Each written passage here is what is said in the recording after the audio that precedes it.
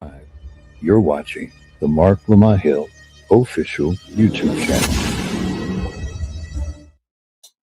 Peace, family. This is your brother, Mark Lamont Hill. Welcome to Night School. Every night here on the Mark Lamont Hill official YouTube channel, we hold Night School. We break down the most controversial subjects, the most interesting topics, the most engaged debates going on in the world today. Tonight, we have sort of a special episode. Special in the sense that we're not driven primarily by news topics, although some stuff in the news will certainly come up. But instead, we are going to be driven by information. Every once in a while, we get a guest on here who represents an idea or a movement or a tradition that we want to know more about, and that we want to ask interesting, complicated, and maybe even challenging questions about. Now, a lot of times we do that on office hours. Just depends on who the guest is. But tonight I thought would be an interesting opportunity to do that with the brother, Captain Tazaryach. If you don't know him, then you probably don't spend too much time in these social media streets, because his brother is in a lot of places having a lot of debates with a lot of people. Tazaryach represents, I'm going to try and get this right, but if I don't, he'll tell me, the Israelite School of Universal Practical Knowledge. That's the tradition that I understand it to come from, the ISUPK. It's had different names, different iterations, but that is the movement. Informally, they're often known as the Black Hebrew Israelites. I just say Hebrew Israelites. And they have a very particular worldview, a very particular vision. And it's interesting, right? Because people have said to me at least 5 times, yo, you need to debate Tazaryach. And I always say, why gotta I start with a debate? You know, I want to have conversations with people. Now, I ain't got an issue debating people. I debate all kinds of people all the time. But I don't begin from that place. I begin from a place as an educator of saying, yo, how do we have healthy conversations? And the way to start is by having a healthy understanding of who people are, what people's traditions are, right? I mean, how can I debate a Jehovah's Witness if I don't understand what they believe? How can I debate a Muslim if I don't understand what Muslims believe, et cetera, et cetera, et cetera? And so I want to begin from a place of asking questions. Now, I'm pretty well read in this area, and I've been studying this for a long time. But I study for knowledge, not for debates. Debates just kind of happen, right? Anyway, so I want to bring this brother on in just a second, but I want to just set a little bit of context, and then he can help me out. First I want to say again, and shout out to everybody in the Night School audience that's normally here. I also see some people here who seem to be representing the school. Shout out to them as well. Sending shalom out to y'all as well. I see people here sending love to their brother, to our brother, and I think that's dope. I want to have, just to set the table again, this is not a antagonistic exchange. This is not a beef or a battle. I may ask some questions, and I'm certainly going to disagree with some stuff, and we can have those conversations. And largely, this for me isn't a religious debate. Not to say that we won't talk about religion and faith and texts and tradition, but I ain't trying to persuade nobody, and I don't want to be persuaded. I want to have the conversation about what Hebrew Israelites believe. I think that that's important. And I also want to get his take on a few things that are going on in the world. You can't talk about Hebrew Israelites without talking about the state of Israel. They're not one and the same, let me be clear.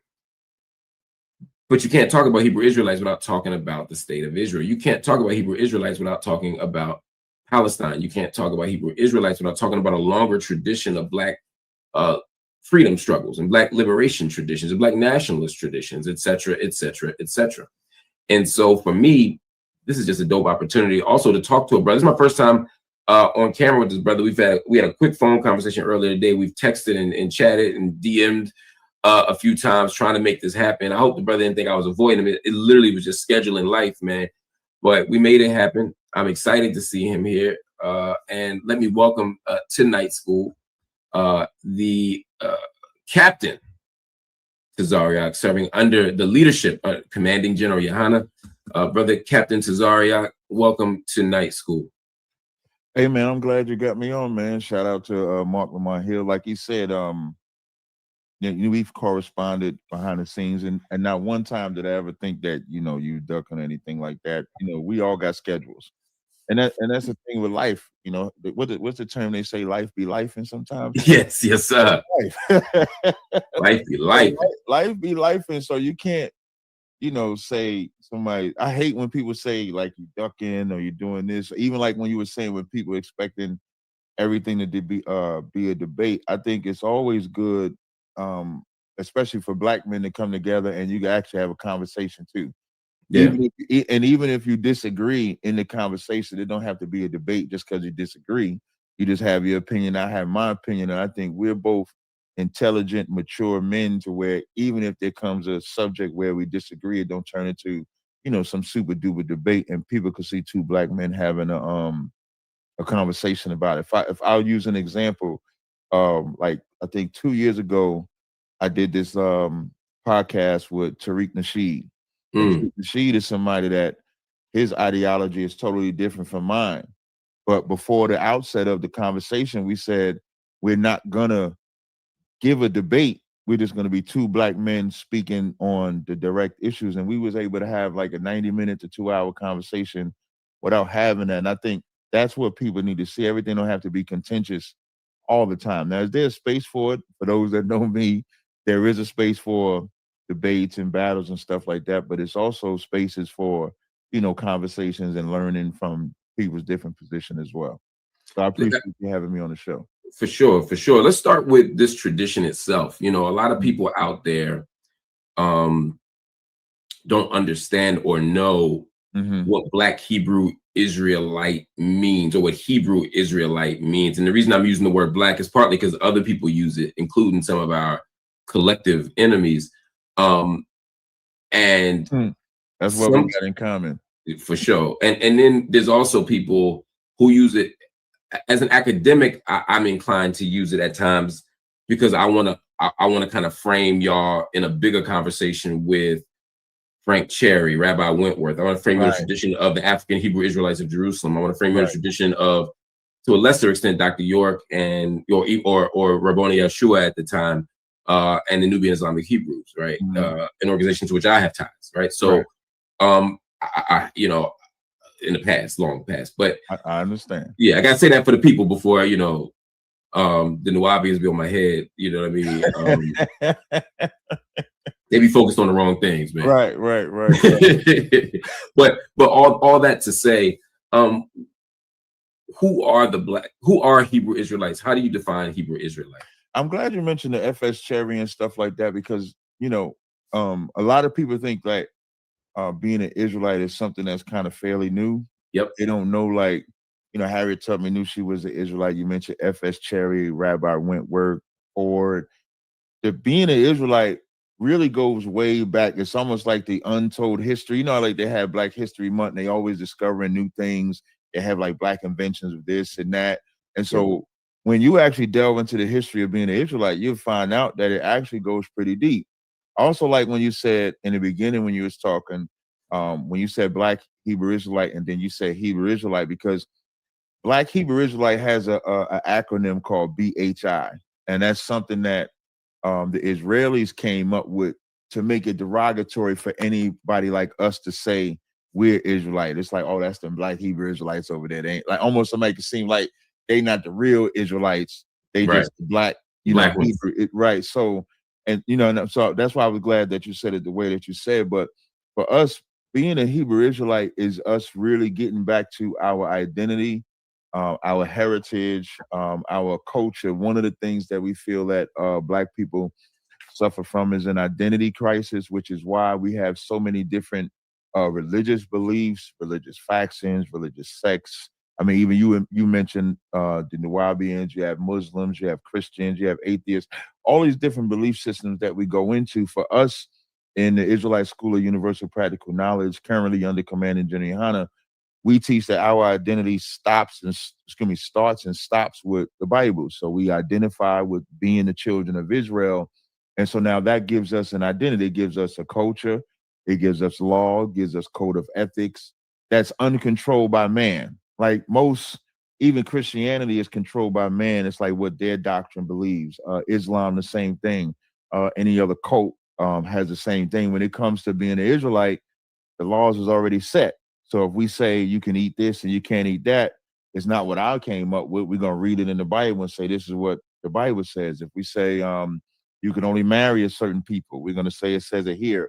So everything that we live by is already written. So it's not something that Commander Jenny Hanna came up with and said, okay, we're gonna do it like this. We can read in the Bible. So it's really about giving us an identity, giving an answer to the age-old question, like who we are. Like if you ask 10 black people who they are, you're gonna get 10 different answers. Some, the Christian, atheist, 5%er, Jehovah's Witness, like as if your religion is your identity. But if you ask a white person, even if they started as white, they might say I'm Irish or I'm Italian, and then they can tell you what it means to be Irish. They can tell you what it means to be Italian. We don't really know what it means to be black. It's going to come to either some music, some sports. It's going to come to a religion, but it's not going to really give us a culture. So being an Israelite, first and foremost, is about giving us an identity that gives us a moral code, moral ethics, a God.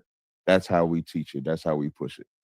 That's actually very helpful. When I think about that long tradition of Black Hebrew Israelites, and I mentioned Rabbi Wentworth, Matthew, I think about the commandment keepers for those that don't know. Right. You talk about all the way back in Harlem over 100 years ago. Again, for y'all to think Hebrew Israelites are a new thing, they're certainly not. Even as an organized named body, Captain Tazaryach is also talking about a longer tradition. We'll talk about Harriet Tubman and all that stuff. Right. But even in terms of self-identifying, we got over a century of this tradition. A lot of those people come out of a church, though, right? A lot of them identified as Christians, but as they went through the Hebrew Bible, they said, "Wait, Exodus, that's us." Yeah. Etc. etc. Even further, a lot of them learned from Jewish people. Because, at that time, you got us, being in all these different, even historically, there's what they call a slave Bible. So the slave Bible was when they took out certain verses that they felt would cause a rebellion amongst the slaves. This is what makes a Nat Turner, F.S. Cherry, Denmark Vesey, what make them so historical, because when they got their hands on the actual Bible, it did inspire rebellion. Anybody can look that up. So when it comes to the history of it, a lot of them, like even our founding fathers, Abba Bivens, Ariyah Yaquab, they learned by going into Jewish synagogues. And as they going into the Jewish synagogues, thinking that they're going to be Jewish for all intents and purposes, or in a Christian church, they're going to be Christian or they're going to be Jewish. And then when you start reading the Bible and then you start looking at what's happening to us, and then you start looking at the Jewish people and you start looking at the Christian, and you say, okay, this don't really line up biblically. The way it's described and the way they look doesn't look like who you're telling me are the people of the book. The prophecies that you're saying are ascribed to these people don't look like it's ascribed to them. And then so the Matthews, the Fords, all these people start leaving out of the Christian church and out of the Jewish synagogues because they're finding out that the people that are teaching them the Bible, really, we should be teaching them technically, because it's our record. So as they start realizing that they were the people, they start leaving out of those synagogues, they start leaving out of those Christian churches. And then that's when we start establishing and start learning on our own. And of course, as a baby in the infant stage, you're just growing. So you're learning. So at one point, they might not have believed in Jesus. And then as they start learning, then they believe in Jesus. They might not believe in Moses or even have the full understanding of the Bible that they should. But the one thing that those men did know is that they were the people of the book. And so we always look at it spiritually, that the Lord will pour out his spirit upon all flesh and we will prophesy. So that's what you see with the F.S. Cherries, the Wentworths, the Fords, the Abba Bivens, the Ariyahs, the Yaquabs, all the way up to now. And it's really because of the internet. So it's a lot easier for information to spread, as opposed to back then. It was like, if you wasn't like in the New York area or in the Chicago area or something like that, it would be hard to grasp or get this information.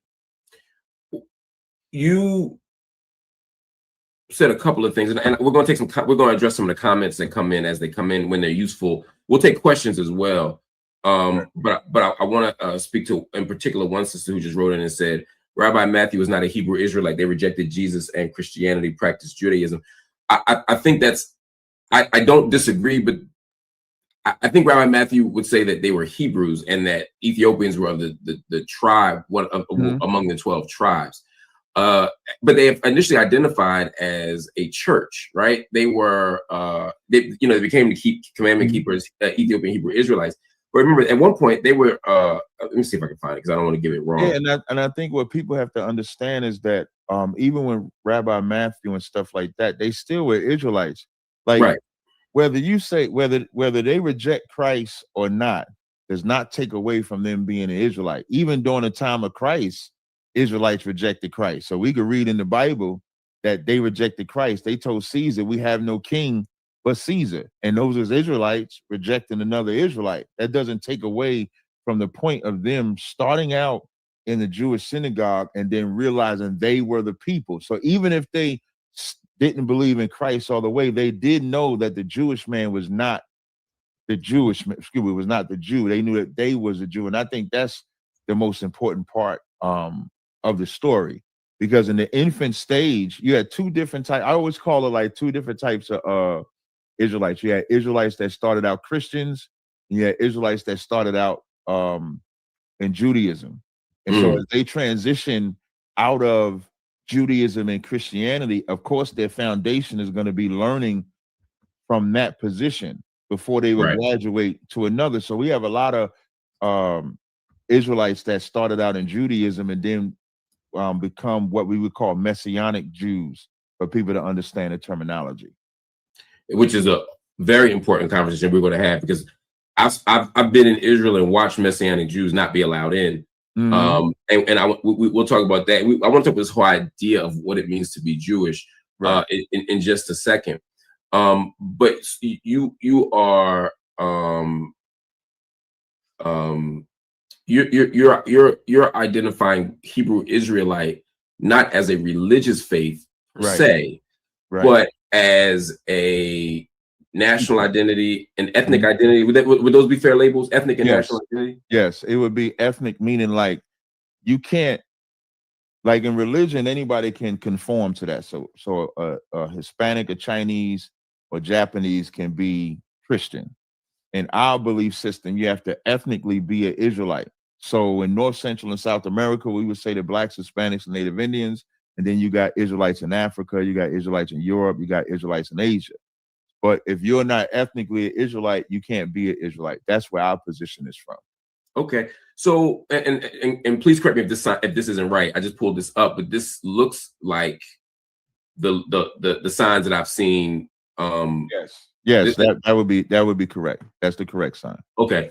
Anybody who has spent time, we're gonna talk about that too. Anybody who spent time in an urban city has probably seen one of the Israelite schools outside teaching. And one of the things that you will often see when you see them outside is a sign. Now, the sign isn't as pretty as this one. I actually think they're much better on the street. Because y'all make them, and they're very different than the kind you're seeing right here, which is more. But that's more basic, straight to the point, where they could just look right at it. Right. Exactly. And I get that, and I ain't mad at that. But when I see this, the sign, I've always wondered this, and I've never had an opportunity to really ask anybody. They're saying that, again, for those who don't know, there are 12 tribes of Israel in the Old Testament, in the Hebrew Bible, in the Torah, to be more specific. And you all argue that each of these ethnic groups or national groups are descendants of those different tribes. So American Blacks are the tribe of Judah, which, as an American Negro myself, I'll take it. But then we got the West Indian Blacks are from Benjamin, Haitians from Levi, etc., etc. It's always seemed so neat, those lines, and with partly just because of all the mixing that seemed hard for me to believe, but also because of like Dominican, Cuban, Puerto Rican, Haitian. I mean, all that is close. Yeah. How did you all determine which lineage was which? And I'll be honest with you, because I don't. This isn't a gotcha. I have heard arguments that some of the early organizational founders said that they made this up. Right. Yeah, So- so that's a falsehood. That the person that's from the earlier organization is not actually legit. So the first thing, the 12 tribe chart is a marker. So it's not an absolute, meaning like, you have people that might look people that might look black, and then you find out that they're Native Indian, but they think that they're black. So it's really just a marker where this is where the dominant people are from each one of these tribes. So a lot of this is history. A lot of this is prophecy in the Bible. Like there's a good book called Lost Tribes in Promised Land, written. This is when a scout by the name of Montesinos. So of course, when the white man was coming over here, he enslaved the Native Indians and black people and stuff like that. And then he started observing the Seminole Indians, Native Indians, the Taino Indians. And so as he's observing them, I think it's page 364 in the book Lost Tribes in that book right there. And in that book, the Seminole Indian greets the other Seminole Indian with the Hebrew credo, which is Shema Yasha Allah Yahweh Allah Nawa Yahweh Akkad, which is, "Hear, O Israel, the Lord our God is one." And then he says, "I myself am from the tribe of Reuben." So now the Seminole Indian is saying what tribe he's from. And then he says, "My brother Joseph is on an island nearby." Now Joseph represents Ephraim and Manasseh, which would be the Taino Indians, which today would be the Puerto Ricans and the Cubans. Now, also for the record, we're not saying every single Puerto Rican is an Israelite, because you have Spaniard influence. Just like we're not saying every black person is a Judite, because you have white influence. Meaning, like, if your father is white, then you're not.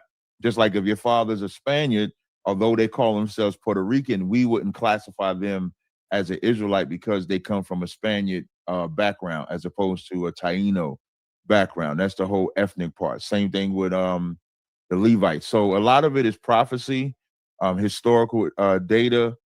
That's how we determine the tribes, so to speak. And also too, because this is the other flack we get. They say, well, we came over here from Africa. What about the people in Africa? This chart is only for the location of North and South America. It's not a chart for Africa. Africa would have a different chart altogether, because North America is not in Africa. So if we was in Africa, so a Nigerian is one of these tribes. You're just saying we don't know which one. Right. So like we came from the west coast of Africa. So you can have Israelites that come from Ghana, Israelites from Ashanti, Israelites from like Nigeria that you're saying. So we don't deny that we were over there. But it's so like, just like we wouldn't say, if I said Americans are not black, people will understand that, because we're in the minority, we're not the majority. So when we say Africans are not Israelites, because we're the minority, we're not the majority. The majority of them would be actual Hamites, would be the term that we would use. Inspired by Ebony Love, who if I remember correctly, based on what she wrote in the comments, I don't know her, said that she was, I think she comes out of the Rabbi Wentworth tradition. She said completely made up fantasy. Mm-hmm. It is counter to genetic genealogy, records of slavery, cultural anthropology, all things logical and common sense. They made it up. I want to push her question a little bit further, because I don't want it to become a ad hominem kind of thing. Yeah, that's fine. What is the evidence of this? Like, where could people? Because typically, you all offer scripture, you offer books. You know, the best thing people can do is offer evidence. What evidence do we have to sort of substantiate the claims about the tribes? So I'm actually gonna look up the link that I have. We actually provide a full 12 tribe chart lecture on this subject. I'm gonna see if I can get it for you. Okay, and feel free to drop it in the chat, because my team will look at this is class, this is night school, so they will read. They'll do the homework. No sweat. And so what this does, I'm just looking it up. It's on my Cross the Line radio channel. My good fellow captain, Tazaryach, did a very intrusive. Now it's a long lecture though, just to let you know. So he did a very intrusive breakdown on each tribe. So when he talks about the tribe of Judah, he gives the evidence. When he talks about the tribe of Benjamin, he gives the evidence. So that's where you get more in detail. Like, I'm kind of giving like a broad view of it. So I'm just trying to find it. Just give me a second. It might be easy if I just search it on my phone. Yeah, I'm yeah, just no gonna worries. find it and I'm gonna put it in the chat. But that will give more in detail. So when people say like it's impossible to state that, like I said, a lot of people don't know Harriet Tubman knew she was an Israelite. Her whole family, as a matter of fact, Captain DeBar Month that's in our school comes from that tradition. So his lineage, his line goes back to Harriet Tubman. And so they always knew that they was Israelites when they came over here off the slave ships. So that history has always been known. So it's not like an unknown. When you say she knows she was one of the 12 tribes, just say a little bit more so people understand what you mean. She had a Hebrew name. She had a Hebrew name. They You talking came about out of Moses? the Ashanti tribe from west coast of Africa. So out of that Ashanti tribe, they knew that they was Israelites. So when they came over here as slave ships to America, they kept that tradition of knowing that they were Israelites. That's exactly what I'm saying. Okay. There the and I'm pulling this up again to give you a full sort of opportunity to respond to it. Abba Bivens. Yes. He was a member of the Commandment Keepers who eventually left. Yeah, he's our father. We were just talking about him today. He's our father of ISUPK. Yeah, he is the father of ISUPK. Mm-hmm. There are claims from people who say they were right there that the founding sort of, and I mentioned this earlier, that sort of the founding members of the organization made up some of this stuff. They went from the kind of original tradition of saying, look, we are we are the Jews of the Bible, we are the Hebrews of the Bible, we are the Israelites of the Bible, to sort of moving almost further. I think about, like, for example, with the 5%ers, the Nation of Islam, you have the Nation of Islam, then you have Clarence 13X, who starts the 5% movement. People always sort of move from, it's not uncommon for people to be in one place and move to another one, Yahweh ben Yahweh. People move from organization to organization. Sometimes they bring the doctrine with them and just want to leave the organization. Sometimes they leave the organization and add stuff and take away stuff. One of the arguments is that the ISUPK became a kind of, not just a splinter group, but one that started adding stuff and making up stuff. One of them being the sort of 12 tribes language. What do you say to that? What I say is they're absolute liars, is what I would say outright. And here's why. Because first of all, when Abba Bivens first came in, he had Mashah and Arya and Yaiqua with him. It was those four. So Abba Bivens is the one that left the Commandment Keepers and believed, because he became messianic. So as he's becoming messianic and they're learning the truth, they began to break down. Now, Abba Bivens was unalived by Muslims when he was out. So as he goes out on the streets to teach, and when I'm saying Muslims, I would say black Muslims, they were told not to teach, and he went out and taught anyway. They ended up beating him up, and he died from his injuries. Commander Jenny Hanna just gave the history on this at our Passover that just happened, like last Thursday. And reason why I trust Commander Jenny Hanna, because he was, so if you have the 7 heads that started the school, he would be the 8th person that came into the school. So he would have that information. Also, when it comes to the 12 tribe chart, the history that I just presented with Lost Tribes in Promised Land, that has nothing to do with ISUBK in the sense of them writing that history. Like, it's one thing to just go into the Bible and say so. It's another to go to history to be able to line up the history with what we're saying. So when we can line up the history and then back that up, that's what also stakes the claim. So there is no evidence. A lot of people, ISUBK was started in 1969. The first split in ISUBK was in the 90s. The second one was in the early 2000s. Since that time, you have had a lot of people that lay claim to either being in the school, knowing somebody from back in the school, and because they have a disdain for the 12 tribe chart, because you have a lot of people that reject the Hispanic tribes, that they just want the Israelites to just be all Negroid. So you have people that have a Negro only perspective. And that's where we get a lot of flack for the chart, because our chart is not emotional. So from emotional position, it's like, okay, we just gonna be all black. From just the truth of it, we're gonna say, no, the Hispanics are there too, the Native Indians are there too. We all share this history, and you can prove that in the Bible. Even coming over here to America, when you go to 2nd Ezra, the 13th chapter, the 40th verse, you can see the trek to get over here was done back then. So there's a lot of history that predates ISUBK being founded that we just was able to get, and then just, you know, put it together with the scriptures and make it prophecy. Why aren't you Jewish? Why am I not Jewish? Because Jewish in the Bible lets you know that it's something that's made up. The only time you see Jewish in the Bible, it says we have not fallen for cunningly devised Jewish fables. So when you see Jewish in the Bible, or Jew, how about the word Jew? Forget Jewish, Jew. Okay, when you say Jew, you mean like Judaism type Jew? Like from the tribe. I mean, so it's a good question. It's a fair question. And I'm for the audience's benefit, I want to be clear. The word Jewish in the Bible doesn't appear a lot, but the word Jew certainly does. Yes, right. So people don't often make that distinction, so I don't want them to think that we're saying that the word Jew. Right, and I just want to make sure I answer it right. Because like when you say Jewish, I'm thinking Judaism. If you say Jew, I am a Jew. So I'm a so-called black man, so I would be from the tribe of Judah. But you're saying it's because you're from Judah or because people were from Judea and not because of your faith practices. Yeah, not because of my faith practice. Because let's say if I was from West Indians, I would be Benjamin. Got you. Now, and they're not.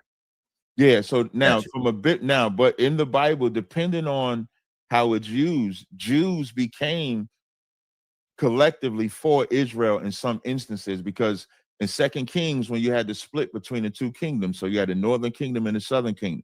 The southern kingdom became Judah, the northern kingdom became Ephraim or Israel. So by the time you get to Christ, when he starts saying Jews encompass Judah, Benjamin, and parts of Levi.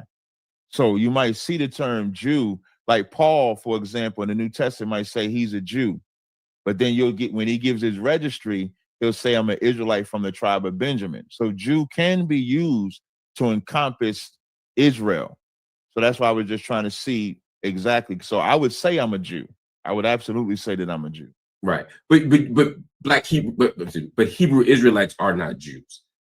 Not all of them, because like let's say if they're from the tribe of Ephraim, they would be Ephraimites. If they're from any of the 11 of the 12 tribes, they would be from that tribe. Right, exactly. So what, in terms of belief and in terms of practice, I understand that the lineage argument, right?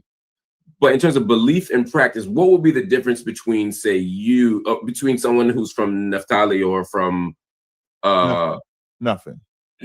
No. I'm saying those 11 tribes that aren't Judah, right? Right. Y'all have a set of. There's no distinction among your beliefs and practices. However, where do you differ ideologically or in terms of practice from somebody in Israel, say an Ethiopian from Beta Israel who identifies as a Jew? Oh, okay, so I would probably, when it comes to anyone overseas, I would probably just have to vet if they're legit or not. Like, let's take overseas off the table. Okay. Say there's a black Jew right here who goes to the local synagogue. They're black, so we're not questioning their lineage. We'll get to the European piece in later. But they're black. They go to the synagogue. They observe the Sabbath. They go to they observe Passover. They do the things that it sounds like you do. Where are y'all different in terms of differences? Will probably be in doctrine at that point. So like because if I see them going into the synagogue, I would look at them as being Jewish, even if they're black. So like Jewish people believe that you're Jewish by your mother. That's of course not in the Bible. You're not Jewish by your mother. You're Jew by your father. Their practices that moyo that they do, the way they circumcise their children on the 8th day. That's not in the Bible as well. The fact that they're going into the synagogue submitting unto people that are not the people. So at that point, even though I would look at them as Israelite, like even you, for example, I would look at you as an Israelite. So it would just be doctrinal differences at that point. Because I would be saying, okay, if you my brother, why aren't you on this side with me? Why would you be with them in the synagogue? Why won't you come to me in the school? That's what I would, at that point. But there are a lot of black Jews who would say, why are you conceding this territory to them? This synagogue is ours. This is our tradition. Mm-hmm. But if they say it's theirs, I would say, why are you not running it? Because we run ours. That's what I would say. Because I would say, okay, if that's your synagogue, why is the Jewish rabbi white looking? And what I mean by white looking, why you have a white Jewish man that's not a Jew running it? Because the Bible, Psalms 147, 19 and 20 says he showeth his word to Jacob. He have not dealt so with any other nation. So how could you be in a synagogue where you got someone of another nation running your belief when God said he only gave it to Israel? So that's where we would have those fundamental differences.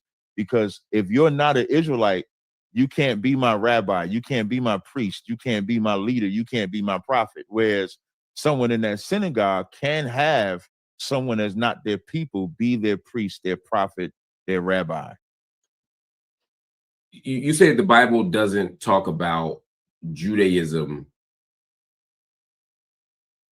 being passed through the matrilineal line, right? Or through matrilineality. That is to say, that's correct. That mothers don't pass on your Jewish, your Jewishness doesn't come from your mother, comes from your father. That argument you're making contradicts modern rabbinical Judaism. Right, definitely. Halakha is not something that y'all rocking with.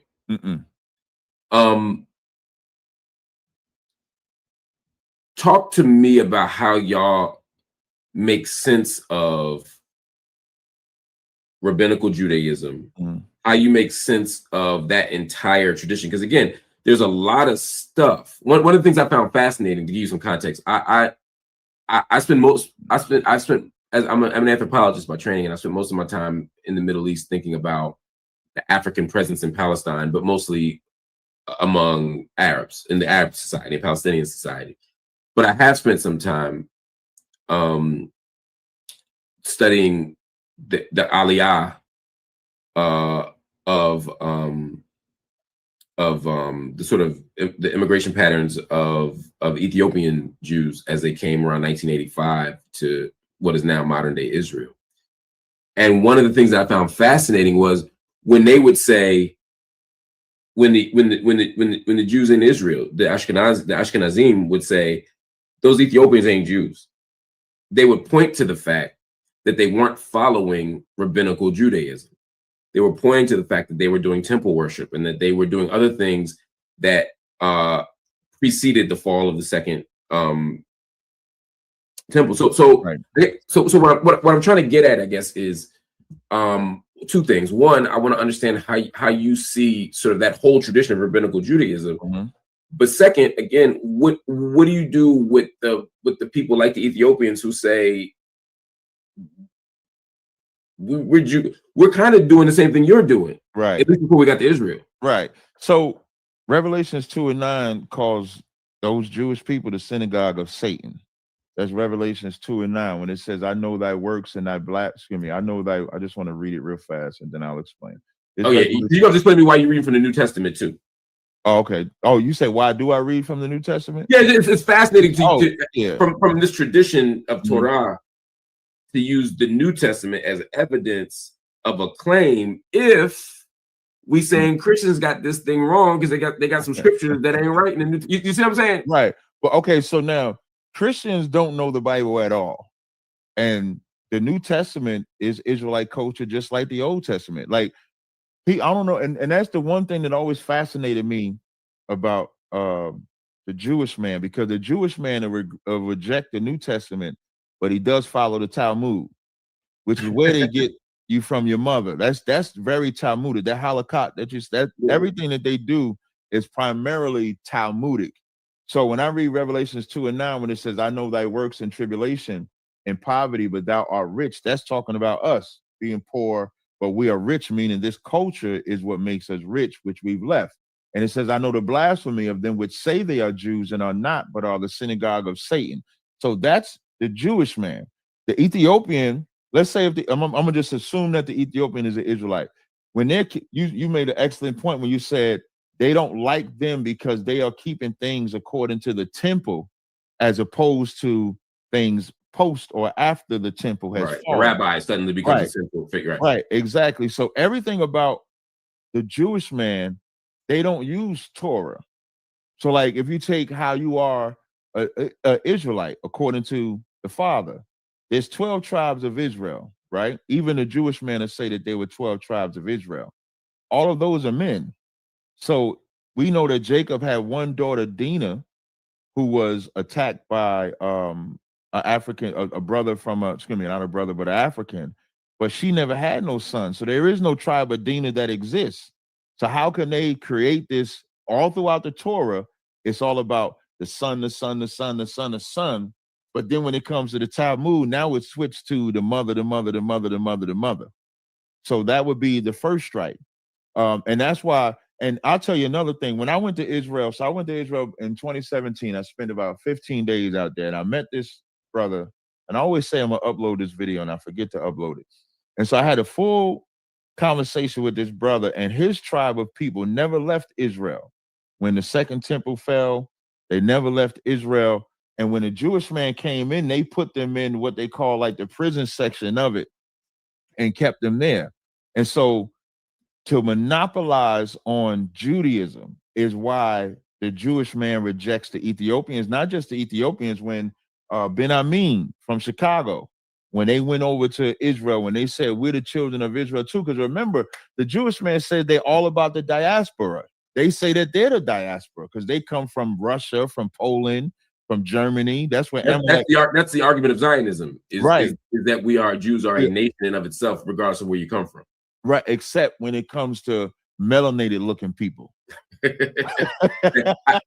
I always laugh when the Israeli government shows Jewish immigration, and they show the Aliyah pictures of the Yemeni and the Egyptian and then they get to the Ethiopians, and I always ask them, well, why are the Ethiopians one in color? Everybody else is in black and white. Yeah. It's because they got to come 40 years earlier than the Ethiopians. Yeah. You know? And if you go into that region, biblically, they wouldn't look like the Jewish man historically. I remember I talked to this Jewish guy. They always tell me the same thing. Yeah, they was dark skinned. They was black back then, but over time they become white. I said, how is that possible when Eskimos still have skin tone? Elon Musk looks white to me, and he's South African. White people have been in Africa for thousands of years. They ain't changed their skin tone. So how do you just go from being one complexion to now you're only this complexion? So the real reason why the Jewish man will reject an Ethiopian, will reject Ben Amin, will reject us, is because they can never tell the truth of who we are. And that's the real argument. Because if it was about diaspora and we're saying we the people, why not accept us if it's not about color? That's how you know that everything about them is about color. And then the mother part is because they're Talmudic. They're not Torah keepers. They mention the Passover and they'll talk about Moses and stuff like that, but their practices come mainly out of the Talmud. It doesn't come out of the Torah at all. We come out of the Torah. And one thing I wanted to address again, Christ was prophesied in the New Testament. So when we get to the New Testament, all of that is about Israel too. That's not about God loving everybody. Christ said, I'm only sent to the lost sheep of the house of Israel. Paul said, it's my heart's desire for Israel to be saved. So Christianity just made it about everybody, which is why most people reject it. But Christ never came for everybody. Just so everybody can know that too. If you accept the New Testament, why not accept the Quran? So the reason we don't accept the Quran is because in order for a prophet to be a prophet of God, you have to be an Israelite first. Muhammad is not an Israelite. And we look at the Quran as a total separate God, total separate belief from the Old and New Testament. The name of the God is different. The practices of both belief systems are totally different. The people are different. So like there's Ramadan in the Quran. Ramadan is not in the Torah. There's Passover in the Torah. Passover is not in the Quran. Christ kept the Passover. Muhammad and them didn't keep the Passover. When they pray facing Mecca. When we pray, we face Jerusalem. The name of the God is different. The Quran's name of the God is Allah. The name of our God is Yahweh. Some may say Jehovah. Some may say Yahweh. So those core things is what separates them. I guess what I mean is, and I'm not saying this to make a case for one religion over the other at this moment, right, but to say we accept the revelation of Moses, and we accept the revelation of other prophets, right, in this religious tradition, and then Muhammad comes and says, "I'm in the same line, right? I'm from Ishmael for sure, from Ishmael, right? That's correct. But I'm part of this prophethood, and I'm coming to this Arab nation, right? And hence Allah versus Yahuwah, right, etc. Right. But fundamentally, we accept the Injil, the gospel. We accept the Torah. Right. We accept all the old books. And now we're saying, here's one more revelation. Mm-hmm. I guess for me, I'm often fascinated how religious people make the determination to accept this one, because I mean, a believer could say, and I say believer, I mean a Muslim believer would say, well, yeah, Muslims did play the Qibla, the direction of prayer was Jerusalem until it was for a while, until Muhammad moved it to Mecca, right? That Ramadan is now the new way but it's still in the same tradition, but we're doing something different. Just like the New Testament represented not a break from the old laws, right? Jesus said, "I didn't come to break." That's right. To break those old laws, but there's some new stuff here. Not necessarily. I don't know of too much new, because even the forgiveness of sins through Christ, that's not new either. But in the beginning of the conversation, I said what makes being an Israelite different is that, and I use Commander Jenny Hahn as an example. He didn't come and say, we're going to follow it this way because it's my way. What is written for us is already written. There's a prerequisite for an Israelite, what you believe, how you worship, the name, everything. There's also a prerequisite for how we can accept a prophet for the God of Israel too. So the prerequisite is Deuteronomy 18. He has to be one from among our people. So Muhammad is an Ishmaelite. He's one of the fleshly sons of Abraham, but the son of the promise is Isaac. So for the Israelites, it has to come from Abraham, Isaac, and Jacob. So if he's not the son of Jacob, then he can't be a prophet for us. So the difference would be when it comes to the Quran, I don't think they have that boundary that we have.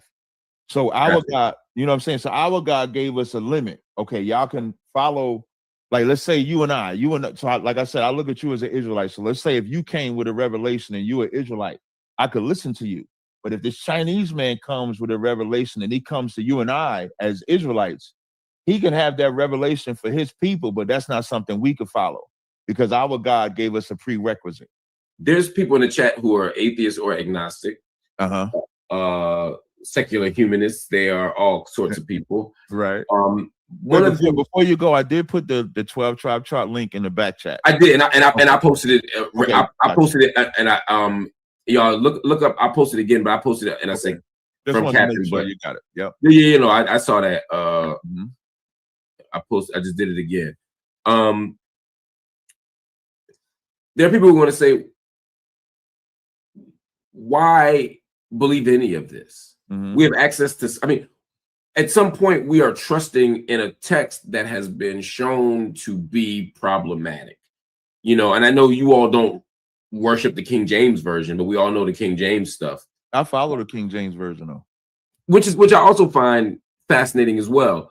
I've always found that fascinating. We can talk about that too. But I guess before we get to the specific version, I guess the bigger question is, why do you believe that this book is real? You know, Romans the 3rd chapter says, what if some believe? What if some did not believe? Shall that unbelief make the faith of God of none effect? So when I think about the conditions of Black people from our disobedience, and I can read that in Deuteronomy the 28th chapter, that's probably the main reason I believe, because before the Bible, before I found out I was an Israelite, I didn't have a real answer to our plight. There's no answer for Black people. There's none.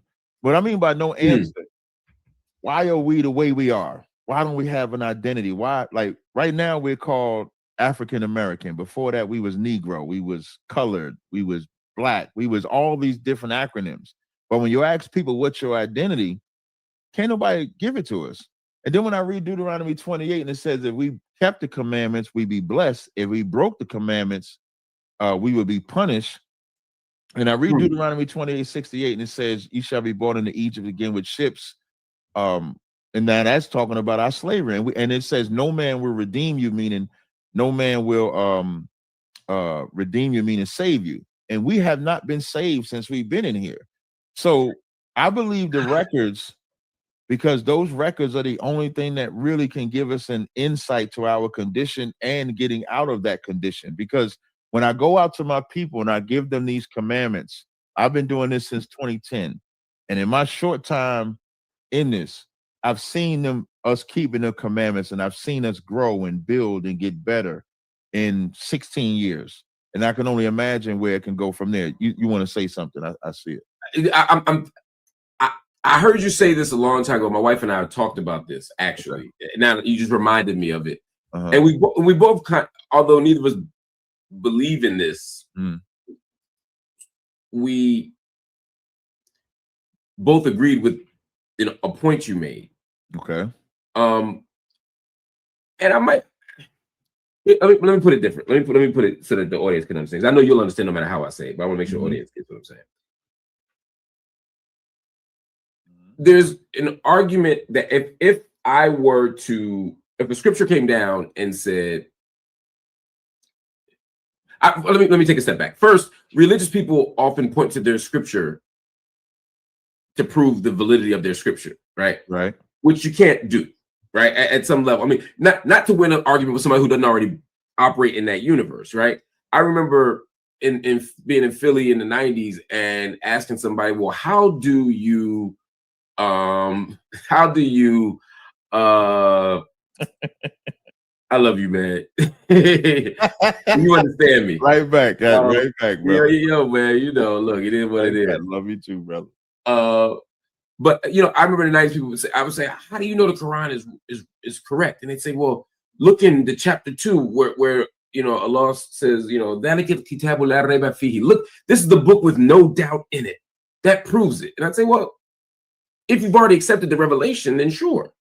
Or if you've already accepted the revelation, then I don't need to know that there's no doubt in it, right? Because I've already accepted the revelation. Same thing with Christianity, same thing with Judaism, et cetera, et cetera, et cetera. If I don't already operate within the universe of this, then the scripture can't prove to me that it's right. But you said something else, which is where my pragmatist, my American pragmatist philosophical tradition kicks in, where it might be truth is what works, right? Where you're saying, look, I believe this because I've seen it work. I've seen people's lives change. I don't disagree with that. But the reason I posted a comment from a brother from the Nation of Islam who said, well, the Nation of Islam is the answer. Is because this is what me and my wife were talking about, is I think any of these organizations at some level, if you follow them and follow their principles, your life will get better, right? If I give up pork and don't cheat on my wife and don't drink and work hard and don't smoke and, and eat healthy and, you get what I'm saying?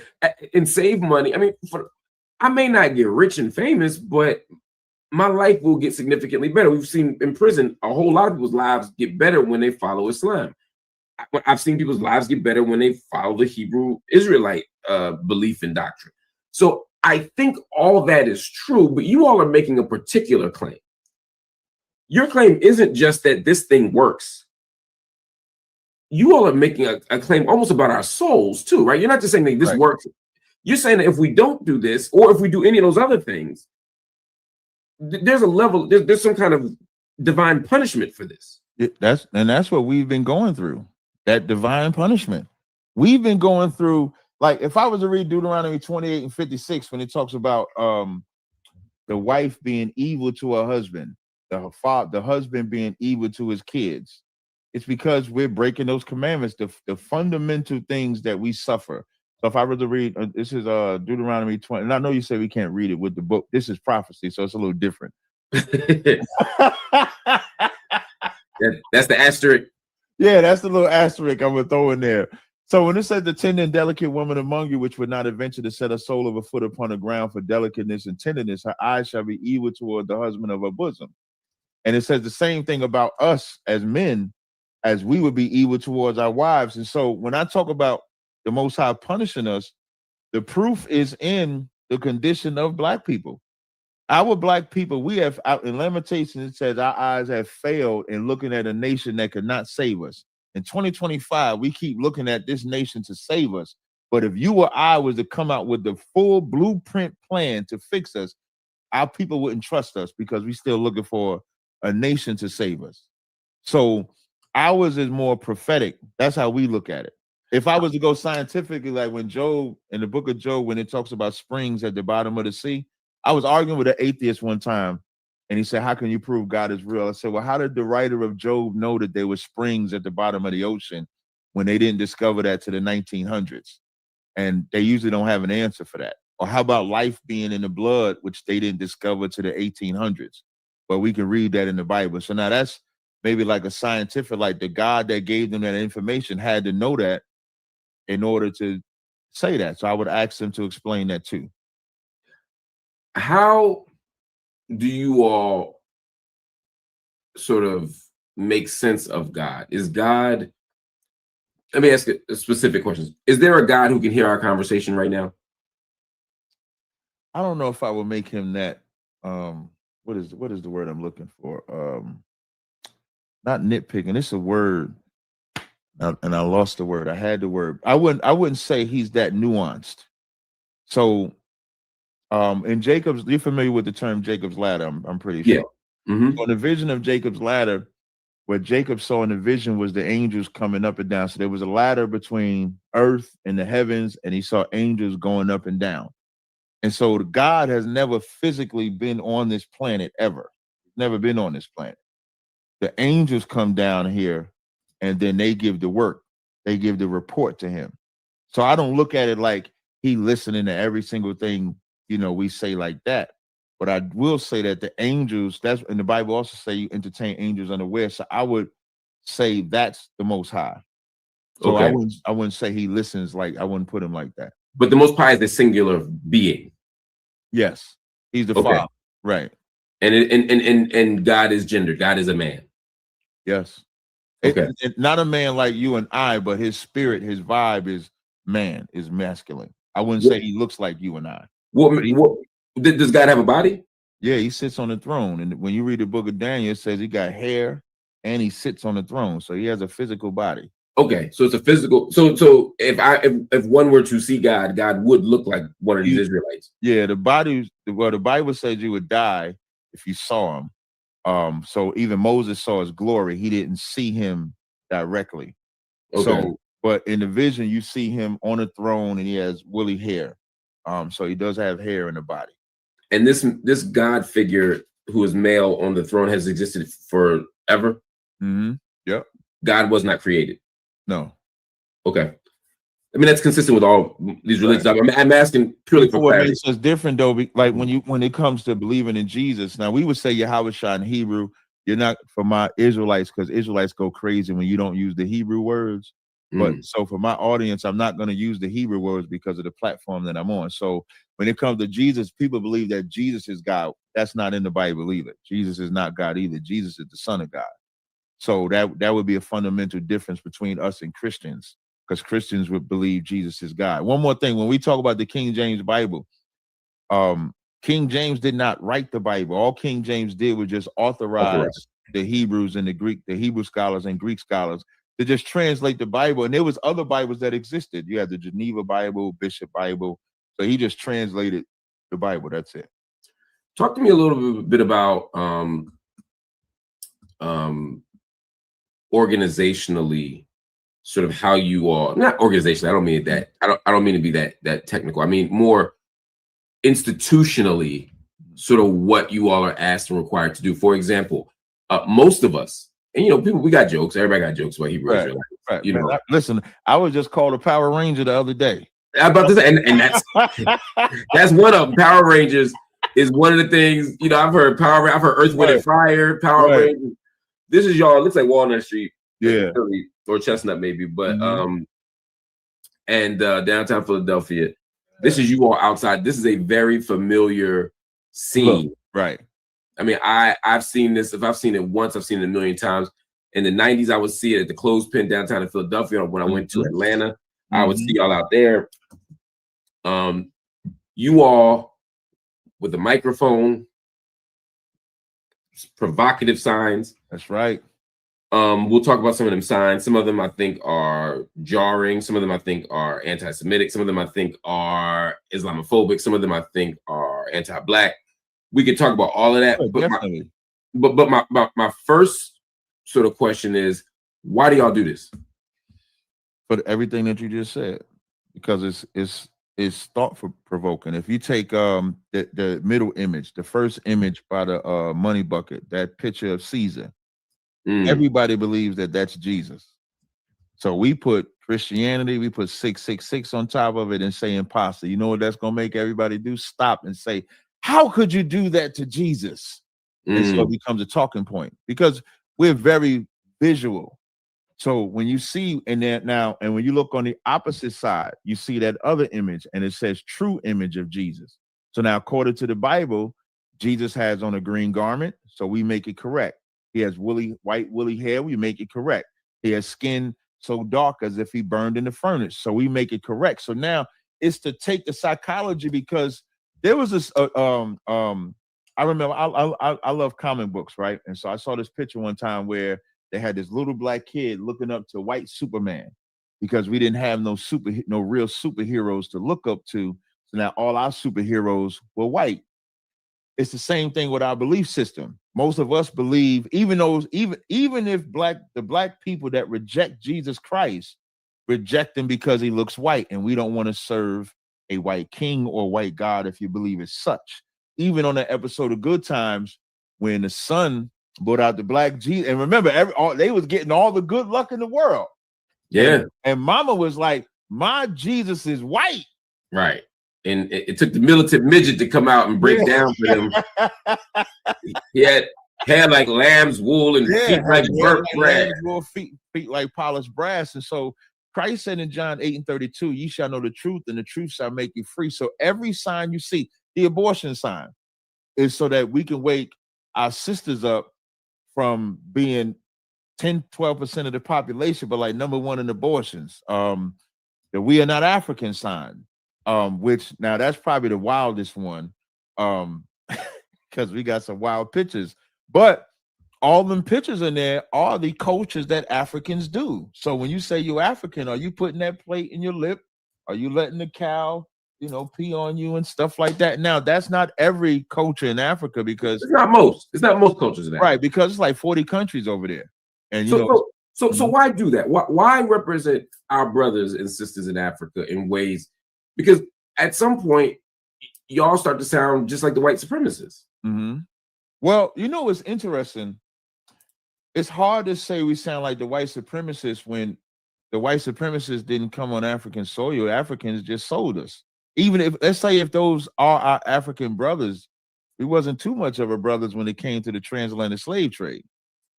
So I mean, I hear that. I mean, there's a longer conversation we can have about that, but I don't. At that time, I don't think of Africa as a monolith. I think of, I think we like to think of monolith now, right? It's not even a monolith now.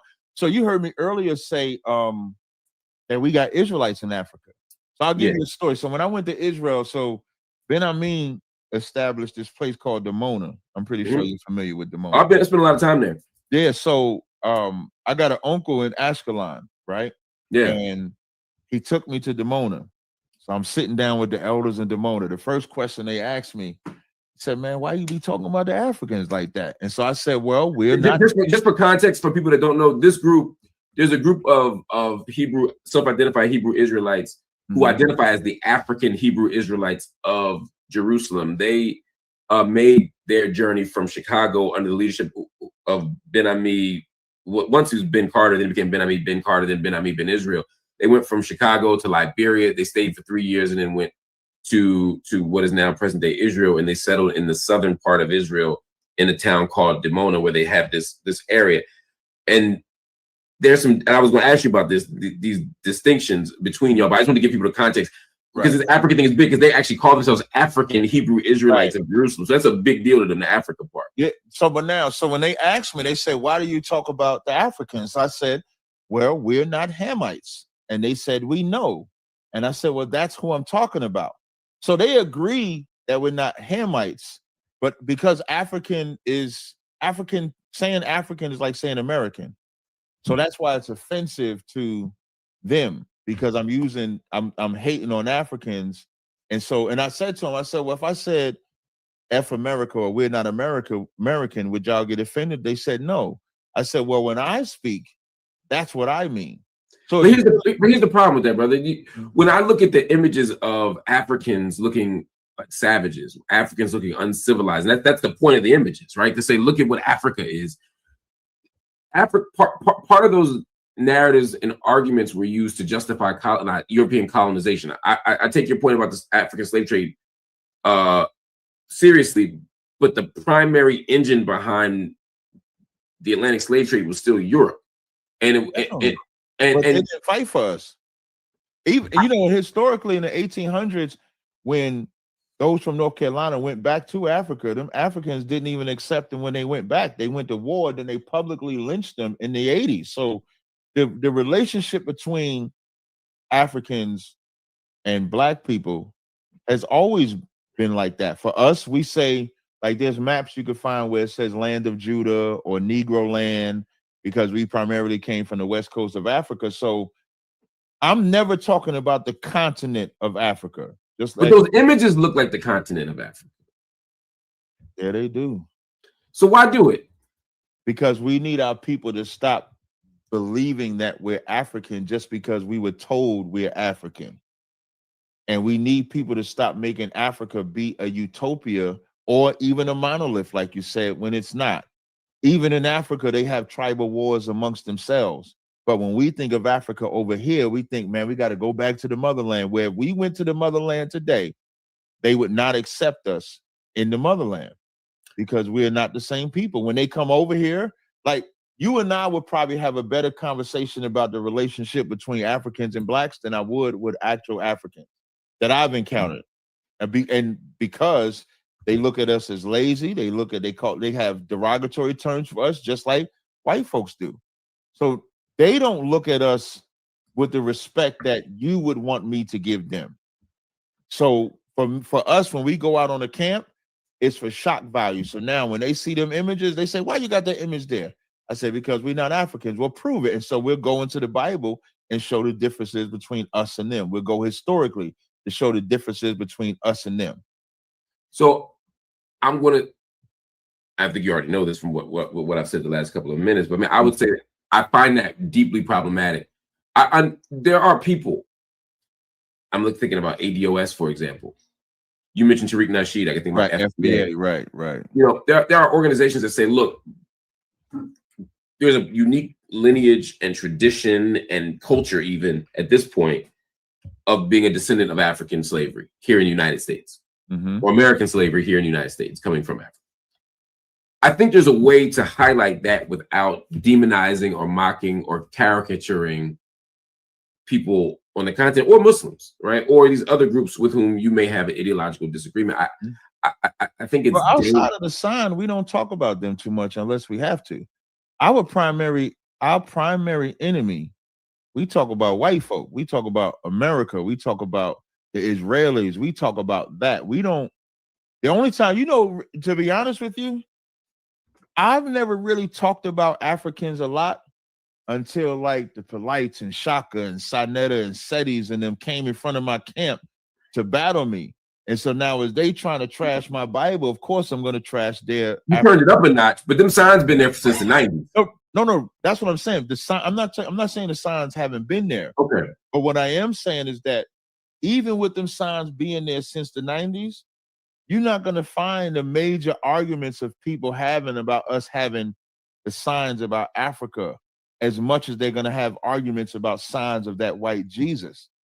Like, I think that's right. I mean, so there's a way that showing a black Jesus or criticizing a white Jesus unsettles a Christian, but we're not rejecting or attacking their Christianity as such in that moment because we're trying to bring them over, right? That sign you have says 666. Right, but it's based on the white Jesus figure, right? I guess what I'm saying is you'll hear where I'm going. You understand where you hear where I'm going. Okay. My concern is that when the Muslim sees that he's evil, or the African sees himself as an animal on that sign, or the person who identifies as a Pan-African, that you lose the room right then. If it's a shock value thing for teaching and conversion, how effective is it? Extremely effective. The Muslim sign, I don't know if it's so much Well, Muslims are definitely going to take it derogatory, but I I'm think about to say, bro. but so like if I was to say which one is the most egregious, I would say the African sign because of how graphic the images are. From a belief perspective, I would say Islam is probably the most egregious. Yeah, Islam is idol worship and Right. a lie. Right. Yeah, I And then definitely think Muslims ain't gonna rock with that. right. And then the Christianity one, but now the crazy part is the Christianity Jesus one doesn't look as egregious, but it gets the most attention out of them all. It would be the Jesus one first, and then it's a battle between the Muslim and the African one, depending on who's looking at it. But that white Jesus is the primary argument that we've always had. Occasionally, somebody will argue with us about the African one. And again, we're just not Hamites. So what the African one is to just show that we're not Hamites. I'm using Hamites from the biblical term so people can understand this distinction. Because if I say we're not Africans, people will say you come from Africa, which I came. My ancestors come from Africa. So I'm not saying that that's not where we come from, but Elon Musk also comes from Africa, but nobody's looking at him as the actual African. So if you can make the distinction between Elon Musk, a Chinese person being born in Africa, then an Israelite should be able to make the distinction of being born in Africa, but not being an African or being a Hamite. So that's where we make that distinction. When Jehovah's Witnesses come door to door, part of why they do it is because they believe that their faith commands them to do that. Right. Does your faith command you to do the street corner stuff? Yes. The street speaking, now the signs are subjective. What is it formally called? Is street speaking the formal name? Yeah, street speaking is a formal name. So in the book of Nehemiah, the 13th chapter, and to go back to the founding fathers of ISUBK, when they read this verse, it's Nehemiah, trying to make sure I get the right verse. I think it's Nehemiah 8. Yeah, Nehemiah 8:1. It says, and all the people gathered themselves together as one man into the street that was before the water gate, and they spake unto Ezra the scribe. And so you'll read in verse 4, just for time's sake, and Ezra the scribe stood on a pulpit of wood, which they had made for the purpose, and beside him stood Mattathiah, Shemaiah, Ananiah, Uriah. So if anybody can just, that picture that y'all saw, that's the pulpit of wood. And then the men that surround it is in Nehemiah, the 8th chapter, in the 4th verse. So what they would do is they would go on the corners in Jerusalem, and then they would teach people the law. So when we go out on the corners, we're doing it exactly according to what the Bible says. So that is a requirement. If you and I should be, you're going to go to, street speaking or camp. We call it camp as well.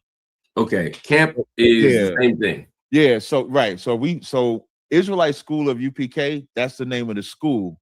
Camp is what we do on Saturdays or sometimes Fridays, depending on, what location it is. Got you. Growing up, I just always remember being on Friday. I knew y'all was gonna be outside. Yeah. So it could be Friday or Saturday, sometimes Friday and Saturday. I know Philly used to be Friday sometimes and Saturday. When I came into the school, we was doing Fridays and Saturdays in Philly. Because I used to come to Philly.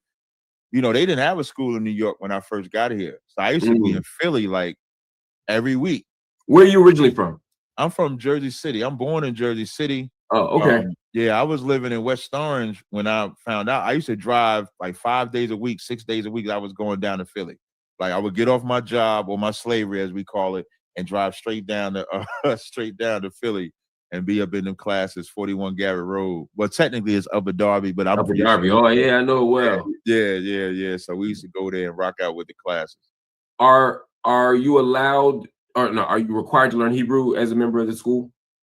Yeah. So I'm a novice in Hebrew. I'm not a Hebrew expert, so I could read it. Like if it's in front of me, I can read it. But on a scale of 1 to 5, I would probably put myself at a 2. So as a body, so we got some brothers, like there's a brother in New York, Hazahab. He's an expert at Hebrew. Captain Ashaparim in DC, expert at Hebrew. I'm not an expert at Hebrew, so I wouldn't put myself. So it's not a requirement. Yeah, it's not like you got to know Hebrew. You got to know it to pass the test to become an officer. But what you do after that, your gift is revealed. Some people have the gift of tongue to learn Hebrew like that. When I was in the Ansar movement and in that tradition, a lot of the organizational rules were different than necessarily they were scripture based rather than U.S. culture based. For example, polygamy was permitted. Yeah, which polygamy over here too. It's permitted. Okay. Yeah. The internet says I got 47 wives. That's what the internet said. How off are they? A lot. They off by a big lot. I don't need to know. I don't want to get in your business. Man, after the day I'm having 47. There might be 47 too many.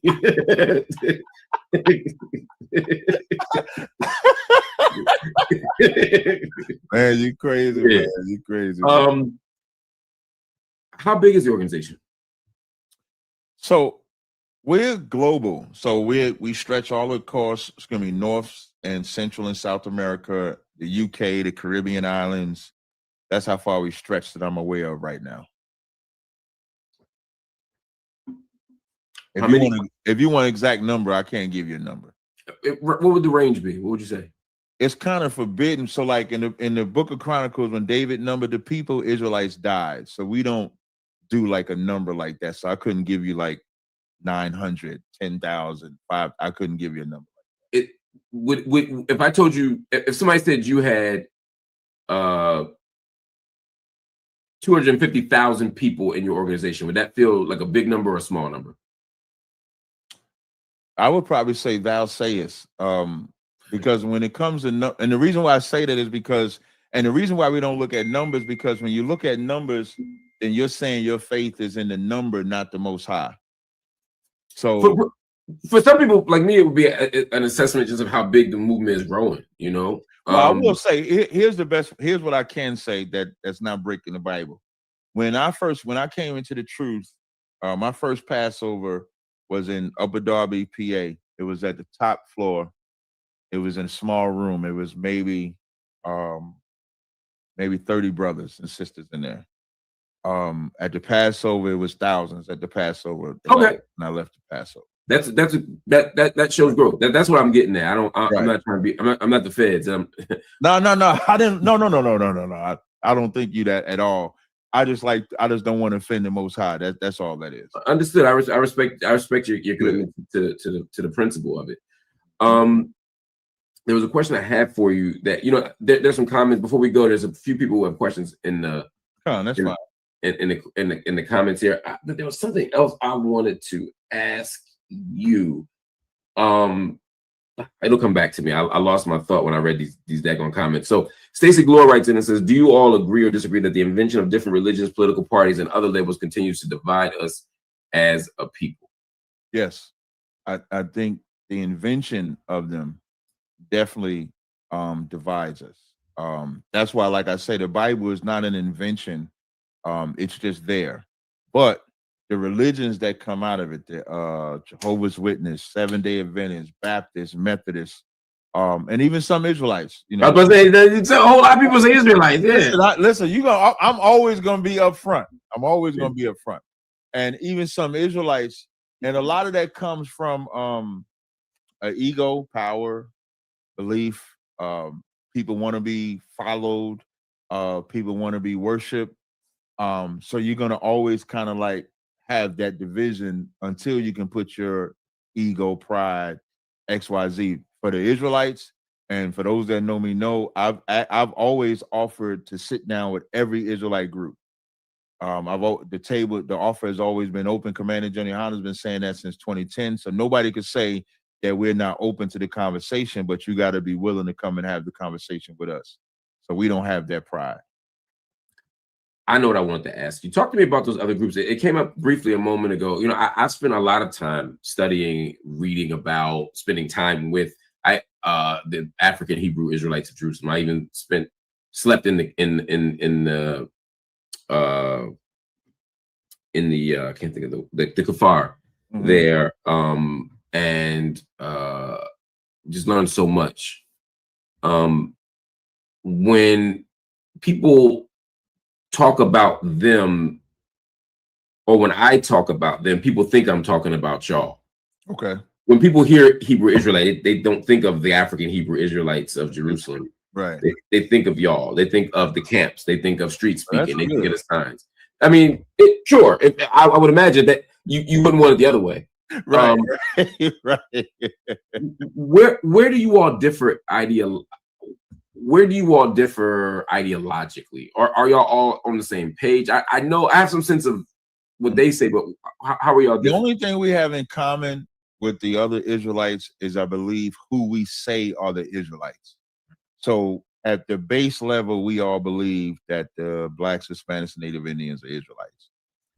When you get past that, you're going to have differences. So some of them going to believe that God loves everybody. So you got some organizations that believe a white guy, Chinese guy can be a part of their organization. You're going to have some that believe Jesus is God.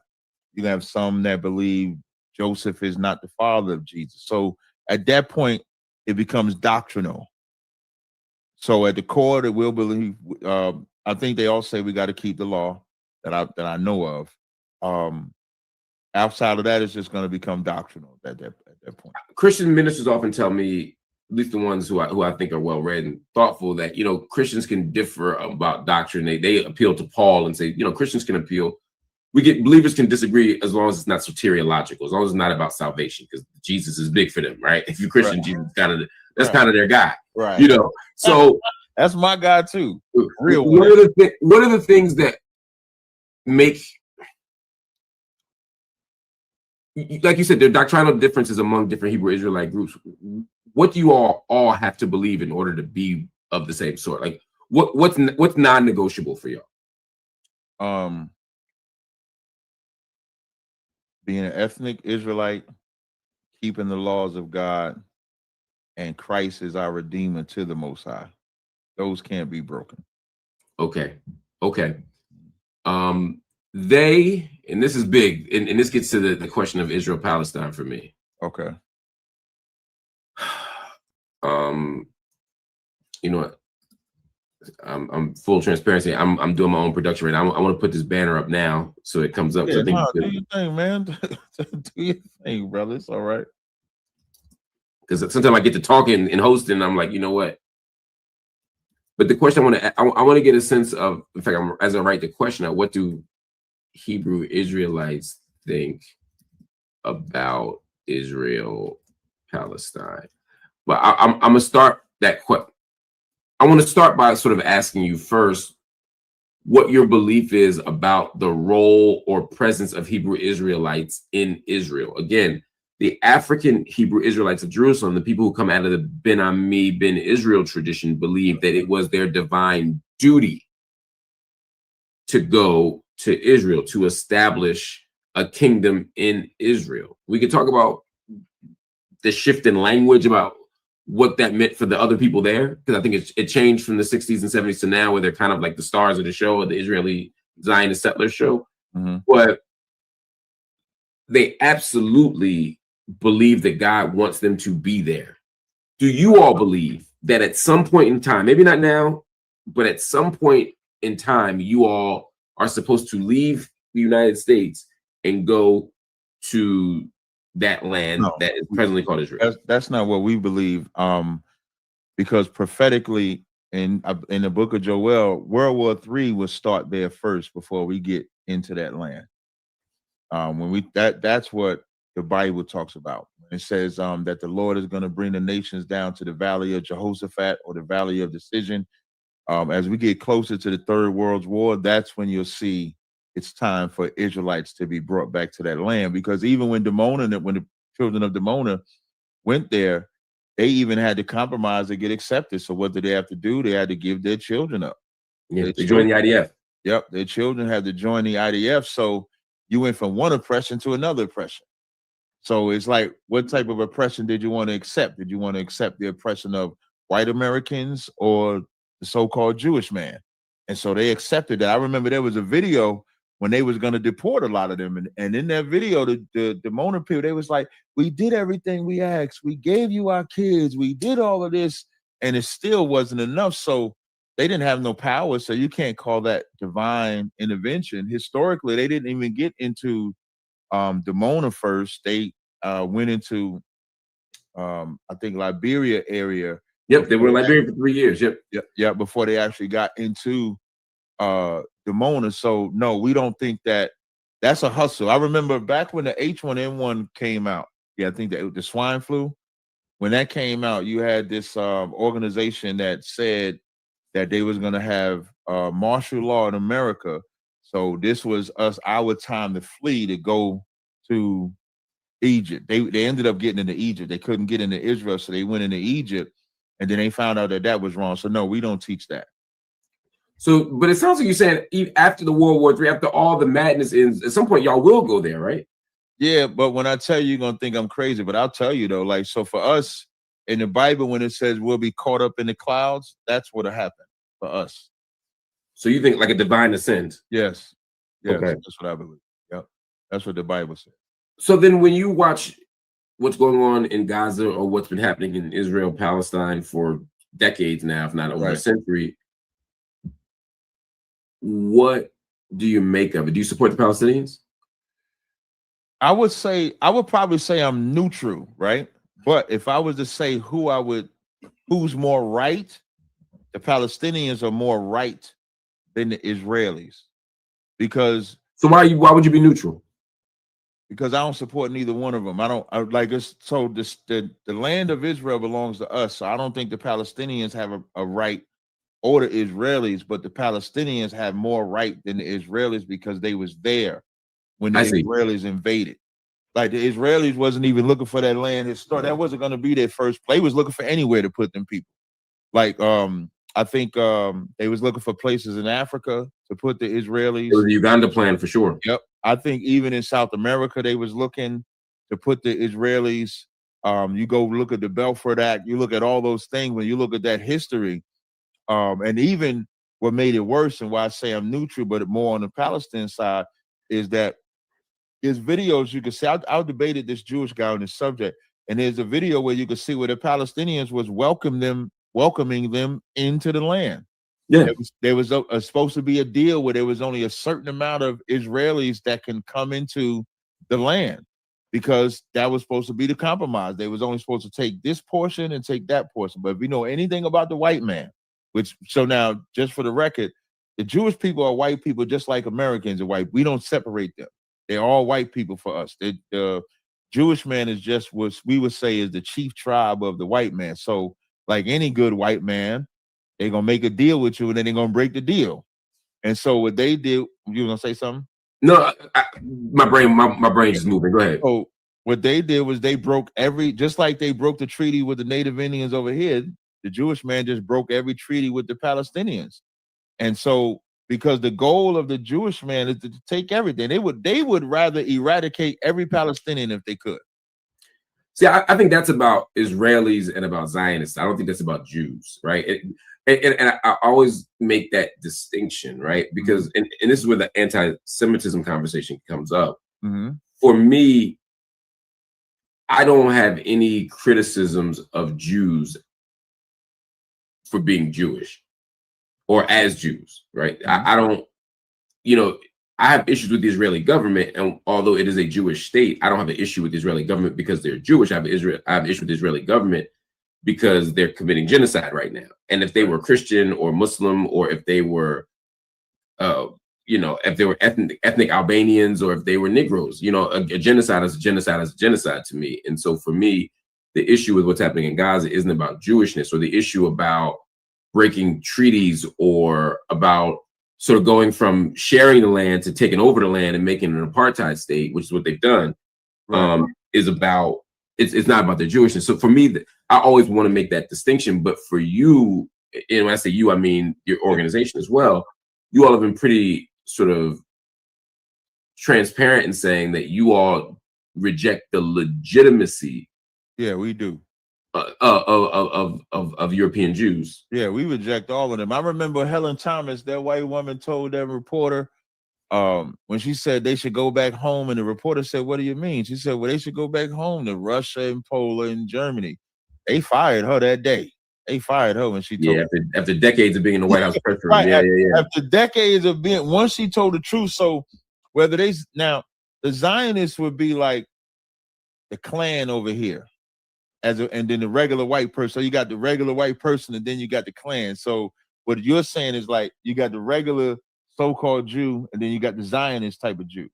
But the regular so-called Jew benefits from what the Zionist Jew is doing anyway. So just like the Klan, just like the regular white person benefits off of what the Klan did over here. So that's why we don't look at them as any different at all, because whatever the Zionist Jew does for them, they're going to take it. I think part of it, I disagree on a couple of levels, but I want to focus on one piece of it, which is fundamental, right? Which is, as we talk about the kind of ontological claims about whiteness and evil, right? In other words, there are people who believe that white people are fucked up, right? And that whiteness makes you that way, right? Right. And that, yeah. I believe they're born that way. And that's the ontological claim, right? You believe that white people by nature are evil. Yeah, I don't think they have a conscious bone in their body. You ever see a white person pray? You ever believe they pray when they was praying? I remember you ever believed it when they pray, when you see them praying? Oh, Father God. You ever believe it? I don't believe most people who pray, but it ain't about them being white though for me. But yeah, most people pray like that. I ain't trusting. But I you know, that's for me. I think, and Malcolm X talked about this when he was over in he wrote a really important letter from Gentile. I was trying to think of where it was. After he made Hajj, and a lot of people think that Malcolm X went from thinking white people were evil to no longer thinking that white people, to suddenly just loving all these white people and romanticizing white people. I don't think he was that, right? No, he was making a more nuanced, to use your word, argument. He was saying white people are still fucked up, but it's a system of white supremacy that makes white people like this. So when I see these white people over here, it's not that these are magical white people or that Islam made these white people somehow different than the white people. It's that if you haven't been infected by white supremacy and by white logics and by white supremacist logics, etc., then you can be a full human being. So he was that's why I say that. But you're saying something slightly different. You're saying that they're born that way, whereas a lot of people believe that they are made that way from these systems. But you're saying a white baby doesn't have a snowball's chance in hell of being anything other than this. My man, I think it's Muhammad Ali made that analogy when he was like, if I'm at the door and it's 1,000 snakes coming and 200 of them are harmless and the other 800 are poisonous, do I take the time to sort them out, or do I say F them all? That's probably a better analogy. So can you find a good white person? You might be able to find a good white person. I just wouldn't waste the time to find it. Like history, and that's just from history. History shows us. That's fair for 99% of the world to say. Right. The reason why I won't let Captain Tazaryach say that is because you also are making claims about faith. So we're not, because you can be pragmatic about it and say, look, what it's so many. I can't pick out the good ones, right? I think white people, if you believe that so many white people are fucked up that you ain't got time to be pulling out the special ones, I hear that as a pragmatic argument, even if I don't agree with it. But the problem is, if you're helping people and guiding people toward faith, and we're making claims about what people are by nature, then we're making claims about how God, based on this conception of God, how God sees us, how God creates us. And so did God create white people evil, or did God not create white people? No. So in Romans the 9th, that's actually a good question. In Romans the 9th chapter, and what's beautiful, this is in the New Testament for all the Paul lovers. So in Romans the 9th chapter, Paul says, as it is written, Jacob have I loved, Esau have I hated. Esau is where white people come from, the so-called Jew or the Klan member. They both come from Esau. And then right after he says, Jacob have I loved, Esau have I hated, he says, what shall we say then? Is there unrighteousness with God? God forbid. And when you keep reading, it says, does not God have the power to make one vessel of honor and one vessel of dishonor? So then people are gonna have to face the absolute conclusion that God created the white man as a vessel of dishonor, but he also created us as a vessel of honor. So why are we following the dishonorable one? Because when we follow him, if you think about our criminality, our over-sexualization, our drug use, our very way of life in America is predicated on being American, and that's been dishonorable. If we were to be honorable and obey the laws of God, then we would set a whole new precedence. So he did create the white man to be evil. Now I'm going to ask you one more question about this. This is a question of theodicy, right? This question of God and justice. This question of why do good things happen to bad people and bad things happen to good people. Again, this is for the audience's sake. Right. In the Nation of Islam, the same question was asked. Why does God make devil? Right? Why would God create this dishonorable being when you could just not do that? Yeah, like so in Isaiah 55, it says, my thoughts are not your thoughts, my ways are not your ways. Oh, come on, man. Hey, I'm not finished. I'm okay. Do you think? I'm gonna go a little further. I'm gonna go a little further. And so when this says this Romans 9 and 20. I'm sorry, 9 and 19. It says, thou wilt say unto me, why doth he yet find fault? For who hath resisted his will? Who art thou that replies against God? That's your question. Why would he do that? Because he can. And here's the real question. I need a blueprint. I need a little. I know God. You can't ask God for more than God could be. No, the verses is breaking it down. Okay, because I can't. I'm about to say, keep going. I'm listening. No problem. Read. So there, so there's this thing people believe called free will, right? Free will was created to answer if God is all love, because that's what Christians was teaching. Right. Why is all this chaos? Why is all this death? Why is all this punishment? Yeah. And the only answer is free will. We're choosing, because we're disobeying God, we're getting punished. I'm sorry. We're choosing to die, or we're choosing to be evil. To take away from God is the one punishing you on purpose because he gave you rules. Most people think God is like your mama. You know, your mama got patience. Your mama got this. A father don't. A father's a disciplinarian. So when I keep reading, it says, shall a thing formed to him, shall a thing formed say to him that formed it, why hast thou made me thus? Have not the potter power over the clay to make the same lump to make the same lump, to make one vessel unto honor, another unto dishonor? What if God, willing to show his wrath and to make his power known, endured with much long suffering the vessels of wrath fitted to destruction? Our life is a test. That's your life. When you're born, your life is a test. Are you going to be obedient to God or disobedient to God? And based on the choices that you make will determine if God is going to punish you or if God is going to bless you. So are white people the punishment for black people's disobedience? Unfortunately, yeah, you could say, yeah. Like in Isaiah 47:6, when God said, I was wroth with my people, I polluted them, I put them in your hands, but then you didn't show them any mercy. So as we try to repent from the wickedness that we was doing, this white man has no mercy. That's why I said he's inherently evil. Like the Bible say, the wicked are estranged from the womb. At some point, you would think that the white man would have mercy on us. Even if you take them 200, in that analogy of them 200 white people, and everybody say, there was some good white people here, there's some good white people here. Where's the white faction that came to change the amendment so that we can actually benefit from the Constitution? That we can actually, that we're no longer 3/5 of a man on the book, that 13th Amendment is gone, that there's things in place that actually specifically benefits us. When you think about everybody that was so-called free from slavery, black people are the only one that was free but given nothing. Now, this ain't to support a reparations argument, but the reason why black people are asking for reparations, because they're the only people that was never given anything when they were so-called free from slavery. But the Jewish man, speaking of the Israeli Palestinians, they put them in Palestine, or would have put them anywhere, because they knew they couldn't leave them in Germany to be further oppressed by other Germans. So they had to find a place to put them so that they can be mentally and spiritually free. But we was never given that. We got a question coming in. We got two more questions before we go. Another one from Stacy Galore, who said, we recently heard Captain Tazaryach say publicly he hates white people.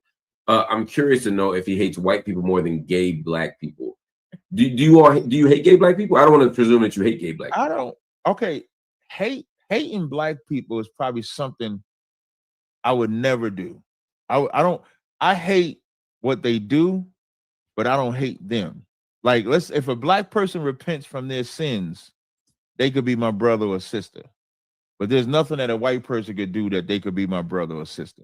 What sins stop someone from being your brother or sister? For example, if someone is not observing the Sabbath, are they still your brother? Yeah, so because they might not know, how to keep the Sabbath. What if they're gay? Is a gay person your brother? A gay person is my brother of the flesh, but he's not my brother. What I mean by brother of the flesh, if he's black, all black people are my brothers. All black women, all black people are my brothers and my sisters. But that lifestyle will keep him separate from me. He couldn't hang with me. He couldn't sit with me and be gay. He would have to give up being gay. That's rough. I would argue you can't do that, but that's why I said that's rough. Because how would you know that they're not gay? I mean, that's like homosexuality is like. Do you really believe it's just a choice? You don't believe people are born gay? No, I don't believe people are born gay. Most people are gay from some traumatic childhood event. Oh no! Yeah, you think they're born gay? Yeah, nah. Yeah, for sure. I think people are born with all kinds of identities across the spectrum. I think it's a myth and a dangerous myth to think that everybody who's gay or most people who are gay are been like abused or traumatized, because it also reinforces the idea that gay people are predators as opposed to most gay people are predators, though. No, I can't. Let's move on from that, because we're not going to agree on that. And it doesn't feel. I would not feel responsible or principled to let that conversation. We can move on.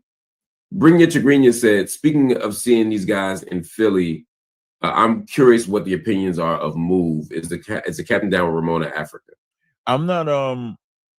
I know of Move, but I don't know about it. Like, I just know that you're not a Philly guy, so I'm from Jersey, y'all. I just went to school in Philly, so I just know of Move. I know they was falsely attacked, I believe, sure, what they was doing, but I don't know the whole history of Move to answer that. That's fair. Shout out to Isaac Hempseed, who just gave us 5 memberships. Thank you for donating, as always. Looks like a white guy. Look at that white guy gift a membership trying to buy. I don't think he's white though. Okay. I'm only saying that because he made a point of saying something about white people, and he could have been being funny or criticizing himself. But he made a comment. Yeah, let us know in the chat if you white. Yeah, let us know. Let us know. We got lineage questions. Colleague JNS Nakhti University said, can you ask him about what the Lion of Judah means to him and what he thinks of Islam? I think we know the second part, but right.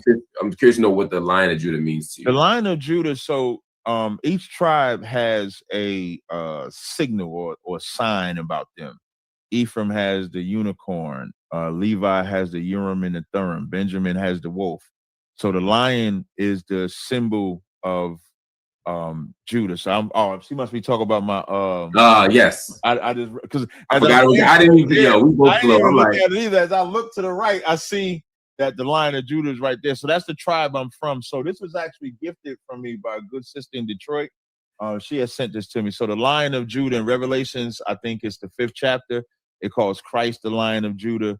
So I'm a Judite, Lion, King of the Jungle. That's what that is. As far as the Islam, it's great for the Arabs. That's what I'll say about Islam.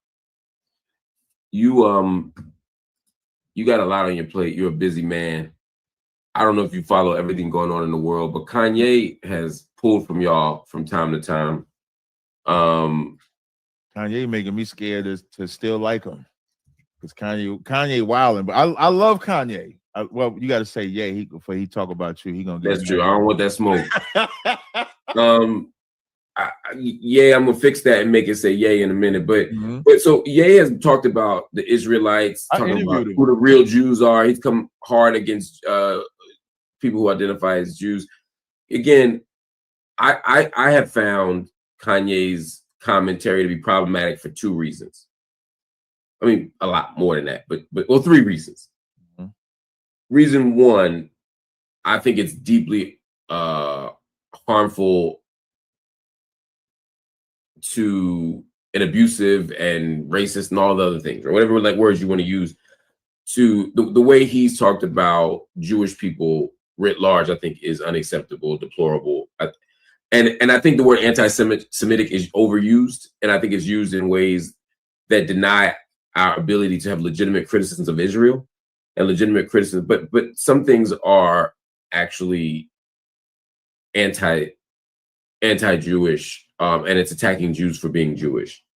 And when I see Ye do that, when I see him talk about wear Nazi stuff and KKK outfits, and and explicitly say that he loves Hitler, and start calling himself Yadolf Hitler,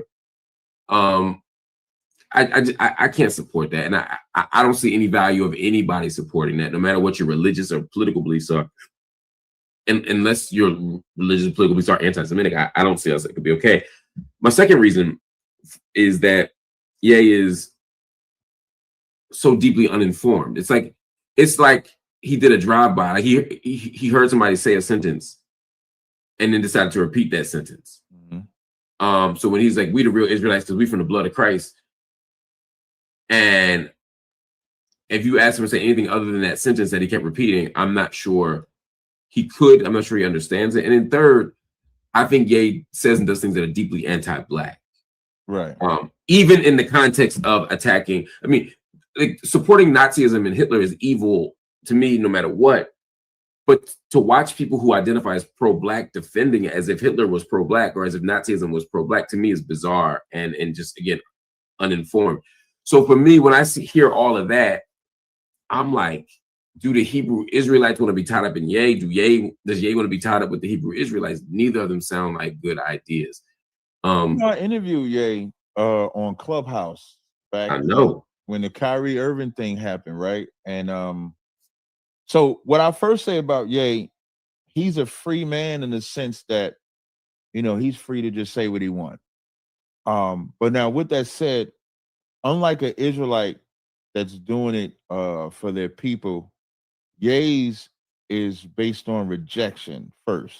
What I mean by rejection is like when he was getting what he want with the Adidas and working with the Jewish man and stuff like that, everything was all good. It's only when they started attacking and not letting him have the same freedom, or maybe he wasn't as cool as he thought he was. Now it's like, get in your place, boy. And so Ye didn't like that. And so now Ye is a free man, and he was always wild. Remember, before he said that about the Jews, he did say George Bush don't care about Black people. So him saying crazy stuff off the cuff is not something new. So, but in the beginning, he had a point. Remember when he was on Drink Champs and he was like, "I'm a F your woman, I'm a F your B, I'm a kill his nigga. I'm a F your B, I'm a kill his nigga." And he was like, that music can be propagated by Jewish people that run hip hop, but good music for hip hop can't be propagated. So as he would do that in the beginning, I was all for him. In a sense, I'm still for him, because although, the Hitler and everything that Hitler did and stuff at the surface level. So at the surface level, we look at what Hitler did, and Kanye West mentions Hitler. It's like all we think about is, oh, Hitler did this, he unalived these people and stuff like that. But nobody looks at Ye's reasoning for why he's doing what he's doing with Hitler. And if this, what is his reasoning? I'm about to break it. So if his reasoning is legit, I do support him. So this is the reasoning that Ye said.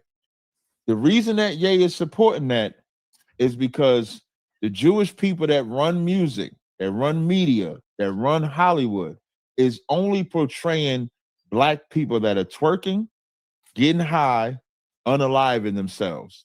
So if they can exploit Black people that way, he's doing this with the Hitler thing to take something that's egregious to Jewish people and putting it in their face and saying, if you don't like this, then stop propagating our people that way. Now, that's what he's saying at the surface level. I think I had, when I saw his tweet about that, I shared it. Now, but he's crazy though. What I mean by crazy is the stuff that he's doing when he's attacking Black people, the stuff he's saying about Jay-Z, the stuff he's saying about Beyonce, the stuff that's what make his message seem like it's not as legit as it is. Like, I've been the same since y'all know me. I say the same thing in 2010, same thing in 2016. When Ye starts talking about Jay-Z and Beyonce, it doesn't have he loses the power that he could have when he starts talking about Black people. If it's about exposing a Jewish man exploiting black people, so he gonna exploit Jewish people, and he stayed right there, it's very easy to stand with him. But when he switches and goes to something else, that's when it makes it hard. So for the Israelite side, you know, it's good, but it's bad. Yeah. Then it's bad, but it's good. It's like depending on, you never know what Ye is. Like, it's hard to read him because he don't have nobody guiding him. He don't have nobody in his corner that can give him something that can make him say what he should say the appropriate way. But he's free. Now, as he's throwing it in their face, I don't have pity on the Jewish man because of everything that they throw in our face. Like, they'll take, like, when the last time you seen a good female rapper?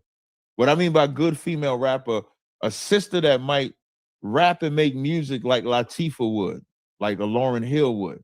They're not gonna get promoted. A hip hop artist, like the Christian rapper. What's the Christian rapper? I can't remember his name. Lecrae, you talking about Oh no, not Lecrae. He got the dreads, light-skinned brother.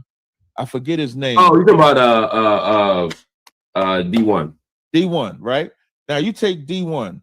Now I don't like Christian music at all, but D1 is I don't like most Christians don't either. Yeah, I don't like no Christian music at all. But his type of music, you know, back in the 90s, you had Onyx and Public Enemy. You had Arrested Development and the Wu-Tang Clan. Like, there was a lane for all different forms of music because it was art form. Now there's only shoot them, have sex, throw them away, kill them, and do all of this. So it's hard for me to feel bad for the Jewish side because the Jewish side is exploiting us. So that's where I'm kind of at with it. I can't accept that as an argument that's persuasive to me. Primarily because Hitler didn't go out, even if I accepted the premise, which I don't. Right. Jesus, Kanye. Kanye is making a case about Jewish execs that then applies to all Jewish people. In other words, it's not like Hitler was going out there executing Hollywood execs. He was killing all Jewish people indiscriminately. Right? And so to say that I'm mad at Hollywood executives and music executives, excuse me, actually more music executives who happen to be Jewish is problematic to me. For one, it's not their Jewishness that he's presuming that it's their Jewishness that makes them act that way, as opposed to the fact that they're just music execs. And I say that because Black music execs also traffic in Black misery and Black pain and all that shit. So, you know, when I see what the Black exec does and what the Protestant does, the Gentile, the Jew, whatever, I see them all do the same thing. I think that's a function of capitalism. So for me to point out their Jewishness as the reason, already sets us on the wrong course. But second, why not go after them instead of using a symbol of Nazism that has been used to do harm to all Jewish people, whether they have done anything to anybody or not? It's collective punishment. It's saying I'm going to do, and the problem is symbols of Hitler and symbols of Nazism people aren't making distinctions about who to apply them, even if I accepted that all those executives were evil. Those images encourage violence against all Jewish people. They encourage violence against all vulnerable people. And Jews have been vulnerable for centuries, not just since the Nazi era. So for me, I think it's deeply dangerous. And it kind of loses the plot a little bit. Right. And yeah, that's why I say I don't agree with his methodology because it don't have no structure. It's all over the place. But like, okay, I'm glad you said that. You know what I mean? Yeah. So that's what I'm saying. Like, it's good and bad, it's bad and good. The statement that he made, but then the way he's going about promoting the statement is where I disagree. But I'll tell you like this. What he's doing with putting Hitler in the face is no different than slave movies being put in our face all the time. Even the music. when you watch the slave movie, you don't walk away thinking that slavery was good. No, but the mental psychology is for black people to know their place. When you talk about the music, now we're stereotyped. Black people are, and the crazy thing about the stereotype, I was watching Bill Cosby in the 70s make the same statement about black on the black on black crime that we do now. Not the side, I'm gonna just say what he said. It's gonna come right to my point. Bill Cosby was doing this interview in the 70s, and he was like, y'all keep telling me about all these crimes that we commit, but when I go read the newspaper, whenever a white guy commits a crime, it doesn't put their race. It doesn't say the white guy unalive this one. But when it's a black person, they always make sure they put a black person. Like, why don't they make it the same? And so when what Kanye is attacking from Hollywood into music does create a stereotype.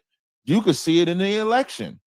In the presidential election, when Kamala Harris, who decided to be black for the election, when she selected the black people to promote, she had Megan twerking, she had Glorilla. Why is Megan and Glorilla the representation of us?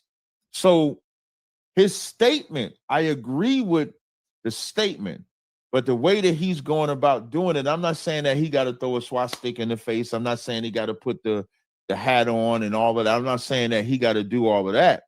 But what I am saying is that statement that statement of why he's doing it, let's not act like, when I'm saying, I'm not talking about you at all, Mark. When I'm saying talking to the audience, let's not act like there's never been an exploitation of us to keep that stereotype there. Even when we get unalive, when we do a crime or anything like that, like the brother Carmelo Anthony, they're trying to paint him out like he's this exorbitant criminal, bad guy, XYZ like that, when he just defended himself. Anytime a black person is involved in any type of crime, they look for something bad about him. If he's unalive, they do that. So there's always been this stereotype, and most people think that Jewish people run media, which is why Kanye West has taken the position of Jewish people running media. And so that's why he's attacking it. So I don't agree with his methodology, but his premise does have validity to it. Before you guys, I ask you one more question. What's the UFC belt about? Oh, because I'm the champion in debate. So this belt was actually given to me by Tommy Sotomayor because he said I'm the champion of debate. So I debate a lot. You know this, Mark. Yeah. I've done a lot of debates, so that's my belt for being a champion. I didn't know if you were secretly doing some MMA or something. Nah. Is self-defense training part of the? Oh, definitely. Yeah, we actually at the Passover, the 2025 class of Hebrew Academy. Like I graduated from the class in 2012, so we do a training, and ours is self-defense. I'm glad you said it like that because we teach people self-defense. We don't teach people to go on offense. We teach you to defend yourselves. Know when to defend yourself. So the 2025 class in IHBK just graduated this year. So we do teach that as well. Wow. Time is moving, brother. Look, I got to go. We're at the 2-hour mark. Yeah, I looked up at the clock. I said, damn, it's been 2 hours. I know. And I could do another 2, man. But yeah, I appreciate you. We're going to have you back so we can build. And maybe we'll even organize a debate with you and somebody who's a worthy opponent. Y'all can go at it. I'll just moderate. Yeah. Anyway, brother, thank you for spending some time with us, man. Thank you for no problem at all. Teaching us about your teachings. And I think it was a great conversation. I gotta have you back soon. Likewise, man. Definitely, man. You take care. You too, brother. All right, everybody. That was Night School for tonight. Hope you enjoyed it. It was complicated. It was interesting. It was compelling. I'm sure some of y'all had strong disagreements with some of it, and others saw points of resonance. So hopefully we can build and have a deep conversation with our Q&A afterward. The next time we talk to really get into it. But I want to read just a couple more comments. Kali from Nakta University said, Lion of Judah, rise and blessings to humanity and Palestinians. All we need is love. I said we need more than love, but we do need love. Tracy Eva became a channel member. Thank you so much for joining the channel. I appreciate you. Thank you. Bring It to Green. You said, maybe homophobic men are just afraid gay men will treat them the way they treat women. It's a provocative thought. Kylie said Kanye West is a part of the tribe of Judah, but he has crashed out and his rhetoric is problematic. Jazz LP said, sir, did you choose to be heterosexual? Just like you didn't choose to be heterosexual, gay people didn't choose to be homosexual. Cut it out. That's Dallas's finest. Jazz LP responding to a comment that was made earlier in the show. Anyway, thank you all. I appreciate y'all for watching. Hit that like button, hit that subscribe button, and if you're so inclined, hit the join button. Become a monthly paid subscriber to the channel so that we can have the financial stability that we need to do the work that we do every single night without fear of intervention from the powers that be, from the corporate media outlets, from the mainstream media platforms. No, we want the people to fund this. So please do it. If you can't make a monthly commitment, at least make one commitment at a time, one payment at a time. You can go to Cash App, PayPal, Venmo, or Zelle and drop something in the coffers. It could be $1. We are grateful, y'all, family. If everybody gave $1, we'd be so happy. If everybody gave $1 million, man, life would be changing. There would be signs. But I'd love if someone did that. But don't worry about giving $1 million. Don't worry about only having $1. Just give what you can. But what would be ideal is if everybody watching today could give $5. If you just went to Cash App or Venmo and just dropped $5 in, we would have more than enough money to meet our financial goal for the month. So please consider it. Please consider putting $5 in Cash App, PayPal, Venmo, or Zelle at the platforms you see here on the screen and making a donation. I would be so grateful. Anyway, I'll see y'all later, family. Pass the content around, like it, share it, subscribe to it, but most of all, study it, because that is what night school is all about.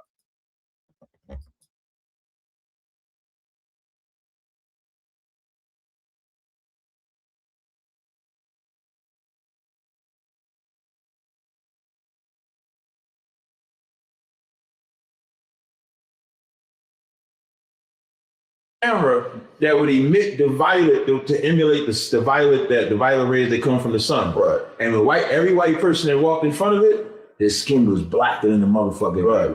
But every black person that walked in front of it, their skin was beautiful because our melanin, our makeup is different. Our DNA is different. It's only different. They're the real. Y'all talk about the reptilians. It's only different. It's just white people. It's only different. It's only different. Because no. What you just saying right now, I'm finna say something.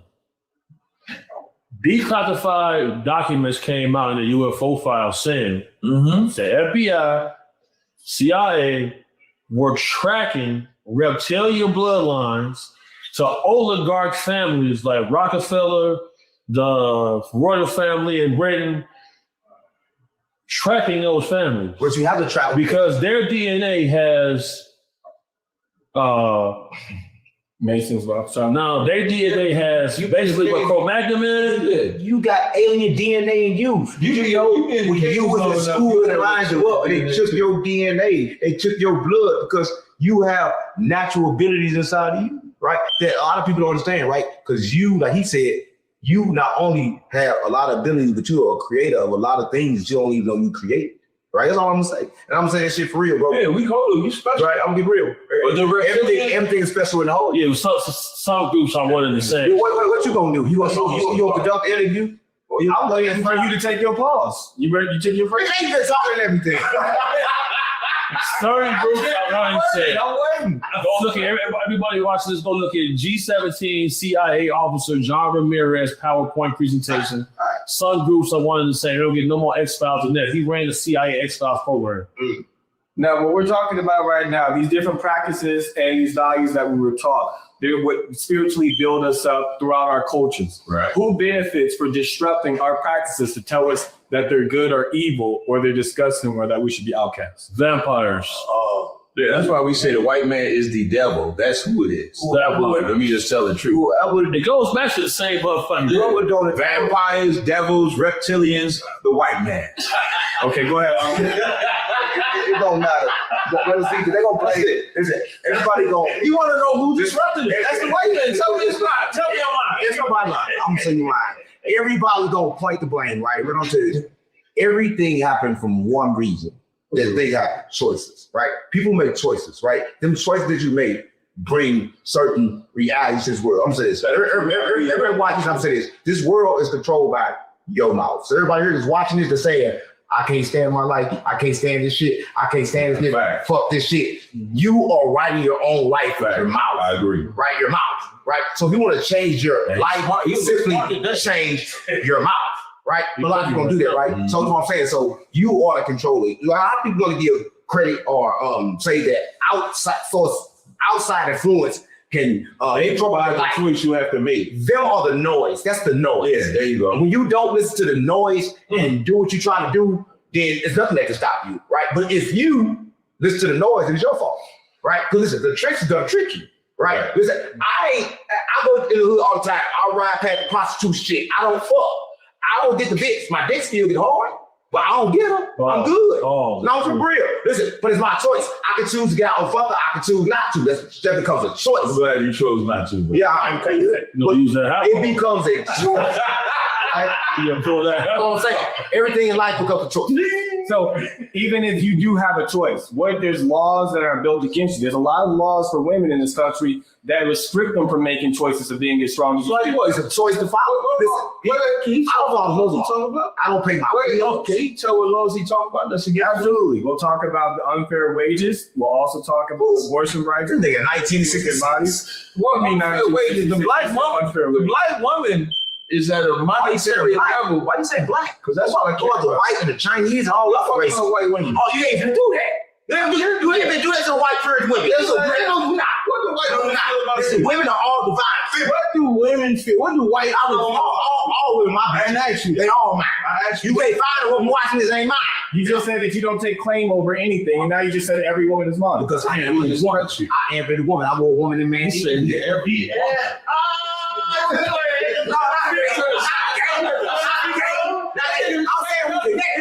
I'm saying we connected with one. I said I'm every woman. Cut that part out.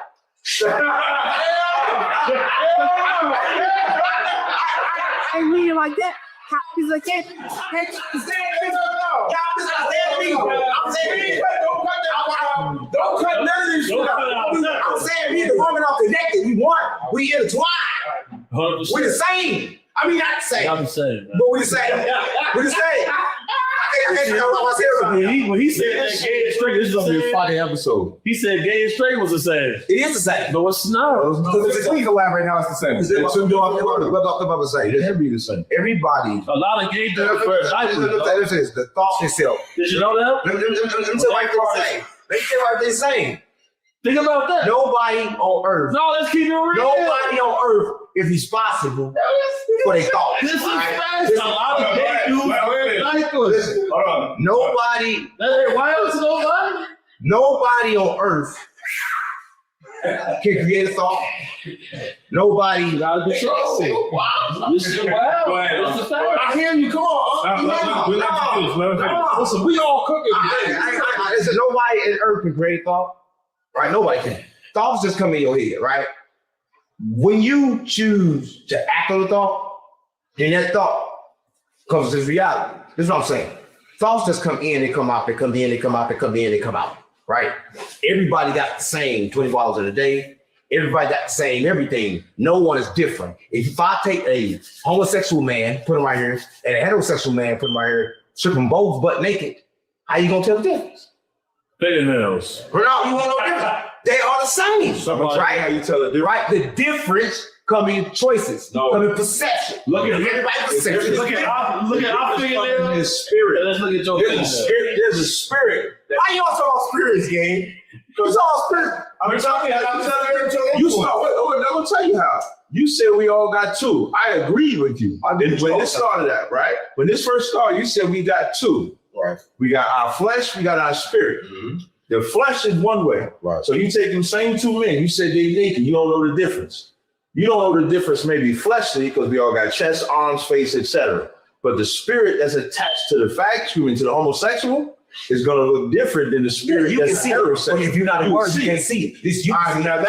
I agree. You can see it. Right. I said I can see it. right. But you walk the room, motherfucker can't see it. And then you're going to get fucked by the homosexual. Well, I'm saying everybody can't see it. I'm saying, listen, all I'm saying is You can't see them. all I'm saying is, I was talking to Big Old CC, right? all He said, bad. he told me. He said, You see he hate when you put these spiritual goggles on. When you put them on, magic glasses. these magic glasses, you can end up going cuckoo for cocoa. When you're not ready. Right? If you're not ready. Listen, Right. but once you put them on, you can never take them off. That's See, right. Only thing about the word is because we see everything before it happens. Motherfuckers be talking to me, I can finish their sentence before they say it. Right? Because I'm completely aware of what's going on. Right. One thing about being aware, we can see the future. Right? Right. Because I can understand if you about to say it before you say it. Just off the image, like he said, if they walk in the room, you put 2 men in front of me, but like I can tell a fact. I don't need to watch naked though to tell You the watching fact. them? I ain't watching them. I'm watching. I'm watching. Did you know this? Did you know we all rainbow people? Did you know everybody made out of rainbow? The only color exists on this planet is rainbow. Only colors exist right now is rainbow, and everything right now is made out of rainbow colors. So we all rainbow. So that's like the several different colors of the Christian. All the things is rainbow. So we all rainbow. Separate colors. No, we all rainbow. Everybody. You don't want to be rainbow. You ain't get a rainbow though. And if I say gay, and if I say gay, we ain't dating rainbow. That's all I'm saying. no. So let me ask you this question. Do you believe that? We straight up heterosexual. That's right. Shit. Is this something that you can understand awareness? Hello. Yes. You know awareness and what's going on around you, and that you're also spiritually connected. Do you feel that you have a responsibility to look out to help uplift these women that are strong in today's society? How do you feel? I mean, you gotta remind me because, like, Big Daddy Kane had a song. How to feelings are different. Or is it your obligation? Big Daddy Kane better than what's obligation? Listen, I don't live like an obligation. I'm never gonna say. Hold on 1 second, bro. I don't live life with obligation. I'm never gonna say what I will and won't do, right? Because that kind of like hold me to something, right? Because that moment gonna determine what should happen. When it comes to women, I say this, and I will reference something that everybody know. Not to say that I believe this, but say that it's good for this reference. Last will be first, and first will be last, right? And I think that everybody will have a chance to live both sides of the life if you're gonna live this life right. Because I believe without being poor, you can't understand rich. I believe without being that, then you won't understand. You gotta have both sides. Because without rich, there is no poor. Without pain, there is no happiness. It's like a flip of a coin. They come with each other. The only thing that don't come with each other is peace. So I think that once the women find peace with who they are, then things will get better. But I think now women are too obsessed with pleasing a man. Because when it comes to women, they want to please men. They want to look good for men. They want to do this for men. They want to say they got good wet pussy for men because they don't know what men want. We don't tell them what we want. We tell them what we like. We like pussy. But women never can't figure out what we want because they don't know.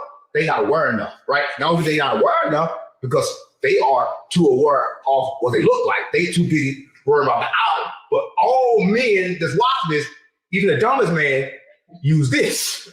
We use this like a motherfucker. We can't help but use this. And women, they can't help but use their emotion.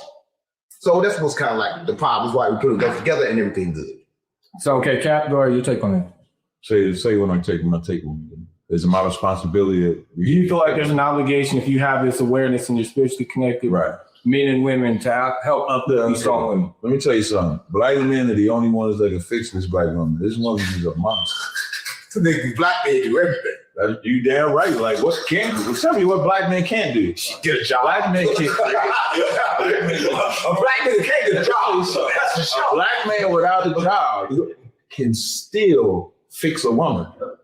See, that black man's mind, because a job has nothing to do with intelligence. Their favorite cat. If you ain't Let me cook now. because It's a lot of niggas that got jobs that's not intelligent.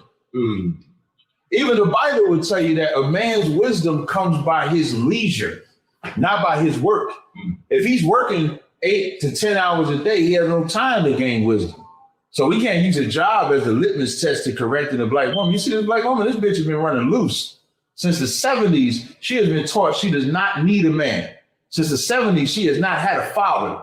So she has never had nobody to tell her what to do. So when you come and give her genuine love and say, babe, I don't think you should wear that dress that high. When you go out there, they're going to attack you.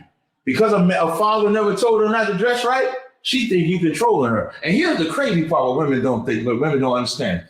Women will give all the pussy and head in the world to a man, but when he says don't dress a certain way, she will say, you don't own me. he don't. When he done humbled her in the only way that any man should ever humble her, and that's her fucking body. Listen, if you give that body to a man, give that mind to a man, let that man protect you and guide you. So is it my responsibility? Hell yeah, because if we don't protect our women, who will? Nobody. The white man, let me tell you something. The white man, African Asian, but I'm gonna focus on the white man. You know how much the white man protects his woman? As male chauvinistic as they say Donald Trump is, go do the research. Them white bitches love voting for Donald Trump to be president. Because as chauvinistic as he is, he's protection. What we think is that we gotta let the woman lead. The woman got some intuition. That bitch ain't got no intuition unless she telling you that you got another bitch. Hold on, stop. Hell no. Let me finish. I'm cooking. They just don't let just let the woman know. Hey, Let me tell you the problem. Let me just tell you the problem. The minute you say that black woman got to get corrected, it's always somebody saying, you can't correct. Ain't you? Yes, you can. Correct her for what? She always white. I know a ton of women that lived as lesbians. I know a ton of women that live as kicking their man out of the house, putting them on child support. And we've come and corrected them, taken them off of child support. They done gave up lesbianism. That father is back in the house and we restored those homes. You know what they said? Thank you, Kat. Thank you for showing me how much of a monster I was because I was raised in a culture where this is okay. Reverse it. When we say the same thing about sons, if I say black men got to stop having generational gangs, however I correct them, that's okay because it's a man. For women, we think we got to tiptoe and talk to them this kind of way. That bitch been talked to nicely enough. She now need to be told, shut the fuck up. You can't wear this. You can't go here. She's like a woman at a park bench. You know, a public park bench, everybody sits on it. That's the black woman. She's a public park bench that everybody can sit on. When I want the black woman to be, I want her to be exclusive. I want you to have to sit, go through a jungle, go through anything, go through trials and tribulation before you can even talk to that black woman. That's how valuable she is to me. So I'm not speaking from a demeaning position. I want to put her in her position. I want to put her on a pedestal that is not abusive. The ones that want her to be God and do all that other shit, they just want to. Let me say this. Every time something is good to you, right? Every time something is real good, you want to hold on to it, right? When it's real good, you want to take possession of it. Green ring, right? Listen, pussy becomes so good that men now want to possess it, right? They want to possess it and control it. Listen, women have been treated unfairly, right? And it's a unjust thing, right? Because they have been treated unjustly by none but the men, right? I'm gonna say this. Back in the days, they used to have sex changes because the woman vagina is a natural healer, right? It can heal a man, it can uplift a man. I mean, your spiritual level, right? But that's because it's been polluted. So I got the hot button. That's because now change your life forever. Now the woman has been polluted, right? But before pollution, the woman vagina was healing for the man, right? And they had sex changes where you go in and women used to just have sex with high vibrational men, right? And raise their vibrational levels, right? And sex was just a thing. Now people become too attached to sex, right? Relationships now is all about sex. The sex has become like, you guys just have it with me. You can't be free with your body. That's her body. What she chooses to do with her body is her choice. Listen, I love a woman. There's one thing about love. I love you even if you don't love me. Listen, I don't require you to love me for me to love you, right? Listen, I'm gonna say this. Life itself and woman itself is kind of like the same. They both are beautiful, right? So I'm gonna say this. A lot of men do feel the need that they need to teach a woman because a lot of women are lying. But I believe this. Only thing that can teach anybody is time. It's pain. It's pressure, right? To treat and teach a good woman, give her a broke nigga. She learns from that, right? Because you cannot give her a man that's fully aware. She ain't gonna learn from that, right? She gonna learn from having to help the nigga that won't a nigga like his mama. That's what I'm saying. All these niggas is crazy. These niggas like, I want a bitch like my mama. Nigga, you want to fuck your mama? That's wild. Do you want to fuck your mama? I agree with that. That was you telling me? It's called an Oedipus complex. So when it comes to that, I'm going to say this. I love women. I love kids. But I'll protect neither. Big home. So exactly what? Yeah. Please, what's your thoughts on that? You say you don't protect neither. They so they will learn. See, that's the thing, though. Like being a human, and this is why, you know, when you look at Mormonism, the Mormons believe us as Black people are 60% animal, right? But here's the thing: us as humans, we are the only species who babies, when they come out, don't walk right away. Can't run right away. So that goes to show that something happens. You feel me? In the Bible it says we were made in the image of the prime creator. That's because you still saying we used to walk right away. No, never. So that's the thing. So like, if you bring a baby into this world and you don't protect it, it's gonna die. Right. And that goes to show that you're a person with no soul. I'm not saying that don't protect it like that. Your standard of protection is different. Here's on my thing, right? If a child that I got trip over that and fall, I'm not gonna rush to pick it up. He can learn from a tribulation. That's what I'm saying. So I'm saying that a child true learning ability should come from awareness, not from being controlled. Got a thought right now. If a child is born in my household or his household, right? Let's say this: if a child is born in his household, it's automatically Hebrew Israelite. It don't have a choice because it grew up in his household. It don't have a choice. That's his geography. Exactly. Which religion to choose or which God to pick. This is what I'm saying. Your choice become limited. Any other God he gonna say these are not my children. Your choice become limited to your environment.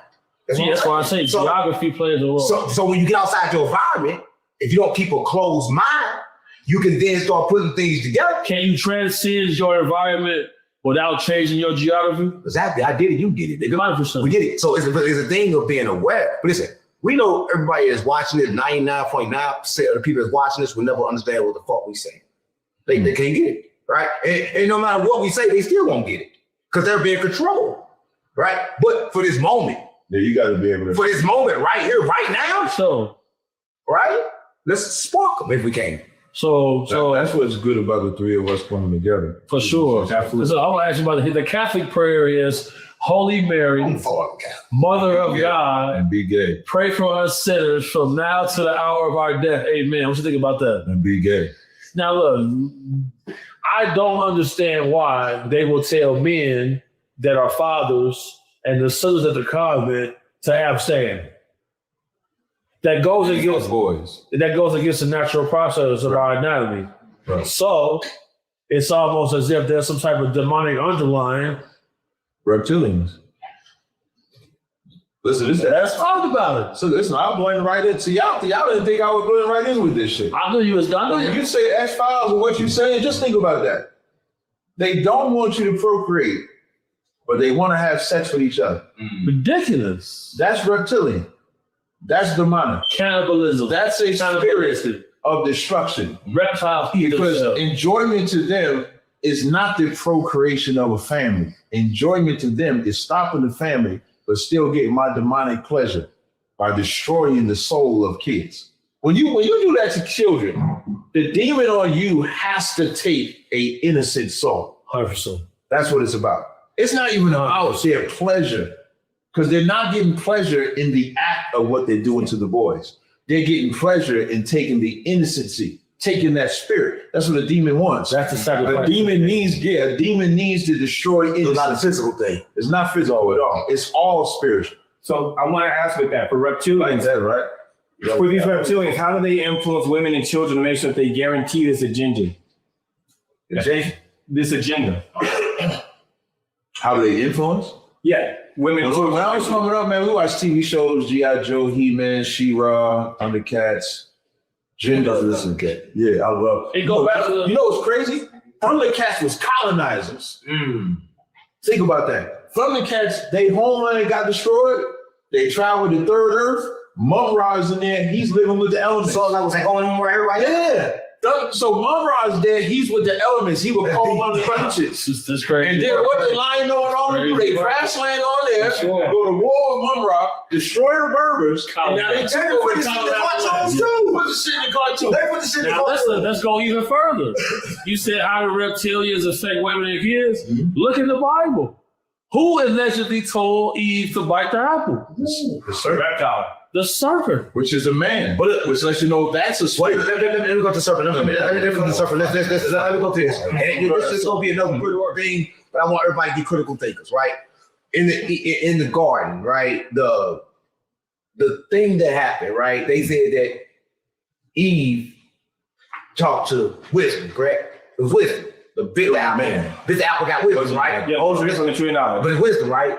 Wisdom is Sophia, right? Sophia is divine energy that I'm always talking about, right? So what happened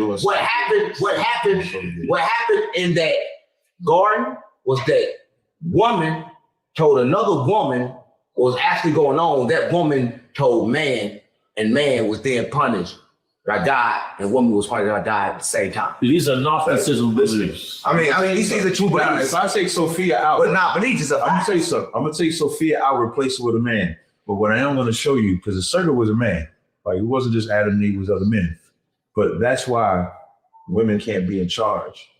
That's why That was a good thing. no, it's not. It was wisdom. How was wisdom bad? How was getting the knowledge of good and evil I bad? will tell you one thing. How was that I'll bad? tell you why. Because before Adam listened to that woman, we didn't have the knowledge of evil. We need the knowledge of it. You don't. The knowledge of evil is the what came with the punishments of God. When you talk about knowledge, it's talk about information. There's always information. All information. Right. So when they disobeyed God, got kicked out the garden, had women in travail, had to submit. That's the evil that they learned. But they weren't supposed to learn that. But how could you disobey something you didn't know? If I didn't know something was wrong, how could I do something wrong? Let me tell you was wrong. Let me tell you something wrong. I've never smoked crack. I've never smoked crack. But I know it's wrong because I've seen everybody else do it. Hold up. So Adam and Eve know else Hold up. because they saw it. Let me finish. The tree is the knowledge of good and evil. So if I didn't take the tree, I didn't know the knowledge of good and evil didn't exist. I'm gonna tell you. A lot of girls in Vegas smoke crack, so be careful. Wait, let me get this out. Because when you talk about the tree, For sure. even the tree, the knowledge of good and evil is what you're observing around you. And so Adam and Eve and their tribe, observing the other nations and how they living around them, we was not supposed to learn how evil. Let me finish. We're not supposed to learn how evil it is to live like them. Homosexuality, that's a white man shit. We weren't supposed to learn how evil it is to live like them. So when Adam listened to his woman, we inherited the evil. If Adam wouldn't have listened to his woman, He said, we would not have inherited. he said, listen. Go ahead. Listen, you'll agree with this, right? That when they bit the apple or got with the snake, And then bite shit. whatever happened, that was when they got the knowledge of good and evil. Before then, they didn't have the knowledge of good and evil. What did they That, hold up. And that was enough. No, they had the knowledge of good. On the time, let him speak. Finish. Let's speak. Before then, they didn't have the knowledge of good and evil. They didn't know what good and evil was before then. So if I didn't have the knowledge of good and evil, how can I then decide? I can't have a choice. There is no choice. There's only a choice when I have knowledge of both. So that's what I want to say. And I want to say to everybody watching this, right? We have scorned the women for so long. We have said that was wrong for so long, but that was the right thing to do. Because I'm gonna say this. I'm gonna say this. If you look up, a lot of people, he gonna keep on saying this, but I'm not a Gnostic. A lot of people want to say I'm a Gnostic. I'm not a Gnostic. Gnosticism, right, does have some information that was taken from the scrolls. Yeah, I agree with that. Yeah. I agree with that, right? And in these documents, it's crazy that exactly what I'm saying is in it, right? So I'm gonna say this. We always want to talk about creation, but we always talk about one creation. It was many creations.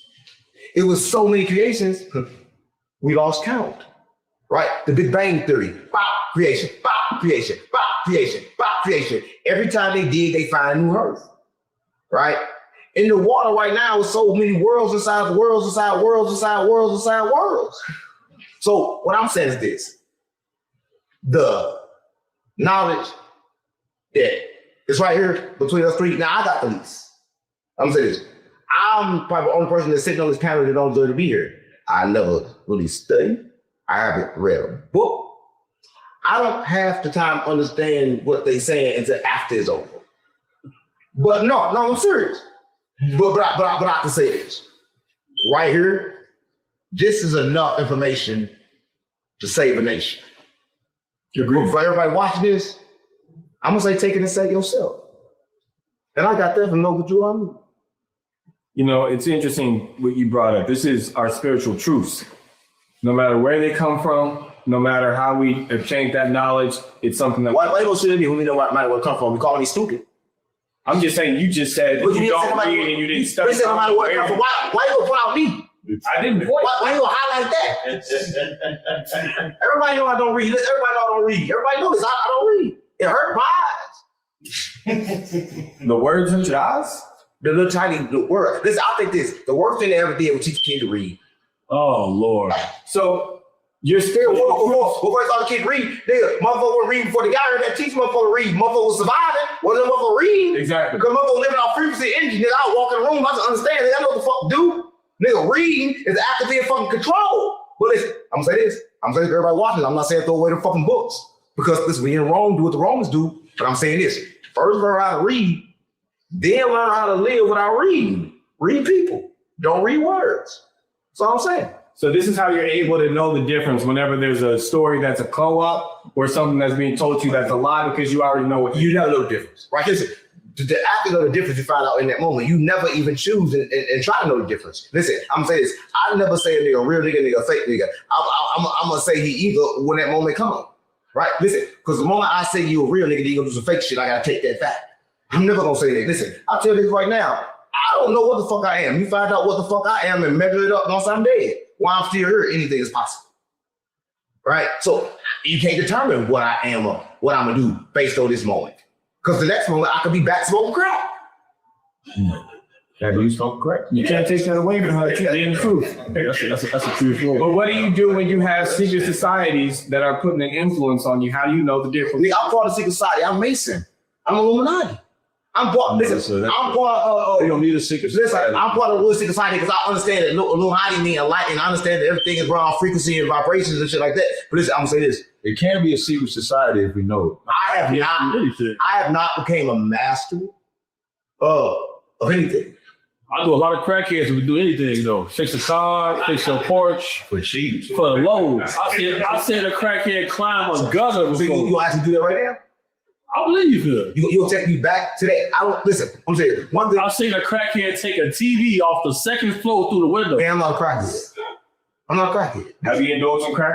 I have smoked it, and it was good. Listen, crack was good. Listen, crack used to be real good. Right?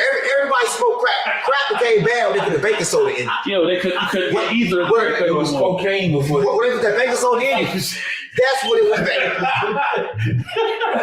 Before then, it was good. I got to do that. Listen, I was over there.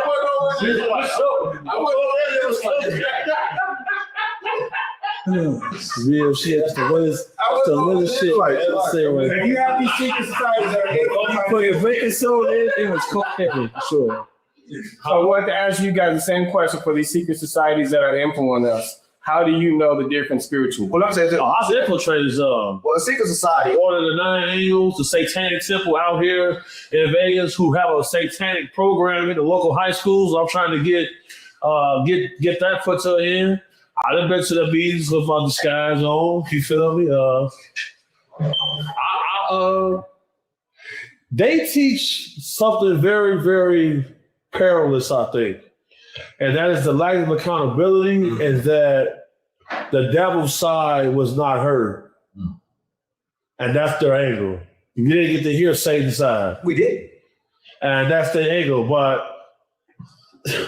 they are speaking on it as if Baal and Moloch are the same guy. But if you take God, you got to take the devil, because in the Bible, they call losers for the born and star. If you take that religion, you got to take the fact that God and the devil is the same in that book. Because in that book, God killed the devil killed nobody, right? In that book, right? God and the devil got to be the same. That's why I say I don't want to take on the God. I take on the creator that's bigger than the God. Because like when you take on the God, why would you give a name to the creator? A righteous, the monad, right? I tried to talk about the monad last time. He didn't want to listen, right? Because the Hebrews, one thing they don't want to listen. But I'm Hebrew Israelite too. Yeah, I'm Hebrew Israelite too. Yeah, like I'm not Hebrew too. Everything you say, but the monad was the only thing that you could actually say to pronounce what we like to call God, because we like to call God as like a human. right? The monad energy and frequency is kind of like everything. It's like the universe, right? Everything that exists. Check this out. So like this is from the Satanic Temple. When you sign up, you get their newsletter. You come out to the meetings.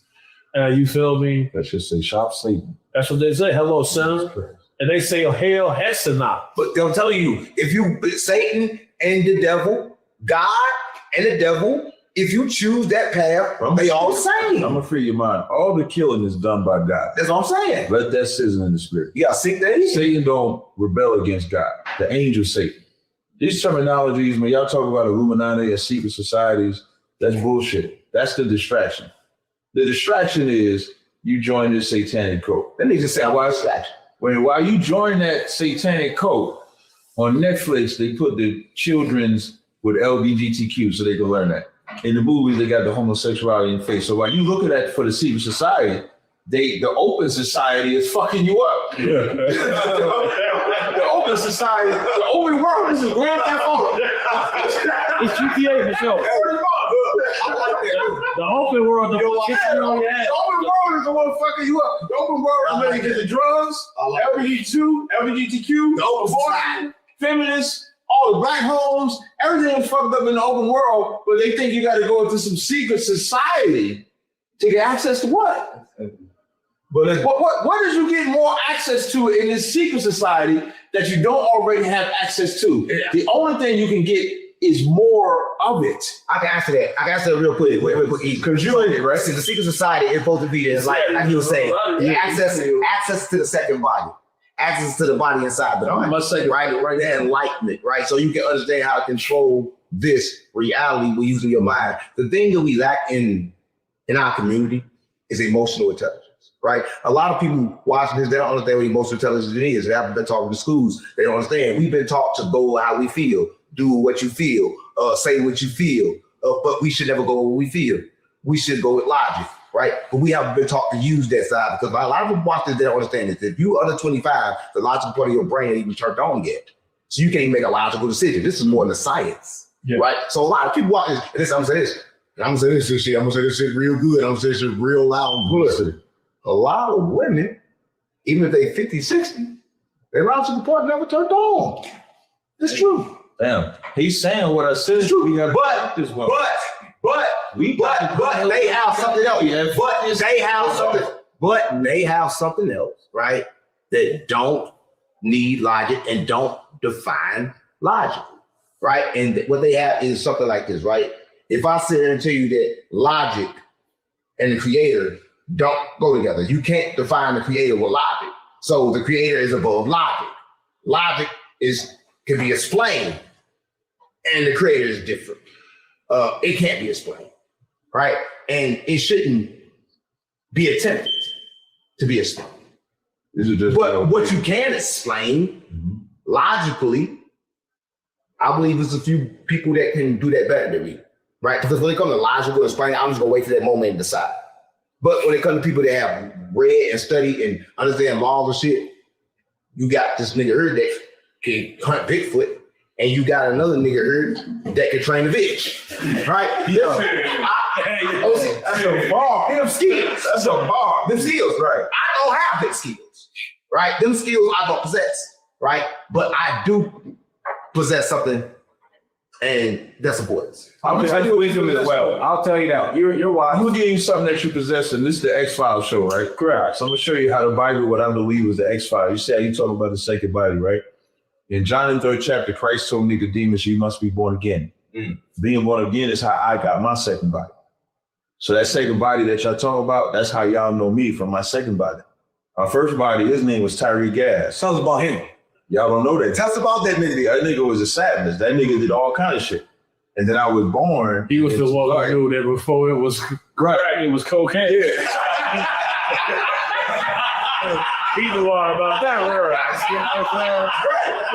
knew about that word. For sure. And then I was born again into my second body. Right. So that's how you're married. And like the first time we met, like the first time we sat down, right, I became his translator. So he say all the shit and then I translate. So I'm using that, what he's saying is the second body to show you how the Bible marries with what he's saying. So being born again in my second body, That's how I know Big Homie. That's how I know 6'7". That's how I know. That's why I'm able to travel. So when he say I'm not me, I'm not me. Now would go even crazy. They like think I'm crazy, but if you can understand for what he was saying, earlier he said we're not each other. I'm not your body. So I'm not Tyree. I'm Tazaryach. So even though I'm in the body that Tyree once owned, now Tazaryach owns that body. And now that body goes over here, that body goes over here, that body goes over here to wake up bitches, like he said, to wake up brothers, like he said. It don't matter where that body goes. Now, I want to give you a props though. I'm gonna give you a props though. So when he said he doesn't have the gift that Big Homie has, the gift that I have, he's supposed to. Correct. Because it's supposed to be 3 different gifts that could work cohesively. Because without him, it wouldn't be him sitting here with me. 100%. Without him. So just to show you how it marries all together. Without me, it won't be no hope for a bitch. I'll keep it real. Listen,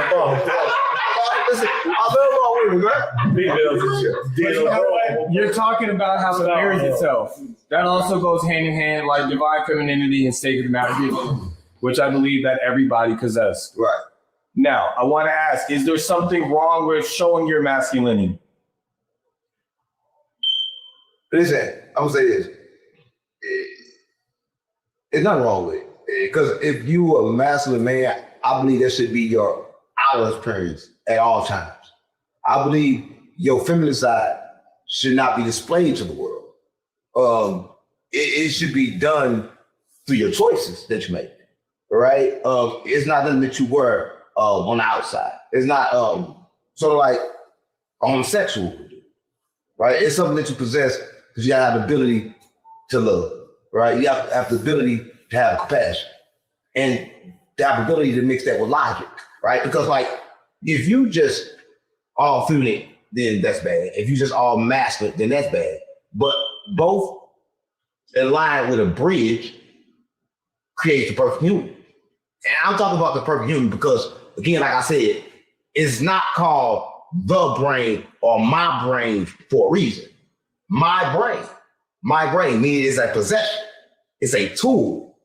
It's a tool that I use. And the perfect way to use that tool is to use both sides of it. And both sides of it is the left and the right. It's the masculine and the feminine. It's like both sides of your body. When you connect them both, while you see me, I was connecting my body like this, connecting my hands and connecting my toes and connecting my body, I'm connecting both sides of my body. If you breathe, did you know this? Everybody watching, did you know right now you got 2 nostrils, you only breathe through one at a time? And did you know this? That a lot of people that don't think logical or don't breathe, they breathe. I'm for real. You guys watch this. I'm for real, you only breathe through one at a time. I'm for real. Listen, you gonna listen, everybody go, listen, you know they're gonna put this in the comments. They're gonna tell you that I'm not bullshit. I'm telling you the truth. I believe you. Listen, if you go like this, you send signals directly to this side of your brain. And this one side of your brain is for your creative side of your brain, the other side of your brain is for your logic side of your brain. The female uses the creative side of her brain, what we call as women to intuition.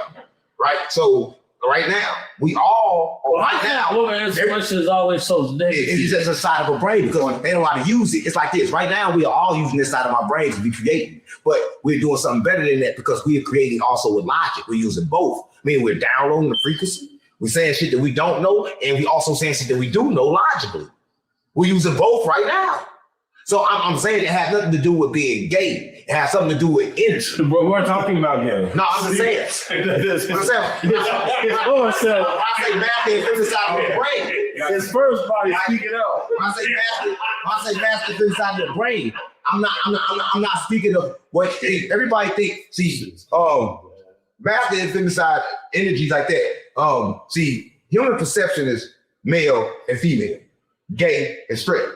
I'm speaking energy, not human perception. A lot of niggas have right. So we say when I say feminine energy and masculine energy, I'm speaking in the form of energy before it takes physical form. See, a lot of people watching this. That's kind of like probably where you got to translate me at because I'll be speaking of things in a spiritual sense. Right.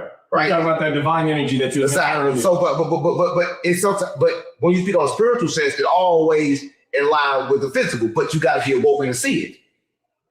They can see the connections, but you can't because you stupid. Nobody can agree with you. No.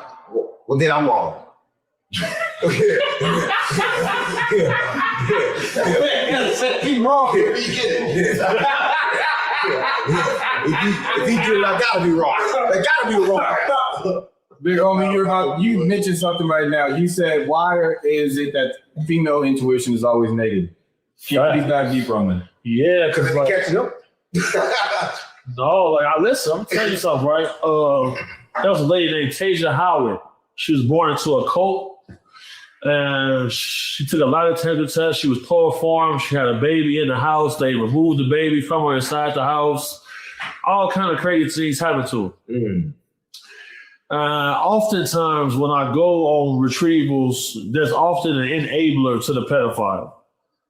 And that enabler, 9 times out of 10, is a female person. Now, I asked this woman, I said, what were you thinking when you let this take place? You know what she said? My intuition. She said, I was 13 when I was married. Why should I feel any sympathy for her?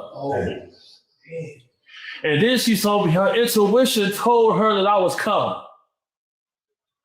Usually if I show up, it's bad news for people because it's like, damn, you feel me? Like, why you doing this bullshit? And, you know, dangerous people, especially men, really only respect danger. And I tell people this all the time. Like a lot of times, ladies will think they can outsmart the danger because they are lady. You don't have the physical strength to match up with your cunning. That's why it's smart to align yourself with wise, smart, strong men so that you can have a layer of protection for that time when you feel like, you know what, I'm going to stand on some business today. But I always tell people in this world, if the world knows a woman is unaccounted for, they're going to do crazy shit to you. Yep. What I'm saying about women intuition, right? This is what I'm saying. It's like, you ever seen, and people got to understand this. If they know ain't no killers coming with that black on, they know if they know ain't no men showing up, they gonna do anything to you in this world. Women intuition is just like, I knew a nigga in the hood, right? This nigga that I knew in the hood, he was always saying shit. He knew everything that happened. He knew exactly what happened. Then he started doing drugs.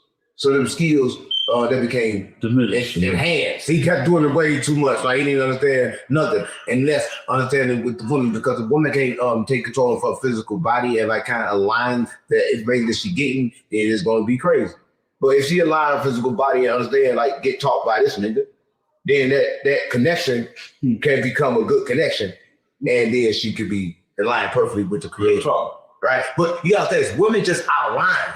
Right? If they get in line correctly, then things will be better. But I'm saying that I don't believe that it should be fixed. A lot of them openly practice witchcraft as well, man. That they're learning from the internet. They got altars in their house. They got the crystal. I'll give you a wild question, a wild scenario of a woman need realignment. Mr. Boxer, Clarissa, that's what she do. She need realignment. She just got banned from some management because she slapped a woman. Oh, yeah, the promotion for the Gamu fighting. Now, she has a great man, Papoose. They have a great, I enjoy that relationship. She doesn't diminish him at all. She gives him his props and he lets her go. For sure. The realignment she needs is to be taught when to act over the top and when not to act over the top. It's not that she's not great. I think she's like the best female fighter right now. She knocks everybody out.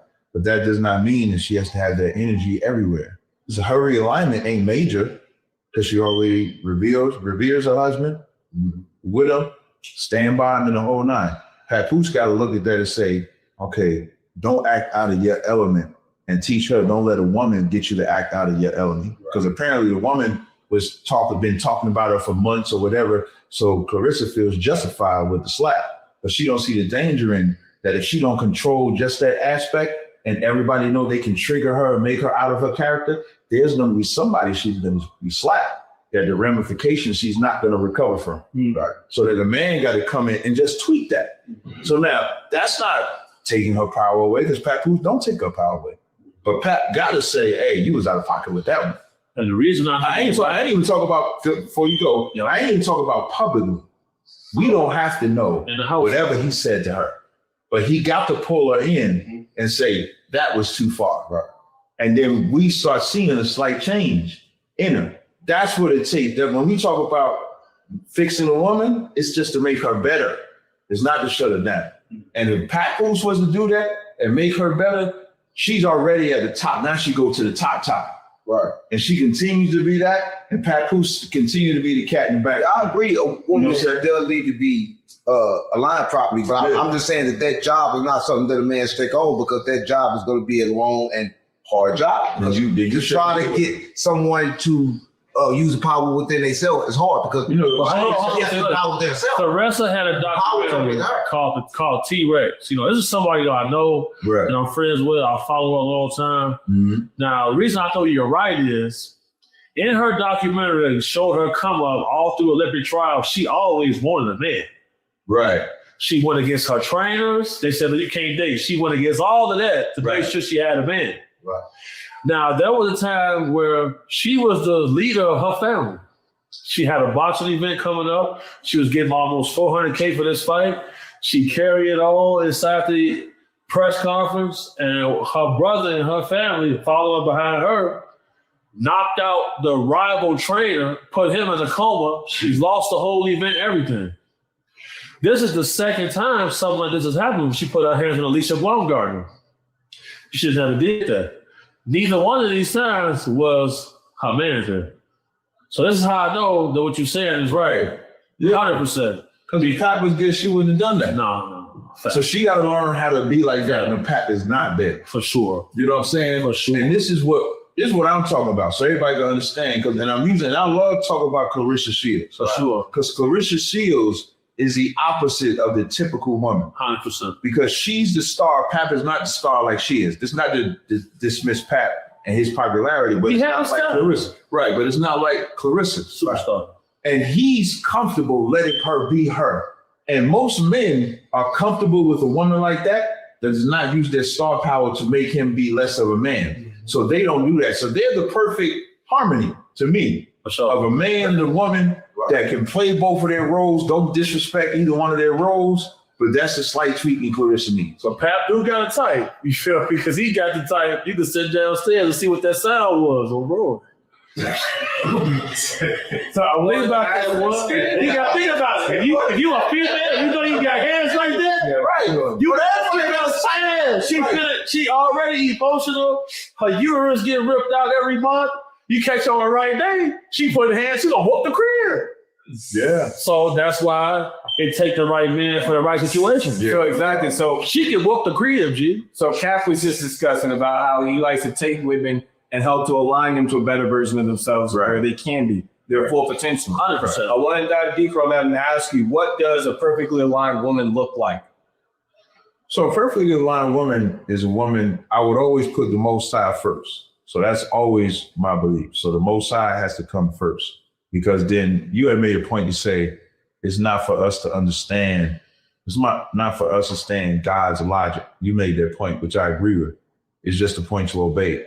So I don't have to figure out why he said to do what he said do. I just do it. That's logic. That's the first thing a woman has to have. A woman has to have the understanding. I don't need to understand his logic. I just need to obey it. Now, every woman, like the Bible says, if a man doesn't have a woman, he wanders up and down, wandering. That's why most men, if you don't have a woman, you're not complete. So this ain't even to diminish her power. That is her power. The Bible also says that without that, besides God, the woman is the most powerful thing on the planet.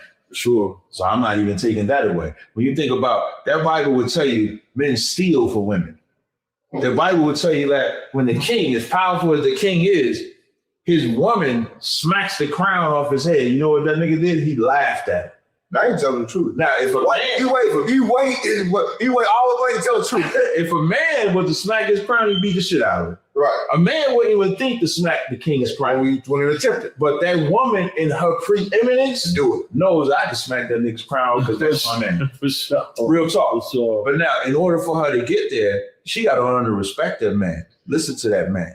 Know her role, that as great as she is, her power comes from her man. When you said that if your enemy knows you don't have a man with you, sure, they know they can do anything they want to you. For sure. No matter how much money a woman has, no matter how much popularity, no matter what she has, without a man or defense behind her, she doesn't have anything. And that's what she needs to understand. She has to understand her power is not in her vagina. Because I was a bodyguard for a lot of big names. And like, it's a lonely world for a female. You see what I'm saying? So it'll be a lot of times where I'm outside the room and I'm hearing crying and all kind of shit because all the relationships she had with me was temporary. Right. So even though she's famous to the floor and amassed wealth, everybody treat her like a host still. Yeah. It's hard to escape that. Yeah. So that is one of the paradoxes of that condition for sure. Yeah. And one thing a woman has to understand when she decides to pick a man, she has to understand every man is a hunter and every man has an agenda, even if he has the right agenda. Oh, that's great.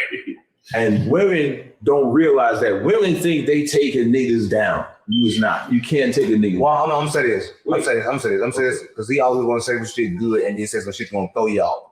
Women are Medusa. You look at them, they take your soul. No, I didn't want to talk about. No, wait. You don't even know what I was saying. Oh, we're females there. Oh, bad. This part. But I mean, when I say He got that. women can be Medusa, and women can stone a man, but they can't keep a man if it's just their pussy that they usually keep their man. Because you know what that man gonna know? That's what I've been saying. What that man gonna know is, yes, this pussy is good, but if this pussy is good, there's more good pussy out there. A lot of real talk. You got the rolling boards on town every day. That woman, You just that roll will speak to that nigga's soul. Chief.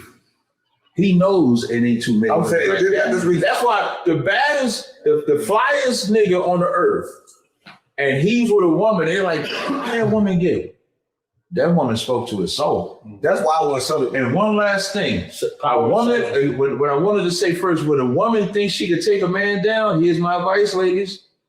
Let another man examine him. If you ain't got a father, let your uncle do it. If you ain't got an uncle, let your brother do it. Just bring them around like a party and let them have a conversation with them. Because your uncle, your father, your brother that care for you, after they talk to that nigga, they're going to come and tell you everything about him that you don't see because you too busy looking at his physical or his monetary or anything. We see something you don't see. It's no different than when you bring your woman around here. Everything you think she don't see. Yeah, everything. Because you can't see that. It's no different than when a man is blinded by that woman's titties or that man is blinded by that woman's ass and you bring around a female, whether it's your sister, whether it's your auntie, your mother, somebody that you trust. And they're going to tell you if she's hustling because you can't see that because you blinded. You got blinders on because you just want this relationship to work. Because you got all you like. Nigga only said he got all those women. He see them boo-hoo and they crying. But I guarantee you they had a nigga that they thought was the one, but they didn't. You can't see it in emotion. Listen, you can't see the emotion. Just right now, if you get mad, the logical part of your brain shut off. If you get too much full of love, the logical part of your brain shut off. So people try to use love to communicate with women. You cannot use the language of women to communicate with women. You have to use logic. Because once I try to use what you possess, then I become a victim to that, right? I use logic when I deal with women. I use logic when I deal with kids, right? Because that will make sense, right? Love don't make sense. I thought you said you can't use logic to talk to. I said when I deal with them. Okay, go ahead. When I deal with them. I got a homegirl. When I deal with She started talking to this dude. Why you always stop me when I talk? He was a light-skinned This nigga. get weird. Got curly hair. You don't like the light-skinned niggas. Listen. You already make sure This light-skinned nigga was a nigga, though. You see what I'm saying? Yeah. Because she's obsessed with his green eyes and how he dressed. I'm like, gee, he kicking with all of my homies, and L is black as hell. So what this mean? He don't have certain barriers. We look him up, he got 10 domestic violence charges. You see what I'm saying? He had been in jail for 2 attempts. All she sees is his green eyes. Yeah. I'm like, you need to pay closer attention to this man outside of what you. I don't look. Calm your horny ass down. You finna get in the jam. Mm-hmm. And that's how I talk to my homegirl, just like that.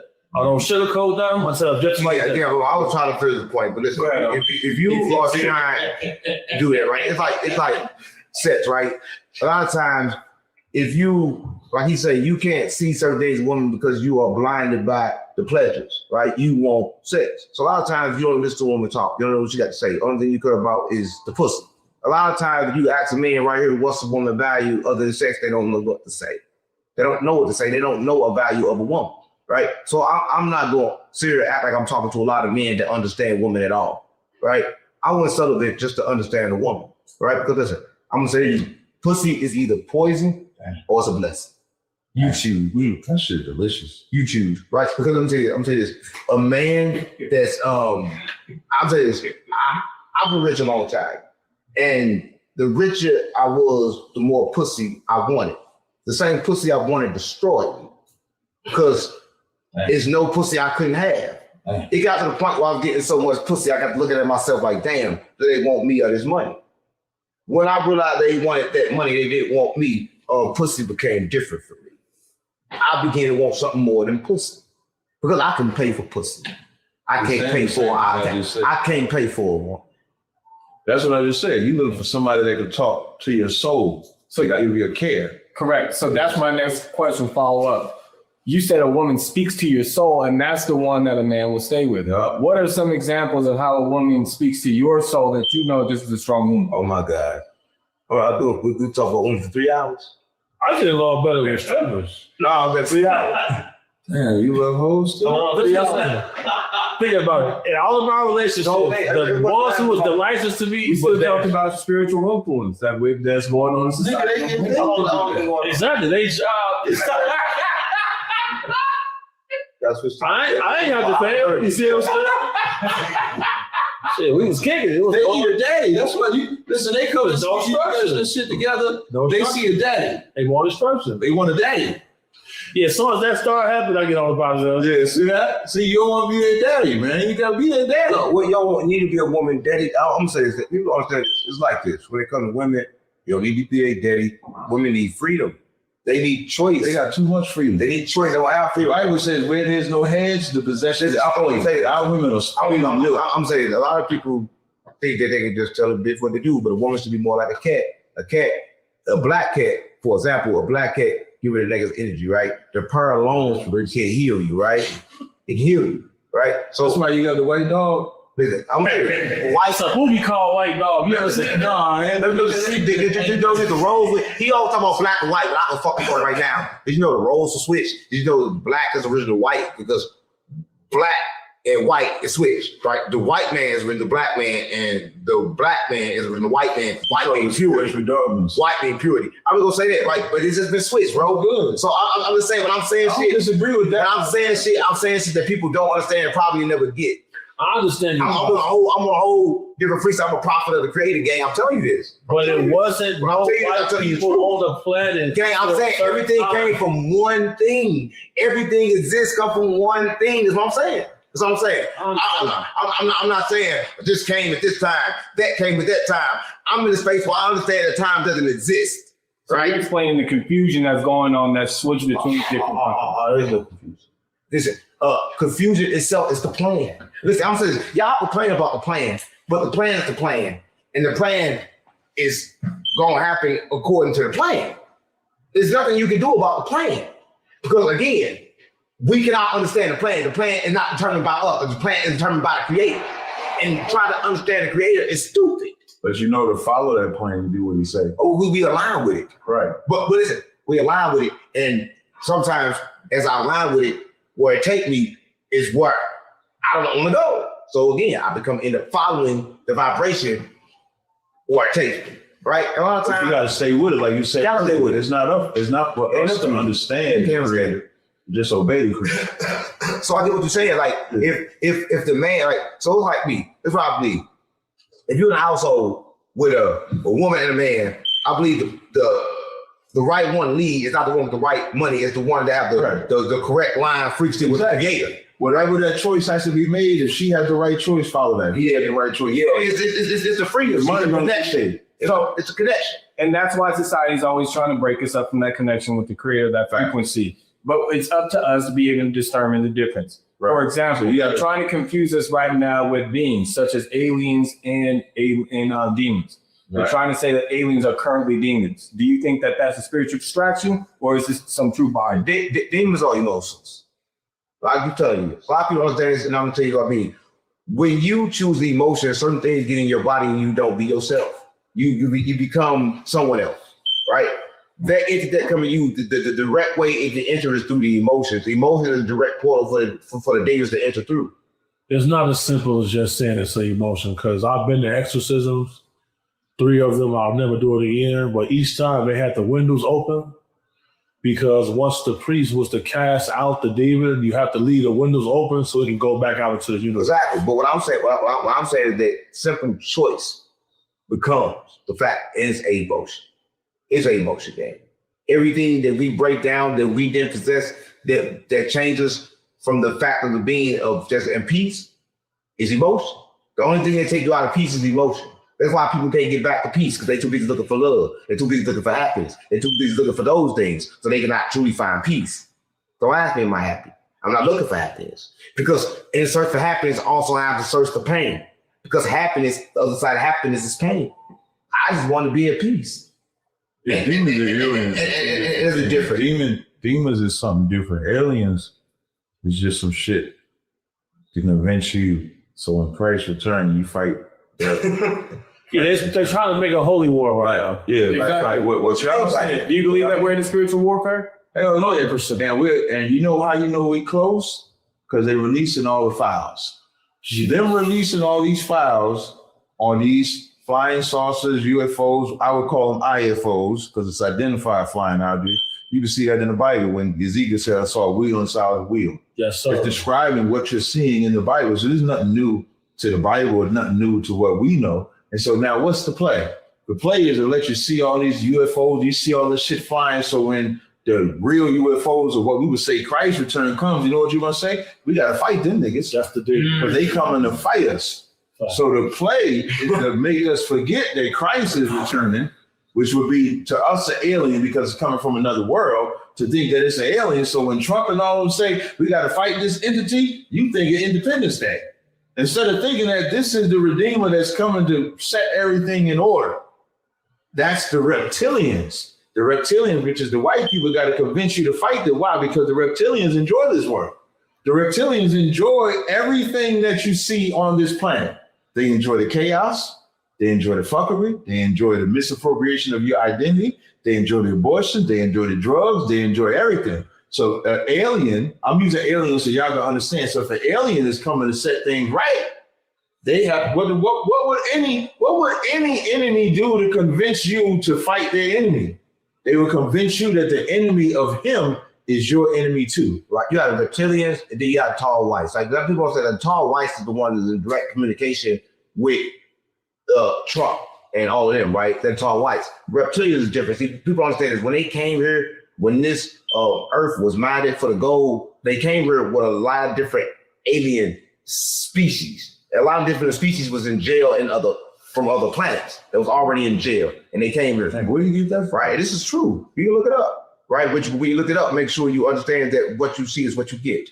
But what I'm saying is, so this is how the reptilians and all them guys, but right now, you gotta understand this, right? There's these documents right now about the P-47, they're 47,000 years in the future, right? They look totally different. That's a piece of ABS. Right? So you gotta say, what I'm saying is documented, right? Listen, I wish I could say that this stuff is not true, right? I wish I could say that we live in a world that wasn't filled with other entities that we sometimes can and cannot see, but I can't.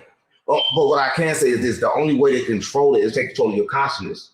That's the only way to control it, right? But again, reptilians, tall whites, all these entities are here, right? And I'm saying this: people don't know this, but he got a certain kind of heat seeker that sees the spirits. Yeah.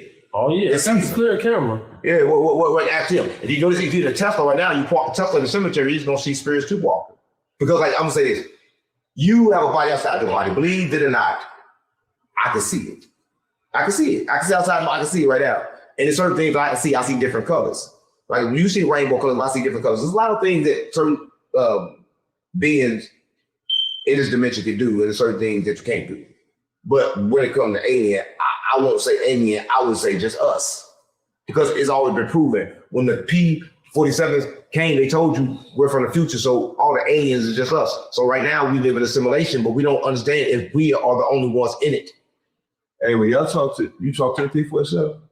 Good. When somebody talk to the P-47, tell them to come and get us out of this captivity. See, that's the thing, bro. We were captured by God. So we see the classified files come out speaking about a galactic federation.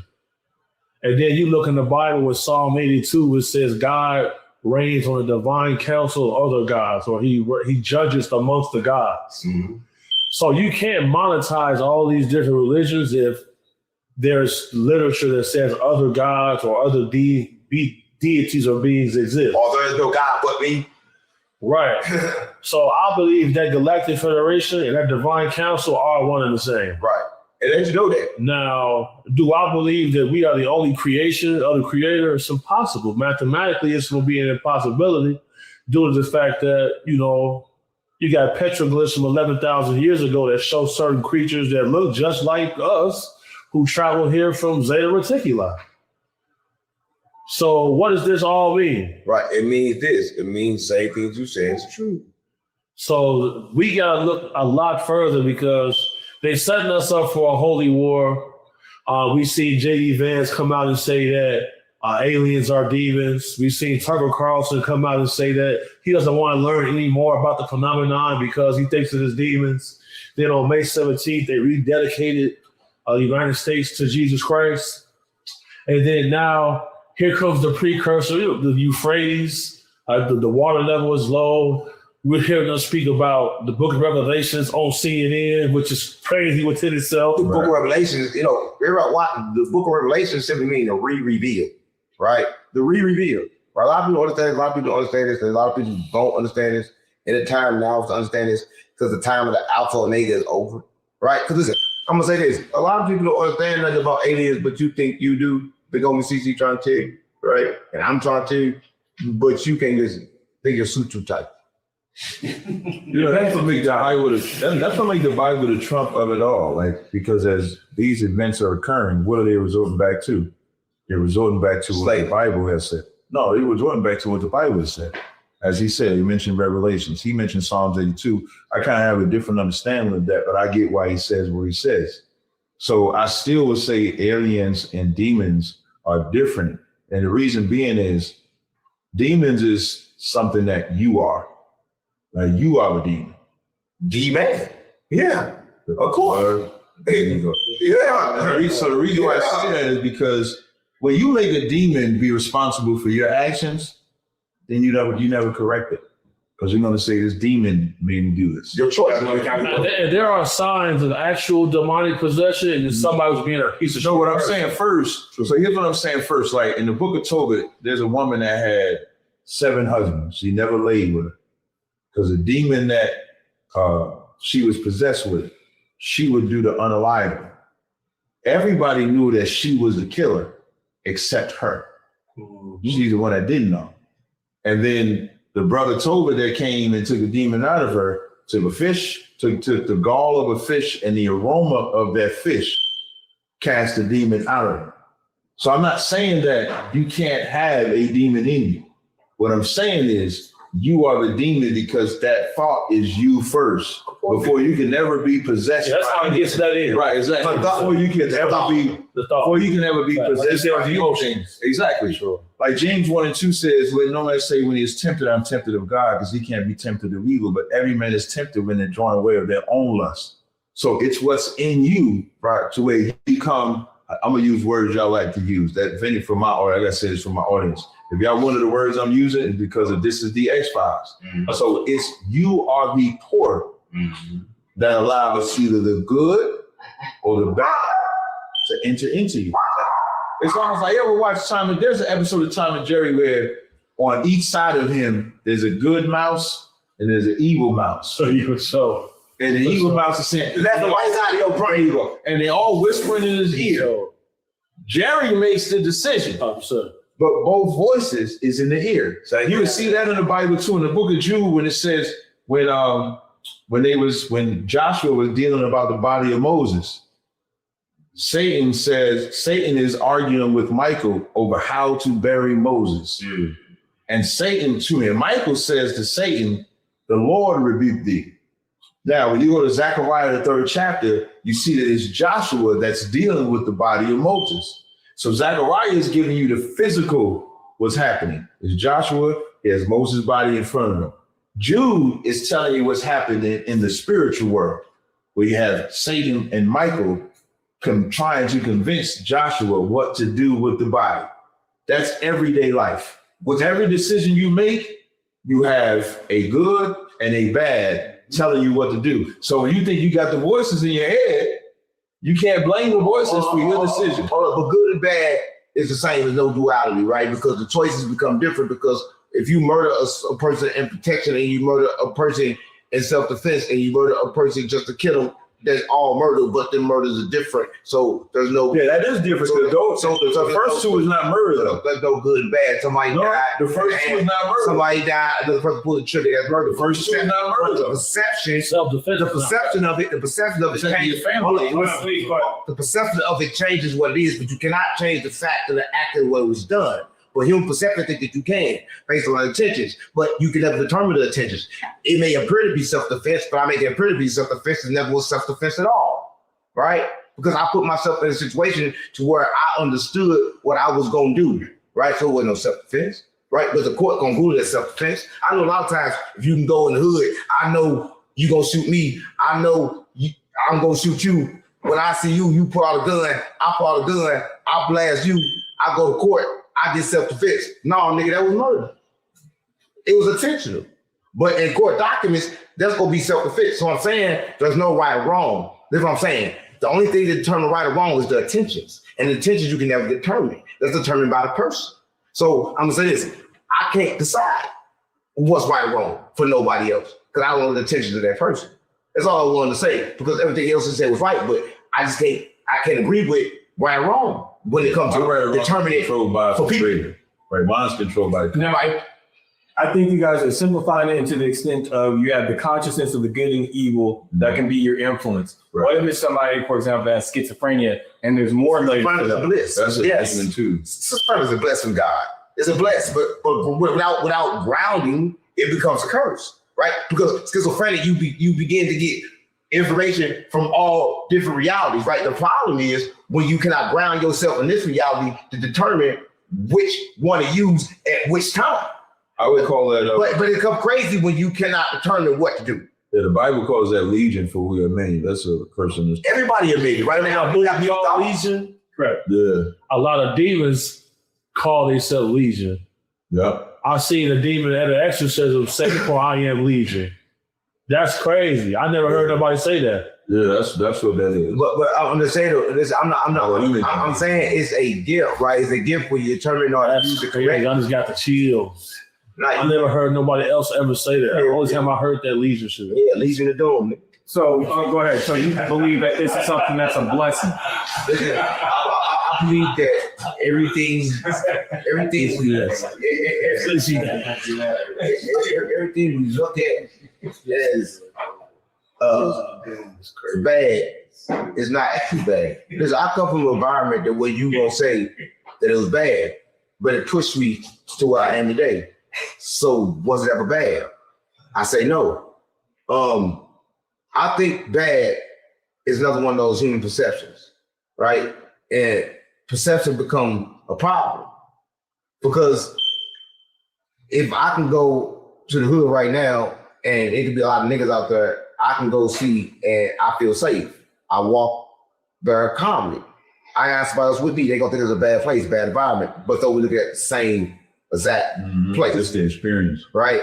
So it's just determined by the person. Yeah, if I go in a white neighborhood, that might be a bad person. Now it's open to your perception of your reality. Do you believe that someone else can navigate? Yeah, he said this. That's different. See, I believe that people give that power to people, but they don't have that power. The power is always that person. The power is that person's choice, right? At the end of the day, I'm gonna make a choice to do what I want to do. Nobody can really make nobody do anything. At the end of the day, that person gonna make a choice to do it. And you never know why they decided to do what they decided to do. That's why I say everybody in the world playing poker, bitch, what's your hand?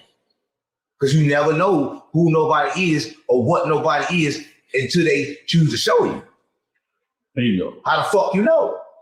How can you tell? The spirit of discernment. Right? So you have to understand that the only way to know, the only way to tell is not to put a tag on shit. I ain't gonna say what the fuck it is, nigga. I'm just gonna look at it. I'm keeping it real. Right? A lot of people want to say, oh, this is good. Oh, this is bad. Nigga, a lot of bad places been good to me, nigga. I'm saying, Lord, nigga, you gonna say it's bad, nigga, been good to me, nigga, it made me, nigga. How you gonna say that's bad? Nigga, it's good. But bad things happen in good places. Nigga, bad things happen in the church. The kids getting fucked. Right? Ask the priest. Right? But same priest that fucking kids also giving some people a good message that preacher, priest choose. So I don't know what's good or bad, game. This is what I believe. I believe this. And Jesus said it best. Clean the inside of your cup before you clean it out. This is what I believe. And I'm going to say this clear as day. Everybody in the world that's watching this, if they look good on the outside, I swear to God on my life, they bad. And everything that looked the baddest, that's the good. See, that's the switch. You can just tell when you look at the world. Everything has been flip-flopped. And the word is, you're going to understand the difference. But without that, you can't. Do you feel that you are good on the inside because of your outside? Listen, I don't know.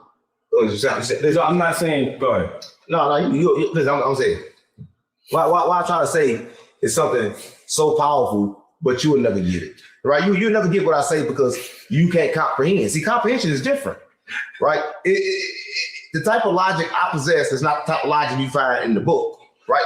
You got control sense. I got common sense.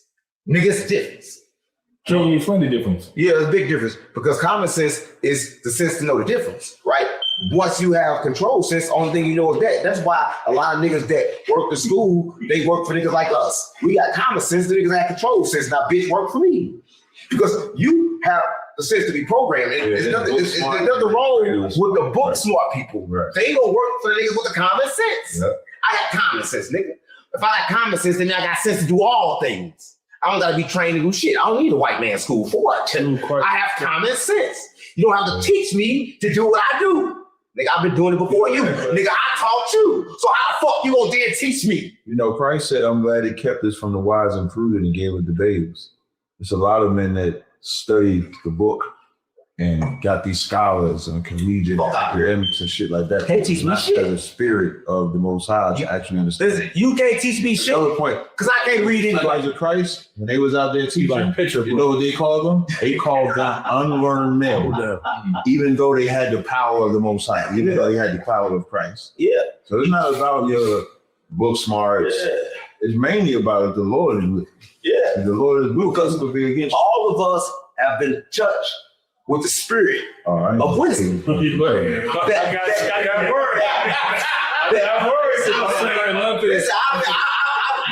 been touched deep. I've been touched good. I get touched all the time. Oh, I enjoy being touched by the spirit. You can bring that up out. No. I've been touched and I've been touched deep by the spirit.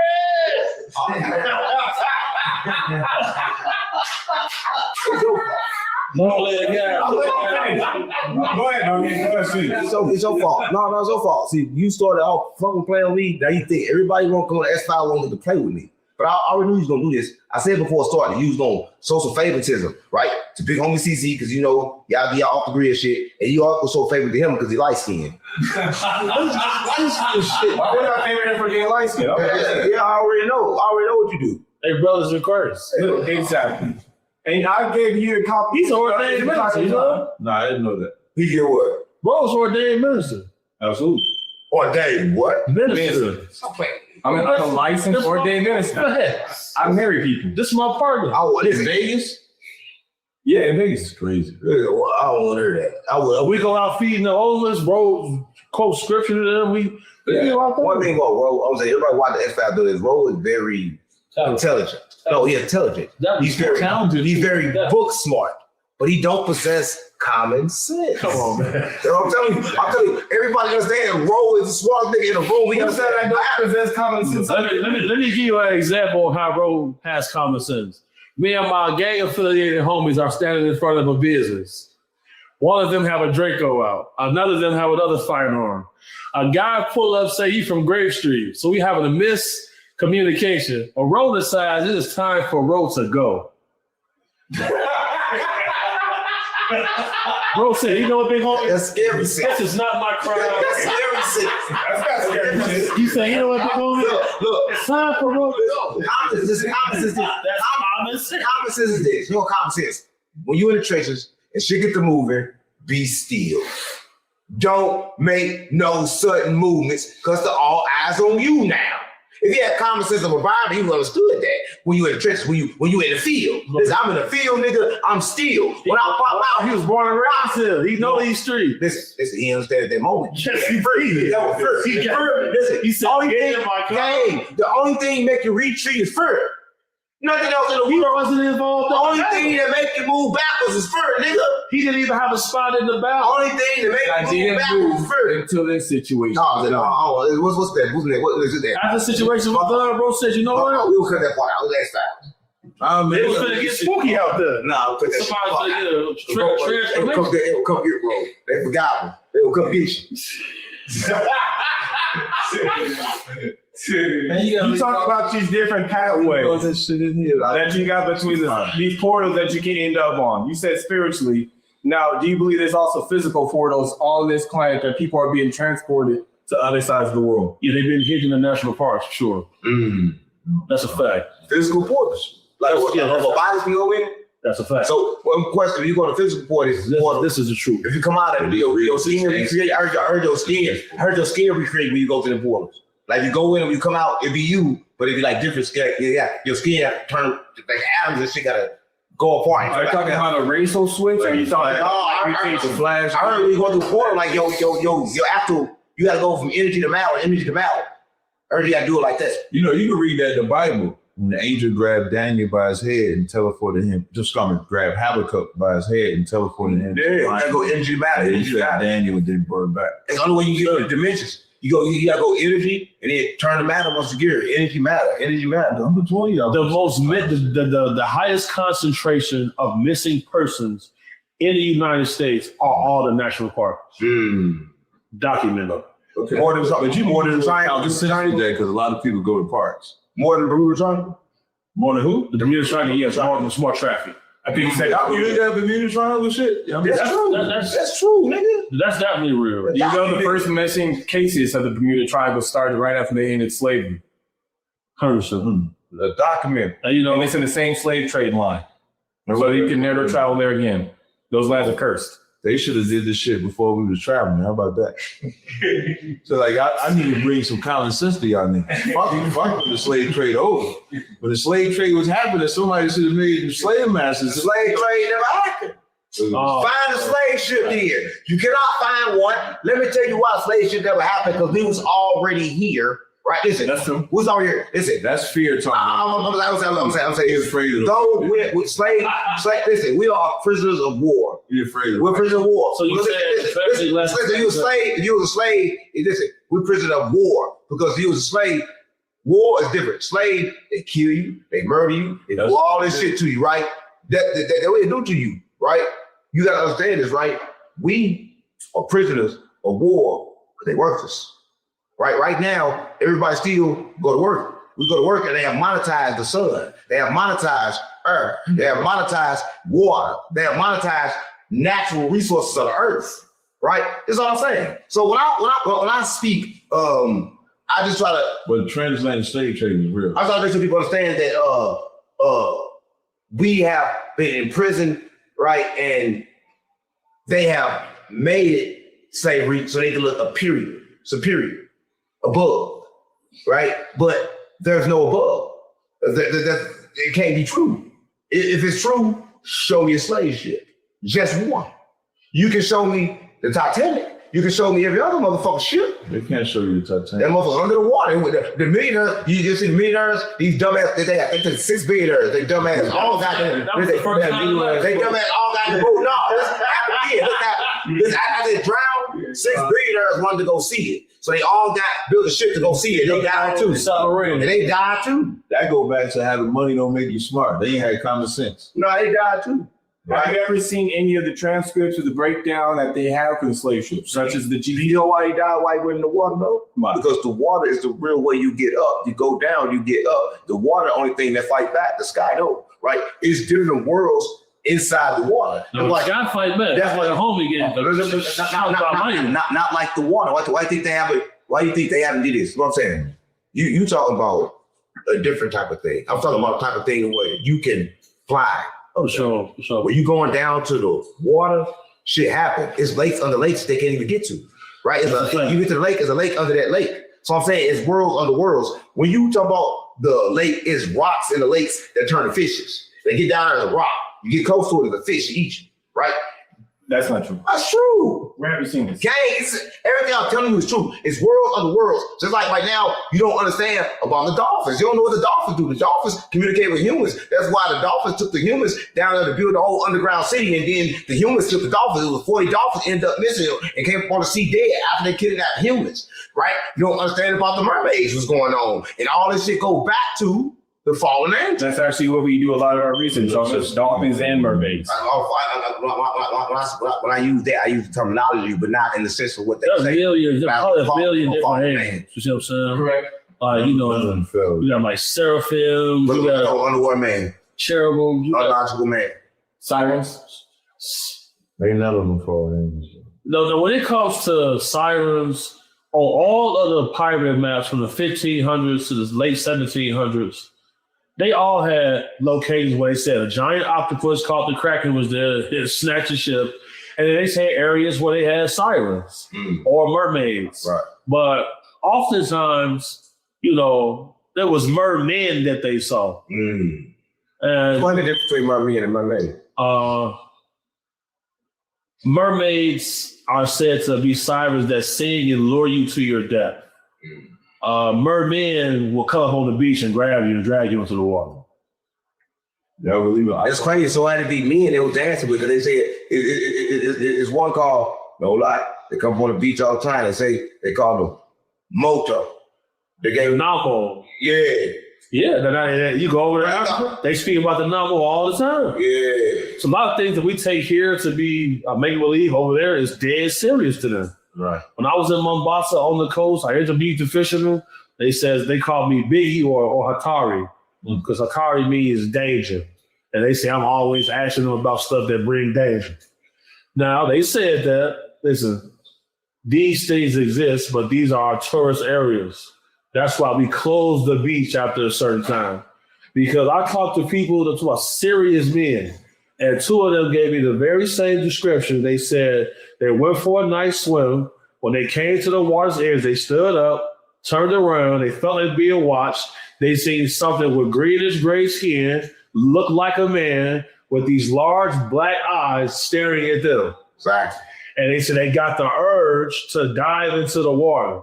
And they said they fought the urge and they ran away. Reason why you get the urge, because you don't understand, like the man that got kidnapped by the dolphin, you say, did you know what to do? Because the dolphins talk to him telepathically. Right? We just end up doing it. But you got to understand is when you come to what's going on now, even with I'm ready you are. And what America just did. If you want to talk about that, you talk about America just did. America just used sound to defeat and steal oil. Right, so a lot of technology right now we call alien technology. They want to call alien technology, but I want to say it's different technology. Did you know this? They are duplicating animal technology. Right, they're taking animals and they're duplicating their technology and they're turning this technology into technology. Right, so a lot of people don't get this part, but I'm just gonna say this: in this world, you got to be aware. To be aware, to be alive. Absolutely. Now, one closing, I want to ask you in this technology that you're speaking of. You said there's worlds above and below, and especially in the waters, there's worlds within that ocean as well.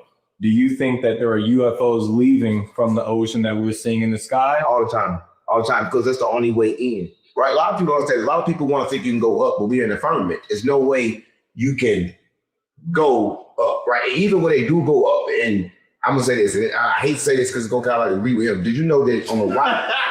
did you know that on the rocket ships, the only way to get close to that sun, they gotta coat it with metal on the rocket ship. So I was like, it's like other than that, it's gonna burn. It's not gonna get through. You mean melanin? Melanin. Now you say it. Melanin. Yeah, I don't read. It sounds like you're I'm a prophet. I get my information straight from the creators. All I'm saying is they put that on there to get closer. So what I'm saying is that's not a way that you can go, right? The correct way to go is to go down and then you end up up. Do you believe that these I don't UFOs believe nothing I know. are these UFOs potential slave ships? What do you mean? You're talking about in the spiritual and capturing. No, they got Negro hymn, those Swing Low Sweet Chariot is speaking about UFO. Yeah, They want to say it. What you call it? See, you call UFO. I call it natural. That's what I was saying. I call it Because that's what the call the chariot. it's normal.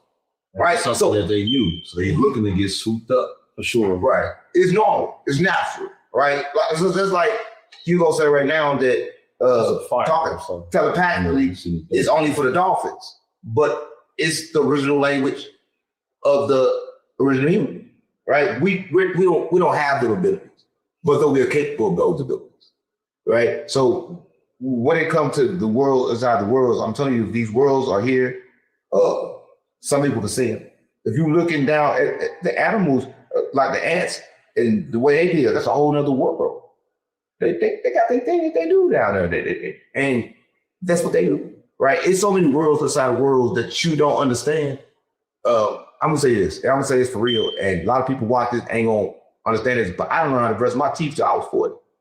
Let me tell you why. Listen, let me tell you why. Because I always brush my teeth in the morning. But did you know that you must brush your teeth at night?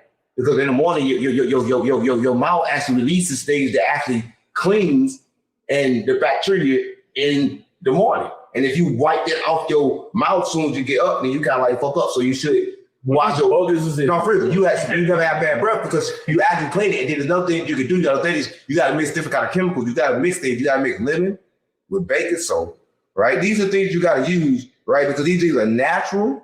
Right, and these things will protect your teeth, protect your gums. You made a lot of people have hot ass breath. Man. No, all right.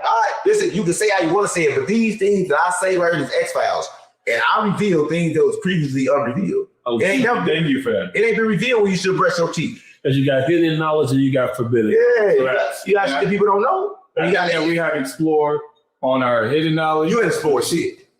Our hidden knowledge, our forbidden knowledge. I appreciate the insight that you've given Big Homie CC. Why you keep starting with him?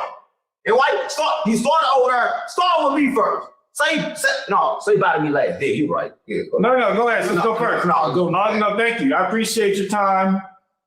All right, Cap. We thank you for your insight, how you've enlightened us, and you let us know about the kindness of a real eye-opening type of episode, and I hope the audience can really kind of grasp what they're seeing. Someone from my walk of life, Hans walk of life, Big Homie walk of life, 3 different total spectrums, and it just was perfect. And look forward to more. 100%. You'll never see nothing like this. We initiated everybody watch this. Y'all now Hebrew Israelites too. That's what everybody watches Hebrew, nigga. That's what I thought. How you throw it up? In the game, Okay. It's your boy. Love y'all.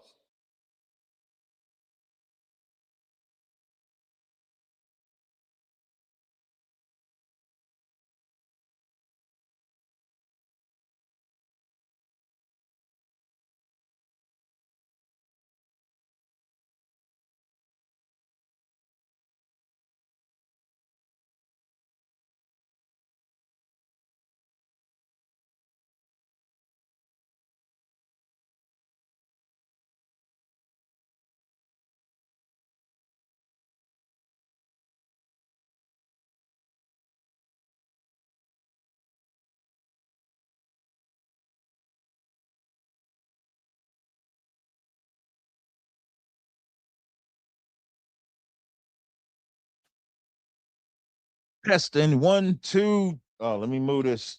Hey, I'm gonna show y'all something, right?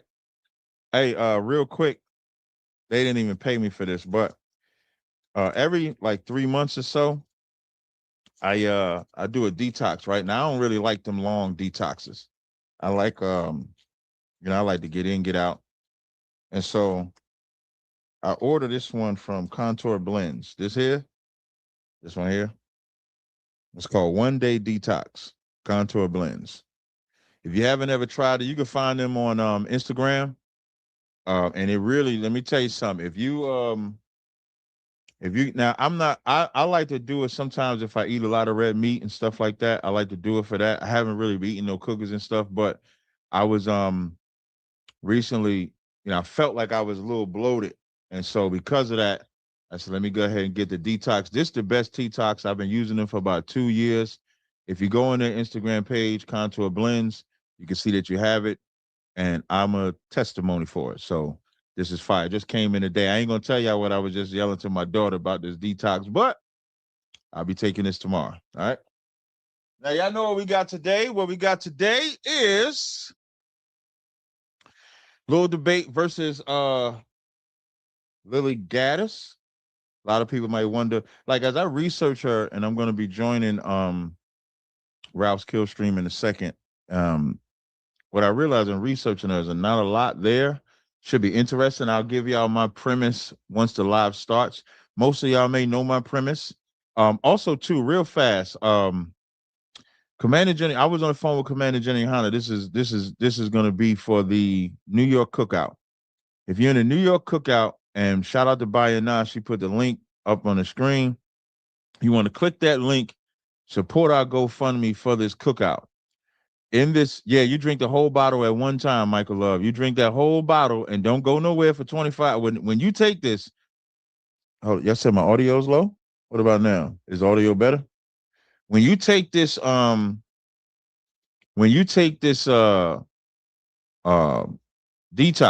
don't go nowhere. You do not want to go nowhere. You want to stay right there because it's gonna be rough.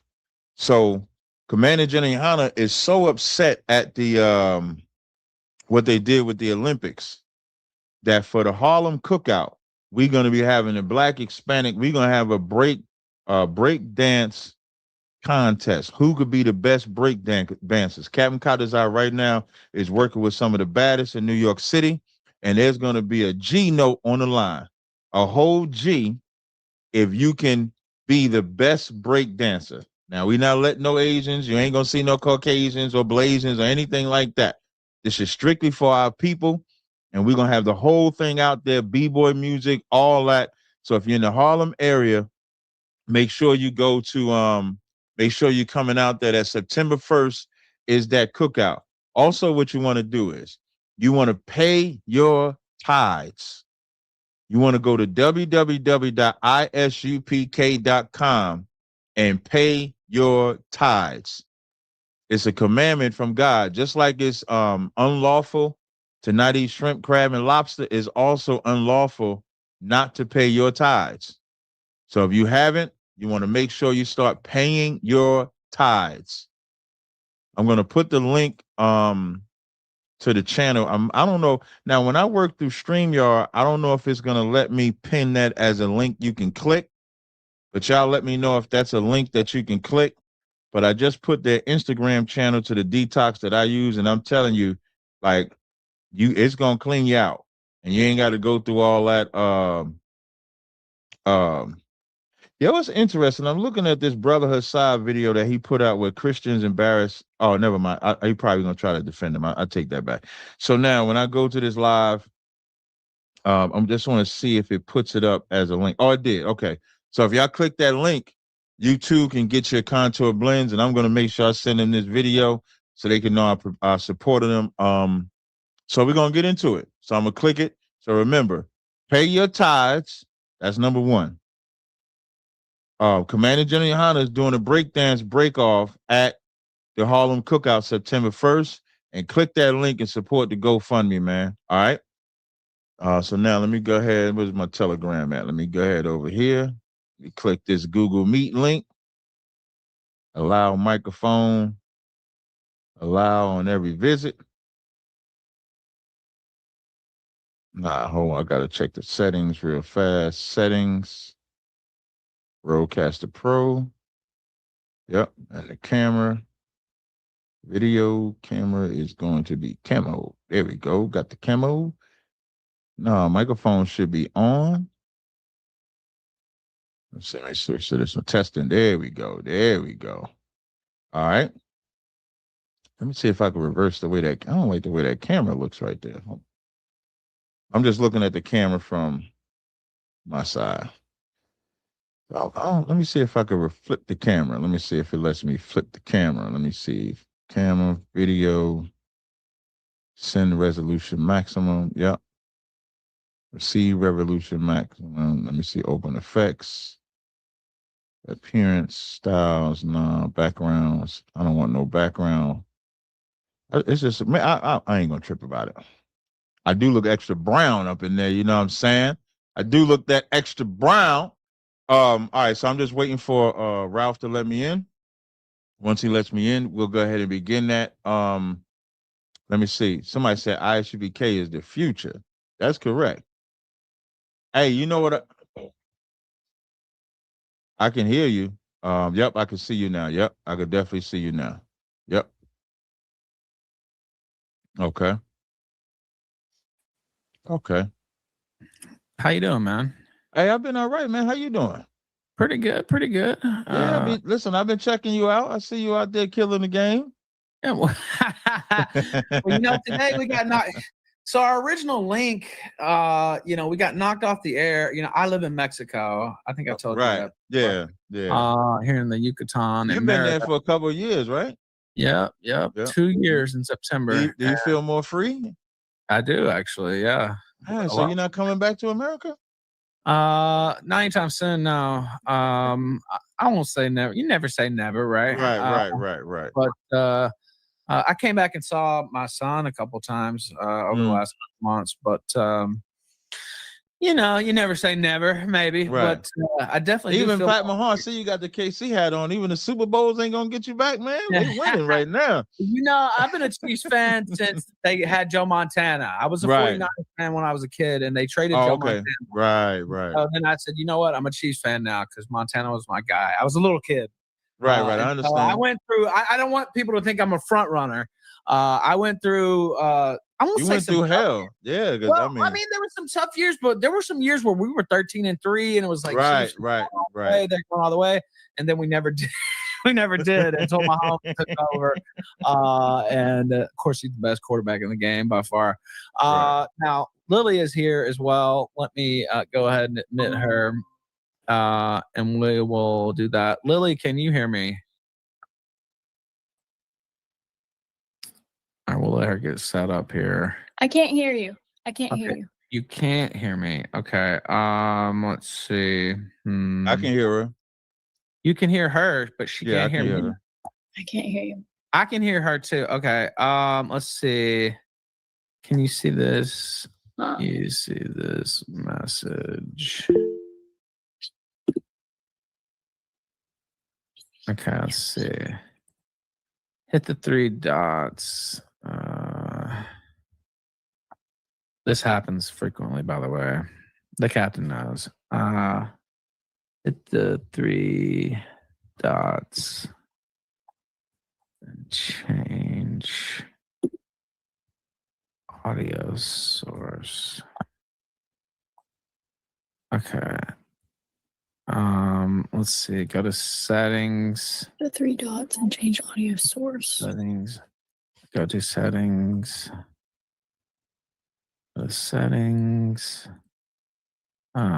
Settings. Audio. And then let's see. Speaker. Speaker. Audio. Go to settings, audio speaker. Okay. This happens. Settings, audio speaker. It's set to system default speaker device. Yes, switch it. Okay, let's see. Yes, switch it. Test. switch it.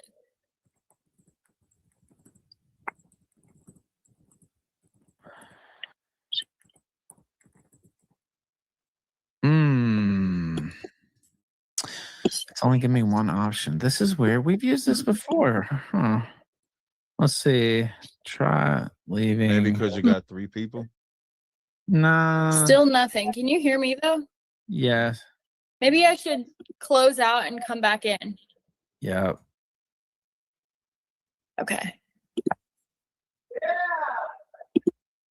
Okay. She's gonna close out and come back. We've used Google Meet with her before, so Google Okay. Meet constantly stab me in the back. Let's see.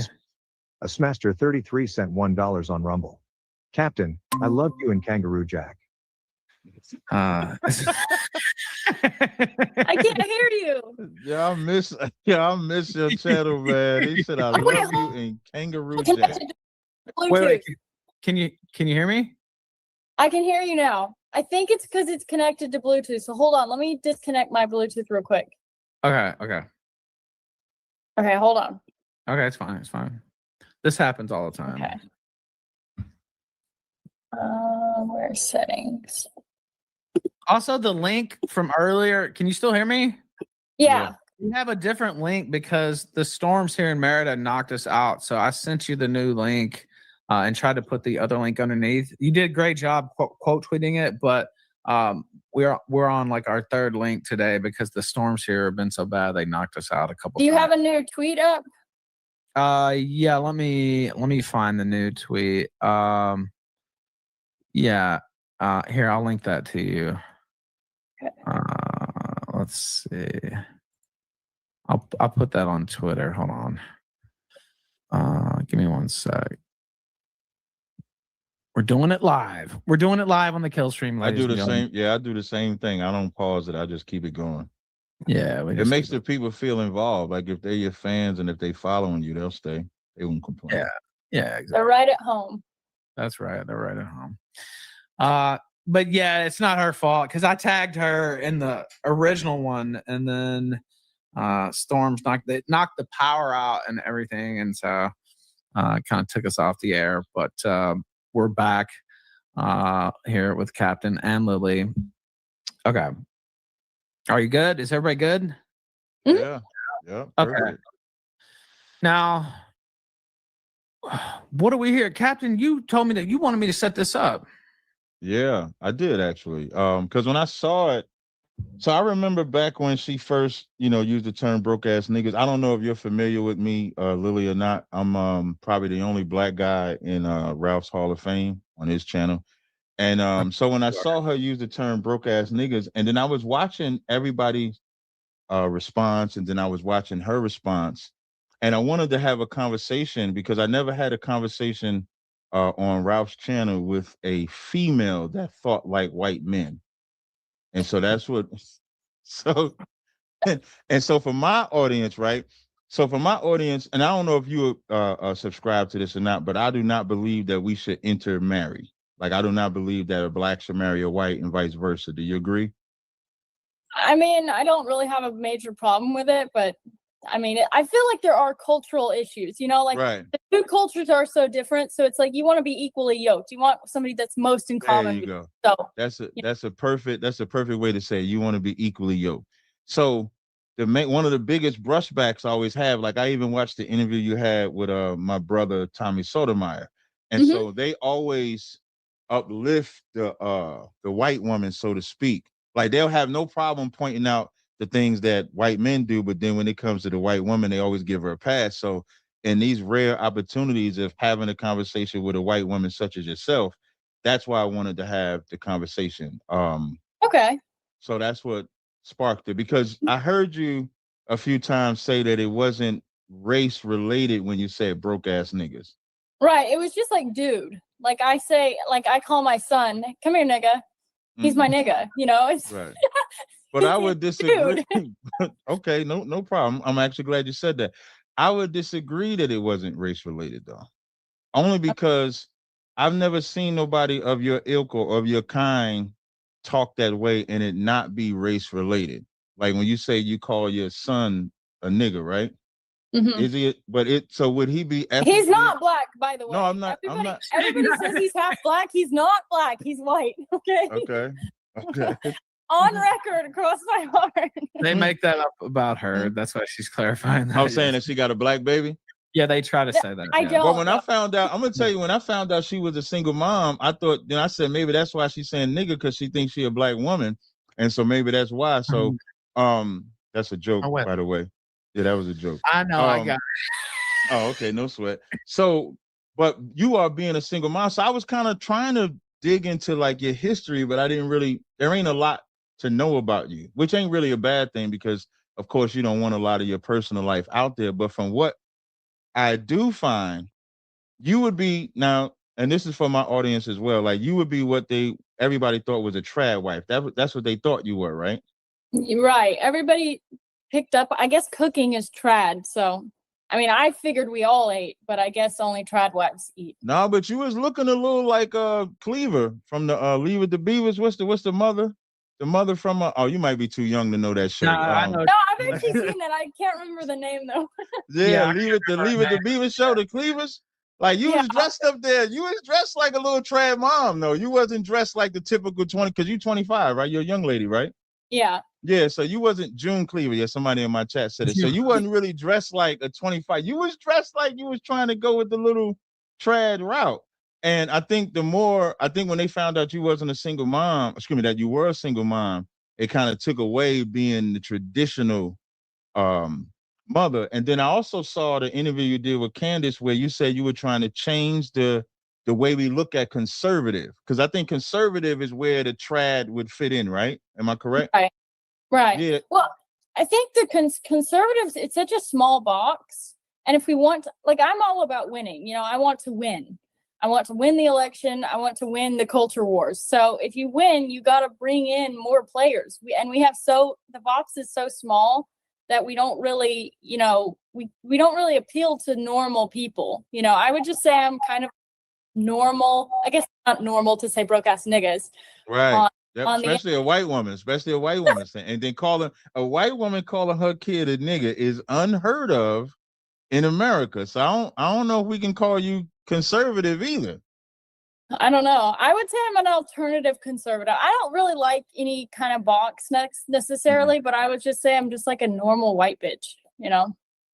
But when you say that, right? So here's where when we have this conversation, you'll get brushed back and stuff like that. And from what I see, you don't really mind it. And what I mean, but I don't mean necessarily in a disrespectful way, but I do have to, questions that I want to ask you that we can get clarity on.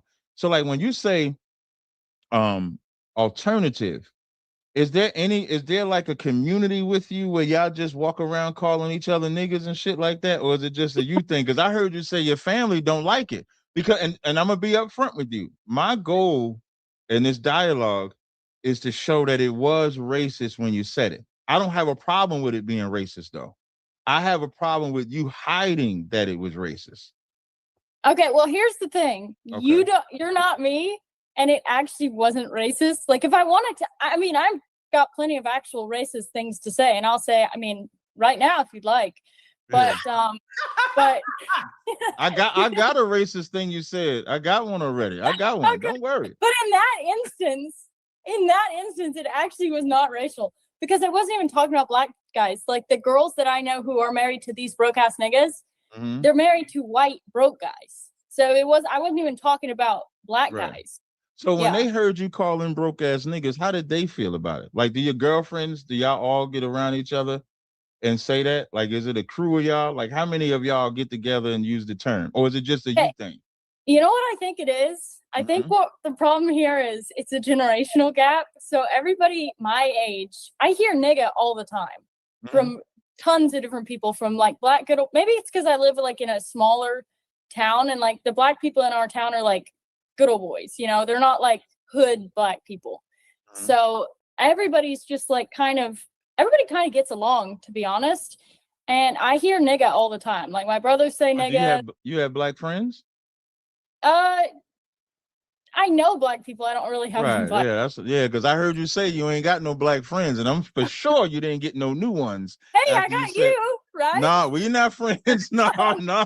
We let me definitely, say, we let me say definitely this, ain't right? friends. I do want to say this. Hey, wait, I'm- before you say that, Ralph, y'all see how she tried to walk me into that one? She tried to seduce me right there. She said, well, I got you. No, you ain't got me. I just want that on the record. Go ahead, Ralph. I just want to say this. First off, I'm from Memphis, Tennessee. Born in Memphis, lived right across the bridge in West Memphis. Both places, majority black cities, right? And 3-6 Mafia, you know, those are my guys. Right. You know, that's what I grew up with. Oh, you grew up with them? Well, not literally, but grew up listening to them. You know, they were like the Kings of Memphis, basically, right? Like they ruled the radio. And I did have black friends, plenty. I don't have any here in Mexico, but there are a few black people. You don't see many. I grew up with plenty of black friends, and I grew up with white friends too. And saying that word, it would get said all the time, basically by everybody. Right, but you knew what Kane was saying that word though, right? Well, it just meant like, you know, it was just a colloquial phrase, really, right? I know if I would have said it with the ER version, it would have been a problem. Wait, why do y'all say that? Why do y'all say if I say it with the ER, I said it with the GA, not the ER? You know, there's no difference to a black person. Now, I'm not talking about the cool black people that apparently you grew up with that it was fine. Well, yeah, they didn't care. Right. Well, but they didn't say maybe they did care and they just didn't say anything. They didn't care where I grew up from. It was just kind of something that was said. You know, it's said in rap songs. Like if I'm singing a rap song, I don't stop and not say it. Like, you know, I listen to a lot of rap. Right. Like, am I supposed to not? Like in that movie, White Chicks, when they was in the car and they didn't want to say the N-word, and then they said nobody's around, so they said it. Right? He's just like, you can say it when you're singing the song, right? Have you ever seen that Chris Rock bit, right? Yeah, I've seen that. Right, you don't have to stop yourself and not say it's a lot. In a lot of movies you see, I remember in the movie Haunted House when the white guy wanted Marlon Wayans to let him say the N-word and stuff like that. So I get the environments that we're in where white people can be around black people, Arabs could be around black people, Africans could be around black people, and the word is allowed to be said. I get that part.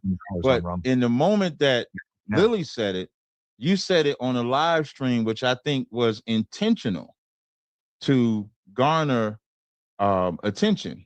Even when I think when you lost your job, you called the black people puppets for falling. Well, that was to piss them off. To be fair, I was actually really fucking mad at the blacks. In that moment, because I had been receiving hundreds of death threats. They had doxed my address. They just got me fired. So I'm allowed to be a little angry. So I posted that just to piss them off. So now from a responsible position now, and it's your live. So I say crazy shit all the time. I mean, even on this platform, that's one thing I like about Ralph's platform is he lets me get away with saying anything, even about white people. So I get it. So I'm not here to make you apologize or anything. Again, I just want black people to see that would be a waste of your time. I would never apologize. Right. No, exactly. Just like if you asked me to, I wouldn't. And so I just want black men to see white women act just like white men. So when you said it, you're saying that you had no idea that people would complain. I don't think you're that slow. Well, I am kind of retarded, but in that moment, it just kind of slipped out. Whenever I talk, I don't do takes. Obviously, that's why my videos are so half-assed, but I just get up there and say whatever I want. And sometimes I say crazy shit and I don't mean it, because that's just how I talk. And I was like, I don't care. I'm posting it.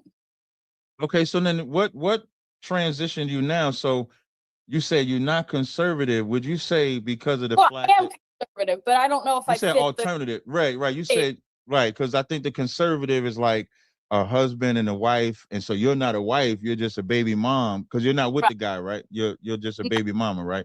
So as a baby mama, I'm basically black. If you will.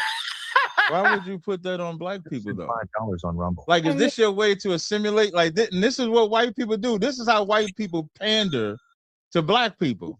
So because you're a single mom, now you're black. Are you on welfare? Are you on welfare?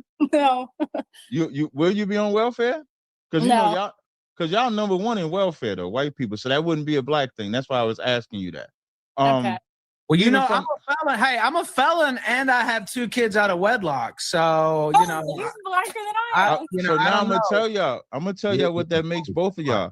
That makes y'all American, because there's nothing more felonistic than white Americans. We learned to be felons from y'all. We did. It's not the other way around where y'all learned how to be felons from us. We learned how to just do it better. You said what? We just do it better.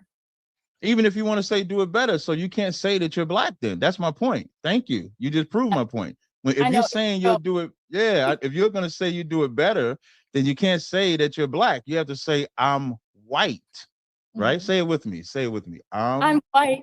There you go. Ain't nothing wrong with saying I'm white. And it's so good to be white that you put up a video. What's interesting, excuse me, you shared a video about, and you said the First Amendment rights being violated.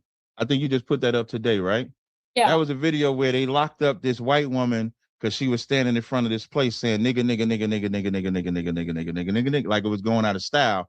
And then you said, now, did you see the whole video? She said the hard R though, right? I don't care if she said nigger, faggot, whatever. You should be locked up for saying that. Like, right. But did you see the whole video? They locked her up. No, what I'm asking you is, did you see the whole video? No. Or did you? So you didn't I watch. watched the first part and got mad. Yeah. So you watched like the first 10 seconds or whatever of it, and then you was like, fuck that, the First Amendment. And and if you actually watch the whole video, they didn't have a problem with her saying the word nigga. They actually took care of her. If you actually watch the video, so the way the video goes is, and I knew you. Now, when you say you retarded, you just might be right, because when I watched that video, you said who? I've been saying it. Nobody believes That me. you retarded. No problem. So in that video, and this is like a great lesson, you know, in the future, you just want to watch the whole thing. So in that video, after they lock her up and they drag her off, they show the beginning. It's like they did it in reverse, because I guess they wanted the clickbait of seeing this white woman get arrested for saying nigga. And so when you watch the whole video, she's drunk, clearly. We agree, right? She's drunk? Yeah. There's 2 black women that's actually just trying to sit her down in a chair because she's drunk. So they're trying to take care of this white woman. As they're trying to sit her down, she's punching them. She's kicking them, and they're not even trying to fight back. That's how kind they are being to her. And instead, she rewards them by calling them niggas, bitches, XYZ, when they're trying to take care of her. And then when you put on your post, if the roles were reversed, what do you think the roles reversed would be? Do you think that they would have the same care for, like, if it's 2 white women and this black woman is punching them, talking bad to them, do you think that they would have sat her down in the chair, try to help her? I think most white people have so much white guilt that they would have tried to not press charges. They wouldn't have wanted to get the police involved. And no. And then the cops are all afraid of being racist, so they don't even want to touch it, you know? They're afraid of tensions. What cops are afraid of being racist? A lot of them, because I mean, look at most cops when they get involved with a black person, it always gets spun to where it's like a racist thing, instead of he was resisting arrest, and that's why I had to tase him, not just because he had a parking light out or something. But they're not afraid to arrest him. They're not afraid to shoot him. They're not afraid to unalive him. So I don't know if I can go with the white guilt. What I know in the history of our interaction with white people is that if that was reversed and it's this drunk black girl and it's 2 white girls and she's punching them, kicking them, calling them all type of racial epithets, she'd probably be dead right now. Probably be dead. Do you remember the Montgomery brawl from last year? Yeah, with everybody thinking that's such a win. Yeah, it's a real no problem. hitting But woman when she's sitting down on the ground. In the Montgomery brawl, do you know that all he was asking them to do was move their boat because it was parked illegally? Mm-hmm. And they didn't want to do that, and then they decided to jump him. And so that's how white people are with interacting with black people. Trying to give you like a live example. Fortunately for that day, you had black people that wasn't going to take it, and they ended up beating the shit out of white people that day. But normally we die. Normally, right? You agree, right? Here's the thing. The black community seems to jump to violence really quickly. So white people kind of know that. So we have to be more on the defensive than ever. It's not because we're racist, but it's because it's like, well, generally the pattern is when there's an issue, a brawl, it always turns into, a violent altercation instead of just, fuck you. It always turns violent. Can you people are a little.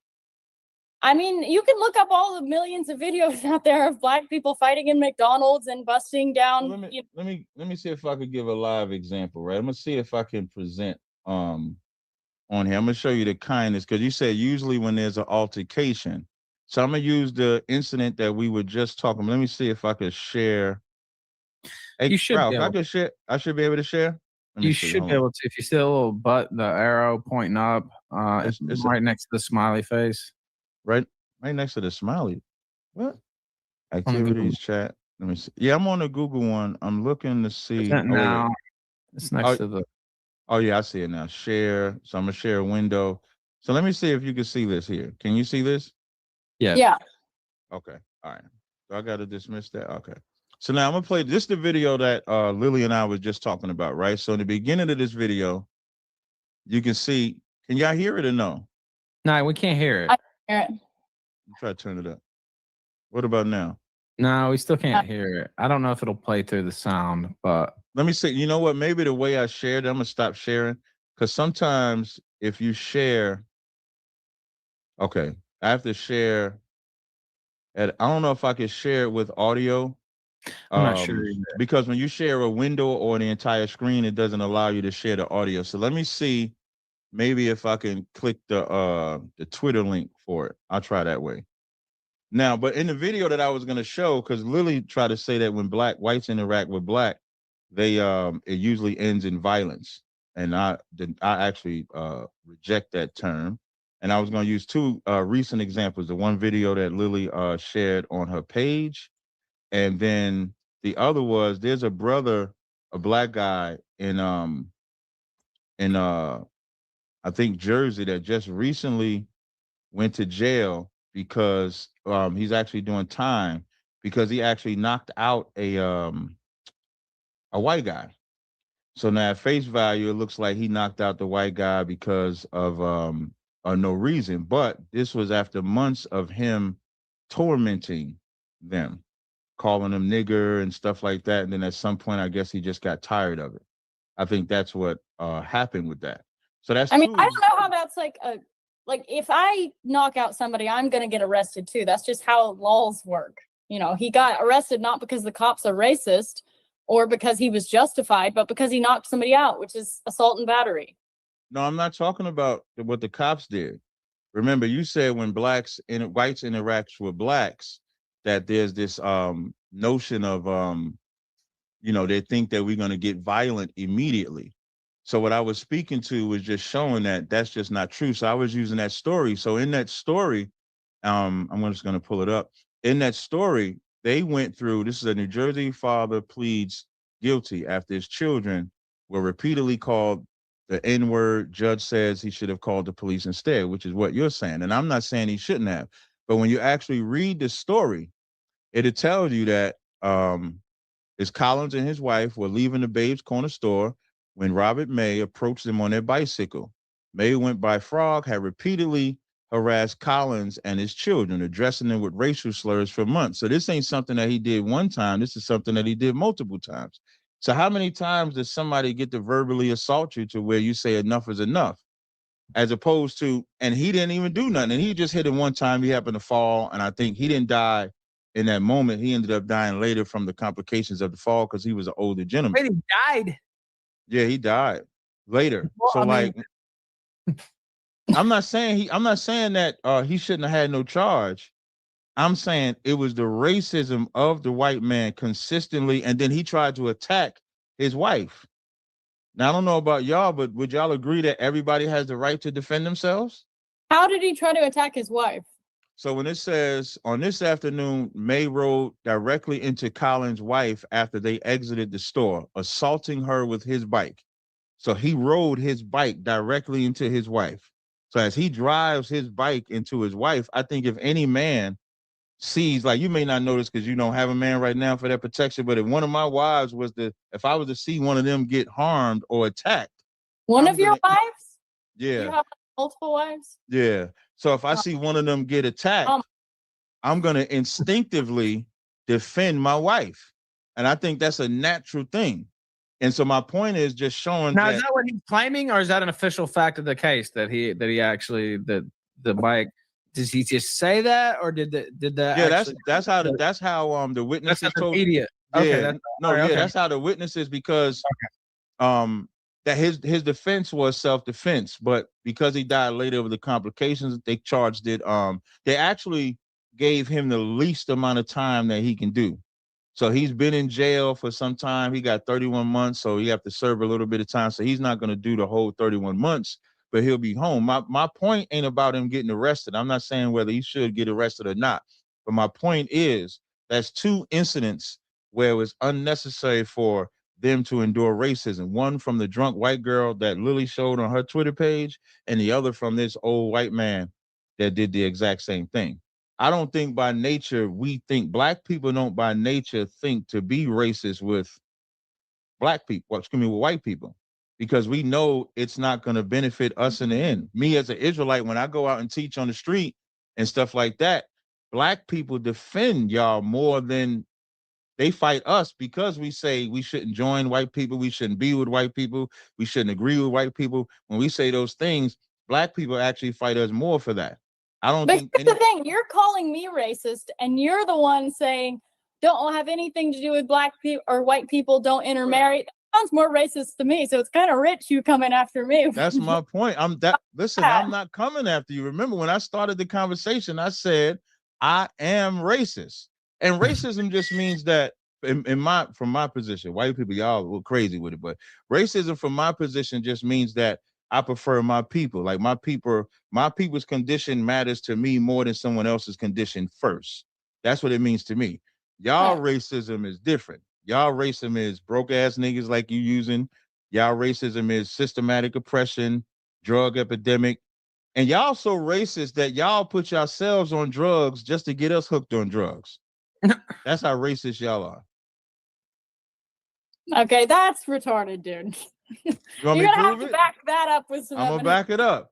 When the white man allowed cocaine, weed, especially back in the 60s, the drugs was initially for the hippies and us. The hippies was y'all, the rest was us. So they didn't have a problem getting y'all high along with it. And when you think about the so-called war on drugs that Reagan and them had, as they was allowing the drugs to come in, they never cared about it until it started affecting y'all. So they knew that y'all were casualties of the war against us. It only became a problem later, so they don't call it the heroin problem. They call it the opioid problem. So they remix what they call it for y'all so it could be more compassionate. So who are you saying is racist in this instance? The drug dealers, the people selling the drugs, or the government? Well, the government is the biggest drug dealer. So I think what you mean more so is the guy that takes the drugs from the white guy just as bad as the white guy. Is that how you're asking the question? No, I mean, I'm just trying to clarify. Are you saying, because you're saying they white people took the drugs to get black people hooked on it. So are you talking about the drug dealers in this case or the government? I'm talking about the government. I'm saying that they're so racist against us. So how did that work? Did the government send IRS agents out with little packets of coke and hand it to black people? No, that's why I said, well, you're talking about the people that sold it for them, because there's a classification. So the white man is not the face of drugs in my neighborhood. A black man or a Hispanic man is the face of drugs in my neighborhood. That's why I thought you was asking, is he just as racist as the white man? I would call him a sellout. I would say he's the puppet of the white man, and he shouldn't be the puppet of the white man. But my point in bringing the well, maybe he's not a puppet to the white man. Maybe he just wants to make money. He's absolutely a puppet to the white man.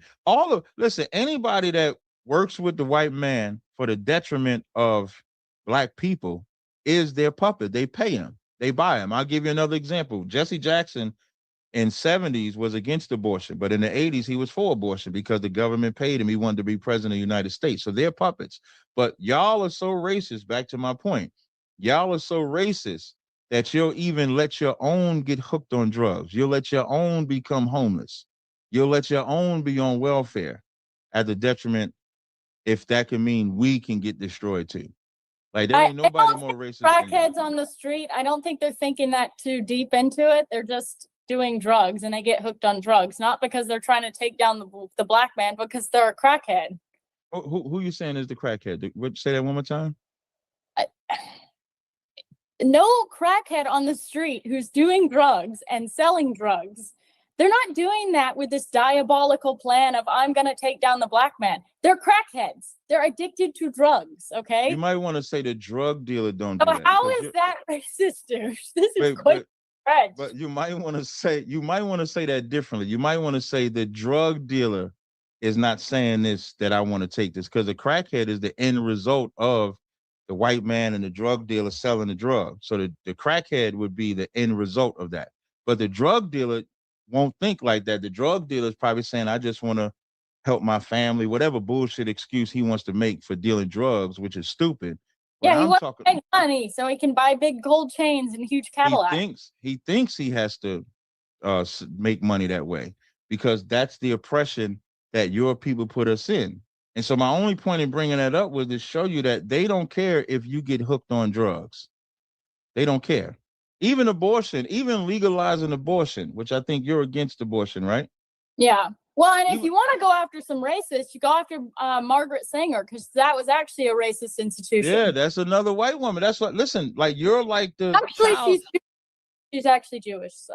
Yeah, I was gonna say you're the child of Margaret Sanger, meaning like you follow the same pattern of, I'm gonna say broke ass niggas. The puppet part you said you was getting. Okay, dude. Saying broke ass niggas and wanting to slaughter millions of black babies, right. That's a big, big difference. And if anything, here's the thing. You guys want to wonder why there's racism, why there's tension between blacks and whites. It's because of this shit. If you've got two parties and we're walking on eggshells, say you have the black coworker and all the white coworkers are in the lunchroom eating and they're shooting the shit and whatever. Well, the black coworker walks in. Well, they're so afraid of like offending her with anything, or maybe they were saying, "Come here, nigga, hand me that bag of chips" or whatever. And the white girl, just saying that's what the white. Yeah, they're just saying that themselves. They're just saying that. Gotcha. Right. The black person comes in. Now they're all like, "Oh shit, we don't want to offend, Vaniqua," and now there's that tension. If there wasn't all that problem, if everybody wasn't so offended by word, call me cracker, call me whatever white name you want. I'm not offended by that because I'm not a weakling. If everybody wasn't so offended by words, and that's my whole point. Stop being offended by words. Stop being a fucking pussy. Words don't hurt. So why is everybody so worried about words? Like you're worried about nigga and that's racist and I'm going to dig into with my little magnifying glass and prove how racist this was. Maybe it's just people talking to other people, as the people talk. I mean, there needs to be less offense, dude. Like, it's not a big deal. It's not racist. And anybody looking any deeper into this whole broke ass niggas thing, you're just trying to find a bad guy because there's not that many bad guys. There's not that many actual racists out there. I'm actually glad you went through your little rant because this is the part that I want everybody to see, that she's just like her white counterpart. What I mean by your white counterpart, you don't want it to be racist. Well, first, let me clarify something. Every job has an HR department. So in the HR department, any job you go to, they say, well, this, you can't say this, you can't say that. So that's rules for nigga, Jew, kite, homo, whatever it may be. Because in a work environment, you have all those different type of terminologies. And so you have to respect each other's privacy. So I would never have an issue if at a job, if I said a word that was inappropriate and HR pulled me in the office, it just is what it is. Now, outside of that, in the real world, Black people suffer from saying wrong words all the time. We suffer from saying the wrong words. We suffer from saying what? What word? Any word. If we say anything word, about how do they suffer exactly? Okay, I'll give an example. Kyrie Irving made a tweet about a book. and he couldn't play basketball for like 3 months. And he didn't even say, matter of fact, he didn't even say a word. He just tweeted a Amazon link to a movie. That's all he did. He didn't do anything more than that. Now, you'll probably say, because they were Jewish, that's why that was the case, because y'all, whites and Jewish people are the same. Y'all don't like when I say that, but y'all are the same people. So you'll probably say that for that. So that's just one example. There's dozens of other examples where, matter of fact, I think I have a list of them where black worker was I'm sorry, not that one. Fired, a black worker was fired after he's told to forgive and forget over somebody's racial slur. So we go through that all the time. What exactly did he do though? Like, was he just upset, or was he fighting the person, or there's more to this? The white guy. So I have the link here, right? So it says black worker fired after he's told to forgive and forget co-workers slur. So the co-worker said something to him that was racially motivated, and he was told to forget it. And because he wouldn't forget it, he was fired for it. Yeah, I'm not buying that. That's This bullshit. is a live website. This is the Miami Herald. This is October 14th. Want me to read the whole thing? I'll read it. Dude, headlines don't mean jack shit. They wrote a headline about me calling me a trad wife. I'm not married. So just because they you thought you was a trad wife till they found out about you though.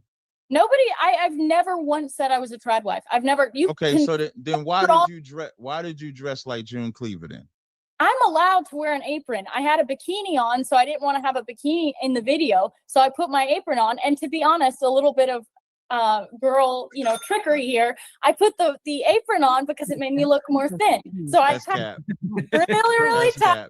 You was up there. Listen, you was up there in your full June Cleaver. You had your little seasoning. You was opening it up, pouring it out. Yeah, I'm just cooking. And then these broke ass niggas, my friends is with, y'all think we want these gold diggers and stuff like that. So you gave the perception. I think you would have ran with it if they didn't know that you were just a single mom.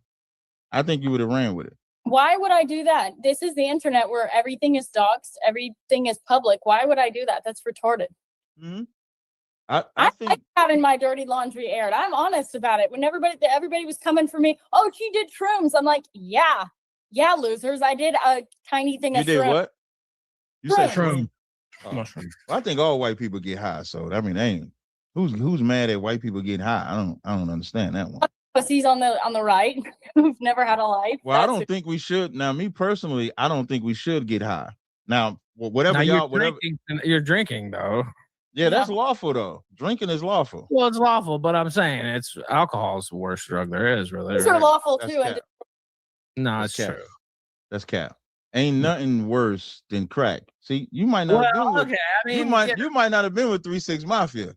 Like they sipping syrup, ain't nothing worse than that. I've sipped syrup personally. You said you sipped the syrup? You sipped the syrup too, Ralph? With the Sprite and the Jolly Ranchers and all that shit. Yeah, promethazine.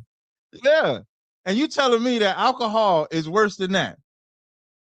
Long time. Alcohol actually can bring on dementia, like early stage dementia. A lot of alcohol. Anything that you abuse is the most important part. Anything that you OD on can be abusive. If you eat too much chocolate, if you eat too much food, you get fat. So anything can be abusive.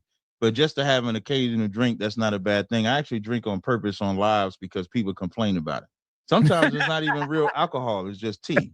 See, that's where I don't fall into a very conservative mode because I don't really care. I'm like, legalize weed, legalize all this, do whatever you want. Just don't mess with kids. Don't hurt anybody. If you want to fuck over your own life, go for it. So what is your ultimate goal? Like, do you want to be like Candace Owens type of conservative? Is that like where your end game is at? I don't really have an end game. I'm just kind of winging it. I've been doing the same content I've always done. So I should have an end goal, but I don't right now.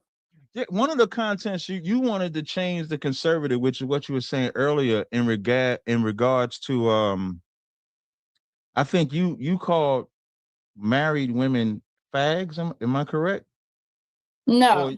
Or you were mad at married women because you said they don't have children, but y'all. Oh yeah, I was mad at people because I'm like, y'all are getting married, and I guess technically I did call them fags. Yeah, thank you. Yeah, thank you. You should have I'm spent like, $5 what's the this point of conversation. being And nervous? she might listen, for all my listening audience, she's an honest white woman. So just remember, this is just how white women are. But go ahead. You can finish. I was just saying, if you're getting married, you might as well have kids because we've got a declining birth rate and we need more kids. People should be having kids, especially the married ones. Like us girls getting knocked up, we are working overtime here, helping the birth rate issue. So the married women have to help.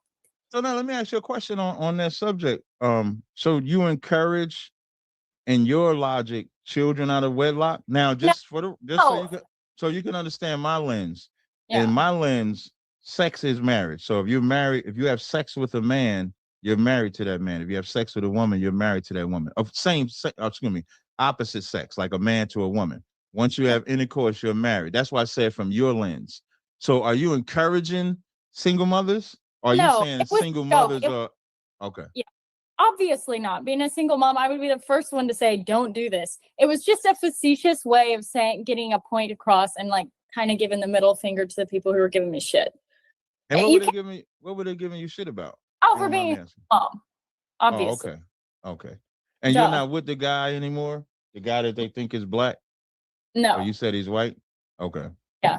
And for the record, can I just clear this up? I do not have a black child, and I have never had sex with a person of color before. So. I've created a couple of single moms myself, Captain. I don't know if you know that or not, but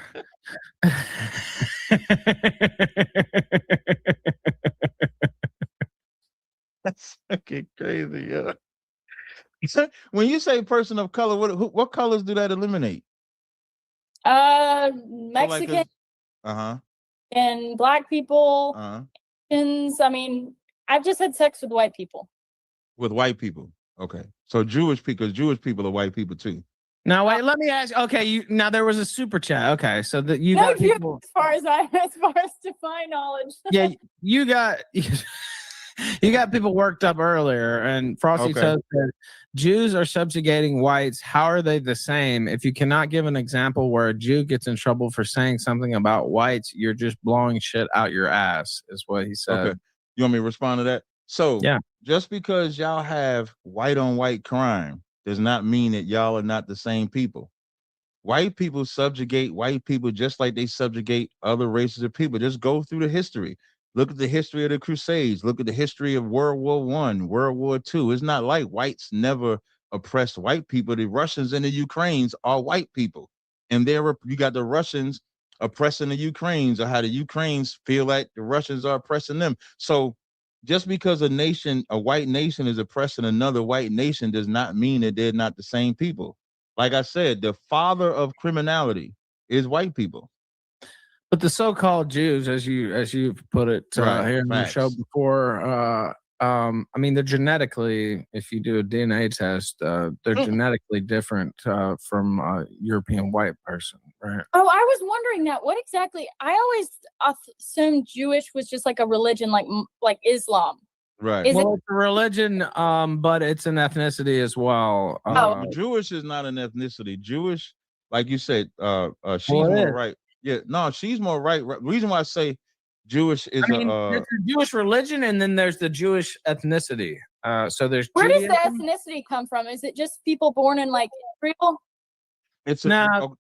They're mainly from Europe, actually. That's how you know it's a religion, because the ones from Europe are not Jews. That's why they use the term Jewish.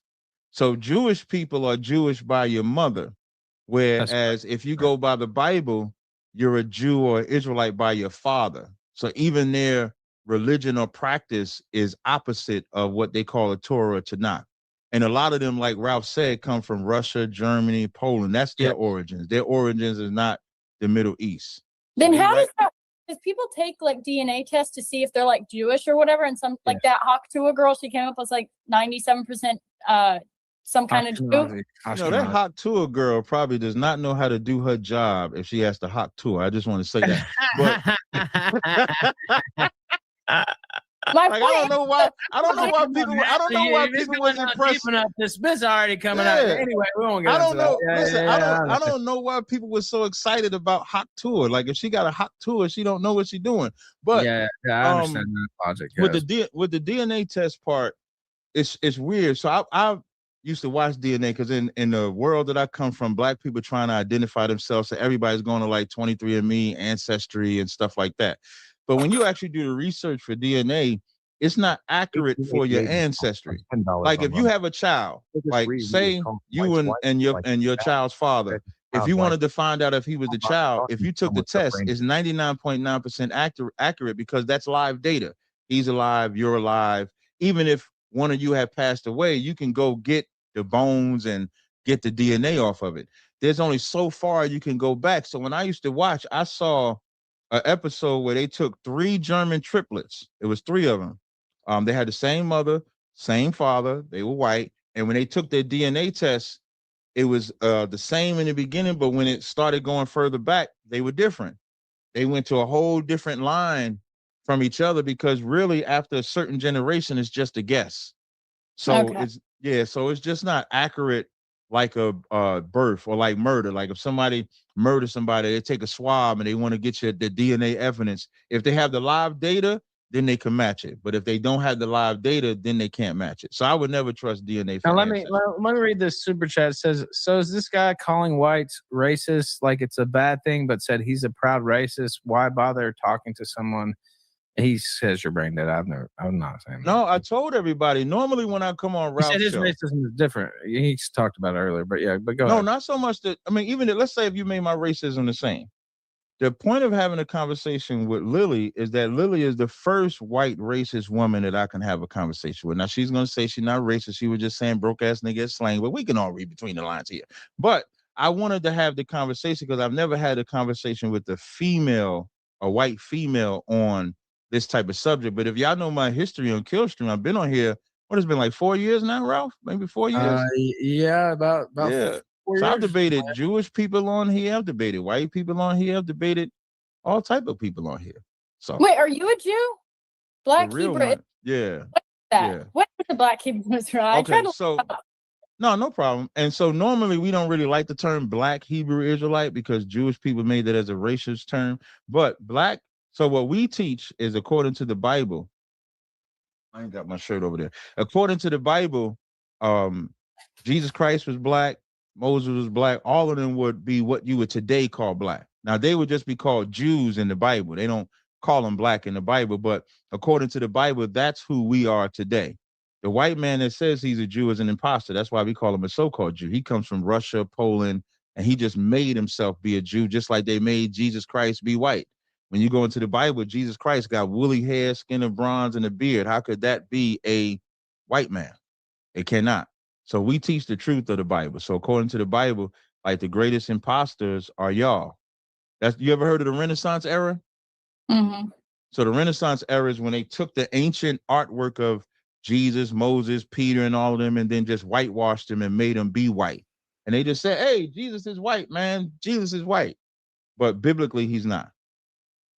So that's what we teach. Okay, thanks for that definition. Oh, no problem. Anytime. You said we got about an hour, right, Ro?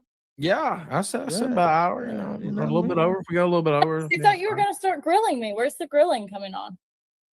I think I grilled you enough. So I wanted what I wanted to get was just to for my audience purposes anyway, to show your true spirit. Meaning, like you make it seem like. So I'm gonna ask you again: do your girlfriends and your brothers and your family, or just you, walk around saying broke ass niggas? Everybody says nigga. But you said honestly, brother. How old are you? You don't 49. have to. 49. That's the problem. If you knew people my age, 18 to 25-year-olds, everybody's saying that because it's in the music, it's in the culture. The whole culture is hip hop culture. And that's where people pick these terms up from. I picked it up from hearing other people pick it up. So I think it's more of a generation gap. No, it's not. I didn't ask you that question from a generational position. I asked that question because when I asked you earlier, you didn't say it. And so what I wanted to gauge was, And what as I told you up front, is to show your racism. So that was the first question I asked. The second question, when you said broke ass niggas, you want, my audience to believe that you said that on a live stream to not get attention, correct? I really wasn't even thinking into this. It's all these analysis. Just I sit back and watch these YouTubers make analyses of the video, and it's funny because I wasn't putting that much thought to it. Believe it or not, the point of the video was about not all girls are gold diggers, and I happened to I was using an example. Well, the friends I know who were married, they're not married to rich dudes; they're married to poor dudes. So that was my circumstantial evidence that I was using. Right. Happen to just use that word, but Right. you know, people want a villain, and they want somebody who seems racist. Believe it or not, I'm actually not racist enough. The alt-right can't stand me because apparently I'm not racist enough. So I mean, I'm getting it from all sides. You're saying I'm racist, they're saying I'm not racist enough. I'm saying you're denying. What I'm saying is you expect us to believe that when you said that it wasn't intentional, that you didn't know where it was coming from. Even when you did an interview with Tommy Sotomayor, you made a point to say broke ass niggas are like the normal working man, the normal blue collar worker. Yeah. I don't think blue collar workers would be comfortable being called a broke ass nigga, even though that's the way that you It's a joke. A joke. Can you read past it's not, everything is not so literal. It's just a joke. It's a term. People don't think into it. I wasn't thinking that deep into it. You're right when you say people don't think into it and that it's a joke. And I'm not saying whether you meant it that way or not, but it's naive for you to think that we didn't know that you were saying it on purpose. Even when you got mad I wasn't saying it on purpose. It just happened to slip out because that's how I talk. Right. And has it ever slipped out before that day? Yeah. On a live? Not on a live because I don't make a whole bunch of videos. Then I wasn't. Right. And then you wasn't, but then after that you began to, right? Well, because that was my thing then. I was like, everybody's wanting to pillory me for saying so I'm fucking doubling down. Nigga. Right. So now, but when you think about it, so that's what I'm saying. When you want us to be naive to think that wasn't your agenda, so you didn't say it before then. You say it. You get the attention you was looking for. You tell black people you were puppets. Now I get to start my career. And then now that's all you say. And then you expect us to believe that wasn't intentional. Like it's better to just be honest. Like, listen, man, I wanted to get out in this media world. I wanted to be important. I wanted to have a little bit of fame. It's more like that's why I love Ralph. Ralph don't listen. I was watching you and Ralph's interview. I heard Ralph say nigga for the first time in my life. Ralph is respectable when I'm on the live. Like when I'm on the live with him, he's respectable. But I heard Ralph just niggering it up. $33 on Rumble. I'm from Memphis, Captain. Like I said, I know. I'm not saying it to knock you. I don't like people say it when you're here, just out of respect. That's what I'm saying. Like Ralph gives great respect when I'm here, but at least he's honest. You're being dishonest. You're not here. Yeah, and if I'm singing a song, not me. You don't know my intention. It's the same amount of evidence as people saying I have a black child when there's pictures of my child who's clearly white. It's using that same amount of weak evidence. You want me to be racist so badly. There's some racists out there. Go after them. But that video was not intentionally, I wasn't meant to get a rise out of anybody. In fact, the video had been posted for about a week before anybody even got mad about it because nobody saw anything. It was just slipped off the tongue. That's how I talked. And then when it blew up, what do I have to do? I had two options ahead of me. I'm at the crossroads when everybody's coming after me, when my address has been, doxxed, when I have people, black people, by the way, how about give me some credit? I've had tons of black people trying to kill me. I've had black people send me screenshots of the Google Maps headed to my house saying I'm 15 minutes away from your house. I'll be there with my boys, with all our AR kit, whatever kind of fucking guns they were talking about. I could be racist if I wanted to, but I'm actually not. So anyway, I'm at the crossroads when I have all this blowing up. I lost 10 pounds. It's really fucking stressful. I'm staying up all night. I've got a police presence at my house. I keep carrying a fucking gun with me 24/7. And I'm at the crossroads. Do I forge on through? Do I not apologize? Do I actually stand on my beliefs of I believe in the freedom of speech? I believe in the right to be able to say something, and I think it's fucking stupid and pathetic and weak to get offended by one word? Or do I delete all my socials, go underground, be a fucking pussy, and just try to hope it blows over? No, I'm not doing that. I'm gonna double down. I'm gonna go on forward. And at the moment I was mad, so I was like, you know what? Fuck these people. I'm gonna piss them off. And then remember, you also said you brought out little Uzi Vert when you said yeah, he is mad at me. Y'all mad at me. Y'all mad at me, but not this nigga. I thought it was funny personally because Uzi Vert got the pocketbook and all that. I think he dressing like a woman. I think he's a homosexual for all intents and purposes. So that's what I mean.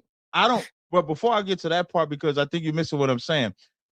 Even if you take the racism out of it, for all intents and purposes, it looks like you did it for the attention. That's what I wasn't talking about the racism part yet. I was saying it would be naive for you to think that we believe that you didn't say that on purpose so that you can pick up your game. You said you start doing more videos. For example, let's say if you didn't want to do nothing else with it, right?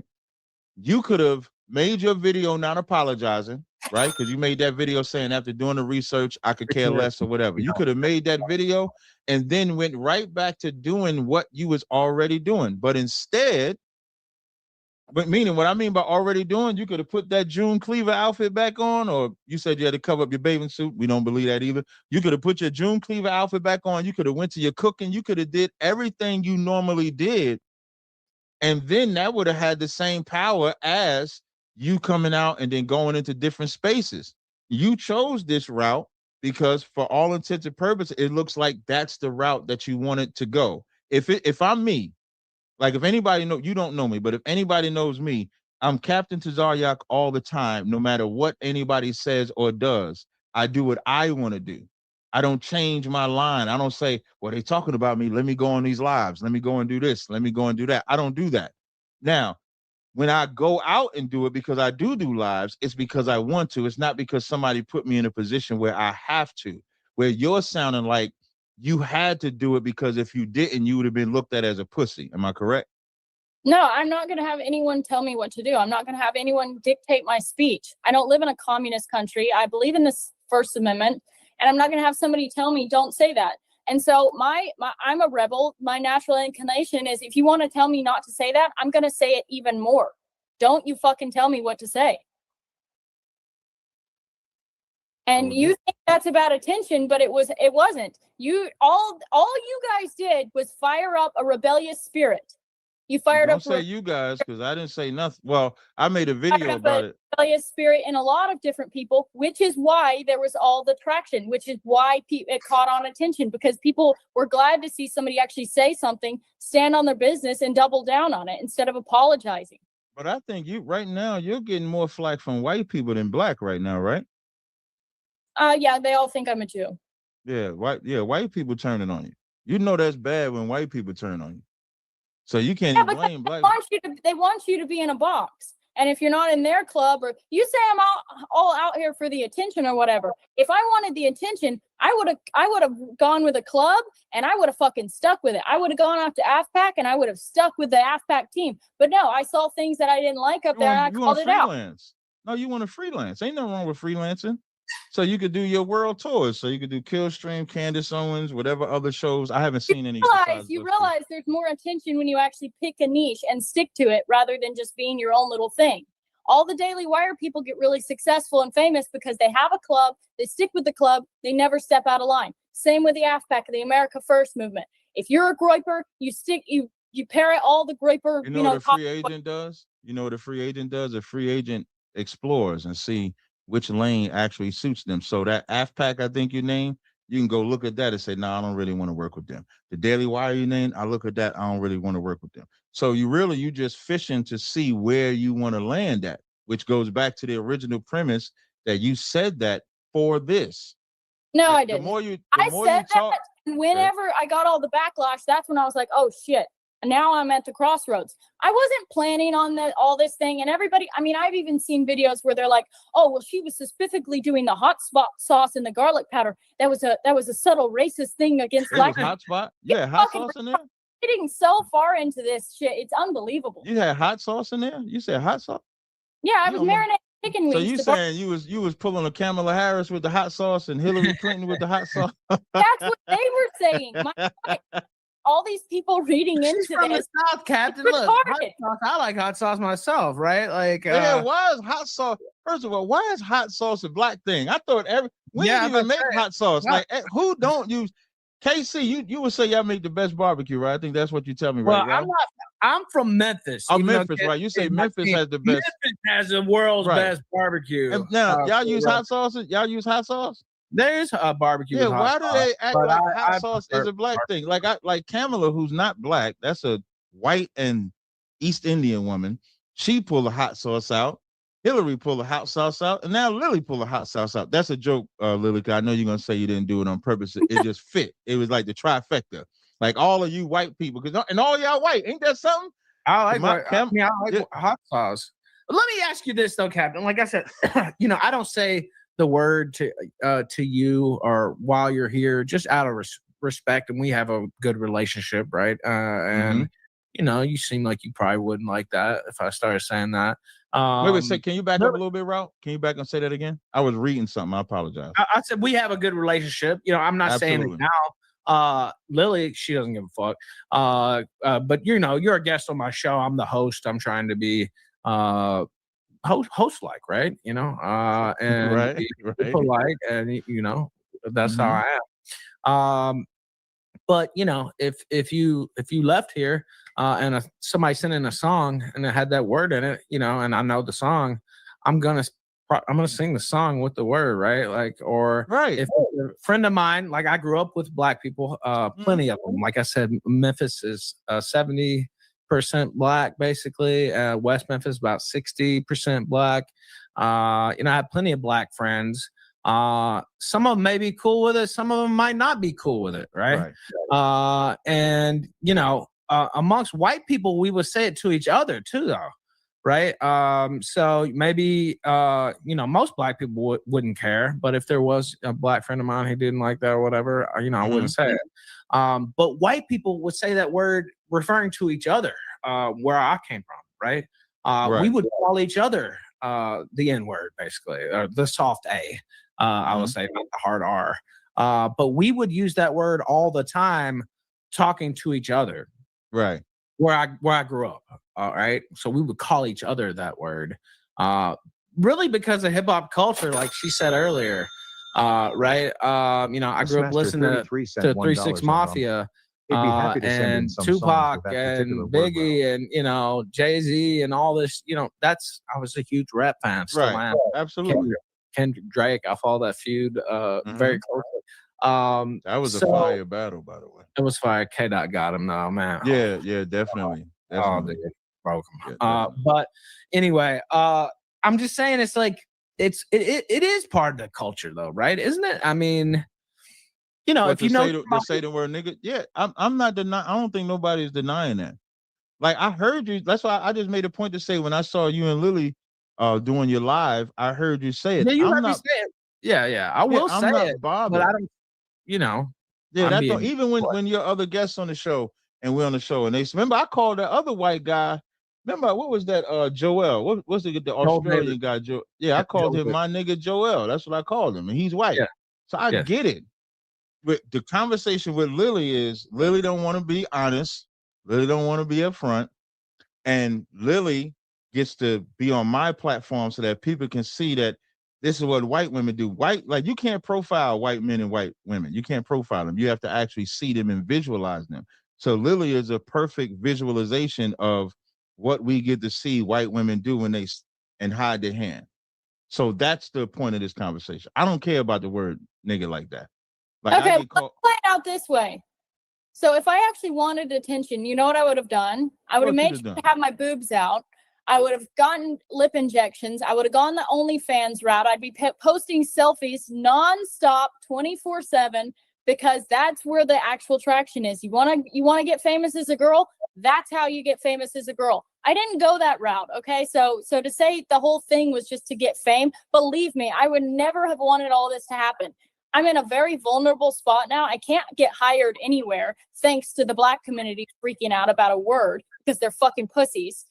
And you think this is the route I would want? Yeah, You really? listen, you think this well, is the you route want I to would be want? This has been very profitable, by the way. Wow, I made $25 the other day. that's cap. Holy! You want to be an alternative conservative, so you can't get the OnlyFans yet, but you just started. Let's check up on Lily Gaddis in like a year or so when she said she can't get the job and the times get hard and she got that baby as a single mom. Never know. OnlyFans might not be a bad option. But what is she supposed to do though now, other than be an online personality? Exactly. That's what she's going to be. I didn't say don't be an online personality. I'm just saying own it. I'm not saying don't do that. I'm an online personality. It now, but you're saying initially that was the whole entire point. That was not the whole entire point of this whole thing. It blew up. It went for a week with nobody freaking out, and I was like, didn't think anything more of it. Right. I would have never wanted this to have happened, but now that it's happening, I'm leaning into it because that's the only option I've got. But to think, first of all, you go ahead. You're gonna honestly at this point, you're gonna believe whatever the fuck you want. But that was not the intention, and so believe it or whatever. Because it's like arguing with the people who call me a Jew. I can only say I'm not a Jew so many times. It's not going to change people's minds. So, in your opinion, I did it all for attention. Yes, this is such a good grift. I'm so glad I did that. Thank God I said broke ass niggas because wow, this has really launched me in such a great route. Yeah, because even when you say Black people got mad because you said the word nigga, Black people is not the only race of people that get mad when you say a word that's derogatory to them. Because like you say, Ralph grew up around Black people that he said he could say nigga. You grew up around people that y'all say nigga. Certain generations grow up around. I don't know really of any communities where if the white guy grew up with them, he was allowed to say nigga. But that's the minority. That's not the majority. And so when something like that gets out in the public, and then people say something about it, there's an expectation that comes with it. Like when I say so-called Jew, when I said the K word earlier, the K word earlier, I know what comes with saying that word. Even though I'm comfortable saying it, I don't have an issue saying it. I know what comes with that word. And maybe you didn't rationalize because you're only 25, what comes with that word. But I don't believe that either. It's hard for me to believe. I don't like that. I don't like the fact that we have words that we can and cannot say. Why do I have to be like, oh, my life is entirely dependent on saying a word? Really? A word has that much power? No. I want to break. Feminists talk about breaking the glass ceiling. You know what I want to break is the word glass ceiling, where you can't have your life destroyed because you say a word, because that's wrong. Believe it or not, it's wrong. All you have to worry about is words. Black people worry about different things. We worry about oppression. We worried about a president that wants to get elected to bring back stop and frisk. Like you're just worried about a word. A black man or the black community's life. You say what? What's so wrong with black stop and frisk? If they happen to catch more Black people with guns, it's not the racist cops' fault. Black people are carrying illegal guns. No, actually, when you look up the numbers of stop and frisk, most of the stop and frisk did not result in an arrest. That's not the issue with stop and frisk. Okay, well then what's your the issue with stop and frisk? First of all, it was deemed unconstitutional by your government because it was specifically only targeted to Blacks and Hispanics. It wasn't. So in New York City is where stop and frisk. And to be specific, stop and frisk existed since the 70s in New York State only. So in the 70s is when stop and frisk started. It only became unconstitutional, I think, in 2013, because from around 2003 to 2008 is when they started specifically targeting Blacks and Hispanics. Now, I'm not saying that they wasn't specifically targeting before then, but that's when it was an uprising of it. So it was only because of the racist antics of the stop and frisk that it became a problem. So do you think because Black people are disproportionately represented in the crime statistics, do you think that's because every cop that has arrested them, they're racist, or maybe Black people have a problem with crime? Well, white people commit more crimes than black people. White people are more criminals than black people. Yeah, and there's more, but per capita, there's more Yeah. white people than No, black. let me. So let me it help you out. actually makes per capita. You guys don't seem to understand that. But if you actually do the numbers, black people are committing way more crimes per capita based on how few black, what is there, 14% of the population versus white people are a huge percentage of the population. What you should do when you look up the FBI statistics or the American statistics on crime, those crimes are not convictions. All of those crimes are arrests. You guys get arrested more than us, so then you want the per capita argument. The most released people for crimes they did not commit per capita and percentages are black people, because we are the most falsely arrested and falsely convicted ethnicity in America. So that leads to why stop and frisk is wrong. So when you look at the statistics and it's showing more white people are committing crimes, and then you bring up the per capita, you would technically be right based on the percentages, because we're only like 12% of the population. Y'all are a larger percent. But then when you take them same numbers and then go look at who's getting found not guilty of crimes that they were convicted of, it's us, because we get falsely arrested. We get falsely convicted. So there is this notion that we're supposed to be the criminals, but white people are the criminals. Just look up the numbers. There's nobody more. Y'all are so criminal. Y'all can storm the gate on January 6th, and that's applauded. Nigga, those Y'all can January go 6 shit. guys Y'all got can thrown go shit. under the Y'all bus, can go dude. shit. Y'all can go shit in Pelosi's office. Y'all shit in the White House. White people are the only people that say we shit in the office. Exactly all those people, to be fair, Captain. And That's they true. threw all those Gen 6 guys under the fucking prison for years. Joe Biggs is going to be under the bus. Enrique Tarrio, who, by the way, is not even a white person, is sentenced to what, 20 years in prison? He wasn't even at Jan 6. Because he's the criminal. How was he a criminal? He wasn't even at J6. He was at a hotel room. That means he organized it, orchestrated it. He was a part of it. Okay, There's so nobody more criminal than white people. Proud Boys here. So they have whole plan. Here go Lily. Here go Lily. They were going to go to Gaddis. They were going to go to Lily Clan Gaddis. Did you say Lily Clan Gaddis? Yeah, that's what I said. You know what? I'm going to wear that proudly at this point. You're actually. Thank you. There we go. Give her a hand, y'all. Y'all give her a hand. Give her a hand. I told y'all I would pull it out of her. I told y'all. Yeah, exactly. You create racism where there wasn't any racism. I just told the truth. Whatever. Anyway, the Proud Boys had a plan. We're going to go to Jan 6, and then we're going to go to a concert afterwards. Does that sound like somebody who's planning to take over to the Capitol? Yes. Where were the maps? Where were the blueprints? Where were all the guns? You really think a little ragtag group of a few people were planning to take over the strongest country in the world and then have plans to go to a concert and a barbecue afterwards? That's retarded. When Ted Bundy was on his serial killing spree, after he killed them white women, he rode through the city with the white women. That's how y'all think.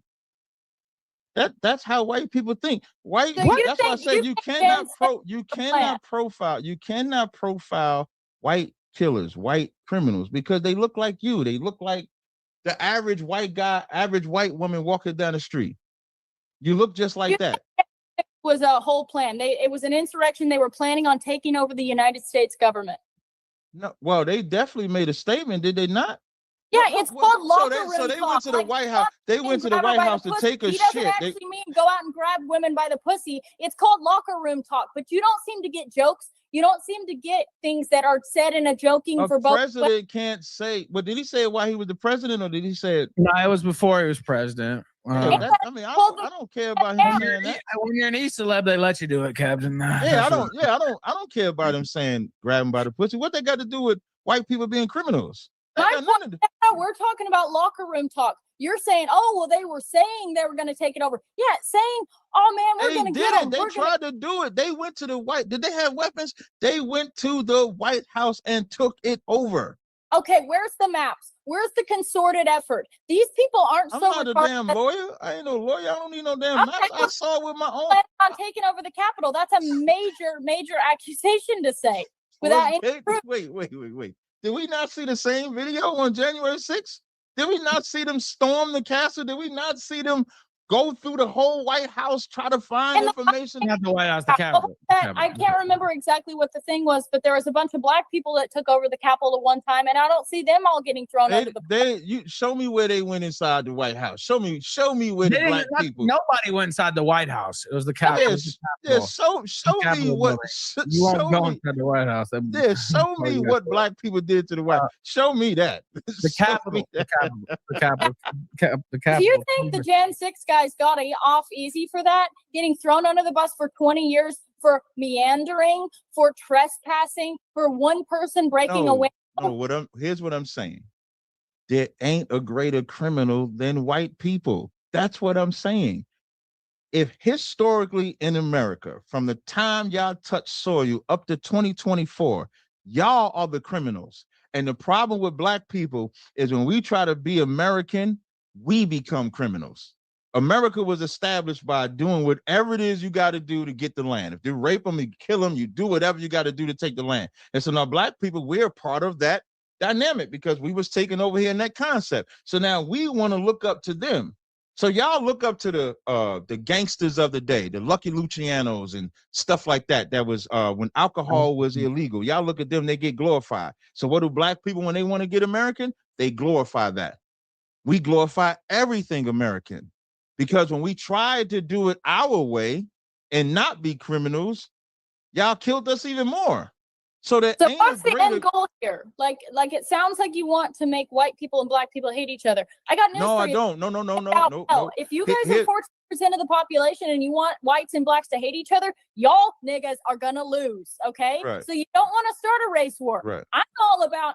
I mean, prior to this conversation, I was all about black people and white people are all Americans. But now you're starting to convince me the other way. Let me tell you something. She was already like this prior to. And no, it's not about whether we want to start a race war, because here's the thing: we have always been in a war. When have we ever had peace with y'all? People be saying like black and white people heading for a race war. What have we been in since we've been in America but a race war? What do you consider a war? Do you consider me saying nigga? Do you think that's equivalent to me getting one of these guns and shooting you? No, because that ain't gangster enough. Okay, well then how are we at war then? Are white people out in the street? You said what do I consider? Get him. I'm gonna tell you what I consider. What people think are doing? So I'll tell you what I consider a war. When so-called slavery was over, Peterson and we tried to establish our own cities, y'all burned them to the ground. That's a war. Then you had this guy, Martin Luther King. Are you talking about Black Wall Street, which didn't happen, by the way? That was a race riot that started. The National Guard had to come in and take care of it. Wait. You said Black Wall Street didn't happen. I meant it didn't happen in the way it was portrayed, as if it was just whites coming in and killing blacks. It was a race riot. It was based on a white woman's lie. That's why I wanted you on the show. That's why I wanted you. Assumes the black guy's innocent. Who's saying they're innocent? Maybe they did go out there and rape a little baby. Maybe they did go out and rape somebody. Who says they're innocent? That's why I wanted her on the show, so we can all see the lily white woman is just like the white man. She said Black Wall Street didn't happen. Evidence. She said Black Wall sucks. Maybe he was guilty. Ever consider that? That's just like when Emmett Till got killed, only for that white woman to say she lied. Okay, well then fuck her. They should have strung her up. Now it's fuck. I wish they would have strung that white bitch up. I wish they would have. They should have. They shouldn't have let her die in old age. They should have hung her ass in old age. So let me George Floyd. Wait, before we get to George Floyd, you said what is a race war? A race war is when one race strategically attacks another. And that's all your race has done. Whether it's COINTELPRO, whether it's killing Martin Luther King, whether it's creating... The CIA killed Martin Luther King, okay? The CIA is the enemy of the people. The CIA... Are they white? I don't know. I don't know. They're the fucking government. She said the CIA like it's a bunch of niggas working in the back like, yeah, we about to kill this nigga. The CIA is white folk. Okay. The drug epidemic is white. I'm showing you. People need to get that we are all Americans. Black people need to understand we are all Americans, and our enemy is the government. You know what you should do, Lily? you should go out and teach white people that black people are Americans. You don't have to teach us. Let me tell you something about black people. And as I quote my general, there's nobody that loves America more than black people. Black people died in the military. The flag and like don't black and people, their own black culture? people have died in your war. Black people have joined your military, has died in your wars, has done every single thing that America has asked, and y'all have done nothing for black people. We have so you want benefited reparations nothing. now too? No, the reparations that I would want requires the Lord to give. I couldn't get the reparations that I Well, they want. did bring you to America rather than Africa, although it was. When you think about that, wait. By the way, the blacks started the slave Ralph trade. is crazy. Wait. When you think about, but Ralph, I don't want to go back to Africa. I'm from East St. Louis. That's why. Hell no. Because now when you think about that, that's what Red Fox said. Us coming to Africa. I don't want to go to Africa because we're not African. I'm saying, no, you don't sell you back. Yeah, I'm definitely not African. But the race war, if somebody's waiting for a war and you're consistently getting attacked by the race that you're waiting for a war to come, it lets you know you're not even mentally prepared. And that is one thing that black people fail at. Black people fail at not knowing that we are mentally at war. Every race is about their people first. Every race. I don't have no trunk with that. The only trunk I have is that when somebody like myself is about my race first, that's why I said my racism a little different. We don't promote violence against no race of people, including yours. So we don't promote violence against whites, Chinese, Africans, Arabs. All we promote is for black people to have more loyalty to themselves than they do America. Right now, you got two factions. You got some people gonna vote for Trump, some people gonna vote for Kamala. The idea for Trump, I don't know what the idea for Trump is as a black man anyway. I don't know what the idea for Trump is. But I know the idea for Kamala is that this is a black woman. That's the one thing Trump said that was kind of really funny. Black, like, though, is she? Though? No, I was gonna get into that. Don't worry, Ralph, I got you. But that was the one thing Trump said when he was like, I always thought she was East Indian or Asian, and the next thing you know, she's black because she's not black. She ain't been black. Just because a person goes to a HBCU, knows rap music, doesn't make them black.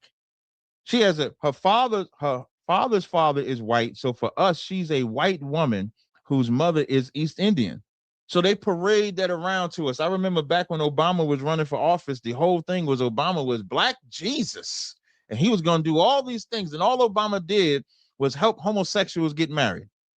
And so that's our issue. We as Israelites' issue is that the end game for us should be us taking care of ourselves first and not worrying about what the American government, because even white people like yourself, you're mad at the government. Ralph is mad at the government. Killstream is mad at the government. So clearly, if white people hate the government, that's the greatest lesson we should have. The one thing we can learn from white people is that the white people hate the government right now. And if they hate their own government, we for sure can't think we got something good within that government.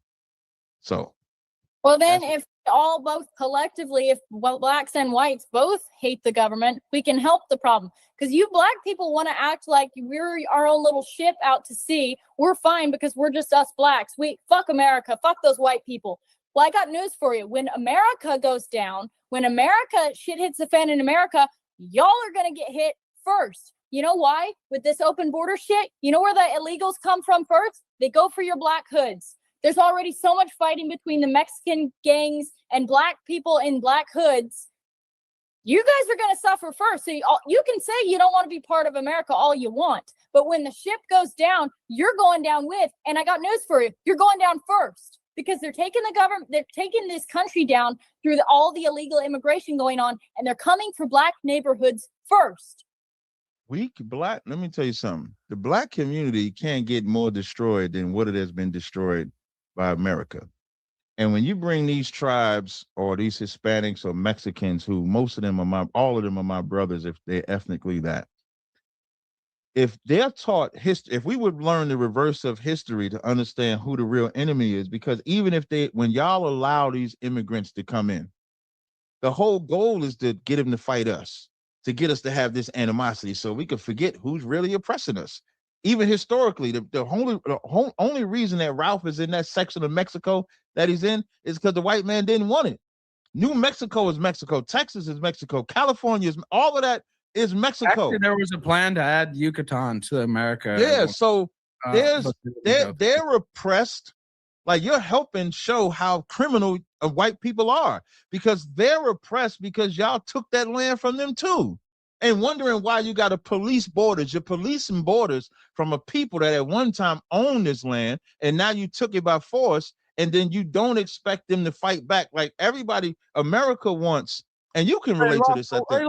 They lost a war.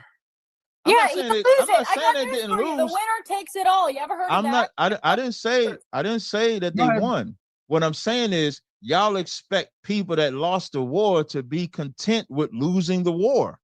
I don't think any modern Mexican is wondering, damn, too bad we didn't win that war a long time ago. Nobody's thinking that.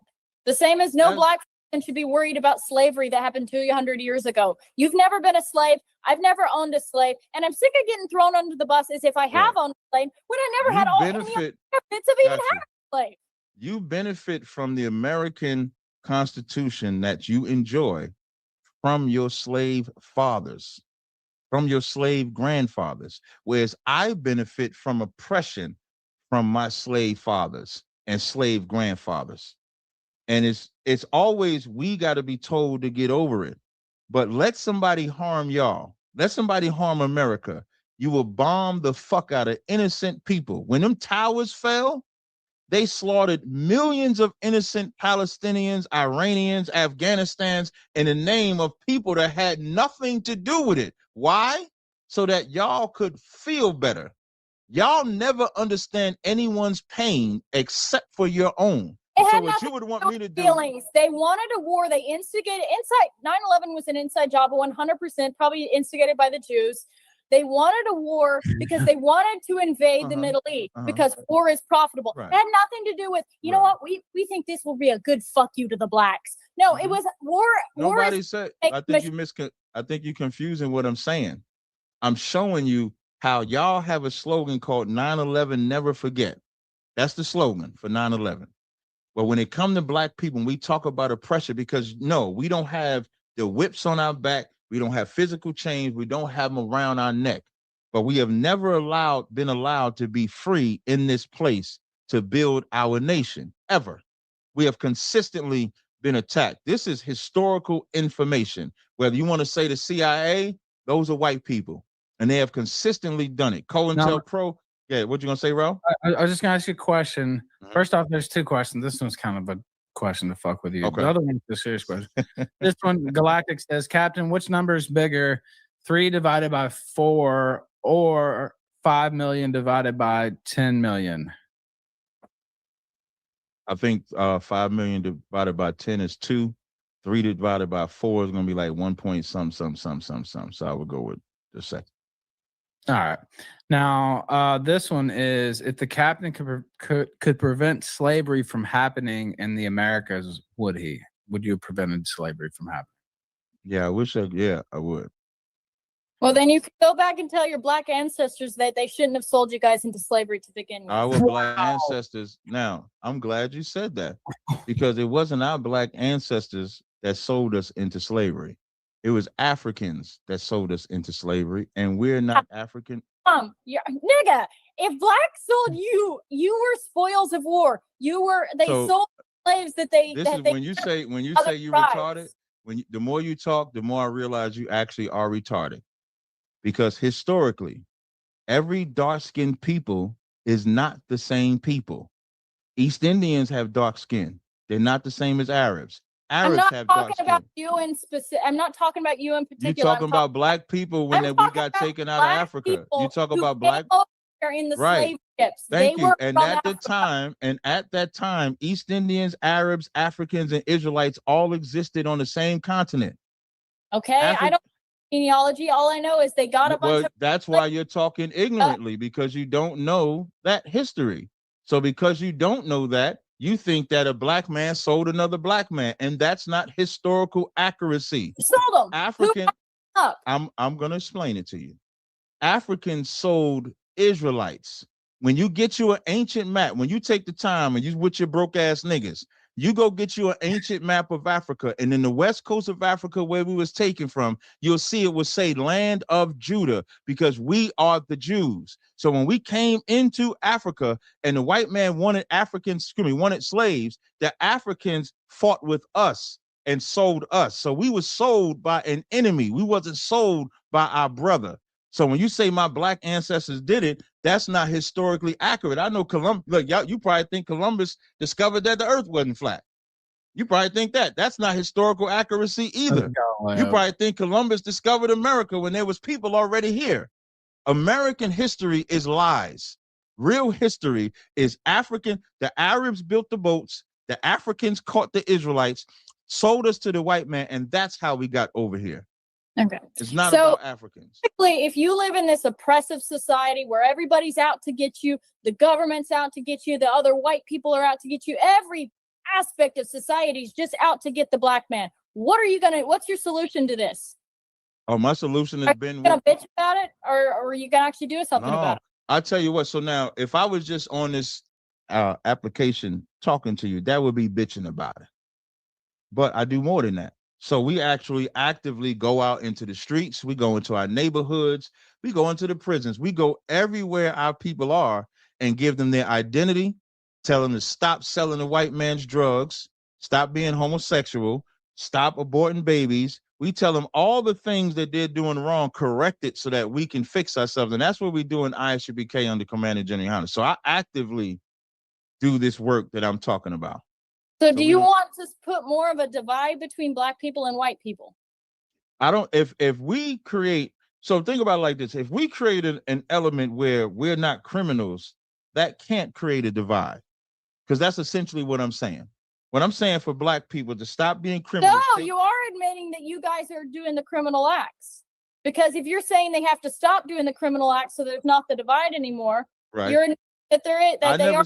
I never said that black people were not criminals. I said y'all they learned to be criminals from you. That's what I said. That's accountability, okay? I had a really whatever. It's like saying, oh, because my dad was fucked up, I guess I'll just be fucked up too. Because my granddad was a rapist, I guess I'll go out and start raping. That's actually everybody has their own personal accountability. You make your own decisions, and it shouldn't be influenced by anybody else. That's stupid. That's just an excuse for bad behavior. But you just got influenced by people. You just influenced yourself. Instead of you saying the broke ass niggas and then going about your day, you got influenced by the people around that was attacking you. It influenced you so much to be more active, to get more followers, to go on more lives. So when you say it's stupid to be influenced by others, you're stupid, because what we are is not an influence. Having my life turned upside down. Reacting influence is the same. You could have done what you've always done, but instead you were influenced by what was happening. I was doing what I always was. I just had lifted. I just took off the filter. I was able to speak more filtered because I've been canceled. They can't cancel me twice. You would have went right back to doing what you did. Your little live streams, your little orphan nanny, everything that you was doing, you would have done the same thing. Look at my videos. I do the exact same thing. I do rants in the car. Exact same thing. What am I doing different? No, because you done been now with Aflac. You done been with this side. You done been with that side. To people, that's not changing my brand. But you wasn't doing that. Making videos. But you wasn't doing that before the broke ass niggas. So you're stupid. Right. So you're stupid because you was influenced. Whereas black people. How is it influenced to be talking to people? Well, black people are affected by their conditions that they have to get out of. So I agree when you say, my daddy was this, so I'm gonna be that. But then there also is an element, and this ain't a black thing. There's also an element of whatever happens to one generation affects another. That's not a black thing. That's any generation. It could be Chinese, white, whatever goes through one generation can go to another. And then when it takes a generation saying, we're not going to do like that, because you can do stuff subconsciously because that's how you grew up. If a hillbilly grew up as a hillbilly, if they ever want to get into corporate, they have to stop that generation of being hillbilly. So I'm just trying to take a normal example so you can understand. So it's one thing to do something intentional. The statement you made about I'm gonna be this rapist because my father was a rapist, that's intentional. And then there's another where you didn't know any better, and then you woke up and said, I'm going to be better. And that's what we teach. What we teach is I could be like my father. I could be like what my father was in the past. What I did was said, no, I made a conscious decision to not use his life as an excuse for my life. So even that is an influence. And so now I'm gonna correct you. Being influenced is not a stupid thing. I only called you stupid because you used an analogy, and then I just showed it how it's you. We're all influenced. Whether it influences you for the good or bad is predicated on how you in turn conduct yourself. You can have this implies that there's been change. How have I changed aside from, okay, he asked me to talk in an interview, I'll do that. That's not changing, that's just talking. My same content, I'm not parroting anybody else's messaging. I'm still saying the exact same thing in the exact same format as I always had. I'm just now invited on shows. What are you talking about influenced? When you go back and watch this, you'll see that when I first said about you changing, you said you changed because of everything that happened. Now you don't want to be influenced or changed because you said we were stupid when you realize you're stupid because you already had said that you changed for it. So you can't have it both ways. Like, we got a slogan where we got this thing where we call white people the devil because they speak with a forked tongue. So that's kind of what you just did. You spoke like a devil. Where one minute you say one thing and then another minute you say something else. We're not supposed to do that. And the fact that I was like, okay, I've been canceled. So now I can say what I actually want to say without, no. You were influenced by being canceled. And so you resorted to this. Okay. Just say you were stupid. Just say you were stupid. Say, Lily, I was stupid. Just say it. It's okay. It's all right. I was stupid for saying that. I should have never said that. Give her a hand.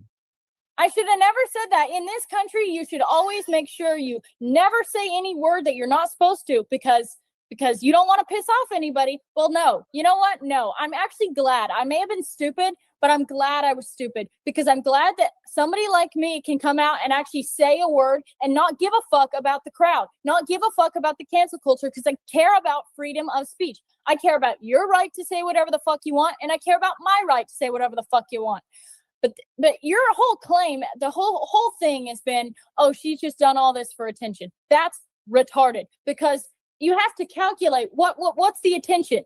Is it good attention? Is it bad attention? If I just wanted attention, I would have done something like the Hawk Tuah girl, done something that's not offensive, that's not going to piss anybody off because there's a lot of money in there. You think marketers want to work with me? You think if there's affiliate marketers that want to work with me? Yeah. No. Yeah. So why? Who? I have had none. And before you mentioned the beer ad, the guy sent me a case of beer. I gave him a shout out. I didn't know about the. You know what? I didn't even know about. I forgot about the beer ad. I was just gonna say it's coming. I wasn't even gonna bring it. I forgot. I was watching your interviews, so I saw the beer part. And just understand, I'm not against your free speech. Remember, the beginning of this conversation was to get you just how I got you right now. I said, I want my audience to see that these lily white women are just like white men. I don't have an issue with nothing that you do. But now when I go out there and I say, listen, y'all think these white women is innocent, they are not. Because you're not. So what are we guilty of? Okay, innocent. Y'all guilty of y'all are guilty of being the same way as your male counterparts. What the fuck does that? I'm about to break it down. So here's what that means. Are you saying this because black men want white women, or you're trying to show them? Yes, Ralph. Yes, Ralph. Listen, Ralph gets it. Thank you, Ralph. That's exactly what. I finally got it.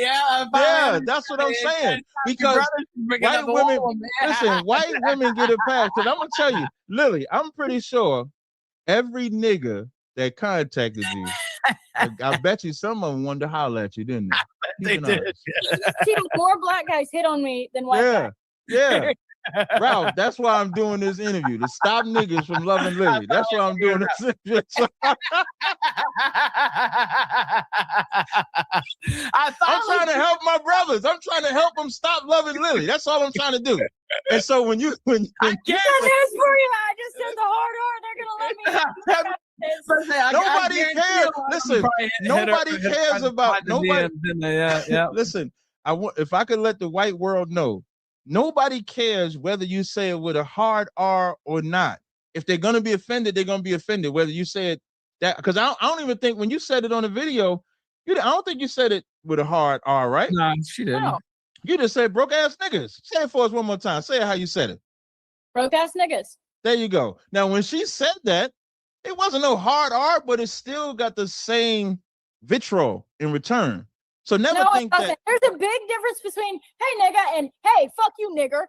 There's a big. No, you know what's the difference in what you said? Because you could say "fuck you nigga," and it's the tone that you're saying it behind. You can say "fuck you nigga," and it's the tone. "Fuck you nigger," or "hey nigger, how you doing?" The tone or context is what's gonna make it. The context is what's gonna make you. Got the same heat from saying it. No, I'm saying version that if she would have said the right. hard That's what. Yeah, that's what I'm saying, Ralph. Yeah, that's what I'm saying, Ralph. It doesn't matter which way you say it. It's how you would say it. Even to a cool person, even to a black person, like make it black. If a black person said it, dude. When I met Sneeko, the first thing I walked up to Sneeko. I was like, "Hey, what's up, my nigga?" He's black. He didn't care. Who you said that to? Sneeko's a streamer. Oh, but Sneeko, he a special retarded type of black, though. He not the right kind of black. No black. I think he's a coon. That's why. Yeah, he's a coon. Yeah, he's a coon type of black. Like this, why I got Lily on here for all my coon niggas out there. Do you think but even Tommy if you make it black, Sotomayor's a coon? Is who? Do you think Tommy Sotomayor's a coon? I think he's a black guy who's got his head well adjusted and actually wants to see the country improve. Listen, Tommy, I wouldn't call Tommy a coon because Tommy is my brother. But Tommy. But if he wasn't, would you say that?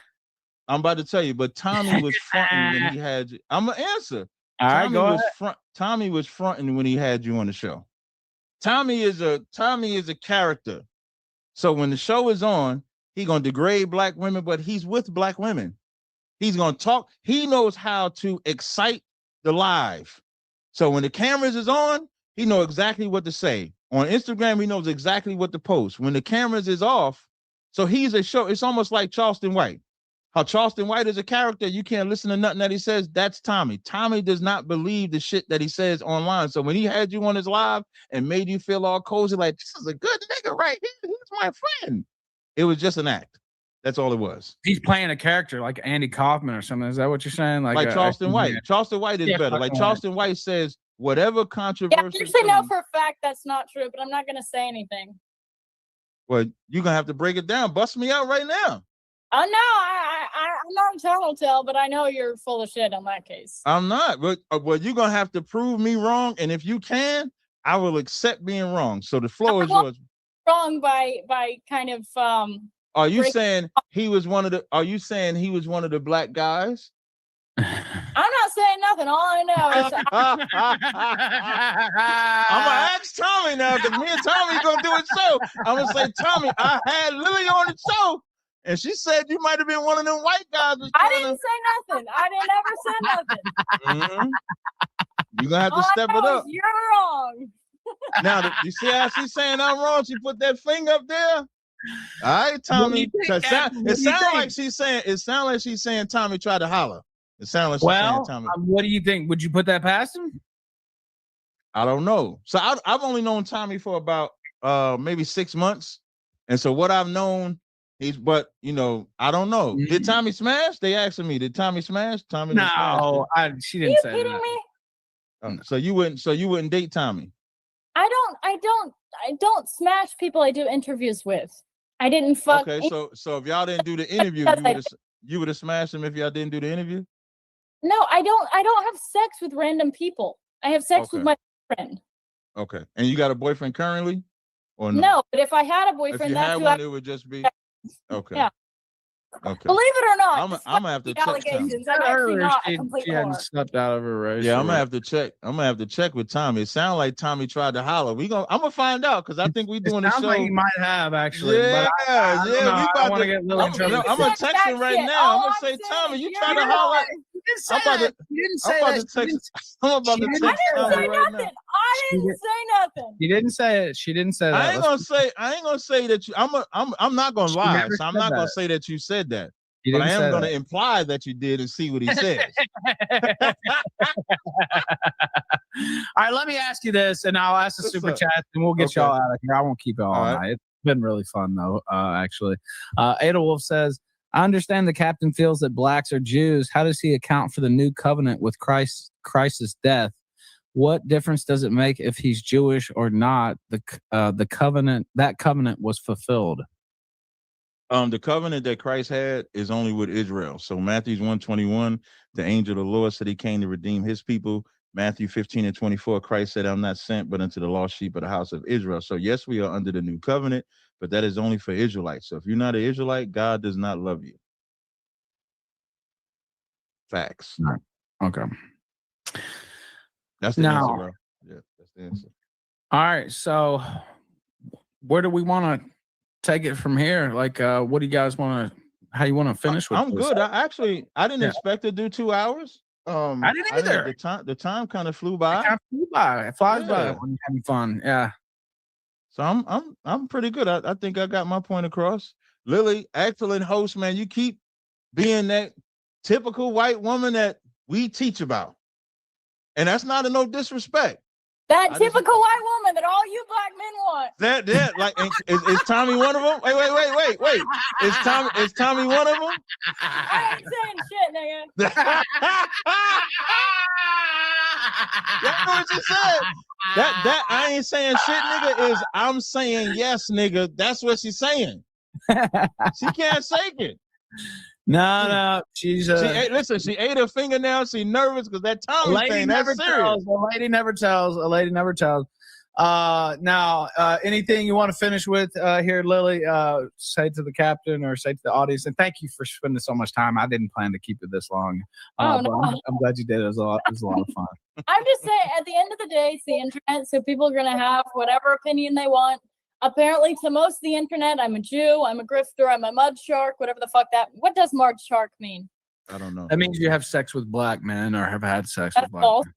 men. What's the other claim? I don't know. But you can believe whatever the fuck you want at the end of the day, but you know, I'm just doing my own thing. So that's about And it. I like you a lot, and I always have fun when you're on the show. And so, and I like the You're captain. black, so that means a lot. Who, Ralph is black? Yeah. She said Ralph is No. black? I'm from Memphis. Hey, and I got, Oh. you know, I'm a felon too. You know, I can say it if I want. I got the pass. I got the pass, Captain. Because You can say it because you watch. You can say it whenever you want. Let me ask you this. I know I can say it, and I've said it on the show. He heard me say it. I don't say it when he's here, just out of respect for the captain. But and I'm the host, right? You know, I'm trying to keep it neutral. But I say it on the show all the time. And I say it when I'm singing. You know, we talked about the beef with Drake and Kendrick Lamar. You know, when Kendrick Lamar is saying the N-word, like I don't stop. Like I sing it along with him during the song. And I know some black people think that that's racist and that you shouldn't do that.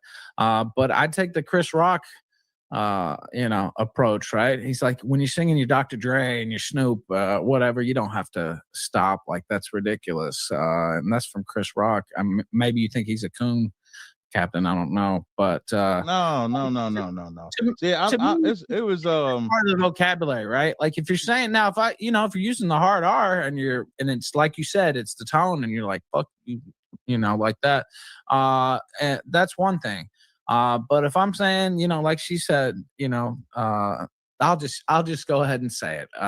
If I said, if I'm, you know what, if I'm singing it in a song, or I'm like, God, that's stupid ass. You know what I mean? Like, it doesn't have a racial connotation to it, to me, because it's such a part of the culture. It's such a part of the vernacular, right? That it really almost doesn't have a racial connotation to it. Now, if it has the hard R, which I've used that word, but not to a black person. I've called white people that word, actually, which is pretty funny. But anyway, always make that delineation. I have said that word, but I've called white people that word. But yeah, I don't know. I feel like it's such a part of the vernacular. It's such a part of the culture. I'm like, pretty sure it's a part. And that's what that was. I'm singing the song. Am I supposed to not say it or what? Like what? Like No, stop? listen, man. I'm not here to police what anybody says. I'm not that guy. I'm the last person. Is that racist though, or is that offensive to me? Yeah. On a live stream, it's hard for anything to be racist to me.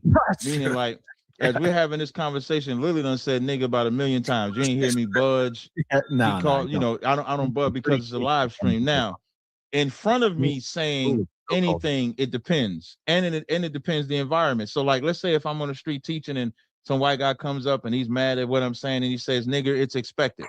If I'm in the gym, though, if I'm in the gym working out and if a white guy comes up and say it to me, it might be different because it's really the reasoning behind it. I don't have those relationships with, I'll give an example.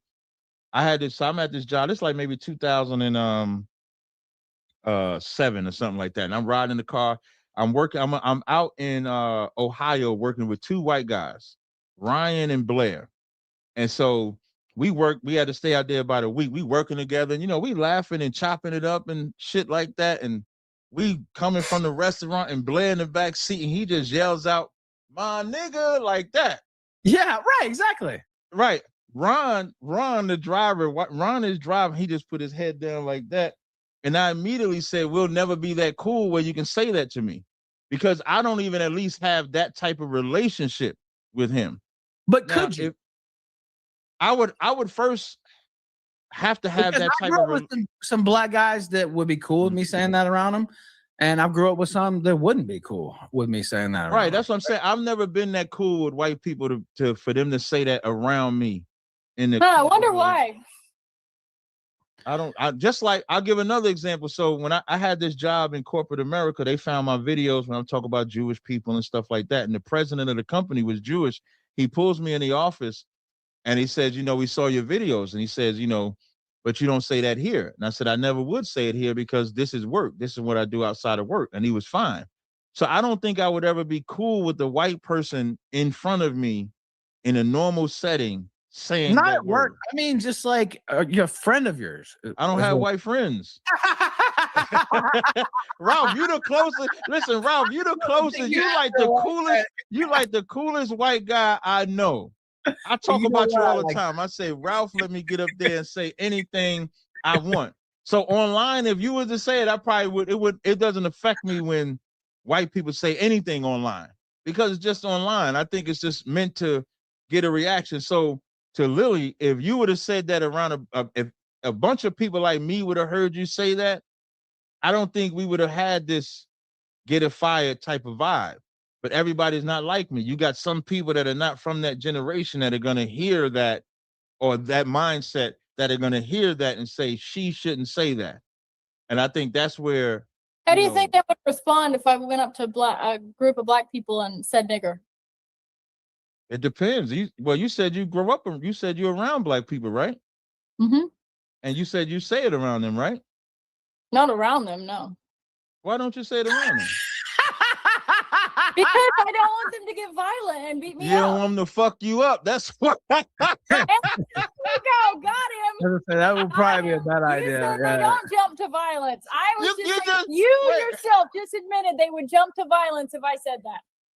Because I said they would fuck you up. Well, that's what you think.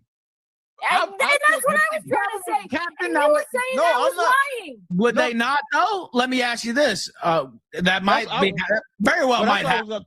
The reason why I asked right? where she lived at because wait, let me ask you. No, hold on, wait. Let me ask you. That very well might happen though if she went up and said that. Yeah, right? that is an option, right? You getting your ass whipped is definitely an option. But that's why I was asking you because initially you said in your town there's black people, so I thought maybe you had an experience of saying the word around them, but you don't have that experience. So it really just depends who you say it around. These generations. Don't say it about round black people because they immediately jump to violence, which you seem to not. I wouldn't say it wouldn't be. But violent. yeah, you yourself just said they. No, it wouldn't be. It wouldn't be violent. It was funny to say that they would fuck you up, but it wouldn't. I don't think it would be violence right away. It wouldn't be violence right. In fact, I should test this actually. Don't Yeah, test it. I would, No, I don't, want you to. I was gonna tell you to test it and then let me know. don't Message test me on Twitter and let me know how that went. Like, Mm. send me the video. Don't But test it. what I was gonna say was Don't the do it. violent part probably wouldn't happen right away, but a checking would probably happen away. What exactly away. is checking? A checker would be like, let's say you say the word, they be like, bitch, what you say? Or they might say, excuse you, like something like that is gonna happen. And then again, it depends on Yeah, I guess. right, especially if they don't know you. So you like a stranger coming up to random black people and then just saying, hey, what's up, nigga? You're going to get something said to you. And then now, depending on how you explain it, will depend on if an ass whipping is coming or if they're gonna be like, oh, she just, this white girl. You're not helping your cause any. You said depending on how I explain it. So say I Right. just down and I'm like, no, I said nigger. So now you think they're justified to beat my ass? No, I'm not saying nobody is justified. But you think they would beat my ass if I didn't Yeah, explain? this ain't about justification at all. I The don't know. scenario What would they do? She's asking a question. Would they do No, that? they would. No. You think they would beat my ass? Nobody is justified. Nobody is justified to hit anybody over words. I think There we ain't- all agree on that. Right, My we agree on that. But let me finish giving you the scenario. All right, yeah, fine. Go ahead. Right. So now let's say you a random white woman, you walk up to, let's say, 3 black people. They could be boy, girl, however you say it. And you just walk up to them and just call them niggas. First of all, it's going to depend on what you say, because you might say it in a cool, jovial way, and they might laugh you off because, see, you like just this lily white girl. You might not get nothing. Then you might get the kind that might say, bitch, what you say, XYZ or whatever. And then it depends on how the conversation goes. And it depends on the character. Because now, if you go up to some like corporate or coon type of black people, it might not mean nothing. But if you go into a black neighborhood with some element of black men or black women that don't tolerate that, it might get some. So it all depends on how you do it. But in no way. In that case, you're just saying there's a likelihood. I'm gonna say if I said nigger to some black people, I'm gonna say 85% chance. I would say 50-50. Get my ass whooped. Nope, I would say 50-50. It's 50-50 shot. There's a I think high- you should test it. In your city It's tomorrow. Don't Hey, test it. tomorrow you got Don't you test got it. like 3 or 4 brothers, right? And what So in her whole tomorrow, town? have your brothers like tomorrow. What Oh, you should with her do brother. is you should take your brother. You should go into the local towns to find some niggas. Have your brothers like sit in the car or some shit so they don't see them, and you should test it, video it, see what happens. No, don't do that. Don't do And that. I send me the think all video. it would do is prove my point. We're gonna see. No, we're not gonna see because I don't want to see Lily get hurt. But my whole point is, I don't know. I just grew up in a place where it was said pretty freely, and usually it was amongst me and my white friends talking to each other, calling each other the N-word, right? And if I could add one more element, Ralph. You know what I mean? Like we would be talking to each other. We all listen to rap. We all listen to 3 6 Mafia, like I said. We're calling each other that word. And we have black friends, and they will say it. They wouldn't care. Maybe there would be one that would care, right? Or the guy I bought coke from, or the guy I bought weed from, I damn sure wouldn't say it around him, right? There were some people, that would give a fuck, right? But in my friend group, black or white, but mostly mostly I had black friends, but most of my friends were white. We would call each other the N-word all the time, right? It was just used freely. Like, that's what I'm saying. I don't have no.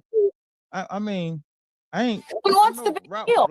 I just feel like it's part of the language, like part of the culture. It's always gonna be because of rap music. Like Ralph, how you have the notion, as much as you broke down how you say it amongst your people, right? And you and I are cool. You still have not said it because you have put it in your mind. You're just not going to say it. And I'm not saying that you got to say it. I'm making a point. So and you're showing that it's environmental. So, in this environment, you're not going to say it. But let's say when I exit the stage, and let's say if you and Lily is here, you probably would say it. I would say it. So, right. So because you're given a certain level of respect with the word. so to speak. Well, I'm respecting you actually. That's what I'm saying. guy. That's right. So you're giving me your one white friend that you right. The one white friend that I got. The one right friend I'm giving you that, and Thank you. so that's no, and I appreciate that. And so that tells us that although we have the freedom to say any word that we want, there's some words that we just don't say because of the respect that we have for the person that we're around. And there's nothing wrong with that. But I'm not the nigger police. So I'm not trying to police anybody. I'm not trying to police anybody from saying the word. I don't care. Because like if y'all listen to me talk when I'm speaking, I say all type of crazy shit. Ralph knows.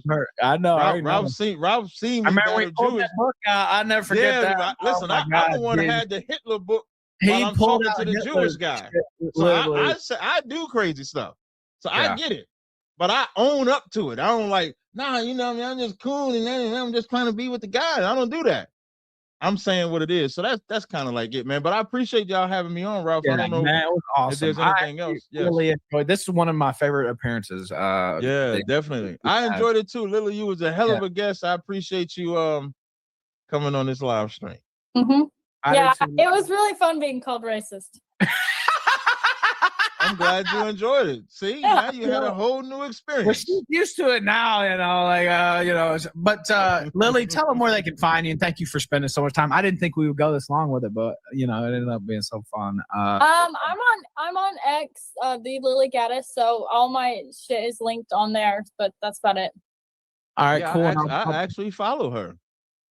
Well, very cool, and I'll follow both of you, and I'll keep following you. You wasn't following. Oh, you said you follow both of us already, right? You ain't say you. Yeah, I already follow. Oh, I'm about to say, goddamn. I follow you. Yeah, we follow. We're mutuals. Yeah. Right. There we go. There we go. And I'll put your Twitter in the chat as well. Okay. Yeah. Both Lily and Captain Tazaryach. Yes, and I want to have you both back on the show. Both of you. Lily, you're quickly getting close to Hall of Fame status yourself. She's been on here 3 or 4 times. She's yeah. But see, that's that white privilege, Ralph. I'm just joking. Like I had to wait like 3 years of whipping ass on the channel before I get in there. White woman come in after 4 episodes. Hey, you close to getting into the Hall of Fame?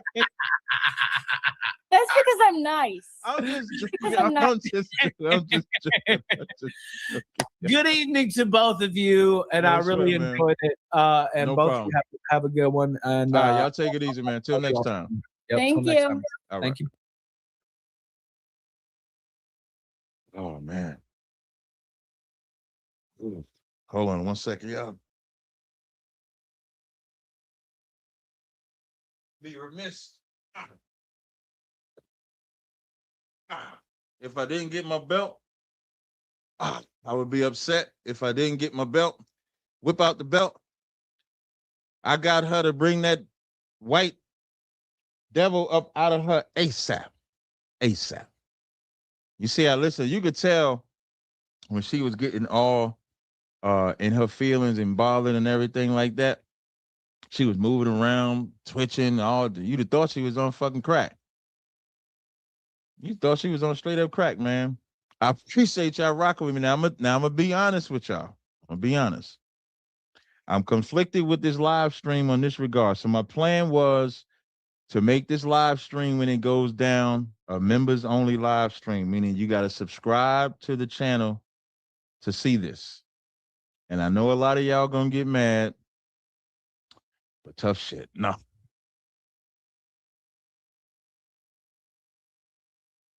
So, oh shit. Well, I did text Tommy. So now when I text Tommy and I said, I text him and I'll show you. I text him and I said, is that zeroed in? I said, yo, you tried to holler at Lily Gaddis? LOL.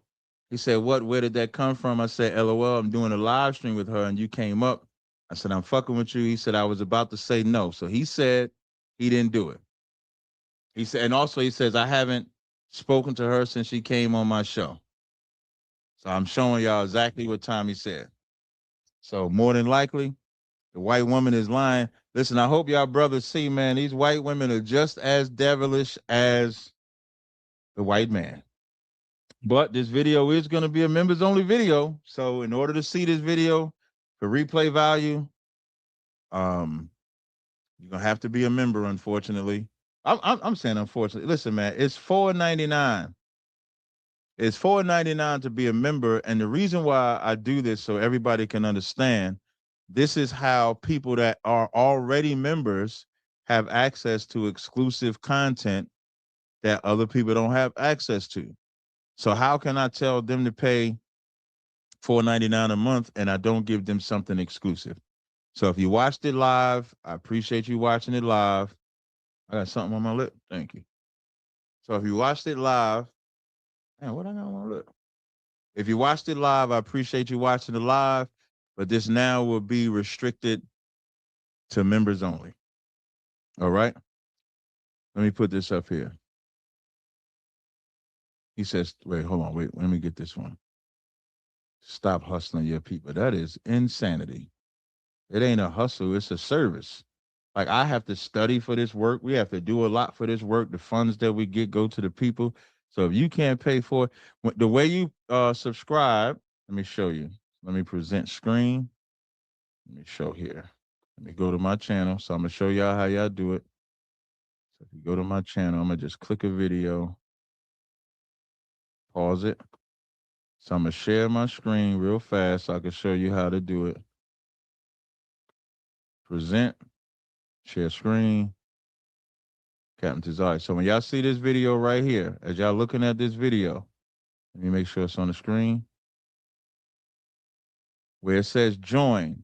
You see where it says join right there? You just click join and you could join and be a member. $4.99 a month. I did this with the Sanchez debate. It's not expensive at all. You'll see some of my, if you join it, you'll see some of my workouts is on there. So you can see my workouts on there as well. So there'll be some shorts made of this and some clips made of this. That wasn't a lady, that's a white woman. That don't count. But this will be private. So I appreciate y'all rocking with me. Shout out to my super chats. Shout out to Kilo C. Shout out to Maxwell Smart. Shout out to Eternal. Eternal, if you're still listening, I dropped it off today, so you should get it by Wednesday. All right? So until next time, shalom. Don't mind. You have spoken the truth. And right now we're in a room with all melanated people, black brothers and sisters in here. Right. So we have an audience. And I want you to start as far as with the conversation when you mention the truth. What is the truth that we should be seeking? What is the truth that we should be holding? And what is the truth that, you know, we might have gotten away from as far as our black brothers and sisters? Yeah, first and foremost is our identity. Without our identity, you're nothing. When people say, you ever heard the term, people say black people don't have no culture? And then black people will say, yes, I have culture. And then when you ask them, what is that black culture? You don't get an answer that's culture. You get something that's drawn from slavery, something that's drawn off of some tradition. But what was your tradition before slavery? It's almost like we don't have that history. So once we can identify who we are, that is the starting point for what your culture, your identity, your code of ethics, your laws. That's the truth. So what we did in ISUBK was say, well, who are we? We find out that we're the Israelites. And it just so happens that book is readily available because it's already in our house. But we've been reading it with the white man's eyes instead of our eyes. So when we go into that book and we identify that we're the children of Israel, that instantly tells us who to love, which is our brothers, who to forgive, which is our brothers. It instantly tells us who to hate and that we actually can hate our enemies. Why is that important?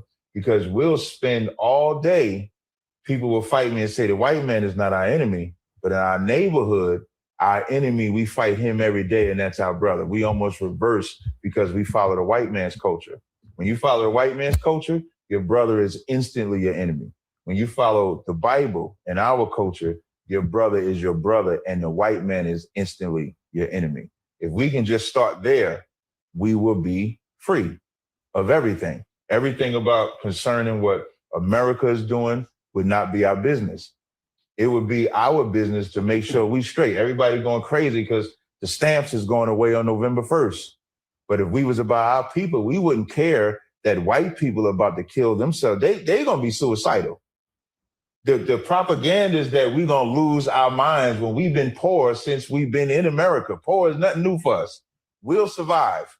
White people will not survive because they will kill themselves because for so long, they've been able to live off of us. And now when they lose their support, they won't know how to deal with it. Whereas we will. But we so concerned with we're going to blame the black woman, say we're going to laugh at the black woman for losing food stamps. Now realizing when she lose food stamps, who does that put pressure on? The black men that didn't have to provide food for them kids. Now you got to provide food for them kids, unless you're telling me the kids are going to starve.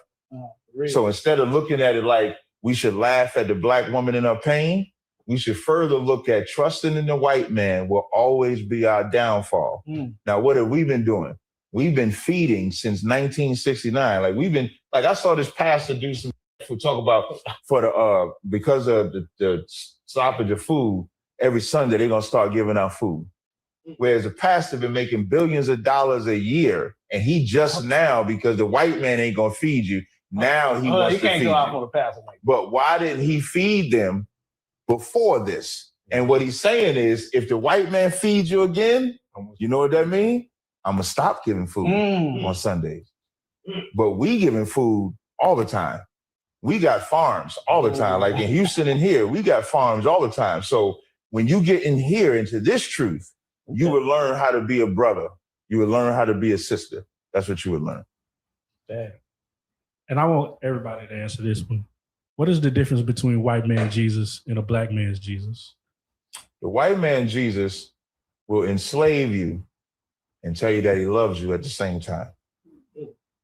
The name of the boats was named after that white man, Jesus.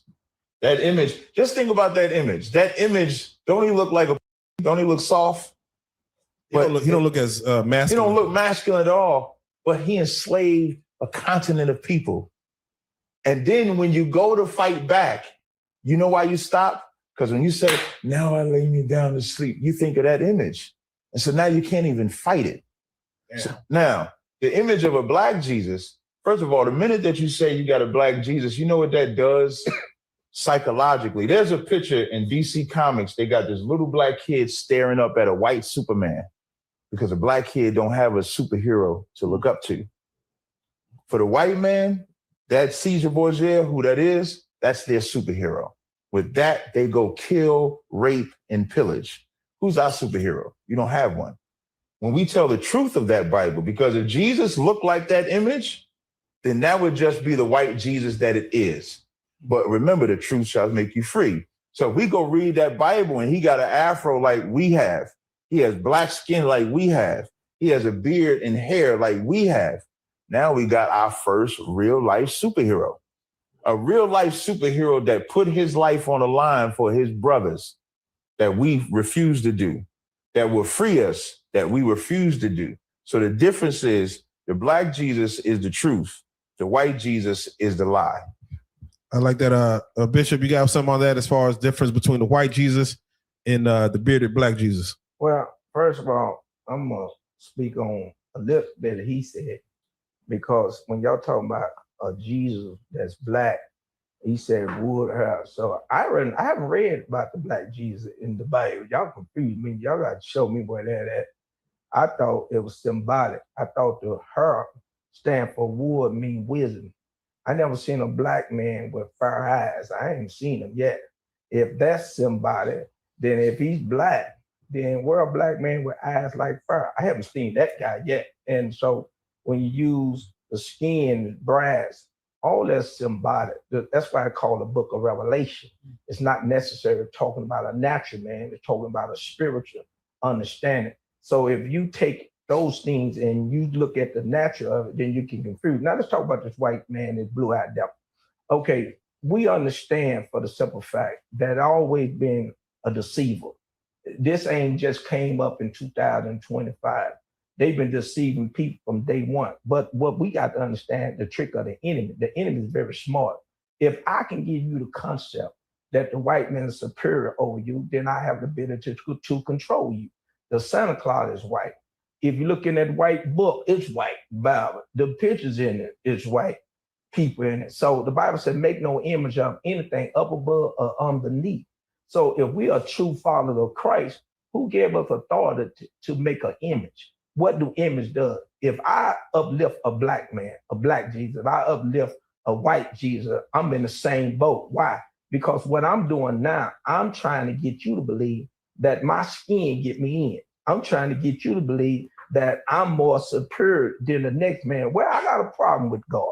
I mean, he need to talk, because if he like all black people and Jesus was black, he could have, I'm not saying he ain't, then he should have just made all black people. Why God ain't all the confused? Why he made different colors and decide that he gonna choose one he like and one he don't like? Now I know they're gonna say God can hate and he can love because he chose those two brothers. He chose Jacob and Esau. I know they're gonna use that, but here's the word: hate does not mean the way we hate. It's not based on the hate that I dislike you, but that hate means that God choose to dislike, or he choose not to accept. And so when we take those words and we use it in the natural, we'll misrepresent God. So it sounds good, because the hate, when God speaks, it's not the hate that men speak. God don't have a hate or like, because God don't have the attributes of man. God is all-knowing. He don't have feelings. He don't change, none of those things. So when you speak in God's language, first you have to understand the God that you serve. So the difference between a white Jesus and a black Jesus, y'all play too much. Y'all play too much. I like that. Go ahead. You want to respond to that? Well, I'm gonna be real quick. Yeah, go ahead. I gotta let y'all go. Listen, I'm gonna be real quick. I always ask Christians this because I was once subscribed to that doctrine of Christianity. And what was suspicious to me was, if Jesus came in the flesh, like they say, right? He died and he rose on the third day. That means he had to have a coming. So I got suspicious. So I started looking at it and looking at it. I came up on some information from some teachers, and shout out to my ancestors, Dr. Ben Yakinen and Dr. John Henry Clark. I began to read certain books and found out that the Jesus story, basically in 325 AD, came about at the Council of Nicaea, and it started being constructed by a whole sense of Catholicism, to where Europeans was over that whole particular doctrine. There was a peripheral from the pyramid text or the hieroglyphics. Then they took the story of Hebrew, a set, and a saw. Now listen, I already told y'all this on Real Life Street Stars. I ain't telling you this shit no more. But this is between my teacher in the Hebrew Israelite teaching and my partner, my street bishop, and they finna go in. So this is due to the priest, and I'm gonna sign out for a minute, and y'all know what's going on. All right, I like that. Can I say something? Oh man, no, I'm gonna let you. No, come at me. I'm gonna let him talk. Okay. Because this dude, hold on, I'm gonna say something. This dude has faith. Now watch this here. We're trying to get some spiritual knowledge. And please stop saying, I don't think that's your dad. I think that's your stepdaddy, because he ain't whoop you enough. Because you sound ignorant what you just said. Look what he just said in front of all these people. If that is your daddy, you need to find your dad. I need to be your daddy, because you ain't got no sense. Hold on. I say my teacher. The teacher, whatever. Why you getting on the words? Okay, but listen, well, however, let me say this. I'm glad he cleared Okay, that. listen. You are real. I'm glad I corrected. Thank you, man. He be doing. He like to pull up. He like to come at me. Well, listen. That was some bullshit. Oh, excuse me. Okay, I'm trying to act. I'm trying to act. You talk about the foul. That's not the foul language, because language is the term. It's just something he said. I know you ain't told him none of that. I done watched your video. Yeah. So I know about the fringes. What you say? Claim T.D. Jakes your teacher. You done said the captain your teacher. We're not gonna attack dude. Okay. We're not gonna make it about that. We look, because we love everybody on the platform. We love everybody. He's supposed to already have love. He's supposed to cover a multitude of sins. So if I'm sinning, you're gonna be loving me right now. You sinning. Yeah, I don't want to get too off topic. The only reason why I'm saying something, he confused me. He already confused me with his language. He confused me with his clothes. I know, so let go. See, he want to come at me. You weren't talking about the teacher. Yeah. Thank you, thank you, Lord. That's crazy. What you said was absolutely insane. Go ahead. I like that. Which one? First, you said Christ don't have a color, his hair is wisdom. You can see the description of Christ in the Old and New Testament. In Daniel 10:5-6, it describes in the same exact way as Revelations, the first chapter. And both times, it's a man seeing the image of the Son of Man and then describing what he looks like. The word nigger is in the Bible, Acts 13:1, which just means black. So the importance of that, even when you talk about being superior, what is the reason why you have a problem with being superior is because black men don't know what it means to be superior because we've been taught to be inferior since we've been in America. So the minute a black man comes and say, we should be in power or we should have this power, it's a brother saying, nah, it ain't about having the power because God ain't like that. That's a lie. When God says, Jacob have I loved, Esau have I hated, do you know what the very next thing the verse says? What does it say? Do you know? I'm asking you. But I'm just asking if you know. I don't know. You know what it says? What does it say? What shall we say then? Is there unrighteousness with God? That's you. Because you're saying the hate ain't like a man's hate. His hate is worse than our hate. Because it says, for this same purpose have I raised Pharaoh up. What did he do to Pharaoh? He put a heart in his heart. What else did he do to Pharaoh? I thought he killed. And not just him. He killed the firstborn of everything that belonged to all of Egypt. That's his hate. Is our hate to go out and kill white people? Hold up. Let me answer the question. No. Let me just answer the question. Okay, what's the question? Is our hate to go out and kill white people? It's wrong. No, listen to the question. Is our hate, meaning my organization, is our hate to go kill white people? I hope you don't. You confused. It's not. Okay. Is God hate going to kill white people? Oh, so you saying since Answer God the killed question. them? Hold on, you said since God killed them, you got to. God didn't kill him yet. Who I'm killed him? asking you, is God's hate going to kill the white man? I don't think so. That's a lie. Okay. Why does he say for this same purpose? In Romans the 9th chapter, when he says, for this same purpose have I raised Pharaoh up. So he raised Pharaoh up to kill him. Okay. So he's raising the white man up to do what? To kill him. Okay. That's what the Bible say, right? Okay. Is that what the Bible say? Don't be like Little Willie. I don't recall. Keep going. I thought this was a Bible scholar. Captain, why do you think we find it as Black people so hard to identify with that these people are our enemy and they should be killed? Stockholm syndrome. You know, the crazy Stockholm comes from some white broad in Germany, in Stockholm, where there was some robbery or something like that, and they captured her, kidnapped her, and then they had her so long that she started thinking she was one of them.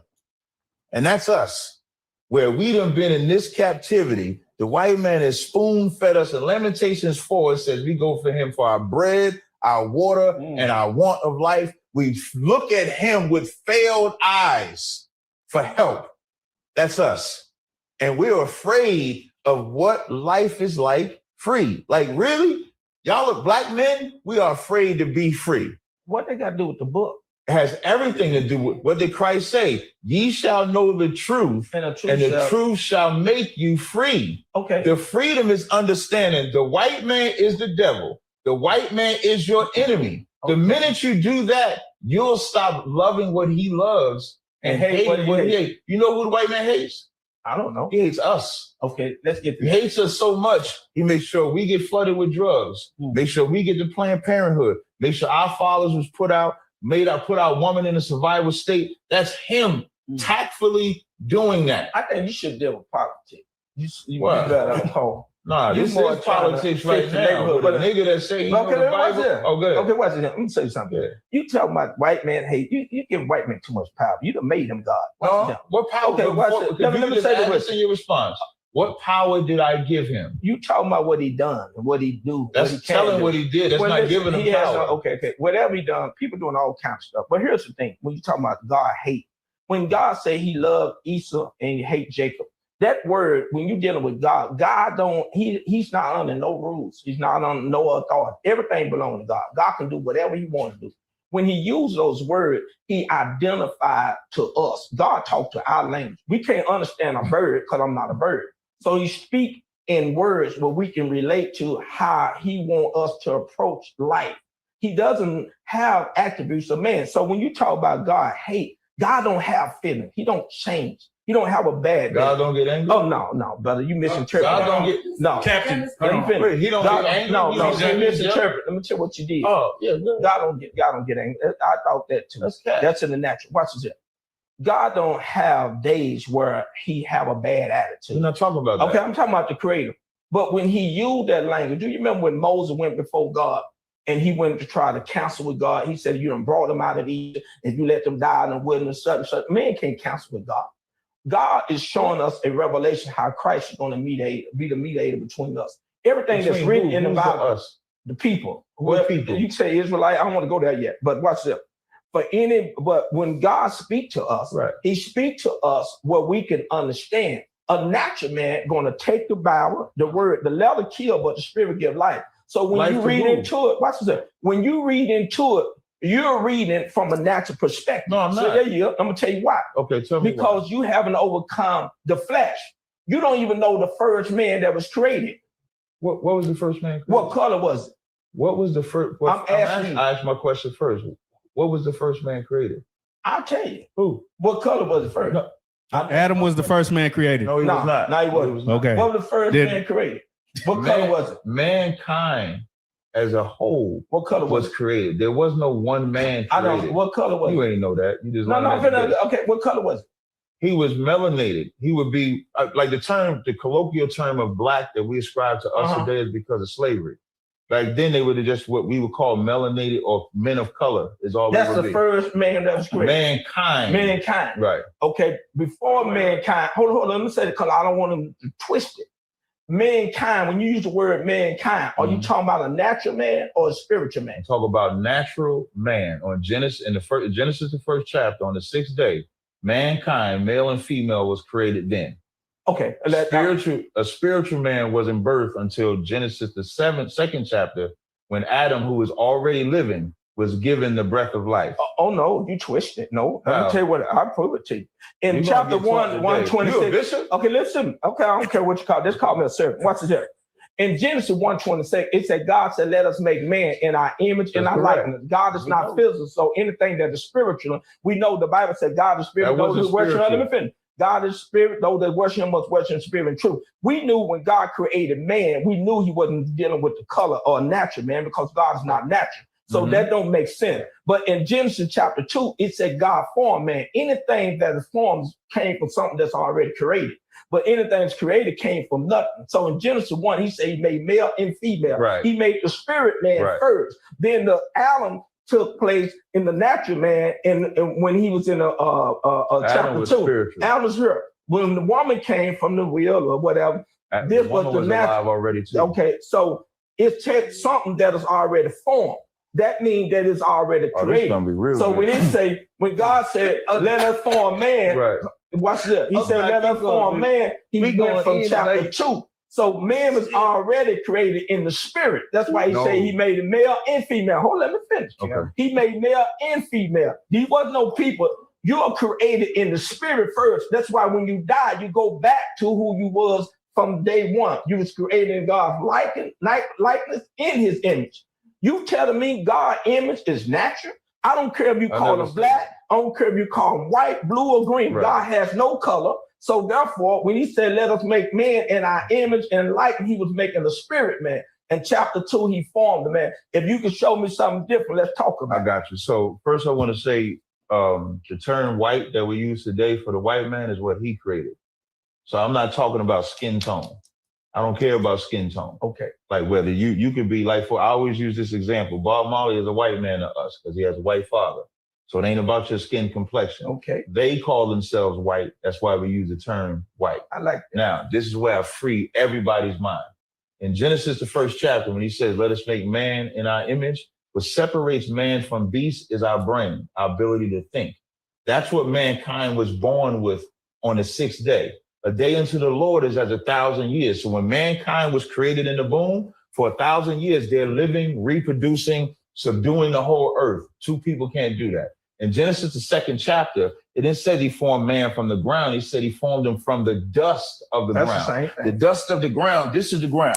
That's right. The dust is right above the ground, right? Mm-hmm. That means you're in a low state. That's the metaphor for it. The breath of life is when you receive his laws. So now you receive the instructions on how to live. You know that from the sacrifices. Even, I ask you a question. This ain't a trick question. I don't care. In the flood, how many animals went in the ark? I thought it was 2 apiece. I don't know. That's what we're taught. There. Right.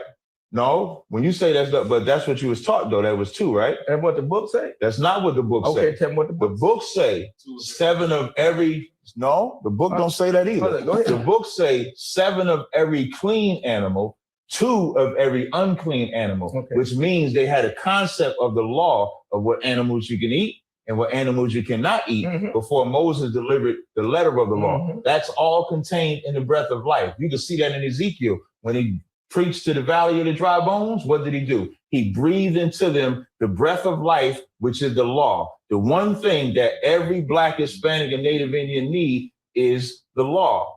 So when you try to say that the physical is Genesis, the spiritual is Genesis, the first chapter, it's not. Why not? The spiritual, Adam is the only one that received that instruction on how to live. That's why he was the first line that was called the sons of God. The daughters of men. But you said Genesis 1:26 is a natural man? Yeah. Genesis, so God is natural? Why? In Genesis, the first chapter. This is what I'm going to say. I'm going. In Genesis, the first chapter, that's not the Most High. In Genesis, the first chapter, you don't see the Most High until Genesis, the 2nd chapter. In Genesis, the first chapter, that word God is going to translate to either Elohim or Elohim, which means angel, messenger. So when it says let us, that's Christ and the angels doing the work. In Genesis, the 2nd chapter is when you see Lord God. Now you get Yahweh, Elohim. That's when you get that term. Show me where in the Bible where an angel create anything. Christ created. So you just said angel. You said angel. I said Christ. No, but I said it in reverse. Okay. I said Christ and the angels. What they do? That's the us. He was talking to them. Yes, they all. Who was talking to them when you said, "Let us make man in our image"? That's them. That's like how we're talking right now. And let's say we building something, and you say, "Hey, let us go ahead and prop that light up." I know who was doing the talking. Christ is doing the talking. You play. In Colossians, the 1st chapter, in the 15th verse, it says, "Who is the image of the invisible God, the firstborn of every creation? For by him were all things made. For it pleased the Father that in him should fullness dwell." The Most High gave Christ the power to go and do the things that we see. The Bible says that is in the book. Let's have the book. The Bible says in the beginning was the Word, and the Word with God, and the Word was God. All things made by Him. Without Him, not I just anything. said. Okay, I just said the same thing. I know, but He said not anything that was made. Here's my point. I don't. Are you trying to make the Father a creation? No. It's the Word, the logos. The Bible said in the beginning was the Word. The Word is a person. Logos. No, the Word ain't the person. The so word, Christ is the Word Christ? No, the Word is Christ. And he's a person, right? No. He's not a person. He came in the natural. Jesus is the Word of Allah. Jesus. Allah? What the fuck you talking about? Look. Jesus is the Word. Okay, excuse me. But no moment. Allah is not Allah has nothing to do with the Bible. To say Yahweh, but Allah has nothing to do with. When y'all use the word, hold on. Allah, no, I'm not going to say that. Allah is the word in Arabic mean God, but I'm not going to say that because if you talk in Chinese, if you talk in Russian, you're going to have different words and different names. So we're not going to go there because I know the word Allah does not mean what y'all said it means. But let's get to this. Yahweh, when he said, "Let us make man in our image," Yahweh didn't speak. Okay, God, let's the say word. supreme. I would say Yahweh. Okay, in Genesis the first chapter. In Genesis the first chapter, you're not going to see the Lord Yahweh, Jehovah, Yahweh in Genesis the first chapter. Okay, you're only going to see the word God. Cap, look what you said though. You just said when he said, "Let us make man in our image and our likeness." Right. I'm telling you, he's talking to the word.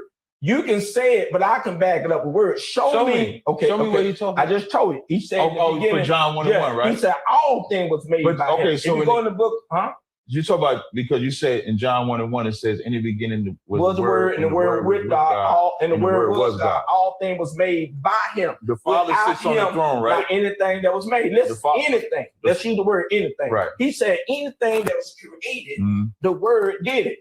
When you look at Jesus, you're thinking about a natural man. I'm thinking about the Word. I'm not talking about the natural man when the flesh and blood man, Christ. What created that flesh didn't exist with what we talking about. What created you and me? Your daddy created you. You played you. My daddy. Who created your daddy?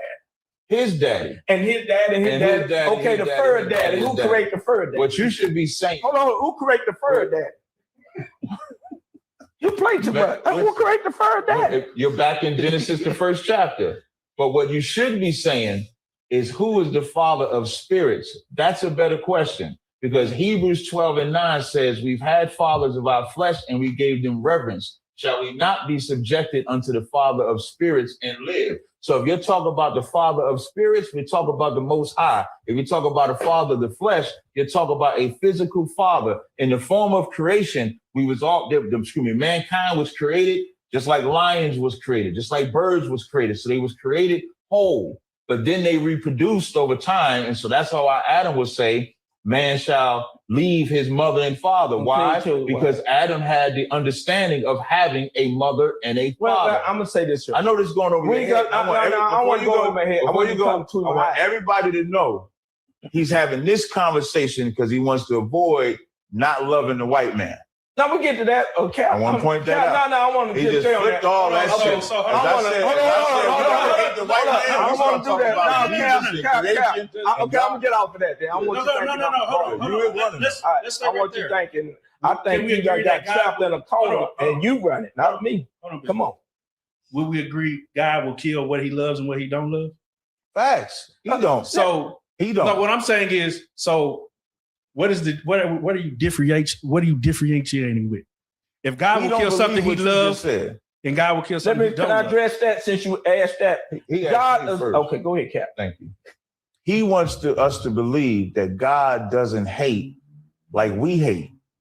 I'm saying God's hate is worse, is harder, is more than look at our condition. God hates us sinning. Look at us. Mm-hmm. This is the proof. We want to say something? No, I'm listening. Okay, no sweat. This is the proof. The Bible says God hates sinners. You know, the Christian going to tell you, God loves the sinner. He hates the sin. Sin is an action that a man or woman has to take. God can't hate, thou shalt not commit adultery. Somebody has to commit adultery, and then He hates the adulterer. So He hates you then? I don't commit adultery. You done did something wrong. But don't you first commit that in your heart? No. When Christ says, when you lust after a woman, in your thoughts and mind, you already committed adultery. It's counsel to avoid it, to never look at a woman with lust without knowing if that woman is single or not. But this actual sin is you have to actually transgress the law. That's what you have to do. No, that's not and the true. Bible says He hates sinners. Christian's going to tell you He loves the sinner. That's not true. Are you a sinner? Listen. Hold on. Are you? Oh, I'm sorry. Hold on.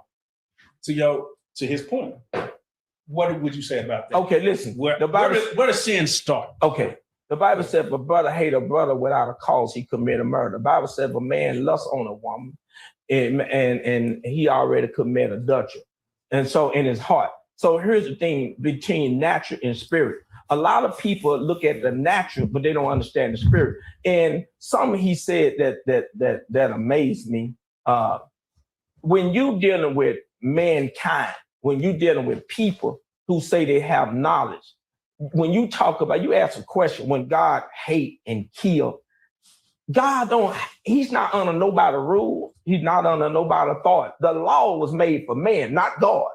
God can do whatever He want to do. He's not under the rule of creation. So God have the right to destroy. He have the right to build. Who you gonna tell the Creator what He can do with what He created? That don't even make sense. But that's what you're doing. The Creator can do whatever He want to do. When it comes down to His creation, that word hate that you using you misunderstand it. He's not talking about He hate people because He made them. So how you gonna hate the white and He made them? No problem. Can the person hold on? I'm answering. In the same Romans, the 9th chapter, it says, "Why will you yet find fault? Can the clay talk to the potter? The one that is in the potter, the master of the potter controls the clay. He can make a vessel of honor. He can make a vessel of dishonor. He can make a vessel fitted for destruction. He can make a vessel fitted for life. And he made Esau, who the white man is, to be fitted for destruction." And then it says, "Who are you to reply against God?" Because it's not a matter of you will and run for him not to destroy the white man. He gonna do it anyway. Okay. Now, if you don't believe me, we can read it. Cap. All I'm saying, that sounds good. But does it say that in the Bible? And knowledge. Wait, you misunderstand the Bible. Saying all you're getting to understand. Does it say that in the Bible? It say that, but do you understand? Yes, I understand. Okay. If he says God hates white people, yes, he don't like it. Says Jacob. All of them, they can't be redeemed. Esau, no, they can't be saved. No, you play too much. No, I'm telling the truth. In the book of Obadiah, it says there shall be. You know you got white in you. It says in the book of Obadiah. You got white in you. Before I answer that, in the book of Obadiah, it says none of Esau shall be remaining. And then what always happens? I gotta have. Oh, can I say something? Wait a minute, you say I'm running from that. I'm trying to answer you. I don't run. No, go ahead, Cap. Because he asked you what you thought about me. Come on, Cap. You for sure didn't answer the sinner because God loves the sinner. You didn't respond to none of his questions. You ain't responding to nothing. So I'm gonna answer your question. Yes, sir. This is the question we always go through when it comes to complexion, like skin complexion. Like you got to have white if you light skin. As if there wasn't light skinned men and women before we ever interacted with white people. Black people, now I'm gonna make this as a blanket statement, not just blacks. Melanated people across the globe have the ability to create every color of brown, whether that be extremely light brown or extremely dark brown. Has nothing to do with mixing. So the argument that you want to use about people having white in their thing, that's irrelevant. Because if you are an Israelite according to your father, it doesn't matter what is in your line on your mother's side. It only matters what's on your father's side. But now let's get back to it. The white man is the devil. God is going to destroy him because that's what the Bible says. So without them doing nothing, they automatically go to hell. You said they did nothing. No, I'm saying, no, that's what I said. This, I told you. Now, you said the problem. Let me tell you what I said. He just said the white man did nothing. I said if they do nothing. This on camera, nigga. No, this on camera, that's what I said. But if you think I said that, that ain't what I said. Can I correct myself? Yeah. Okay. You can clean if the white man, let me clean it up. However, I put bleach. Wait, before you go, this is how I know. No matter how gangster a is, when you start talking about hating the white man, it changes. Oh yes, sir. The floor is yours. Yes, sir. Okay, Cap. This is what I'm saying, my brother. You're saying if the white man don't do nothing wrong, he don't cuss nobody out, he don't steal, don't break in my house, he ain't trying to steal my wife. He been trying to follow the law, and he do all those things. Do he automatically go to hell? There's nothing. Well, you don't die and go to hell. There's nothing that stops the judgment of the white man, just like there was nothing that stopped the judgment of Israel. Can you answer my question, please? I'm answering it. Okay. There's nothing. What I'm saying is, like Isaiah 14:21 says, prepare slaughter for his children for the iniquity of their fathers. Okay. You know what that means? Wait, I'm asking you, do you know what that means?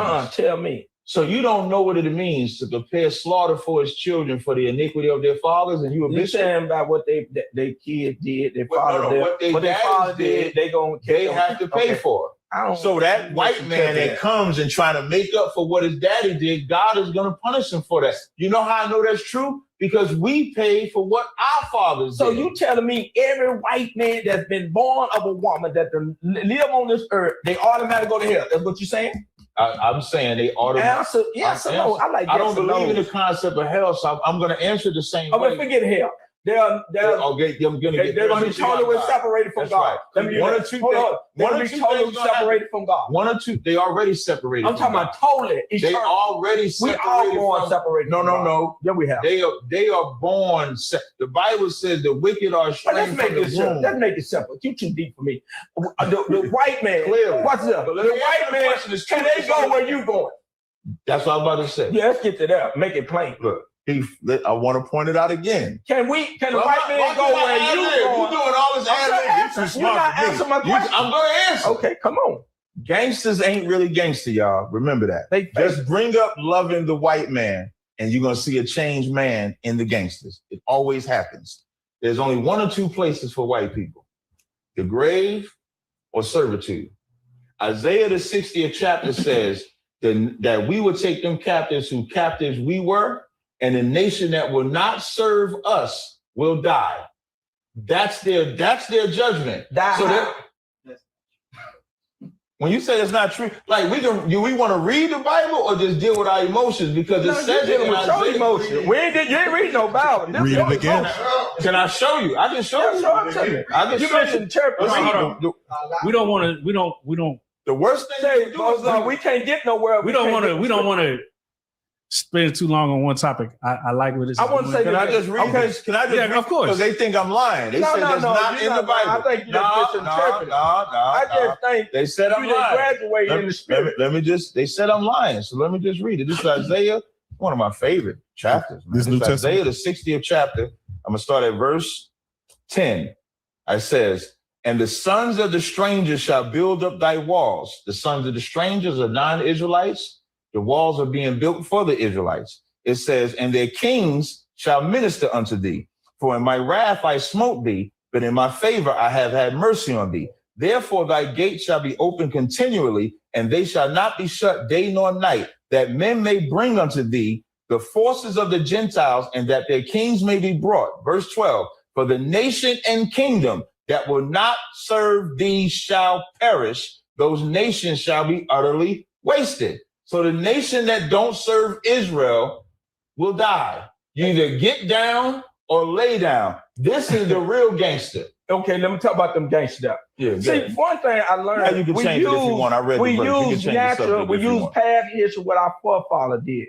We're looking at the history, and what he's doing. He's taking what the children of Israel already went through, and some of the things that God even allowed the children of Israel to fight and conquer other tribes. He allowed them to conquer other people. This ain't happened yet. Okay, but you say that, but watch this here. What I do know, you didn't answer my question. You went to a verse that has nothing to do with the question. I asked you, if a white man, can he go where you going? And you said, you use a scripture where the white man is going to be subject to us or whatever, we'll be over there. Okay. That's answering your question though, right? That's not answering my question.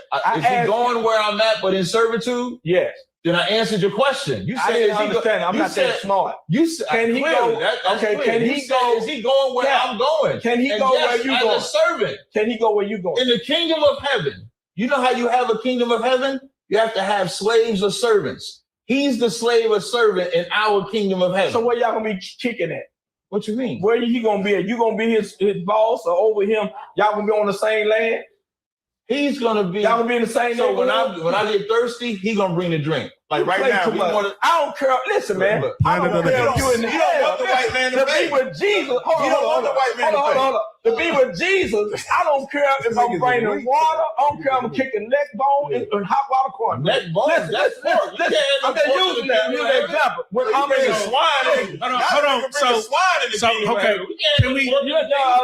Okay. We ain't worried about that. I need to ask a question. Because there's a lot of talk about white and black. Right. What is black and what is white? Those are only American constructs. That's why you heard me say earlier, we use white because that's what they say. We would say Edomites or Esau. For sure. For us, you see, I got this, the Jews, the real Jews, not the fake ones. Yeah. So we would call ourselves Judites. Like when I'm talking amongst my brothers, we're not using the black term. We would say Israelite. We would say this or that. Both my parents black. So. No, but you got that white boy in you. I promise you got the white blood in you. Why not? Bishop. White boy in me, man, because I'm light skinned.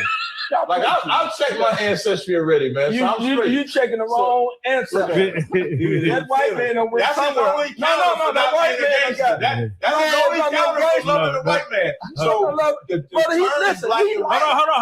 hold on, Bishop. I want him to. You look like the terms black and white. That's why we say so-called. You'll hear us say so-called black.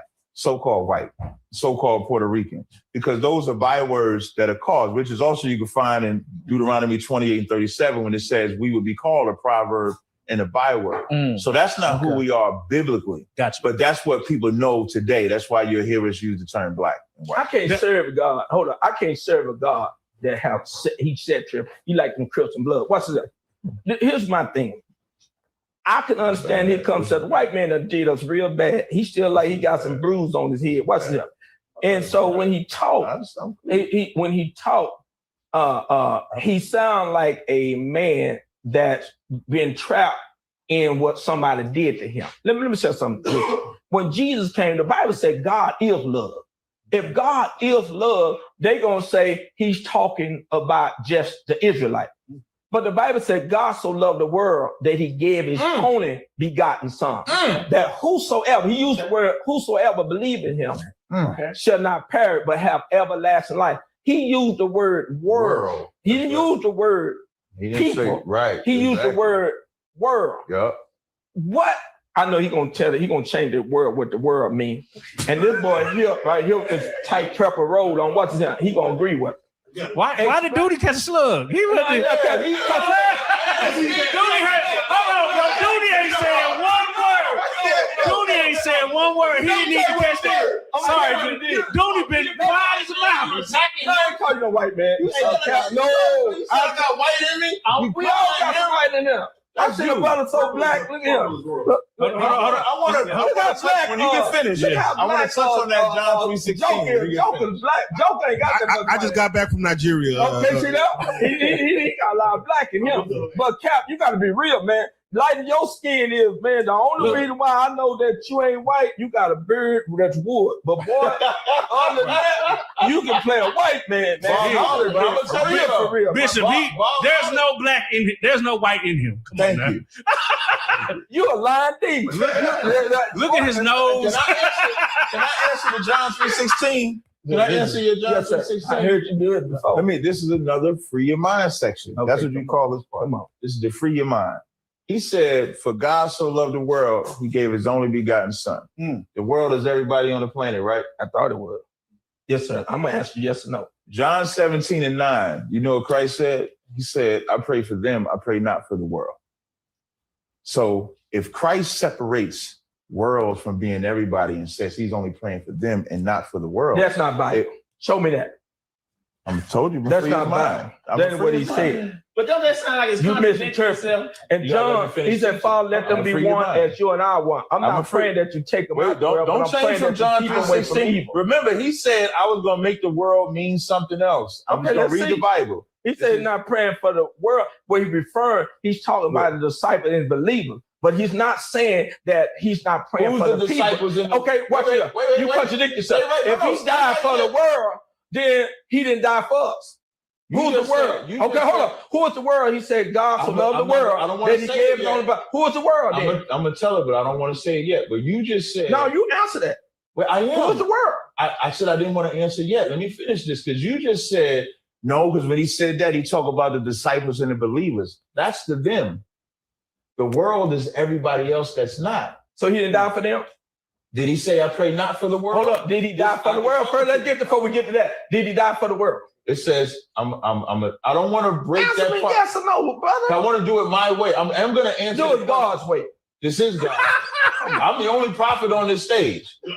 So now, you're a fake prophet. You're not a real prophet. It says I pray for them. I pray not for the world. So we can't make the world mean everybody. Otherwise, like he said, that's a contradiction. Then 1 John 2:15 says, love not the world, neither the things in the world, for the love of the world is lust of the flesh. So the word world has a concept. It has to, like right now, today, there's a China world. You go to China, it's totally different than the American world. You have third world countries. You got the animal world. You got sea world.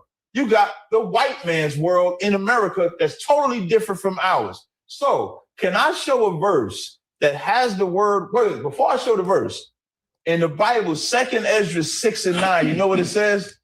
For Jacob, Esau is the end of the world, and Jacob is the beginning that followeth, which is why this is such a beautiful time to see America crumble to the ground because it says Esau. So if we see this kingdom fall, that's how we know our kingdom is coming. Because it says Esau is the end of the world. Now, can I show a verse that says Israel is the world that he gonna save? Please. Okay. I can. You can. You said I can't? I said you can if you want to. I'm not saying No, I'm asking you if it's in the Bible. Okay, this was what I'm asking you. I don't want to hold these people because we got to listen. I want to talk about what's happening is it getting cooked, it getting hot. Isaiah 45. Oh, that was good. Yeah, he was trying. In the oven. We got people. He said keep it in the oven. We got a lot of people. Go ahead, Cap. Okay, no, answer because he can cut it out. Hey, before I say the verse, go ahead, Cap. What did I say in that chair? Do you like Mike Tyson? Didn't I want him? No, go ahead. I said everybody got a plan. Please, my brother. So they get in that ring. I'm cutting you out. Go ahead. This is Isaiah. Okay, this is Isaiah 45:17. I'll show it to you. Yes, sir. I know it by heart. Go ahead. It says, "But Israel shall be saved in the Lord with an everlasting salvation. Ye shall not be ashamed nor confounded, world without end." Let me let I'm letting my little apology brother answer that. Answer that real quick. Come on. You can answer that. You don't bring all them niggas over. No. So here's the thing. He can't do that. Hold on. No. Hold on. Because I have a question. You tapping out. Hold on. Hold on. No. He ain't being quiet at all. Thank you. Hold on. Ain't nobody being quiet. So here, my understanding of what the world has always been is anything that's. Did I just read that Israel was the world? Yeah, you did. Okay. So well, you hold up. You let them say that, then I got the answer. Let me tell you something. The Bible said, "Love not the world, neither things in the world. All the things of the world, the lust of the flesh, the lies, the pride of life, is not of the Father." What he referring to, he said the things of the world. This is what he was talking about. The Bible said God so loved the world. We can always take word. If you look it up in the Greek, hold up. If you look hold on. If you look up in the word Greek, when he said God so loved the world that he gave it only begotten son, ask him to look it up. He can go that word world not necessarily mean a specific color of people that he hates. We're not talking about color. Okay, hold on. Or people that he hate. But what he is saying that he used the word world because he was including everybody. He used the word whosoever. So when he used the word whosoever, he letting you know that whosoever believe in Jesus, you're not condemned. I don't care if you're black, I don't care if you're white, I don't care if you're Chinese. But people can always take the word and make it say what they want to say. If the Bible said God so loved the world, I ain't too deep to try to figure out if he talking about it for certain people. Hold on. If he say he loved the world, this is my point to him. Who is the world? I just told you. Hold on.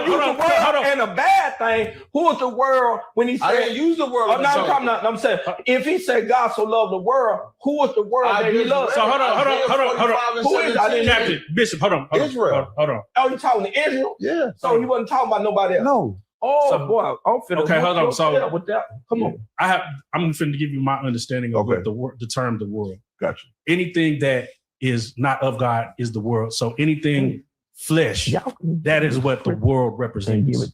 That is what God died for. So anybody who is living in the world in the flesh, they can also have an opportunity to have eternal life. Any race? Huh? You're saying any race? Anybody who's living in the world, if they don't want to be a part of the world, if they can accept God into their life, Jesus. So would you say that somebody that's lost would be who you talk about, like they can be found by Christ? For sure. So in Matthew 15:24, when Christ says, "I am not sent but unto the lost sheep of the house of Israel," is he sent to everybody else or just Israel, as he said? I answer that. Cap, come on now. When he said he was not sent, he was sent to lost sheep of Israel. Jesus was sent to his people first. That does not mean it stopped there. That's why in the book of Romans, when Paul wrote, let me finish. That's why in the book of Romans, he said we are the offspring. If we don't continue in God's good, who's the offspring? The offspring is whoever the branch is. But the true Jews is those that have been chosen by God. God have chosen people. Let me finish. Okay. He said, then we're grafted in. So that's those that believe by faith. No. Watch it. Okay, you can say whatever you want to say. He said if they continue in God's goodness, they will be okay. But if they don't, he would cut them off. But the Jews can also be drafted in back because they, let me tell you why. Because they the one that crucified the Lord. They the one that reject the Messiah. They the one that accept that they the one that don't believe that Jesus was the Messiah. So here's my point. When Paul wrote that, he was showing people in believers. He said, you are the branch that was broken off. He said, take heed because you stand by faith. The same way the Jews disbelieved in Jesus and didn't accept him, they was cut off. What you're thinking, because you're a seed of Abraham, what you think, everything you're saying is in the natural and the Old Testament. You don't even understand what Christ did. You don't even understand when he said he fulfilled the scripture. What do you think he means? He said, I didn't come to change the law, but fulfill. What did he fulfill? Fulfill us how to keep it. No. In Matthew 5. You can't keep it. And that's a lie. You break the law. I don't. Yeah, you I don't do. sin. No, you don't I do sin? not. No, I do You not. bad man. I am because I serve Christ. Can you be perfect? You don't get angry? Can you be perfect? The scriptures say be angry and sin not. Hold on. You don't lie? The scriptures, no. The scriptures say be angry. You don't lust? No. For my women, yeah. For women that belong to me, lust is not a sin. Oh, my God. I know it's when you act on it, but hey. No. When I'm saying lust is not a sin, my wife, like my wife. You got lust to get the even be with. I understand that. That's not what I'm saying. No damn so you say you don't have no sin. I got a question for you. Wait. You don't never fall short of the glory of God? I got a question. You never fall short of the glory of God? Yes, I have. Okay, falling short of the glory of God. That doesn't mean that it's a sin. Who said that? What is sin? Hold on. Transgression against the law of God. Okay, so you can fall but not sin. That's the difference. You can stop doing your job, you can fail off, you can struggle. That's different. Man, you're bad. Can you be perfect? Can you be perfect? Worse than them hoes. Can you be perfect? Perfect how? In Jesus I can. So you can be perfect. In Jesus. And what not in my own. What does being perfect mean? I submit to the will of God. It means you're not a sinner. Okay. If you're a sinner, tell me what that means. If you're a sinner, then you're not even a child of God. The Bible said, take heed. Does the Bible say what I said? Wait, I had a question I wanted to ask you. The Bible said, if you say you have not sinned, you make God a lie. That's 1 John 1:9. So you are correct. You are correct. So I'm gonna break that down. This is another. Now you're gonna break it down. Yeah, this is another free your mind moment. Oh Lord. You would be who that scripture applies to, not me. Oh. Because you are not in the truth. As I bring you in the truth, you just mentioned. So you never sinned. Have you ever sinned before? Let me finish. You just have you ever sinned before? I'm trying to answer. I'm just a little bit. That's have you ever sinned? Okay, I'll put my talk about myself. Have you ever sinned before? I'm about to talk about. That's your question. Yes or no? Hold on, Bishop. You got to let him answer, Bishop. Man, he gonna give me a history and book. We here for the history. Yeah. We want to learn. All right, so before I Joe, you get the mic. This nigga mad. This nigga hot, y'all. So before I came into the truth, yes, I was a sinner. That's what 1 John 1:9 is talking about. When you come to the Most High and you say you never sinned, you're a liar, because we all have sinned. But when you learn what sin is and you're not breaking the commandments, you're not a sinner. So in 1 John 1:9, I was that before. So you don't repent. But then in 1 John, I did repent. That's you don't repent no more after you done came into the knowledge of truth. Well, he would have to sin again, you would right? have to tell me so what you ain't sin never sin. So you don't never repent. You would have to tell me what sin I committed. I'm not saying that. And I'm it might be something you don't know about. But I'm gonna tell you why. You don't ask for you say, you don't ask are for you forgiveness. a sinner? Are you a sinner? I'm not a sinner. So you're not a sinner. Thank you. Sinner is one that practice. He just said that. I didn't say I don't sin. Said the same you know the difference. No, I didn't. A sinner is one that practices sin. I might fall short of God's glory. But you just lied and said I don't sin. You just lied on the whole broadcast. You just said a while ago. But what you just said is exactly what I'm saying. If you say you're a sinner, you're not a child of God. So I don't say I sin because to even say that I sin is like something that you're actively doing. Am I in the truth? Akim, am I in the truth?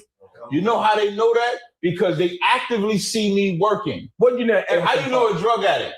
By them actively being on drugs. That's how you know a drug addict. So you know somebody is a sinner or in sin by what they are actively doing. I don't do that. What about the sin? Oh, so I should you said you're not the thing that you know that's not right. You don't do it. There could be some things that you don't know that you could be done. Yeah, I could have done. I got that. I would argue that the captain already would know. Well, can I ask you? Before that. when you and your partners on the side said he came for Israel, he came for his people, but then he came for everybody. Right. Did he gather all his people yet? Yeah, you can. Did he gather all his people yet? No.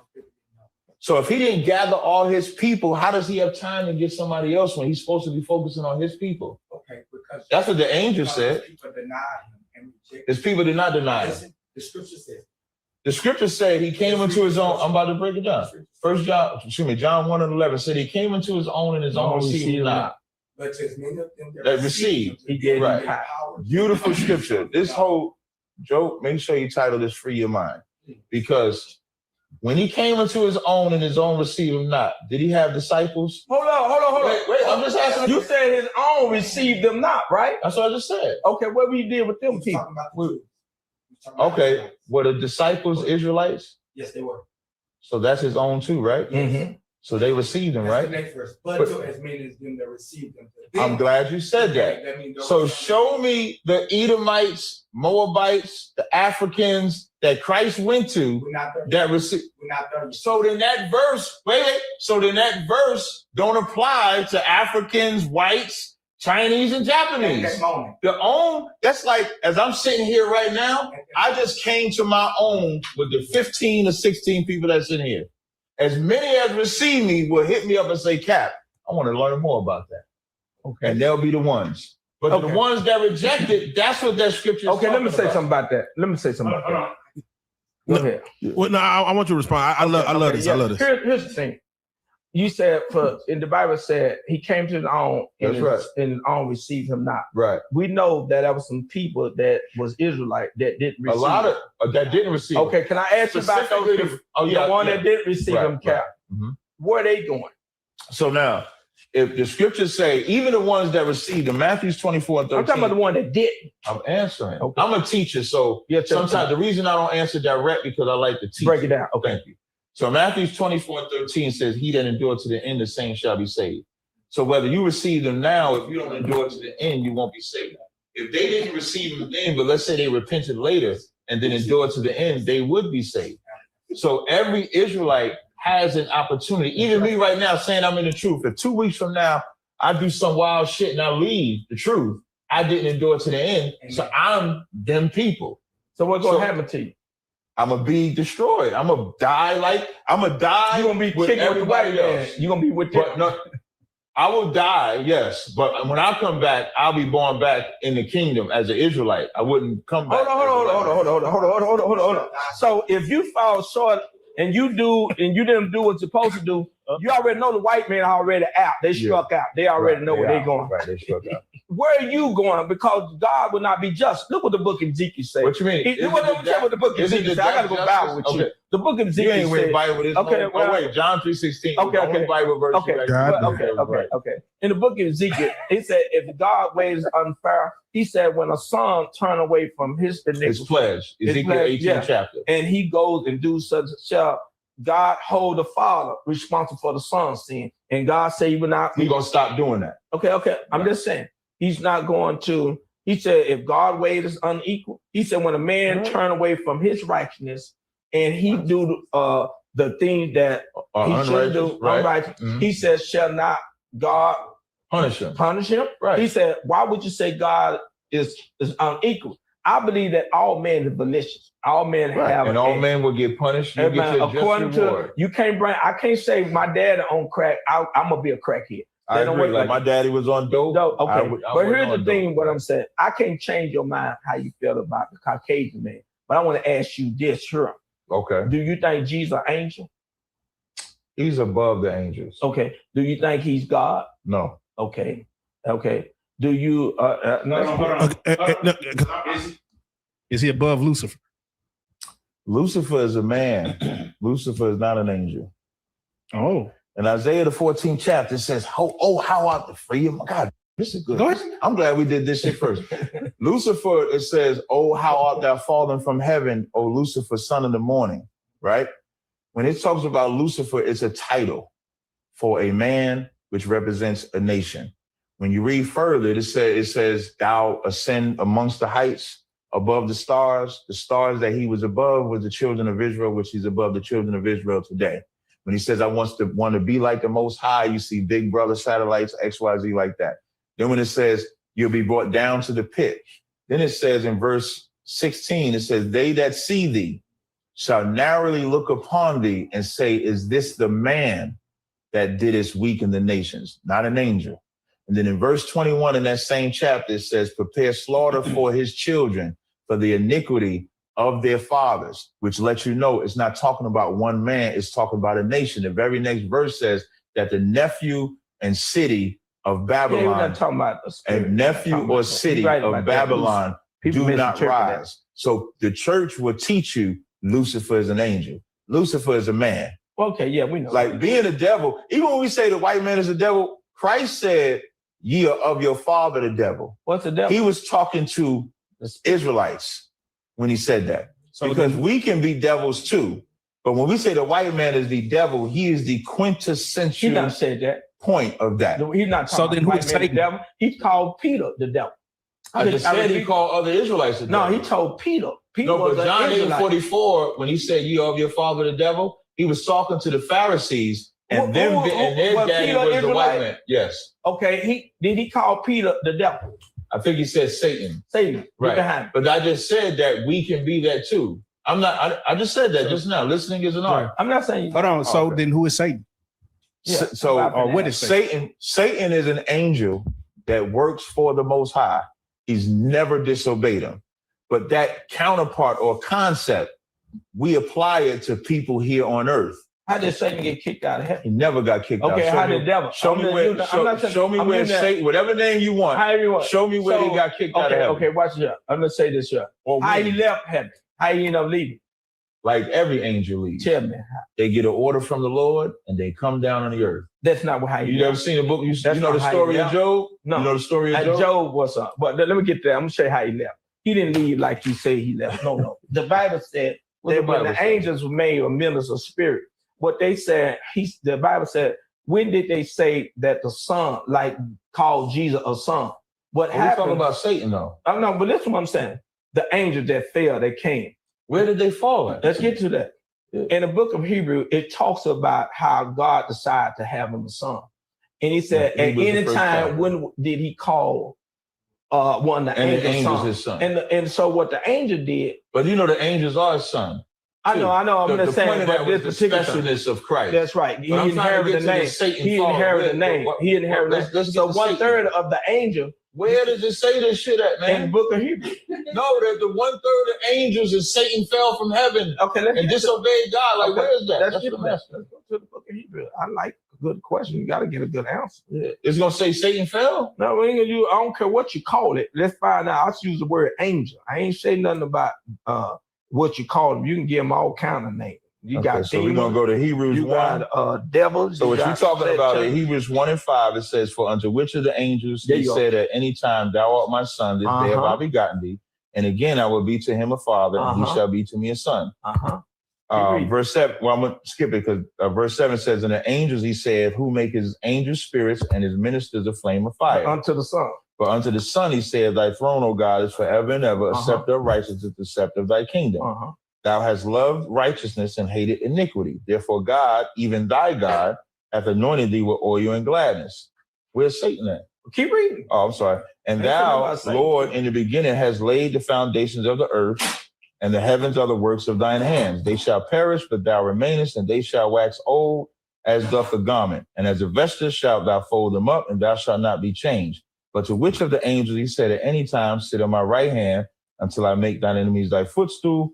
And are they not all ministering spirits sent forth to minister for them who shall be heirs of salvation? And then keep on reading. That's the last. I got to go to chapter 2. Okay, go keep reading. Well, how much of this shit is going to read? It's okay. Therefore, we ought to give more earnest heed to the things which we have heard. For if the word spoken by angels was steadfast, and every transgress and disobedience received a just recompense of reward, how shall we escape if we neglect so great salvation, which at the first began to be spoken by the Lord and was confirmed unto us by them that heard him? Where am I going? Read a little more. That's it. Well, I'm reading 2 more verses. Okay. God also beareth them witness, both with signs and wonders, and with diverse miracles and gifts of the Holy Spirit, according to his own will. For unto the angels hath he not put in subjection the world to come, whereof we speak. But in one certain place testifies, saying, what is man that thou art mindful of him? Who said that? But it says, but one in a certain place testifies, saying, what is man? I'm gonna read two verses. Keep going. So this is where you talk about the rebelling? Come on. Got you. But one in a certain place testifies, saying, what is man that thou art mindful of him, or the son of man that thou visited him? Thou madest him a little lower than the angels, thou crownest him with the glory and honor, and didst set him over the works of thy hand. Thou hast put all things in subjection under his feet. But he said, okay, here's the thing. But here's what the problem what they had. The angel was upset because God decided to make Jesus a son, the word a son. So when he made him a son, the angels saw that. They was like, what is man that you visit him? Now in heaven, they didn't get no authority. They didn't get to sit on the right hand of the Father. They didn't rule over the creation. So now the angels seen that man able to do it. So here's the problem.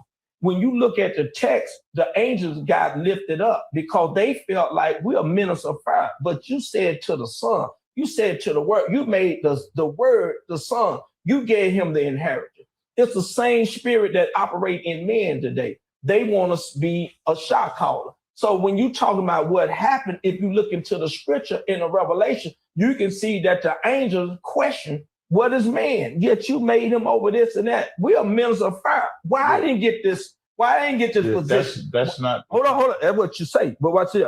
That's the difference from reading in the letter and in the spirit. You say you're a prophet, but you didn't even understand the revelation. I know everybody a prophet. You got apostles, bishop, lieutenant. You a bishop. I don't care about the title. I'm a servant. What's it? But my whole point, I'm being a servant. Jesus said, let this mind be in you was also in Christ Jesus. Thou art not robbing to be equal, God, but humble himself a servant. I'm a servant. But here's the thing is, it's too many prophets around here. Watch this.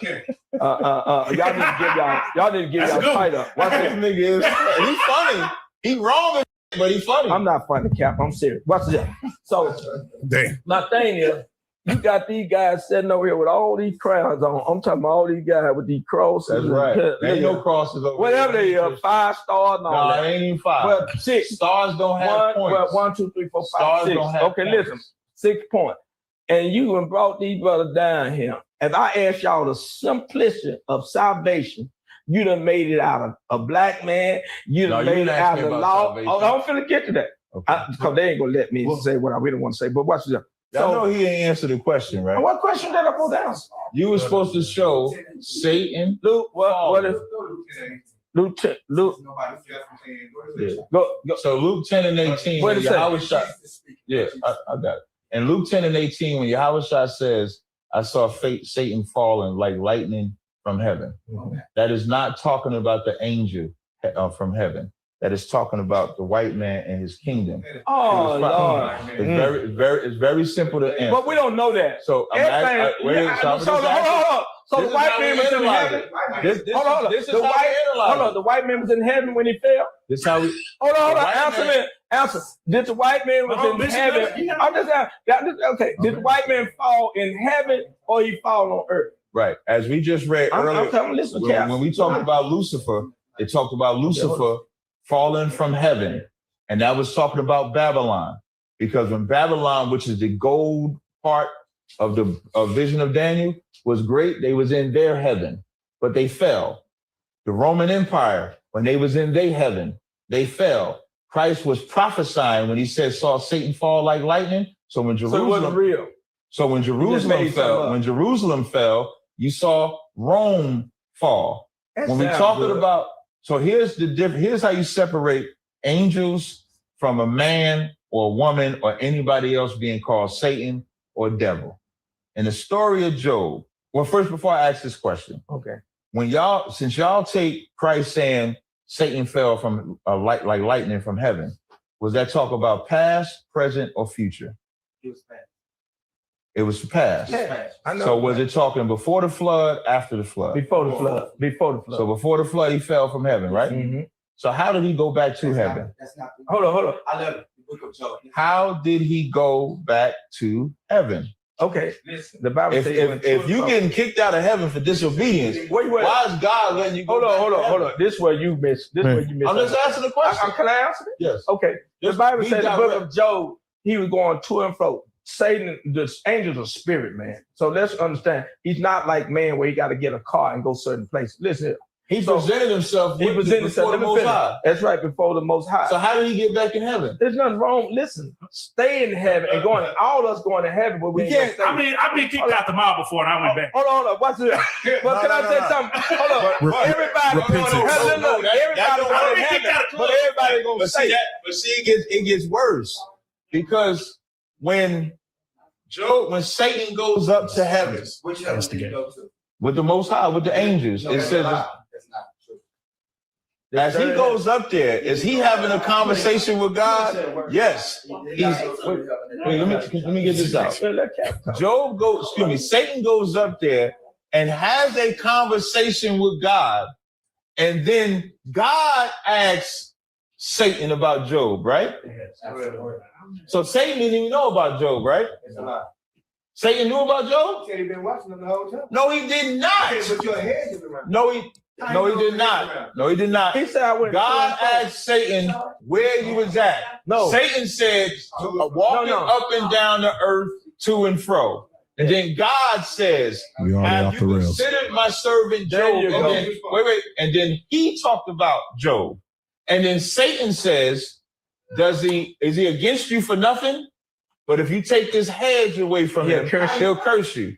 And who did God use to do it? Satan. What's wrong with that? I thought he was kicked out. Oh no, listen here. I got He said, look what the scripture say. So you're telling me God kicked Satan out of heaven for rebelling and taking other angels with him, and then God hires hires Satan to go punish Job. The Bible says God created evil and good. Okay, listen. Okay, I'll make it. Give me time. Let me go. Everybody that you let come to your house, you don't let them stay in your house. Because you kick them out, don't mean you don't let them come back. Watch this. So you're comparing man to God. I'm using an example. You said we can't compare man to God. No. You said we can't do that earlier. Now he's doing that. You don't like that. But listen, I'm going something else. Okay, hold on. Let me finish this. Hold on. Yeah, let me finish. Yes, sir. Okay, listen. So when Satan came to and fro, the Lord asked him, where you come from?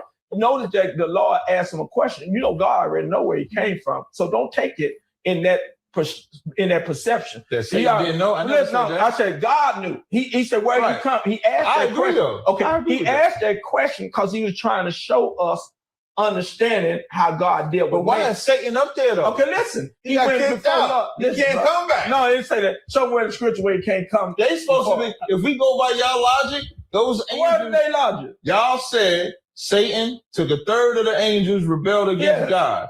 Before the flood. Who said he can't before the flood? I never said now, just think about this. Only 8 souls survived. Y'all. You and your team. He didn't say that. Only 8 souls survived the flood. So if the flood is supposed to destroy the angels that rebelled, and the men and half-breeds and everything like that, what is there, another set of angels that rebelled? That's impossible. Can I say this though, Captain? If your skin get you in, all I'm saying. My skin don't, stop talking about skin. I'm talking black man, Israelite. No, Israelite. You have to be an Israelite. You got to be an Israelite. That's right. Being an Israelite, what is a real Jew? Oh, I'm glad. Shout out to Shabbat. What the scripture say what a Jew? Hold on. Let me answer the question real that you saying. I want to answer. What is a real Jew? Cap, please. Because this is my teacher. I got him in my presence. He's finna go. You can't help your daddy. You riding with me home. So listen, I got to ask you this. Let a song play. I've been upset. I came and I got delivered, but my voice, I got delivered, and I've been saved. But 607 he did some shady shit, and he went over to Charleston White. And you owe me some money. Oh, dude. I'm sorry. That's why I need to repent. That's why I said you got to pray. 607, you traded. Yeah, you went over to Charleston White. And let me tell you something. I'm on your ass. I told y'all to stop talking about God. What happened? Okay. What the hell? My bad. What the hell is? Say, Cap. I apologize. No, I got to apologize to Cap now. Yeah, God. Cap. God. No. Cap, you're a good man. I'm gonna tell you why you're a good man. Now he. No. I'm gonna tell you why you're a good man. You gotta let us. I'm gonna tell you why you're a good man. Okay, but you gotta Then he gave up the mic, they wanted it back. Cause you let this. Hold on. No. I'm gonna talk about. Judy for sure just seeing right now. You done interrupted this conversation. You a good man. Let me tell you why you good man. Let me tell y'all why he a good man. Why? Cause he let this bastard just say anything. Oh shit! Listen. Wait. So we got to land this plane. We got to land this plane. I got two questions. The first one being, we speak about Jesus' skin color and things of that nature, what he was and what he wasn't. I want to speak on the disciples, and if so, Judas, was he black? Was he white? Black. He would be an Israelite. We would consider him black today. What would you say about an Israelite turning on his own brother who was the son of God? I think we see that all throughout the black community. I think we've seen a lot of black men turn on black men for nothing, which is why I love for riches. It's always what does the Bible say? The love of money is the root of all. So how we gonna help evil. you, brother? You get in the ISUP. That's what you do. What that is? The group that I'm in. Y'all look half crazy over there for real. I'm being honest. No, real because in this organization. What makes them different from anybody in your congregation? I'm about to wait, hold on, wait. Before you why they look crazy? I'm gonna tell you why. Why they look crazy. I'm gonna tell you why. Hold on. Tell you why. Let me answer. You asked this. Wait. But let me finish this one question. Like, let me answer that question and I answer. Okay, you asked the reason why they look crazy to me. Look at him. That's his teeth.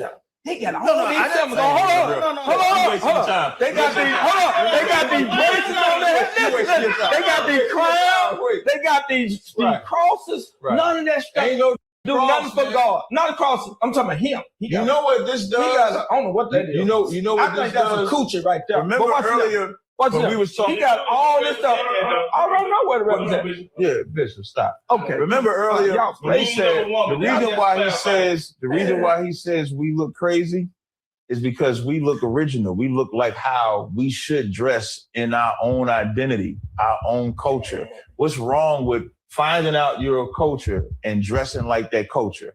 I remember a time when people was being blackity black and they was wearing the African dashikis. You know why they was doing that? Because they was trying to get in their culture.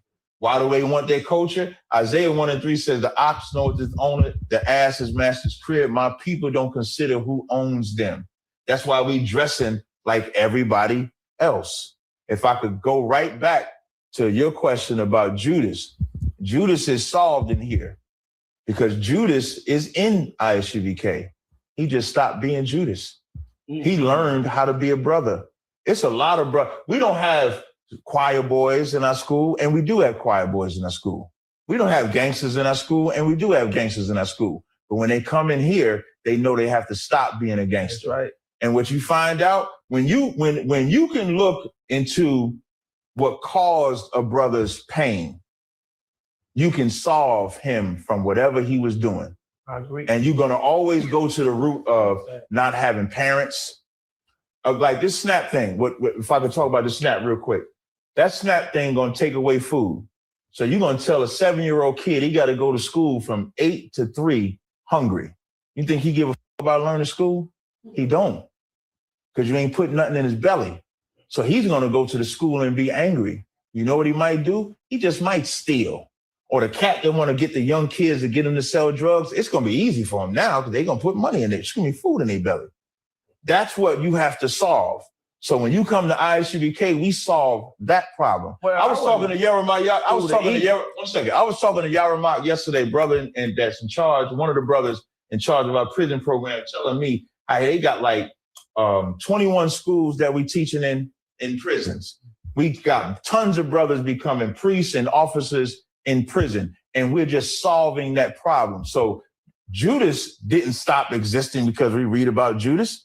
You can read about plenty of Judases, but can we read about the brother that fixed Judas? Can we read about the brother that was Judas and tell that story how I stopped being Judas? We do that all the time in here. If these brothers told their story, you'll see we all was Judas. And then we stopped being Judas. Judas hung himself because he didn't have the spirit of the Most High. And here you get the spirit of the Most High. Commander General Yohanan held that down so that you can be Judas, you can be Peter, you can be Paul, but you're going to be a brother in here. No, I told you this. No, I got to say that. You said don't shut down. No. Shut the sidebar. Here it is. The government shutdown. We talked about this. Wait, he got a joke about the second. No, you're going to be a church, right? You got to listen to me. I asked you this earlier. You got to stay with me. Come on, Cal. Now, the shutdown.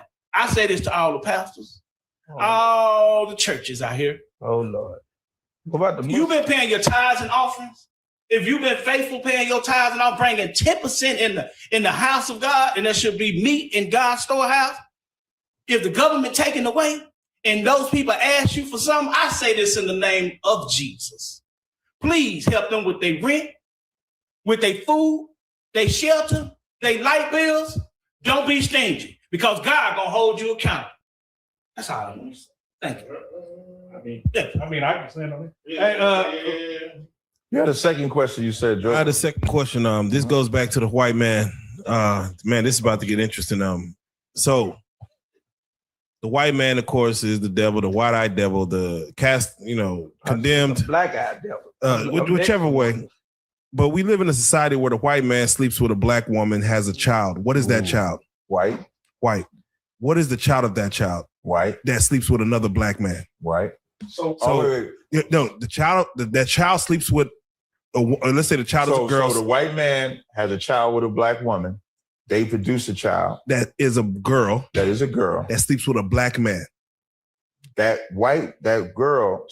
woman that sleeps with the man, she remains white. Yes. That child is black. Okay.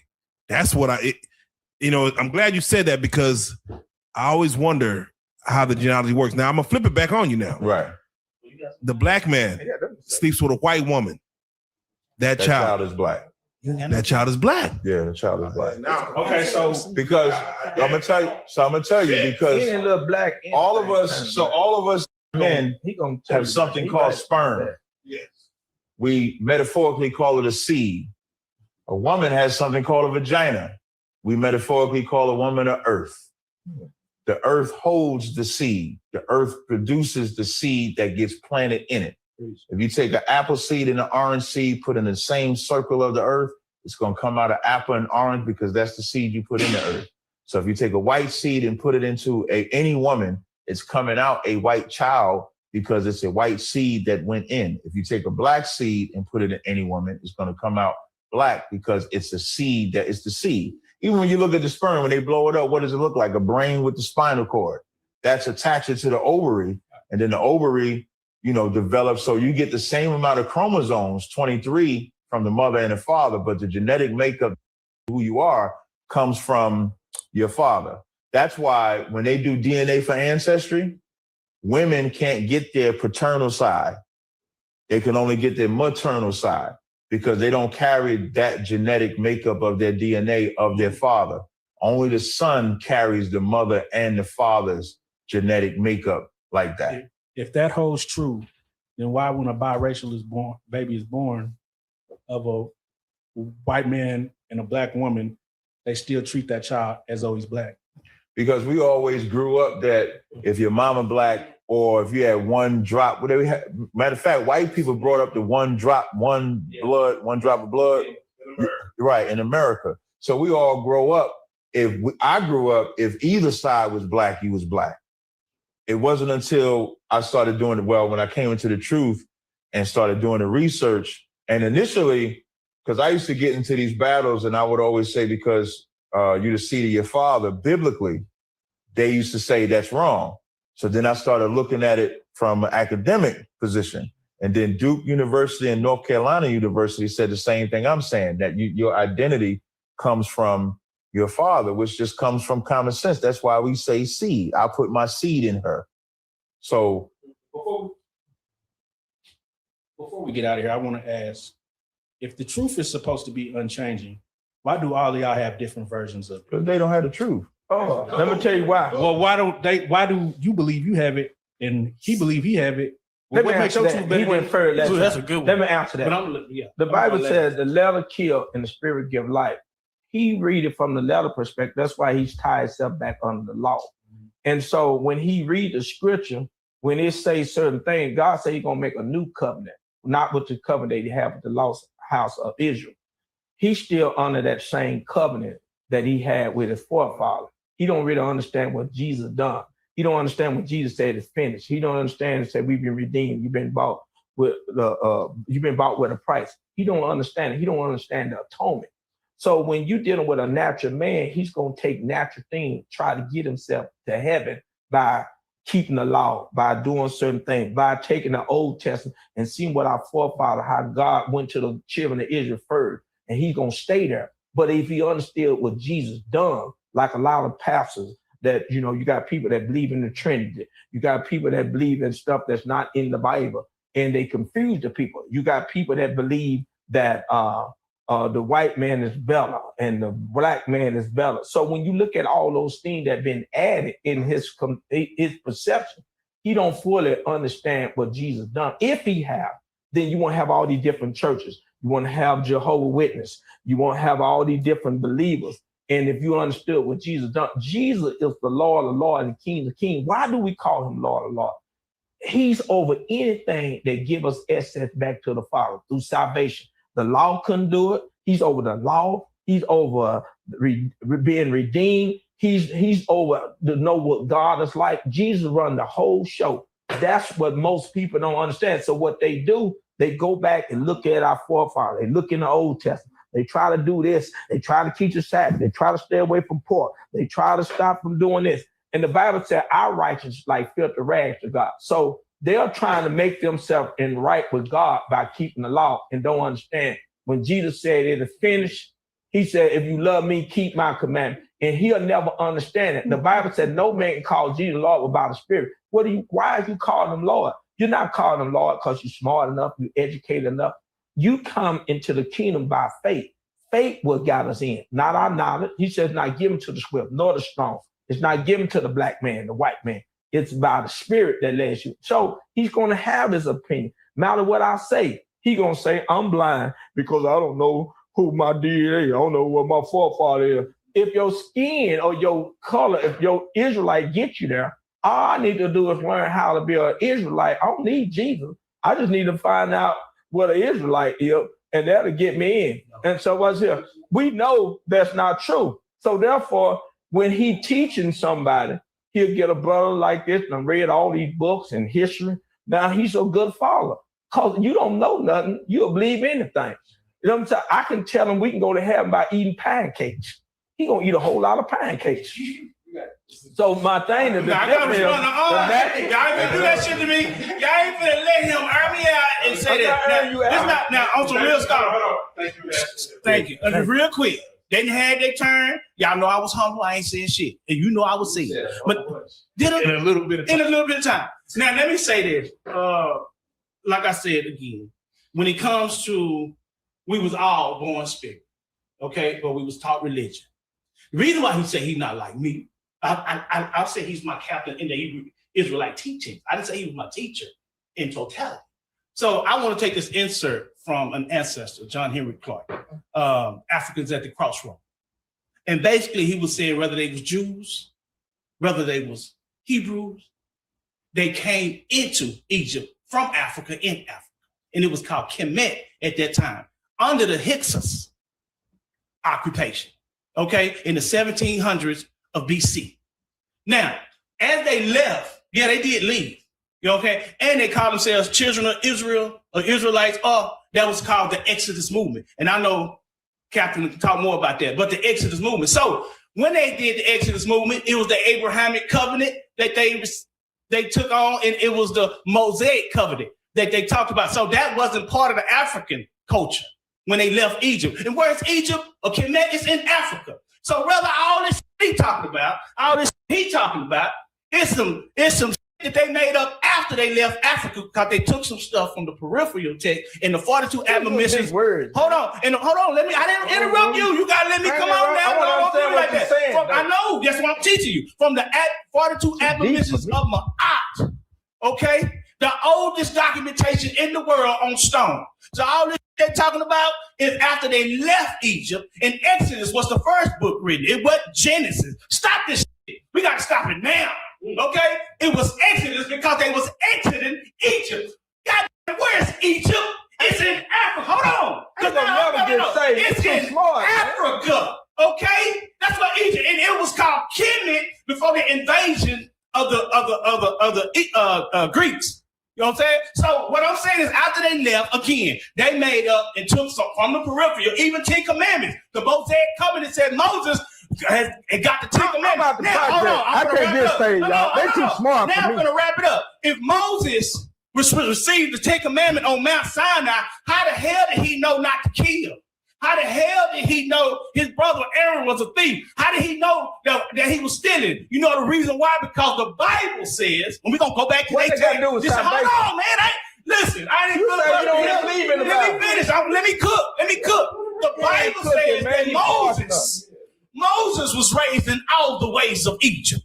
So Moses, the Mosaic covenant, Abrahamic covenant, was raised in all the ways of Egypt, and they came into Kemet, into Egypt, from Africa, into Africa. That man, God, I don't care what your religion is. Hold on, man. I don't care what your religion is. I don't care what that is. That means you understand that God, because once you find the language, okay, and once you find the culture, you're going to find the God. And so when they left and started the Abrahamic covenant, hold on. And so once they found their God, they named their God according to the colonization after leaving, exiting Egypt. But they took from the peripheral some of the laws, the concepts and principles, and the allegorical story of a father. If you go on the block trying to save a drug dealer, hold on, you on the block, how you gonna save a drug dealer? Bishop, y'all gonna have to talk about that. Yeah, we wrapping up. Oh, thank you, man. I'm wrapping up for all that. Okay, and I'm finna wrap it up right here. Come on. So, Captain, I gotta go with you, Captain, because you went off on me, so I gotta end with this. Okay, so the reason why Captain is not like me, because I'm spirit. And all this religion that's going on is just to take some concepts and principles, because all those stories that they came with the Abrahamic covenant, those are made up stories. They are not real. You are not Captain, you know, and you need to stop this shit going around the country with this shit. Captain. You know, hold on, and I'm gonna end it. He can rebut. You need to stop going around and talking about the Bible as though it was literally true. The people that wrote the Bible was true, and they actually lived. But that with Abraham, that with Moses, that with Jesus, because that was gay. Hey, okay, he didn't even like pussy. All that. Hold on. That was just fake. Hey, this nigga sniffed the line in the bathroom. You can't go. Hold on, Dooney. We got to stop this shit. We got to stop now. I'm gonna say this. 6 or 7. I'm coming for you now. Wait, no. You said Jesus was gay. I don't want to do it now. We got to wrap this. Yeah, Dooney, you can walk off if you want. Yeah. You can take a break. God. Yeah, we're praying for you. Don't touch me either. That's all. Come on. That's due to the priest. Out of here, man. All right, we got so many demons, man. Yeah, God. All right, so Cap and Bish, we're gonna do some closeouts if you don't mind, Cap. No. Hold on. He needed to say. Oh, please. Oh, yes. Yeah. I'm sorry. Yes. Thank you. Your question was about how do you know you got the truth? Neither one of them really answered the question. One of them solely don't. Right. You know, don't say that about him. The scriptures say, "Let God be true and every man a liar." So in this display of conversation that we had, for example, when he first spoke, he said that the new covenant was for everybody. The new covenant is not. In Hebrews 8:8, it says the new covenant is for the house of Israel, the house of Judah, the same way it was in the Old Testament. When we talk about the word world, he said the world meant everybody. And then even he broke down that the world doesn't mean everybody. So I made him change his position. I have not changed the position this whole time. When we got to talking about the white man and being punished, and even though we can read that God hates, he don't want God to hate. But this nigga that brought up Egypt, I'm so thank the Lord that he destroyed all them Egyptians, and we celebrate something called the Passover where they die. You can't come up here no more. Come on. No. Come on, man. I ain't gonna say nothing. I promise. Oh, he just want to be seen. That's it. That's all we Goddamn. wanna do. So when it comes to the truth, the most important thing is my name is irrelevant. All of that is irrelevant. That's right. What we do for the Most High is the most important thing. Other thing that's said is that we think we're going to get in by the law, but then said we can't sin when sin is transgression of the law. So how you going to follow the commandments like Christ said without keeping the law? That's how you simply know who's telling the truth. He double talks. I don't double talk. It's very simple. You keep the commandments. When Christ returns, he's going to know if you kept the commandments or not. You'll make it into the kingdom. If you don't keep the commandments, you won't. So he said we don't have to keep the law. Christ said, if you break one of the least commandments and teach men so, you will be least in the kingdom of heaven. By his logic, he's teaching you to be the least. By my logic, I'm teaching you to be the greatest. It's just that simple. All right, I'm ready for the close. Okay, let me close out. No, yeah, we gonna Okay, let me close. I'm going to get my closing tell them. That's it. I want to say this here. Not just closing out, right? Closing out. Come on, 2 minutes. I apologize. Get this man on the timer. Listen, I'm closing. Okay, yes, Give him 2 minutes time. I want to apologize because I'm serious. Thank you, sir. Because I want these listeners. I'm so serious about salvation. Right. Everybody have their opinion about life in the scriptures, but I never said a man about the law, what he said, but the Bible said the law don't save you. It don't save you. Jesus is the reason why we're here. But what we do, we observe the law. Jesus said, if you love me, keep my commandments. But in my closing, everybody have ideas and thoughts. And I'm just a person that knows that I'm not smart enough, I'm not educated enough, I'm not deep enough to get to Jesus.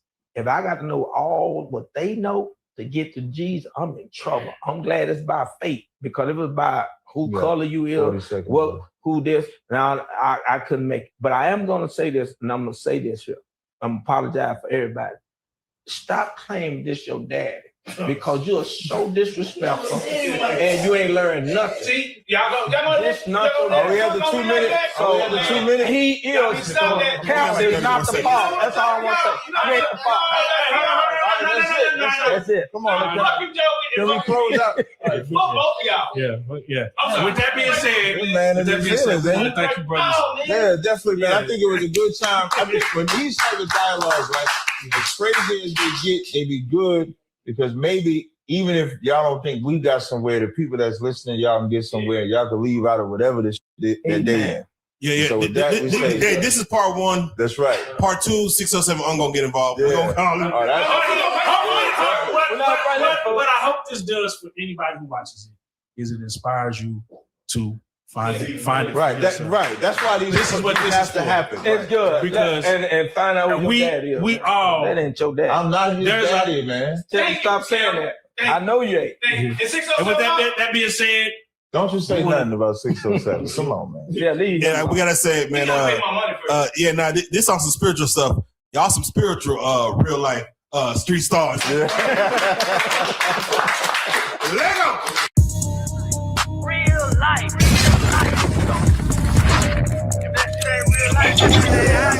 It ain't real life. Real life street stars. You know what time it is. All right, family. All right, man. Y'all already know what it is, man. This is it, man. All the tough talk, go out the window. Let me bring the brothers in the building. They are here. All right, I already see I got Tazaryach name spelled wrong. I left out the Y. Right, Captain? Yeah. You know, if you go to YouTube Studio, you can actually change it while it's live. If you go on your YouTube channel and if you click your name and then go to view channel, then if you click your name and go to YouTube Studio, you click the live. I know how to do it, brother. I forgot who I was talking to. I forgot who I was talking to. My bad. Because you're right. Right. Okay, so family, the day is the day, man. The topic, y'all already see what the topic is. Allah, is Allah the same God as Yahweh? Yahweh. According to the Bible and Quran. Y'all already see what it is. We got brother Khalil Shabazz in the building. Shout out to him. FOI, a true follower and believer of the Honorable Elijah Muhammad. Make no mistake about that. And then, of course, we got Captain Tazaryach, the captain, the man of Harlem, of the earth. Of the earth. Of the earth, y'all. Of the earth, he claims. And this will be a respectful debate. Brothers, I ask you, there will be no profanity, of course. I know my brother don't use profanity. And there will be no slander, no calling each other names. This is not a kiddie debate. This is the toughest environment to be in. And both brothers will respect each other's time. And you cannot speak on each other's time. Even if you say something that you disagree with, you would just have to wait until it's your time to address it. We're going to have 10-minute rounds. There's going to be 3 10-minute rounds. The opening round would be 2 minutes to let the people know what it is. Why are you here to prove? So the first, second, and third will be 10 minutes. And then after that, we will have a Q&A. You will be able to ask each other, excuse me, you will be able to ask each other 3 questions.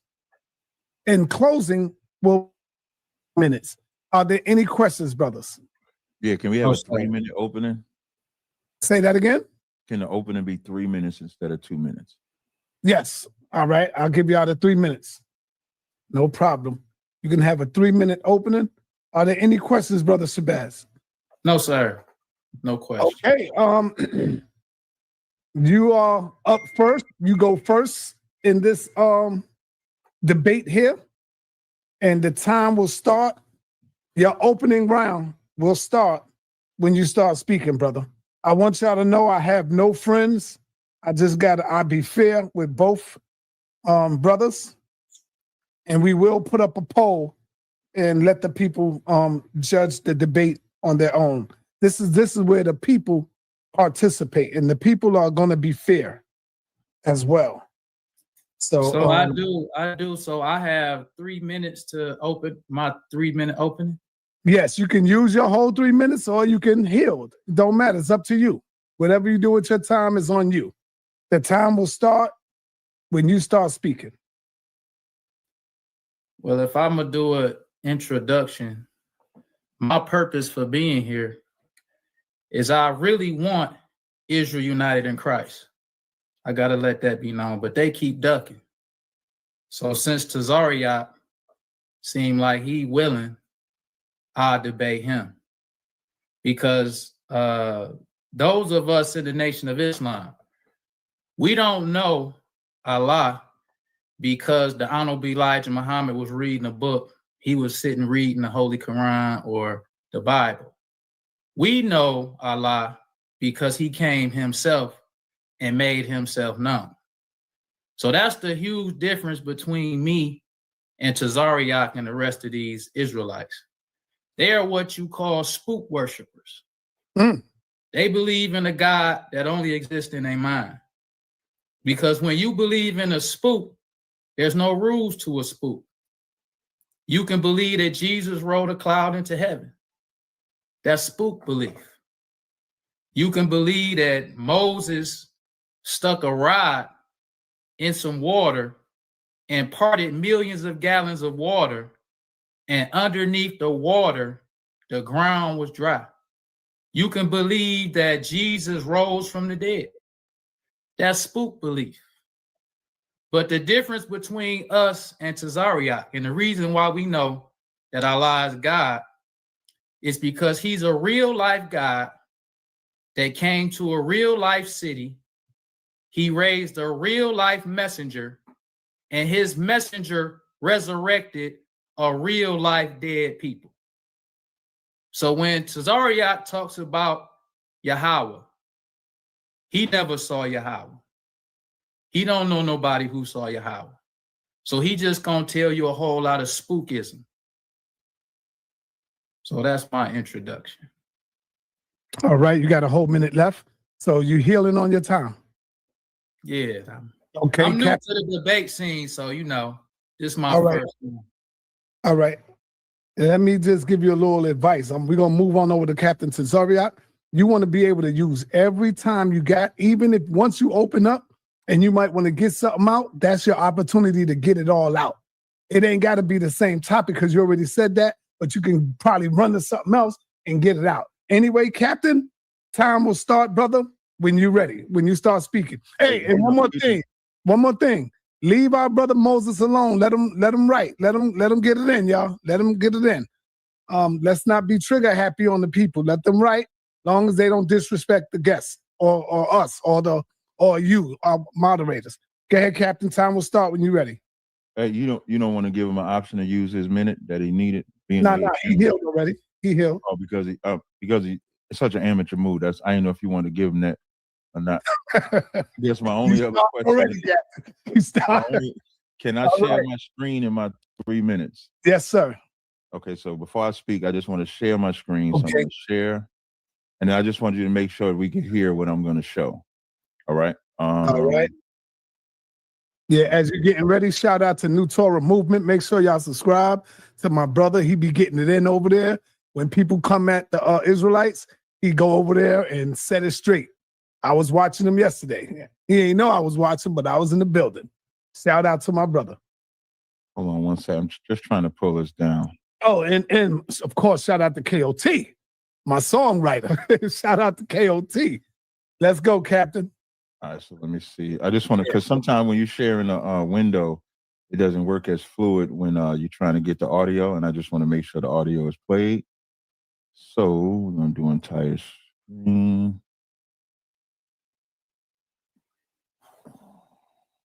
Okay, so I'm going to play this audio right here. Can you just tell me if you can hear this? You want to start over? No. Yeah, I'm going to start it over. I'm going to play this. You can start my time. Share your screen? Wait. Yeah, I need to share the screen because I'm going to play it. You said you could hear it, right? Yes, I could hear it. We could hear it. All right, no sweat. So you can start my time now. The reason why I asked for 3 minutes because this is 2 minutes and 9 seconds, and I want to get this out. All right, time start when you press play on your button. Okay. No. I was going to do a build up before I press play, so I don't want to disrespect it. So when I start talking, now you can start my time. Yes, exactly. Right. It's interesting. He said, Far Muhammad, who people argue as a white man, is who he calls Allah, because according to according to Elijah Muhammad, the first Muslim was a white man. The founder of the Muhammad was a white man. Let's hear it. And let's hear what Farrakhan says. I am Elijah of your Bible. I'm the Muhammad of your Holy Quran. Now, I also want to point out when he tried to say we believe in these other people or prophets, his so-called leaders believe in our prophets too. Not the Muhammad that was here near 1,400 years ago. I am the one that the Holy Quran is referring to.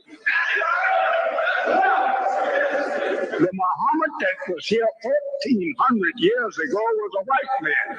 You heard what he said? The Muhammad of 1,400 years ago was a white man. Muhammad 1,400 years ago was a white man, so they teach that Muhammad is a white man. You need two witnesses. I guess you got to have two witnesses when we're going through it. So let's see if there's another witness that comes, because this is how you know that the God of the Bible and the God of the Quran are not the same. But then Muhammad was born. Bear with me. Muhammad was born in Arabia. Now, what many of you may not know, Muhammad was a white person. He was the best. He was the best race ever produced. The best that the race ever produced. Sign of a man who held his nature in perfect. That white man held his nature in perfect will of God. There, Muhammad. Muhammad ibn Abdullah. Muhammad ibn Abdullah. The most noble of men. The most noble of men was a white man. For men, it broke his heart. When he couldn't convert the Europeans. So when he couldn't convert other white people, you know who he got to? You know who he ran to? Niggas. This is not in the Bible. He's gonna have to show that this is in the Bible. And that's what we're gonna get into. So Elijah Muhammad and Farrakhan said that the original first prophet Muhammad was a white man. That's why they can accept Fard. How much time I got left? Did I do that right? You have 15 seconds left. 15 seconds. So how are we going to follow them when they leading us right to the white man that they say is the devil? But I guess this one white man was so perfect in form with the God. Time. I'm ready to rock and roll. Time. All right, my brother Shabazz. You up, brother. You up. You got your first 10 minutes. Time will start when you're ready. Okay, I want to present my screen. Yes, time will start when you're ready, brother. Let me know.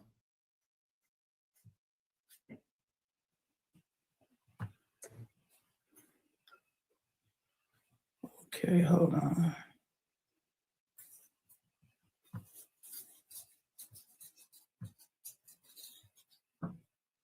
You remember how to do it, right? Present screen. Yep. And then share screen. Exactly.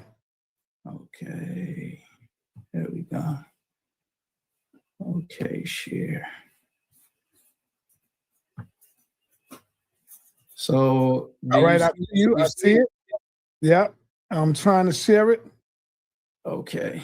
It's not sharing though. It's not. Oh, hold on. Let me remove that first. There you go. Okay. All right, your screen is up.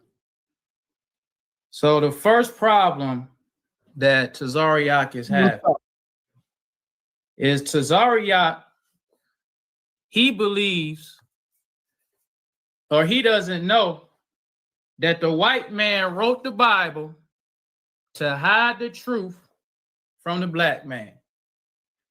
So one of the ways that the white man hides the truth from the black man is that he makes a concept when Moses met with Jehovah. Jehovah said, according to the Bible, which is a lie added in by the Jews, he says, I am the God of thy fathers, the God of Abraham, the God of Isaac, and the God of Jacob. That is a lie that was added in by Jews. The Holy Quran corrects that lie. When you go to the Holy Quran, chapter 28, verse 30, this is what the Holy Quran corrects the story of Moses. When Allah speaks to Moses, he don't say, I'm the God of Abraham, Isaac, and Jacob. He says, I am the Lord of the worlds. Because Allah is just as much the God over the wicked as he is the God over the righteous. He is just as much God over the ant as he is the God over the eagle.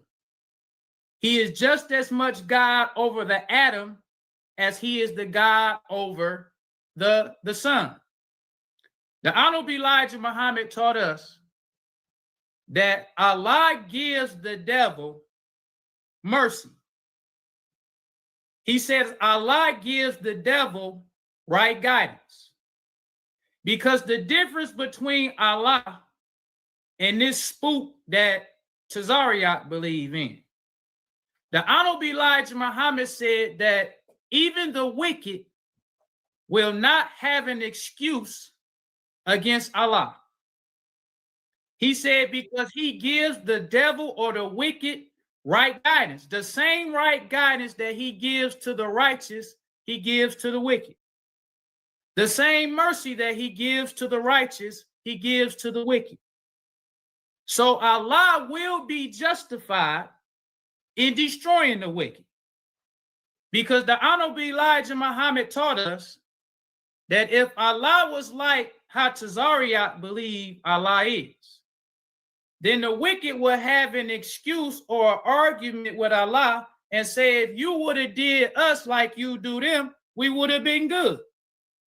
So the messenger says that Allah is the most merciful and he's a just God. So the wicked won't even have an excuse against Allah. They will have no excuse because the same rules, the same laws, the same everything that he gives to the righteous, he gives to the wicked because Allah is the Lord of the world. Now let's continue on. Because another mistake that Tazaryach makes, because he's a spook worshiper, he continues to talk about Prophet Muhammad. He talks about Prophet Muhammad, which lived 1400 years ago. And this is what spook worshipers do. They talk about something that they never seen, something that nobody else never seen, so they can give their opinion about it. But Allah being righteous and just, this is what he says in his Holy Quran. This is chapter 14, verse 4. It says, and we send no messenger, but with the language of his people, so that he might explain to them clearly. Then Allah leaves in error whom he pleases, and he guides whom he pleases, and he is the mighty, the wise. So since Tazaryach lives in America, Allah noted Tazaryach is a disbeliever. He believed in a spook. So the messenger says that Allah leaves the spook worshipers and the disbelievers with no excuse. So Allah tells Tazaryach, we send no messenger but with the language of his people. So if Allah wants Tazaryach to know who he is, he don't let or allow or leave Tazaryach to read about a story about Prophet Muhammad of 1400 years ago. Because why should Tazaryach care if Prophet Muhammad was white or black? What does that have to do with you? Prophet Muhammad lived 1400 years ago. He was raised up for the Arabs to teach them Allah's laws clearly. But Tazaryach had a messenger raised up for him who would give him Allah's messages clearly so that Tazaryach would not have an excuse. So Allah raised up a messenger that speaks Tazaryach's language. And language don't only mean he gonna raise somebody up to speak English. Language also means your culture. Because the black man speaks English like the white man, but we don't talk the same. The black man say, we finna go to the store. So if Allah wants the black man to learn his messages clearly, he's gonna send him a black man to say, I'm finna go to the store too. A black man with the language of his people so that he can explain to them clearly. Then another mistake that Tazaryach makes, he continues to want to talk about the Arabs because he believes, like the Bible says, that the white man wrote to hide the truth from him. It says, I am the God of Abraham, Isaac, and Jacob. So Tazaryach used that same misunderstanding to judge Allah. But Allah is the Lord of the worlds. He raises up a messenger with the language of his people. And Allah also knows, he says to every nation, we appoint acts of devotion. Because we differ from the Arabs. We're not Arab people. So Allah, since we was robbed of a knowledge of self here in America, Allah is not going to send an Arab. Because Allah knows that an Arab don't speak our language. An Arab has different acts of devotion. Because we have many Arab Muslims in Detroit. Arab Muslims don't eat pork. But Arab Muslims will sell pork to the black man. That's what a lot of Arab Muslims, they eat halal. But they'll sell pork to the black, they'll sell lottery tickets. But Allah raised up a messenger for that people so that he can speak clearly to them his messages so they won't have an excuse. 2 minutes. So Allah raised up for us the Honorable Elijah Muhammad. And acts of devotion means, well, let's just skip and get to the next point. My next point is that the Honorable Elijah Muhammad, because we talking about the God of the Bible, the Honorable Elijah Muhammad fits Moses so much that we call the Honorable Elijah Muhammad the modern Moses. Because just like with Moses, the Honorable Elijah Muhammad didn't speak eloquently. Just like Moses, he served the people in slavery for 400 years. Just like Moses, the Honorable Elijah Muhammad had to have representatives like he had Aaron.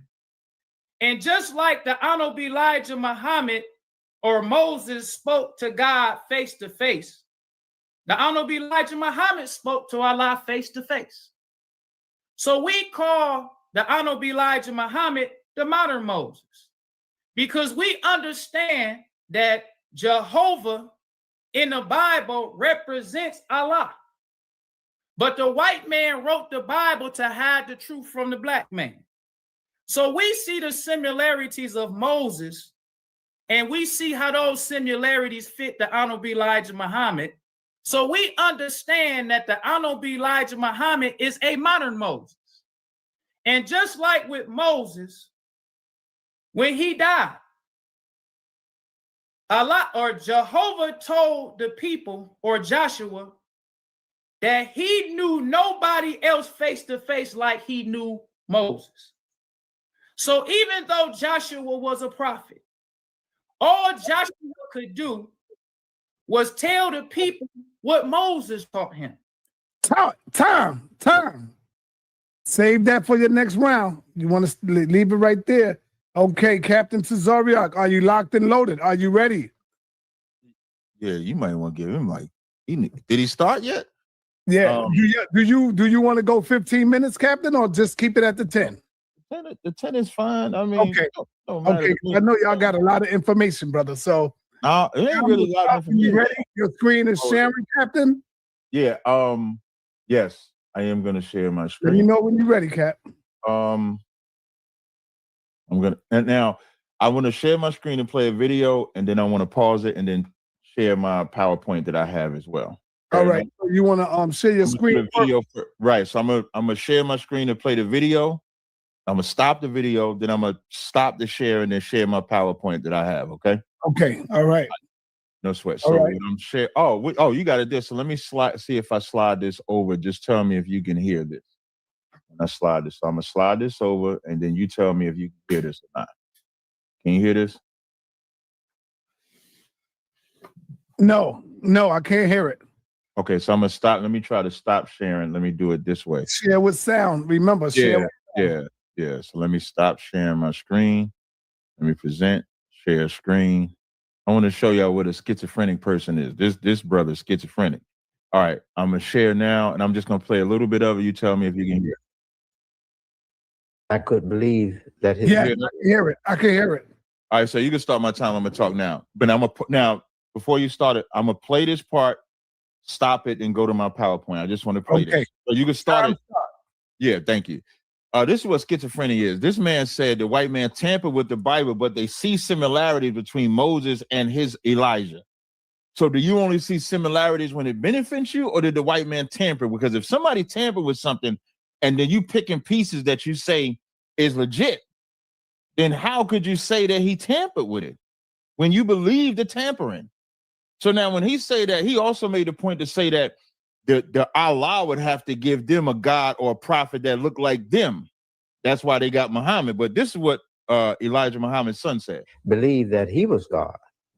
Then I could believe that his teacher was God, because his teacher was a white man and he said white people were devils.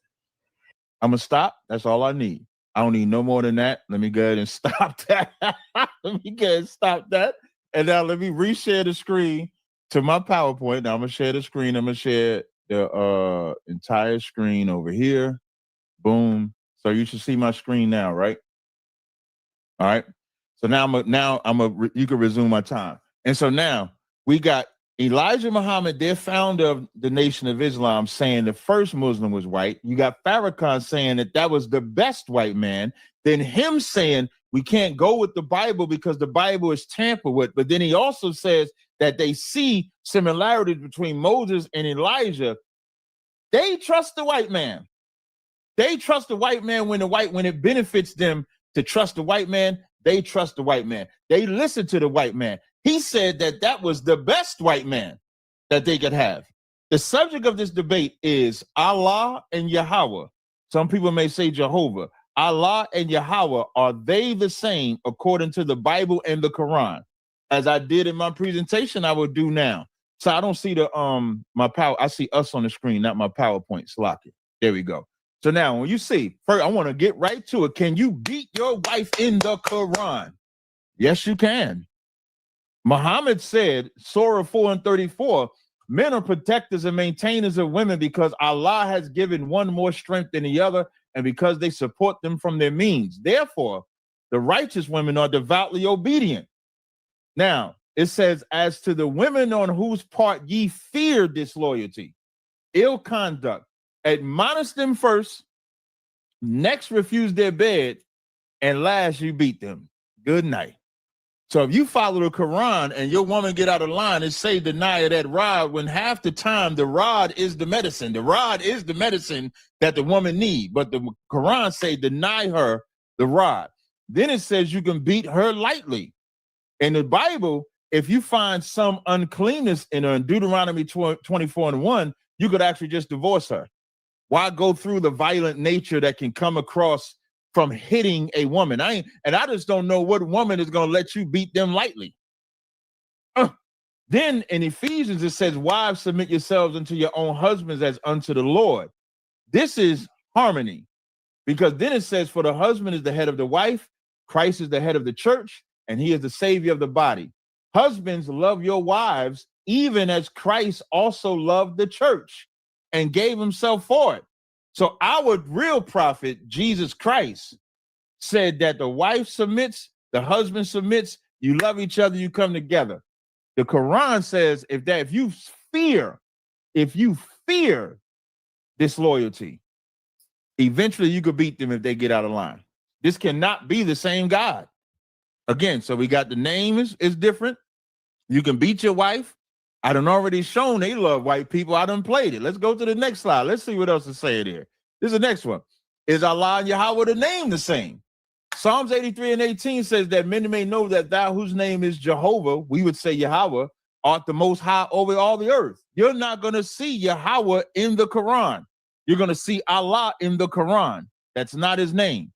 As far as a prophet, even if so history says that Muhammad was an Arab or Ishmaelite. The Muslims say, the black Muslims say that Muhammad was a white man. Both of them are disqualified from the Bible. Remember, he has to show that the Bible and the Quran is the same God. I'm saying that they're not. So now he has to show, because in our book, it says the only prophets we can have is one of our own people. We can't have a prophet of black people that's not black, that does not come from the 12 lost tribes of the children of Israel. Deuteronomy 18 says, I will raise them up a prophet from among their brethren, not another race, not some white man that Farrakhan said was the best white man. That's what Farrakhan said. Muhammad was the best white man. And that the other white men rejected Islam. And so, of course, their rejection, now he comes to the niggas and say, yeah, y'all take this religion. And what did black people do? Follow behind another white man's religion. What he don't even realize he's saying is that this is a white man's religion. Because if Muhammad was white and you can have black prophets, but your founder is white, that's a white man's religion by the FOI and NOI's position. The Arabs would disagree with this. Galatians 1:6 says, I marvel that ye are so soon removed from him that called you into grace unto another gospel. Verse 8, but though we or an angel from heaven preach any other gospel unto you than that which we have preached unto you, let him be accursed. So you can't bring a different God to us. You can't, in that dude's hat, Khalil's hat? I believe he has a moon in there. There's a moon in his hat. There's a star in his hat. You show me in the Bible where we can worship the moon, where we can worship a moon god, where we can have a moon idol, where we can have that crescent star. You show me that in the Bible, and then you can tell me that the God of the Bible and the God of the Quran is the same. Because in our book, we can't have no graven images. That's the first commandment.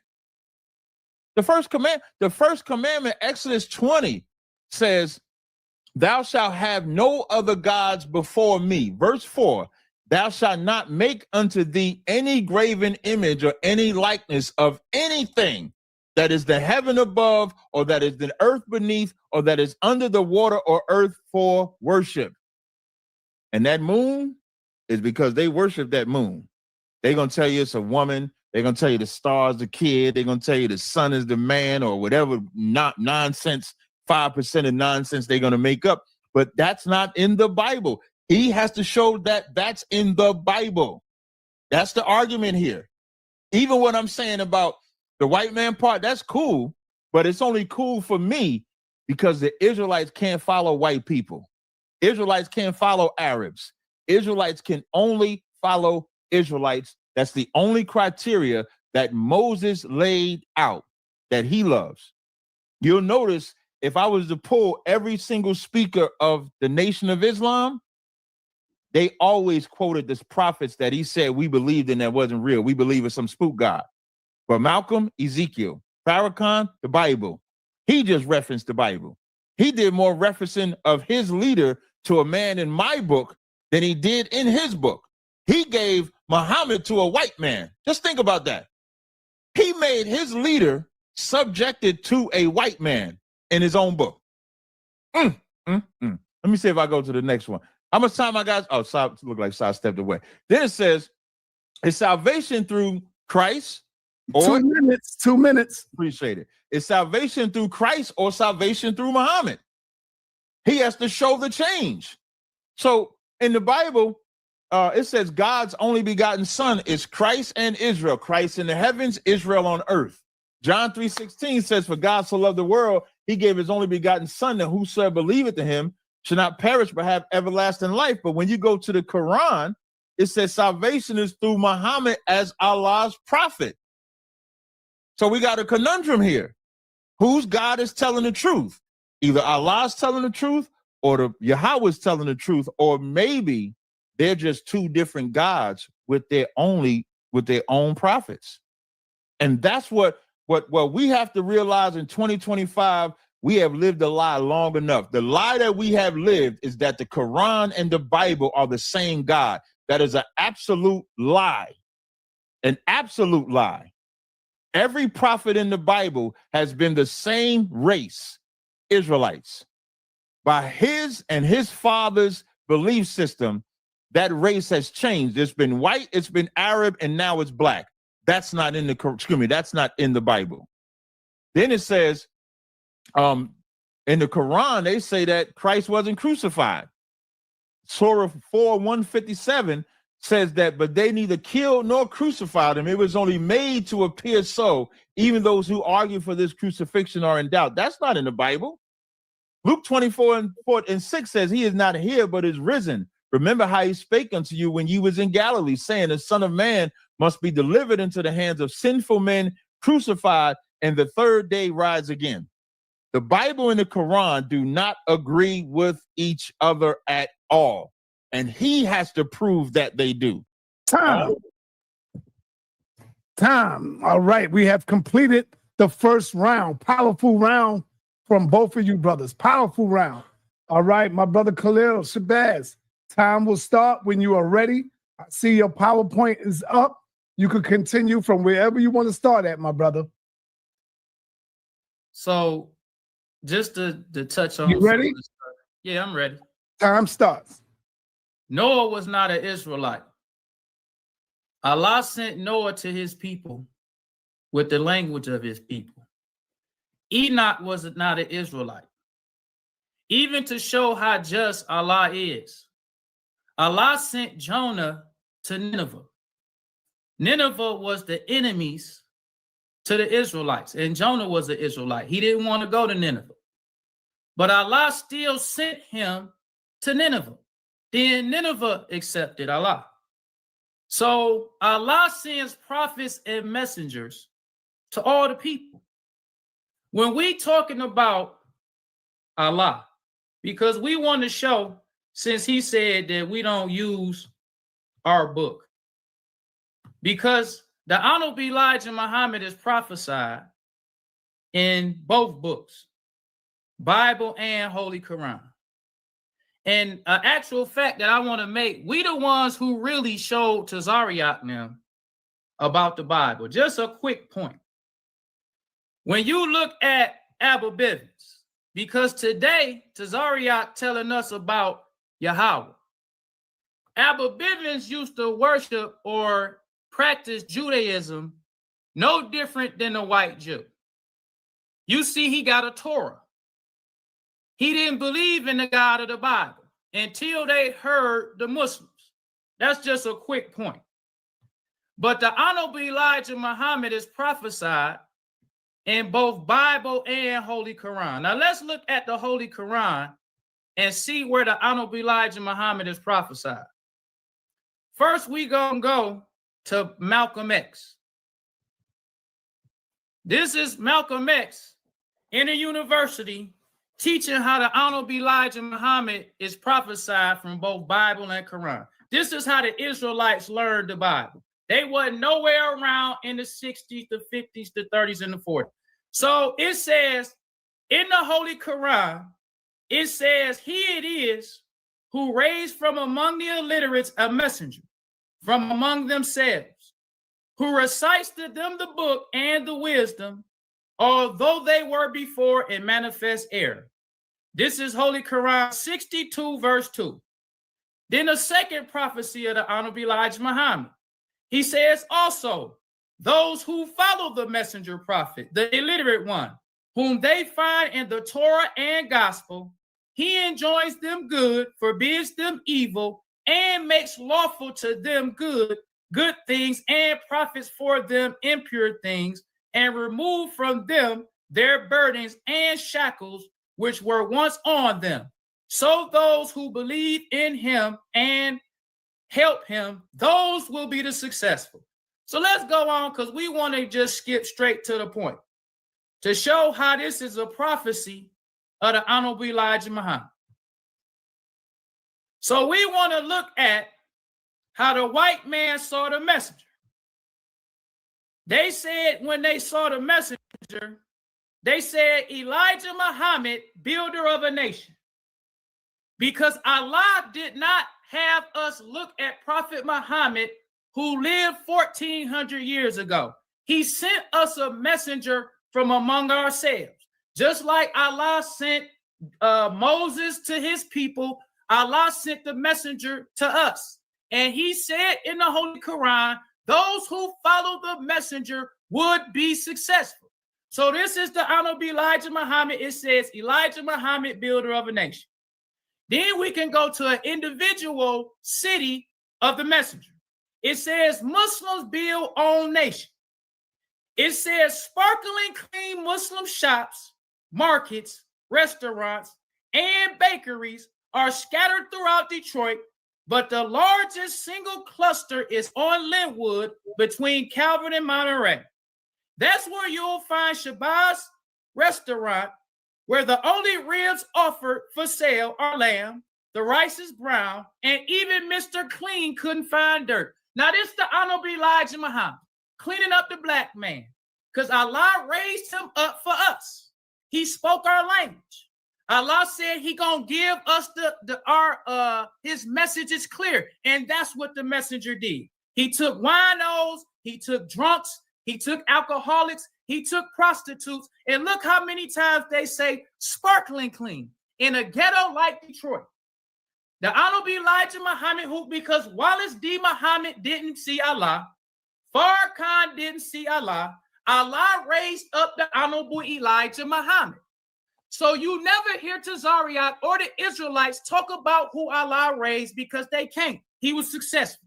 Then it goes on to say, It says the temple looks clean enough to have been built yesterday. Once again, they still talking about how clean. Now, Detroit, if you look at it today, it's a hood, ghetto, decay, everything. But with the messenger, you see Muslim shops, markets, restaurants, and bakeries. They continue to tell you how clean these buildings and these Muslims are. It says temples look clean enough to have been built yesterday. But behind the well-scrubbed red brick face are a history of a 40-year-old movement successfully combining business. Oh, man. It says business, religion, and rehabilitation. Now let's go to another city, because we want to show how the Holy Quran talked about those who follow the messenger would be successful. Now we have Pittsburgh Post-Gaza says Homewood gets economic lift from Black Muslims because we don't believe in a spook like Tazaryach. He gonna keep telling you about what the spook did 2,000 years ago, or he gonna tell you about Prophet Muhammad who lived for. But when did Yahweh come here among you and make you successful and give you his message so that you can tell us his message clear, like Allah did with the message? Now, another ghetto that if you go there today, it's run down, but when the messenger came and sent Muslims, it says Homewood gets economic lift from Black Muslims. When you look at IUIC, when you look at ISUPK, they don't have an ice cream parlor for the Black man. But look at all that the messenger had. It says some new businesses are opening in Homewood, however, and most of them are operated by the Nation of Islam, the highly disciplined religion most of America called Black Muslims. In fact, the scarcity of other businesses among their storefronts paint a sparkling white markets part of the community looks like a Muslim village. So the messenger, who was raised by Allah, could take brothers in multiple cities, go to these impoverished cities and build it up economically, because his religion from Allah mixes religion, business, and rehabilitation. It says in the 700 block of North Homewood Avenue and around the corner on Kelly Street, there are signs reading Shabazz Fish Dish, Shabazz Bakery Shop, Barber Shop, Shabazz Bakery, Shabazz 2 minutes. Shabazz Restaurant, Shabazz Dining, Muhammad Speaks, Muhammad Imports, and Muhammad's Temple. That's everything that the Honorable Elijah Muhammad built for the Black man. But we see in another, this was the Jet magazine. It says, Honorable Elijah Muhammad builds a kingdom here on earth. Once again, Allah raises up prophets and messengers speaking the language of his people. And he gives him Allah's message clearly so that he won't have an excuse, just like Allah did with Jehovah. Jehovah raised up Moses because he said that the name Allah is not in the Bible. When Jehovah came to Moses, he said, they only know me by the name of God Almighty. They don't know me by Jehovah. So just because Allah is not in the Bible, that does not mean that Allah is not God. It's just that you don't know him by his name. Just like the people during Jehovah's time didn't know him as Jehovah.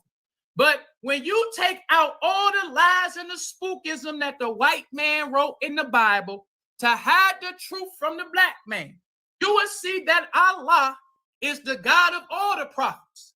All the prophets was Muslims. Jesus was a Muslim. Muhammad was a Muslim. All the prophets was Muslims.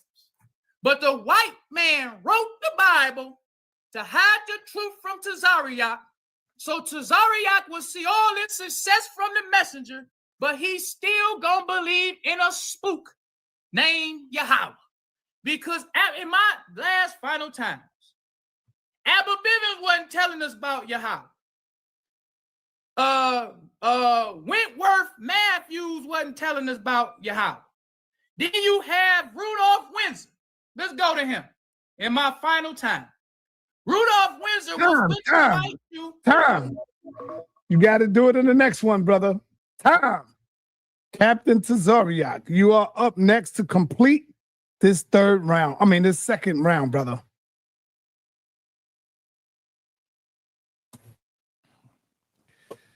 Yeah, I was scrolling on Instagram, and I had to unfollow Umar Johnson's daughter because she do a lot of Is this a time go or? Yeah, or- you can start the time. Okay. Wait, let me share my screen for well, can you put my screen on there? 'Cause I'm still sharing it. Can you put my Yeah, PowerPoint? the screen is up. Right. Yeah, I was scrolling. Yeah, you can start my time now, man. I was scrolling on Instagram, man, and I realized I have to stop following Umar Johnson's daughter, so I unfollowed her. Check my text messages to see somebody emailing me. I got a text message, all type of text messages on here. That's what I was doing while he was talking, because he said nothing about the debate. Nothing. I don't think he knows what he's doing. He's a direct amateur. The debate is not what works did you do in the 70s, because the one work he didn't bring up that he did in the 60s was when they killed Malcolm. Muslims killed Malcolm. Why he didn't bring that up? With all the stuff that they building and establishing, they killed Malcolm in their own mosque. Excuse me, in his own mosque.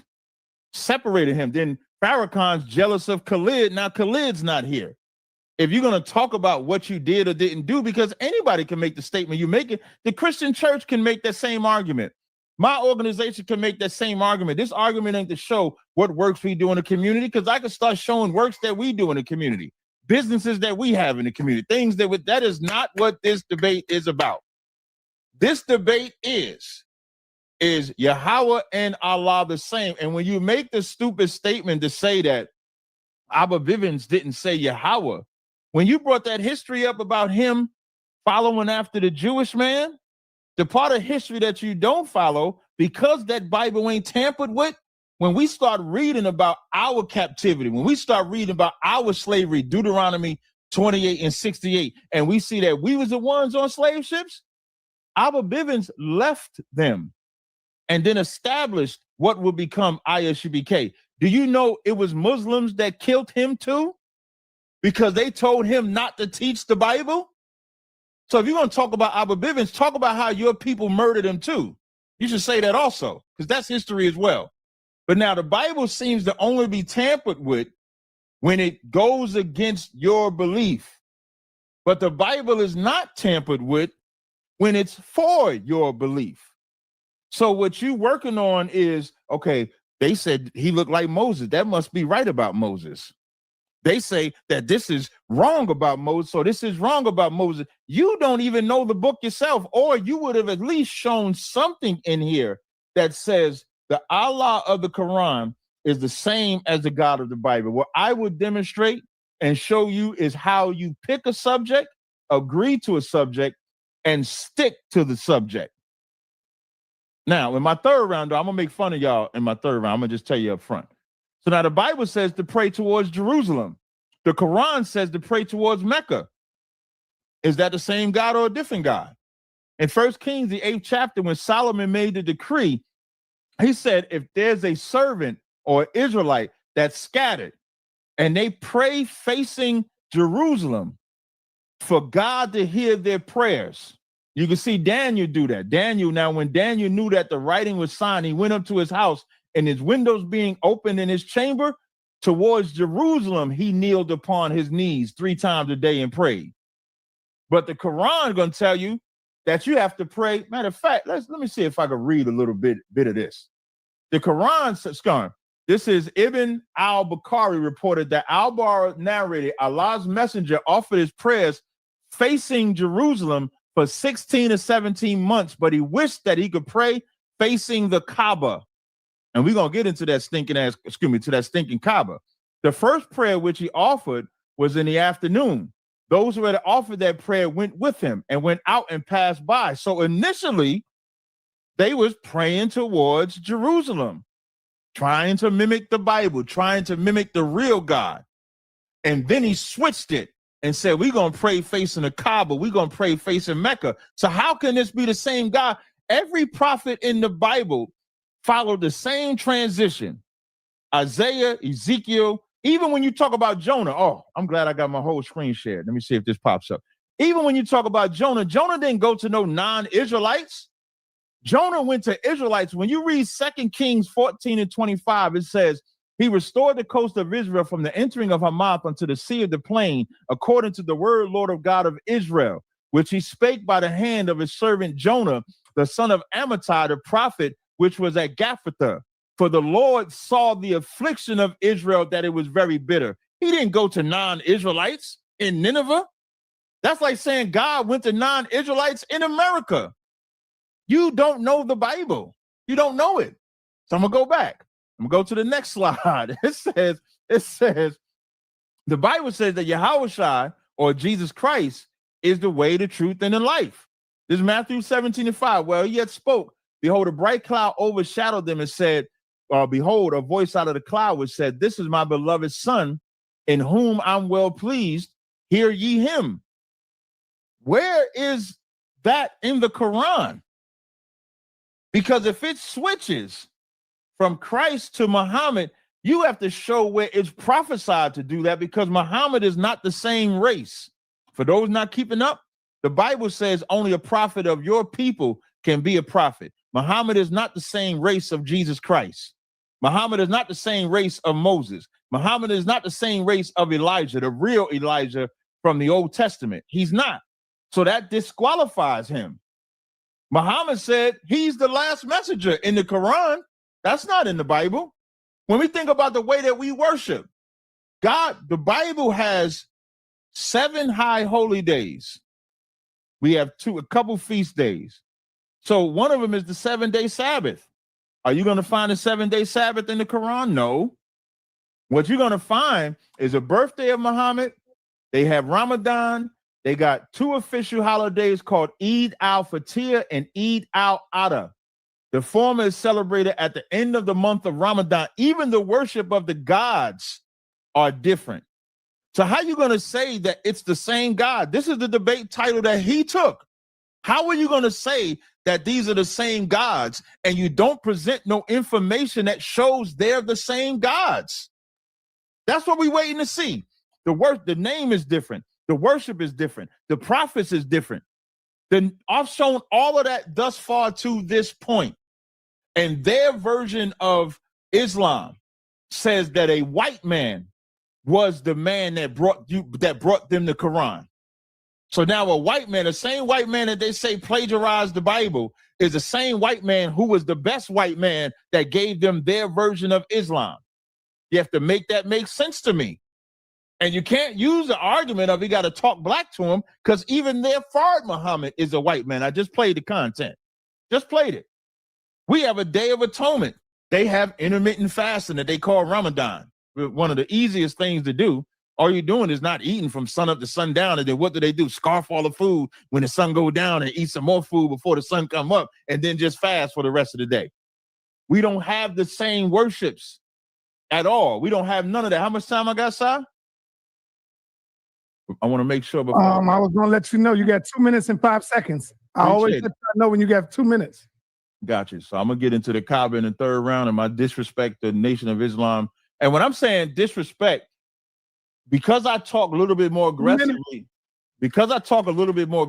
than him, I ain't cussing him out. I ain't doing nothing. I'm doing the same thing he's doing. He's saying I should be K as Johnny come latelys. I'm showing him how his book, his leader, his organization said the first Muhammad was a white man. In our book, you can't eat unclean foods. He made the point to say that you can't eat unclean foods. The Nation of Islam don't teach that. But the Quran says that if you have a necessity, if you are compelled by necessity, you can absolutely eat unclean foods. Our book don't say that. Our book, you have stories in 2 Maccabees, the 7th chapter, where a mother and her 7 sons died over not eating pork. His Quran, they will let you eat that pork. With that, I yield my time. All right, you got a whole minute left. My son came downstairs. Can we pause just for 1 second, if you don't mind? I got to put a movie on. Hold on once. I'll be right back. Yes, that's important. Got to take care of the baby. All right, brothers and sisters, this is a powerful, strong debate. Brother Shabazz is holding it down for his first debate on the HOK. Brother Shabazz is holding his own, going up against one of the top debaters in here, so that which is a good thing, brother. Praise is due to Allah. We're going to take a minute of pause because Captain got to attend to his chow. came downstairs, so bear with us. And we're going to get right back to it. All right, here's the captain. Here's the captain. Yeah, You my got a son minute trying left, to be- Captain. My son trying to be a debater already. He only 5. You got a minute left, brother. Thank you. I appreciate it. So I want to do a recap. This title is, he's supposed to show that the God of the Quran is the same as the God of Yahweh. He has not demonstrated, God of the Bible. He has not demonstrated that yet. What I have demonstrated is, they said the first Muhammad was white, then he became Arab, now he's black. Excuse me, now he's white again because Father Muhammad is a white man. So he has to show, hopefully in his 3rd round, he sticks to the topic of the debate. With that, I'm good, sir. All right, there you have it. There you have it, brothers and sisters. We are on our way to the 3rd and final round. Brother Shabazz, you have the same rights as Captain Tazaryach. For any reason you need me to stop your time, you got to let me know where I can hold your time up and you can get what you got to get for any reason, brother. All right, time will start when you're ready, Shabazz. I see your PowerPoint is there. This is your last and final round. Let's go out with a bang, brother. It's on you. Time will start when you're ready. So this is another prophecy of the Honorable Elijah Muhammad that Malcolm X gave in college and university speeches. It says, but Almighty God Allah forgets not. He promised in the Old Testament, Malachi 4 and 5, that he would send Elijah to the lost sheep. And that's very important because the Israelites be talking about they taught Malcolm. So Malcolm is saying that Allah will send Elijah to the lost sheep, the so-called Negroes of America in the last days of the white man's world, to teach us the truth that will free us from our white slave masters and turn our hearts and mind back to our own kind, our fathers in the East. And in the last days of this wicked world, the hearts of our people in the East will be turned once again towards us. So let's show how the Honorable Elijah Muhammad, because we already seen how they said that the messenger built a kingdom on earth. Now let's talk about how the messenger turned the hearts of the black man. Now I'm gonna run through this as fast as I can. First, we gonna start with Huey P. Newton.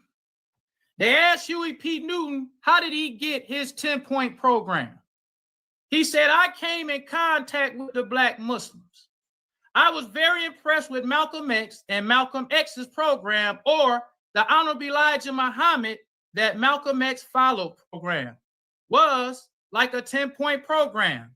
Matter of fact, that our program was structured after, patterned after the black Muslims program. So even though Tazaryach and the rest of these spook worshipers be talking against Islam, because what they try to do is talk against the messenger, but you praise the Panthers. But even the Panthers let you know that they took their whole program and patterned it after them. Who patterned themselves after Yahweh? Who even heard of this person before they start copying and stealing from the Muslims? So we got another brother that I want to show. And this next brother is Eldridge Cleaver, another brother from the Panthers. He said the Black Panthers benefited from the Muslims' teachings. It would later become dogma for us as well, and probably save us from total destruction. Then he goes on to say, he says, of all the charges the cops piled upon, because he was talking about drug charges.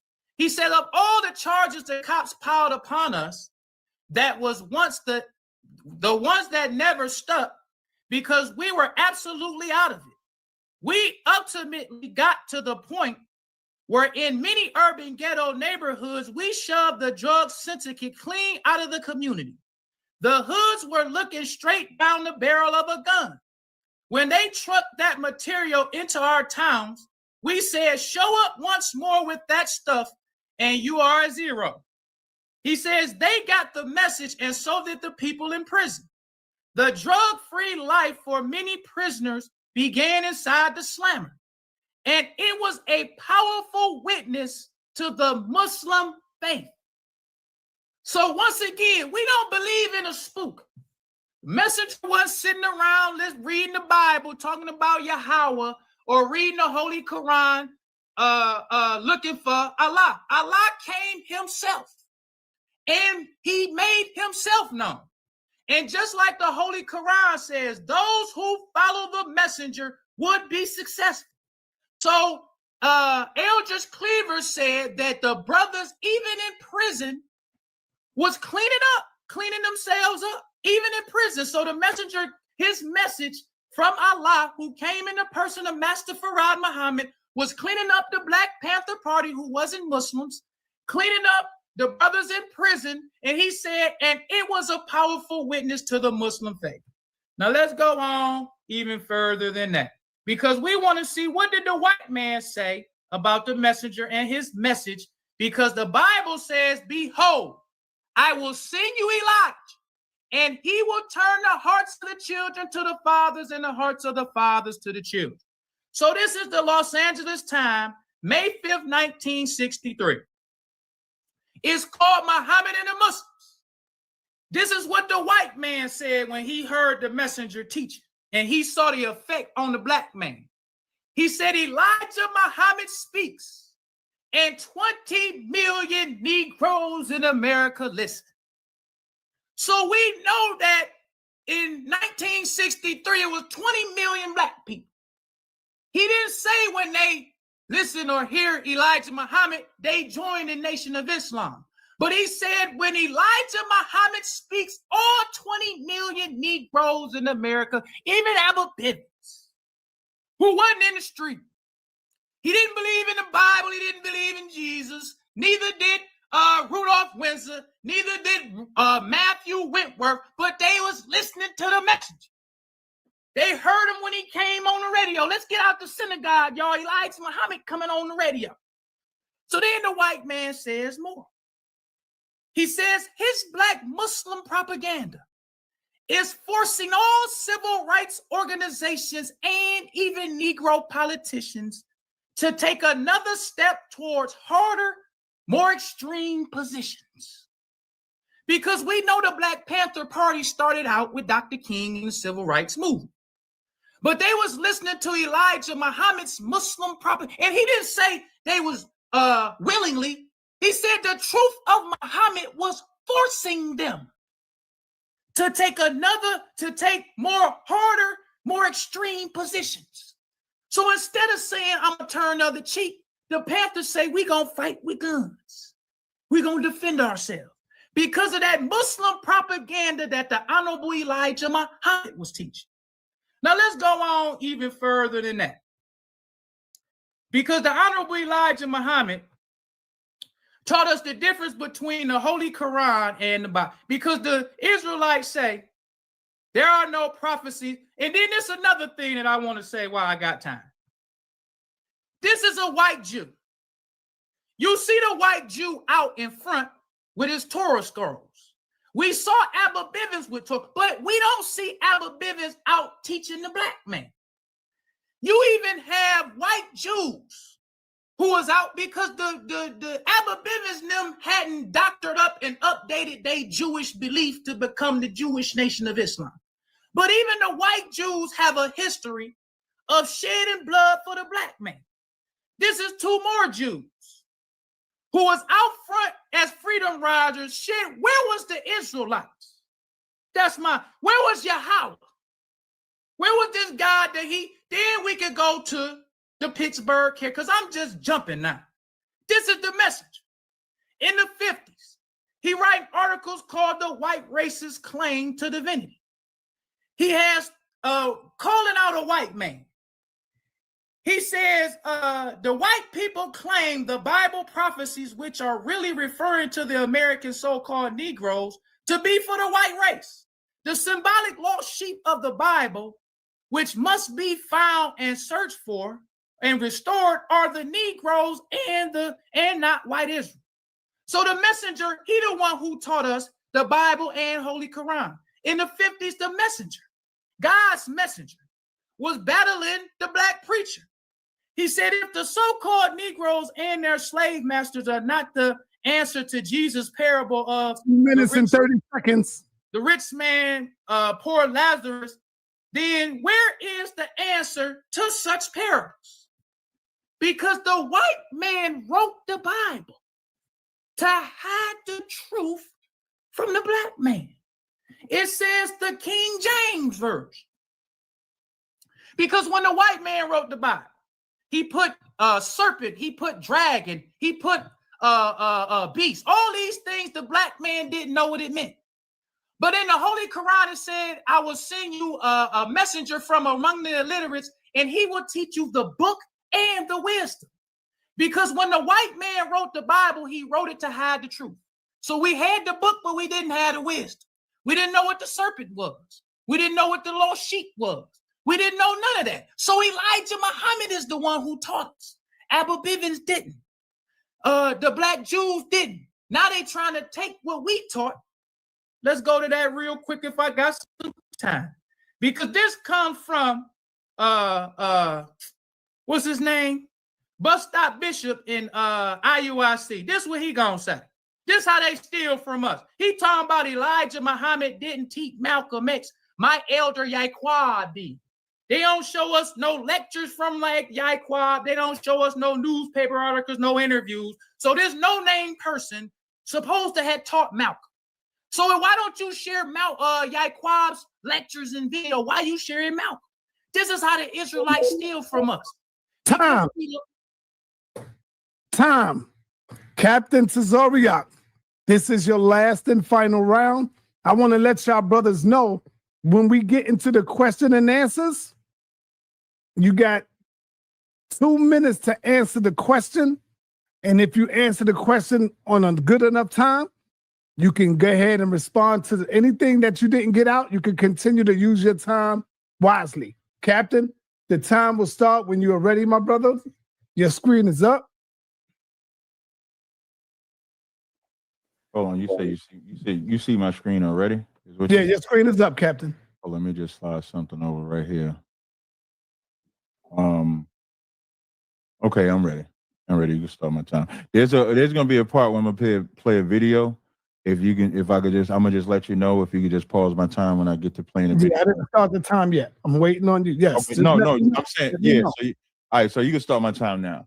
All right. When he read, you notice when he said that Malcolm referenced Malachi, the 4th chapter, about waking up the lost sheep. Those lost sheep is only the children of Israel. The lost sheep ain't waking up. The children of Israel is not getting woken up in the Quran. They're getting woken up with the Bible. The more he talks, the more he proves my point. So when he tries to make Elijah be the Elijah in the Bible, that was fulfilled already. So when you read Malachi 4 and 5, it says, behold, I would send Elijah the prophet before the coming of the great and dreadful day. And in the New Testament, Matthew 17 and 10, and the disciples asked him, saying, why then say the scribes that Elijah must come first? And Yahweh answered and said unto them, Elijah truly shall come first and restore all things. But I say unto you that Elijah is come already, and they knew him not, but have done unto him whatsoever they listed. Likewise shall also the Son of Man suffer them. Then the disciples understood that he spoke of John the Baptist. This was already fulfilled. He don't know the Bible. No matter what he says, he don't know the Bible. And he keeps talking about Abba Bivens when everybody knows that it was the Muslims that unalived him. When he say that they couldn't understand the lost sheep, they couldn't understand what devil and all that means, slaves knew the white man was the devil. Anybody can get a book called Tell the Children Our Story, and you'll see just one woman I can name, Mary Armstrong, in the early 1900s, said, Polly was a poly devil if I ever saw one. Nat Turner knew who the devil was. F.S. Cherry, who knew he was an Israelite, knew who the devil was. So don't let this man fool you into thinking that they're the only ones that knew who the devil was. It don't take much to know what a devil is. There ain't no rocket science for that. It's only when you go into the Bible when Christ says, ye are of your father, the devil. You know who he's talking about? He's talking about Israelites that was serving the white man. You know who the Muslims are? They are of their father, the devil. You know why? Because their first Muhammad that taught them their belief from 1400 years ago and the one that they say came in the flesh was a white man. So who's really of their father, the devil? The fruit of Islam, Nation of Islam, anything that came out of the black section of Islam serves a white man by their own and by their father's admission. Elijah said Muhammad was a white man. Farrakhan said Elijah was a white man. Elijah's son said Muhammad was a white man. So they are of their fathers, the devil. And just like a Christian pastor can work for the white man and do great things in the community, so can they. That's not the subject. I'm not entitled to answer those questions. What I'm entitled to answer is the God of the Quran the same as the God of the Bible? He has not substantiated that position yet. Not one time. When I look at, I'm gonna go further down on this slide. Let me see. Let me get this Kaaba. That Kaaba that they worship. Hold up, let me make sure I didn't go down too far. You ain't got to pause it or nothing, side. I'm good on the pausing. When you go to that Kaaba, they not supposed to, the Bible says don't worship an image. They circle that rock 7 times and then they kissing a rock. Show me where that's at in the Bible that we supposed to do that in the name of a God we supposed to believe in, because he can't say that's 2,000 years ago, because you have to make your Hajj today. Malcolm made his Hajj. That's what Malcolm, he was so racist, and all of a sudden Malcolm drinking with the white man, drinking a drink with the white man in the movie, because he made his Hajj. You know what that means? Malcolm kissed that rock too. So don't tell me about something 2,000 years ago when y'all doing it today. And according to the Nation of Islam, they doing it because a white man told them to. They following the Quran because a white man told them to. Not no black man. The black man just picked up the mantle. You know how in the black community, the white man don't come into your neighborhood to give you the drugs, to give you the religion, to give you Planned Parenthood. They sent a black face. Elijah was the black face of their version of Islam. He was set up by Fard. Fard was the white man that say, man, go teach them niggas this.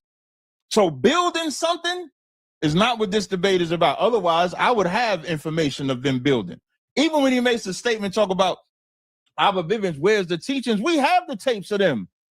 Of the, not Abba Bivens because he was unalive, but the teachings of the founders of IHBK, we have the tapes. That's not what this debate is about. But what this debate is showing that the Nation of Islam absolutely loves white people. I'll go a step further. Can I pause my time? Let me share my screen again. Let me play this video. I want to play this video. Let me show you how much they teach you to hate. You have 5 minutes and 3 seconds left on the pause time. No problem. Let me show you how much they hate. Let me share my screen. Y'all look at this video right here. Can you see this video right here, Sai? Can you see this video on the screen? Yes, I'm going to make sure I can hear it before I restart your time. All right. Okay, yes, I can hear it. Now, appreciate it. Let's see if they teach you to love your hair. Let's see what Farrakhan had to say. Let's play it. Elijah Muhammad said, this is the origin of kinky hair. Because we didn't have kinky hair prior to that. The hair on our head was like the hair on our eyebrows. The hair on your eyebrows straight. The hair on your head is not the same as the hair on your eyebrow. But the hair of every other people is the same as their eyebrow. Your eyebrow straight, your hair something different. Wouldn't you like the hair on your head to be as straight as the hair on your eyebrow? And what's sad about him saying this, is a black man telling black people that they would want their hair straight is what plagues black people to this day. You're supposed to love your hair the way that it is. In the Israelite school of UPK, we don't tell nobody, wouldn't you want your hair like that? And watch when he says how we got the hair. That's why you so busy frying it. That's why you so busy pulling it. Because your nature tells you that the kink.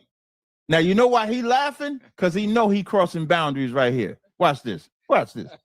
I mean, you know, with I'm black and I'm proud, we got to learn to be proud of kinks. Why can't we be proud of kinks? Of your family, of other black people on the earth, jet black. They didn't have no broad nose and thick lips. Now, not only, I forgot about that part. Now, not only is our hair cursed, Our broad nose and thick lips. I don't know about you, but you give me a sister with them thick ass lips.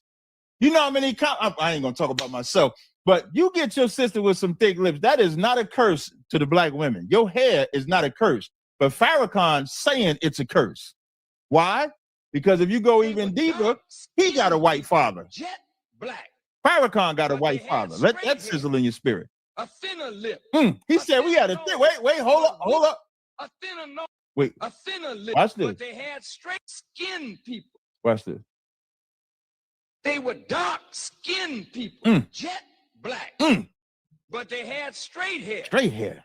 A thinner lip. Thinner lip. A thinner nose. A thinner nose. But we are marked as a different kind of black person. Watch this. And we were rejected and despised, not only from the circle of the gods, but we were despised and rejected by all the other dark people of the earth. This is why today black people with kinky I'm hair gonna stop it and right broad there. nose I'm gonna stop it. Hold up. Let me stop this right there.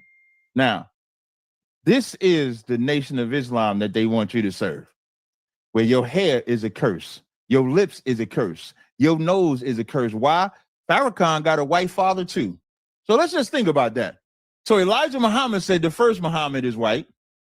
This guy, their father Muhammad, is white.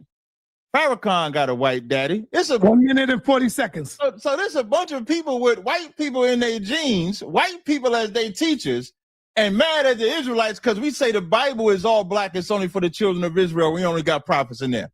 I want everybody to pay attention. At no point in time did he show that the God of the Bible and the God of the Quran is the same. He spent all his time showing the great works that the Nation of Islam does. I don't have an issue with no works that they do in the community at all. But this debate ain't about what you've done in the community. This debate is show where they're the same gods. And he has not done that. I've shown clearly that they're not the same gods at all. I yield. I'm good, sir. All right. Powerful from both brothers. We are now in the segment of the Q&A. Brother Khalil, you can ask Captain Tazaryach a question. He has 2 minutes to answer the question. You cannot cut him off until he says, I'm good, or he's done.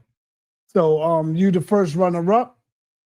You have you can ask him a question, brother. Time will start when Khalil's complete question is completed, Captain. It's on you, Khalil. Okay. So if the God of the Bible and the God of the Holy Quran, if I didn't prove that they are the same, then show us who, for you, who is the representative of Yahweh. Because what's common in the Bible and what's always a fact is Allah or Jehovah only reveals himself to one person. He never reveals himself to all of the people. He only reveals himself to one person, and that one person represents him to the people. So if we as black people in America was robbed of a knowledge of self, now black people have all this extra knowledge about the Bible that they didn't have, all this extra knowledge about themselves that we didn't have. You got to ask a question, brother. Who is the one who Yahweh sent as a representative to resurrect the black man in America? Where did we get all of this knowledge from that we have about the Bible and who we are? Time start, Captain. Appreciate it. So it's actually a timeline. When I mentioned F.S. Cherry, Nat Turner, Denmark Vesey, Rabbi Ford, you saw the Lord dealing with a lot of men as he began to wake us up to this truth. Abba Bivens, who you kept mentioning in this debate, he was one of the ones that was sitting with the Jewish man, and then the Lord woke him up, and then he left. And not only did he leave, Yaquab Ariel Mashal left with him. And then that's when the Lord started dealing with them to wake us up to what us being the Israelites today. So it went from Abba Bivens, then it went to Ariel and the other men that would establish the school. And then we began to fan out. Currently, it's given to Commander General Yohana because he's the only one that's remained, the highest ranking man that's remained from that organization, to answer your question. Hold it. Bro, can I? All right. Yes, go ahead. You got a whole minute left. Go ahead. That's not answering the question, because in the Bible, just like with Moses, Allah revealed himself to Moses, and Moses told the people about Jehovah. Allah revealed himself to Noah, and Noah told the people, all the people. It wasn't like it was Noah, then it was this one, then it was that one. If we talking about gods of the Bible and God of the Quran, what is consistent and what is always a fact is Allah only reveals himself to one person, and that one person reveals Allah to the people. So if the black man was robbed of a knowledge of self, we didn't know we was black, we thought we was Negroes and colored people. How did we get all of this knowledge? What one person did Yahweh teach? Because if Yahweh chose Abba Bivens, y'all supposed to be telling us what Abba Bivens said about Yahweh. You ain't supposed to be telling, because he the one who saw him. He represent Yahweh, just like with Moses. Joshua could only tell them what Moses said. So who was the representative for Yahweh, the one man? Just like how for Yahweh. I answered the question. That's why I said it started with Abba Bivens, who was unfortunately killed by your people. And so if you take what you said, as y'all breaking down what y'all think is the Bible, y'all still stuck with the Quran. Y'all still stuck with a white man being your savior, being your Allah in the flesh. You never read the Bible and said, we're the children of Israel, let's leave it alone. That's how you know you was never sent by the God of Israel. But Abba Bivens was. And then when he died, just like when you said when Moses died and it went to Joshua, when he died, then it went to Ariah, Yaquab. So when you say, how did they know about it? Because they taught it and passed it down. You want the proof of it? Israelites are around the world saying the Lord's name. Israelites are around the world saying that they're Israelites. If I was to talk about my organization alone, we're in South America, North America, all over Canada. We're in the UK. We're all over the earth right now. So when you asked me, where was it at? I gave you a timeline and told you who the last man is, which is Commander General Yohana. So I answered your question. All right, Captain, it's on you to ask your question, brother. All right, I just got it. It's a yes or no question. Yeah, it's really like a yes or no, but it's a two-part. So yes or no, Father Muhammad is your Allah in the flesh, yes or no? Yes. Does he have a mother and father? Yes. So Allah has a mother and father? Yes. That's all I got, so he can ask this question.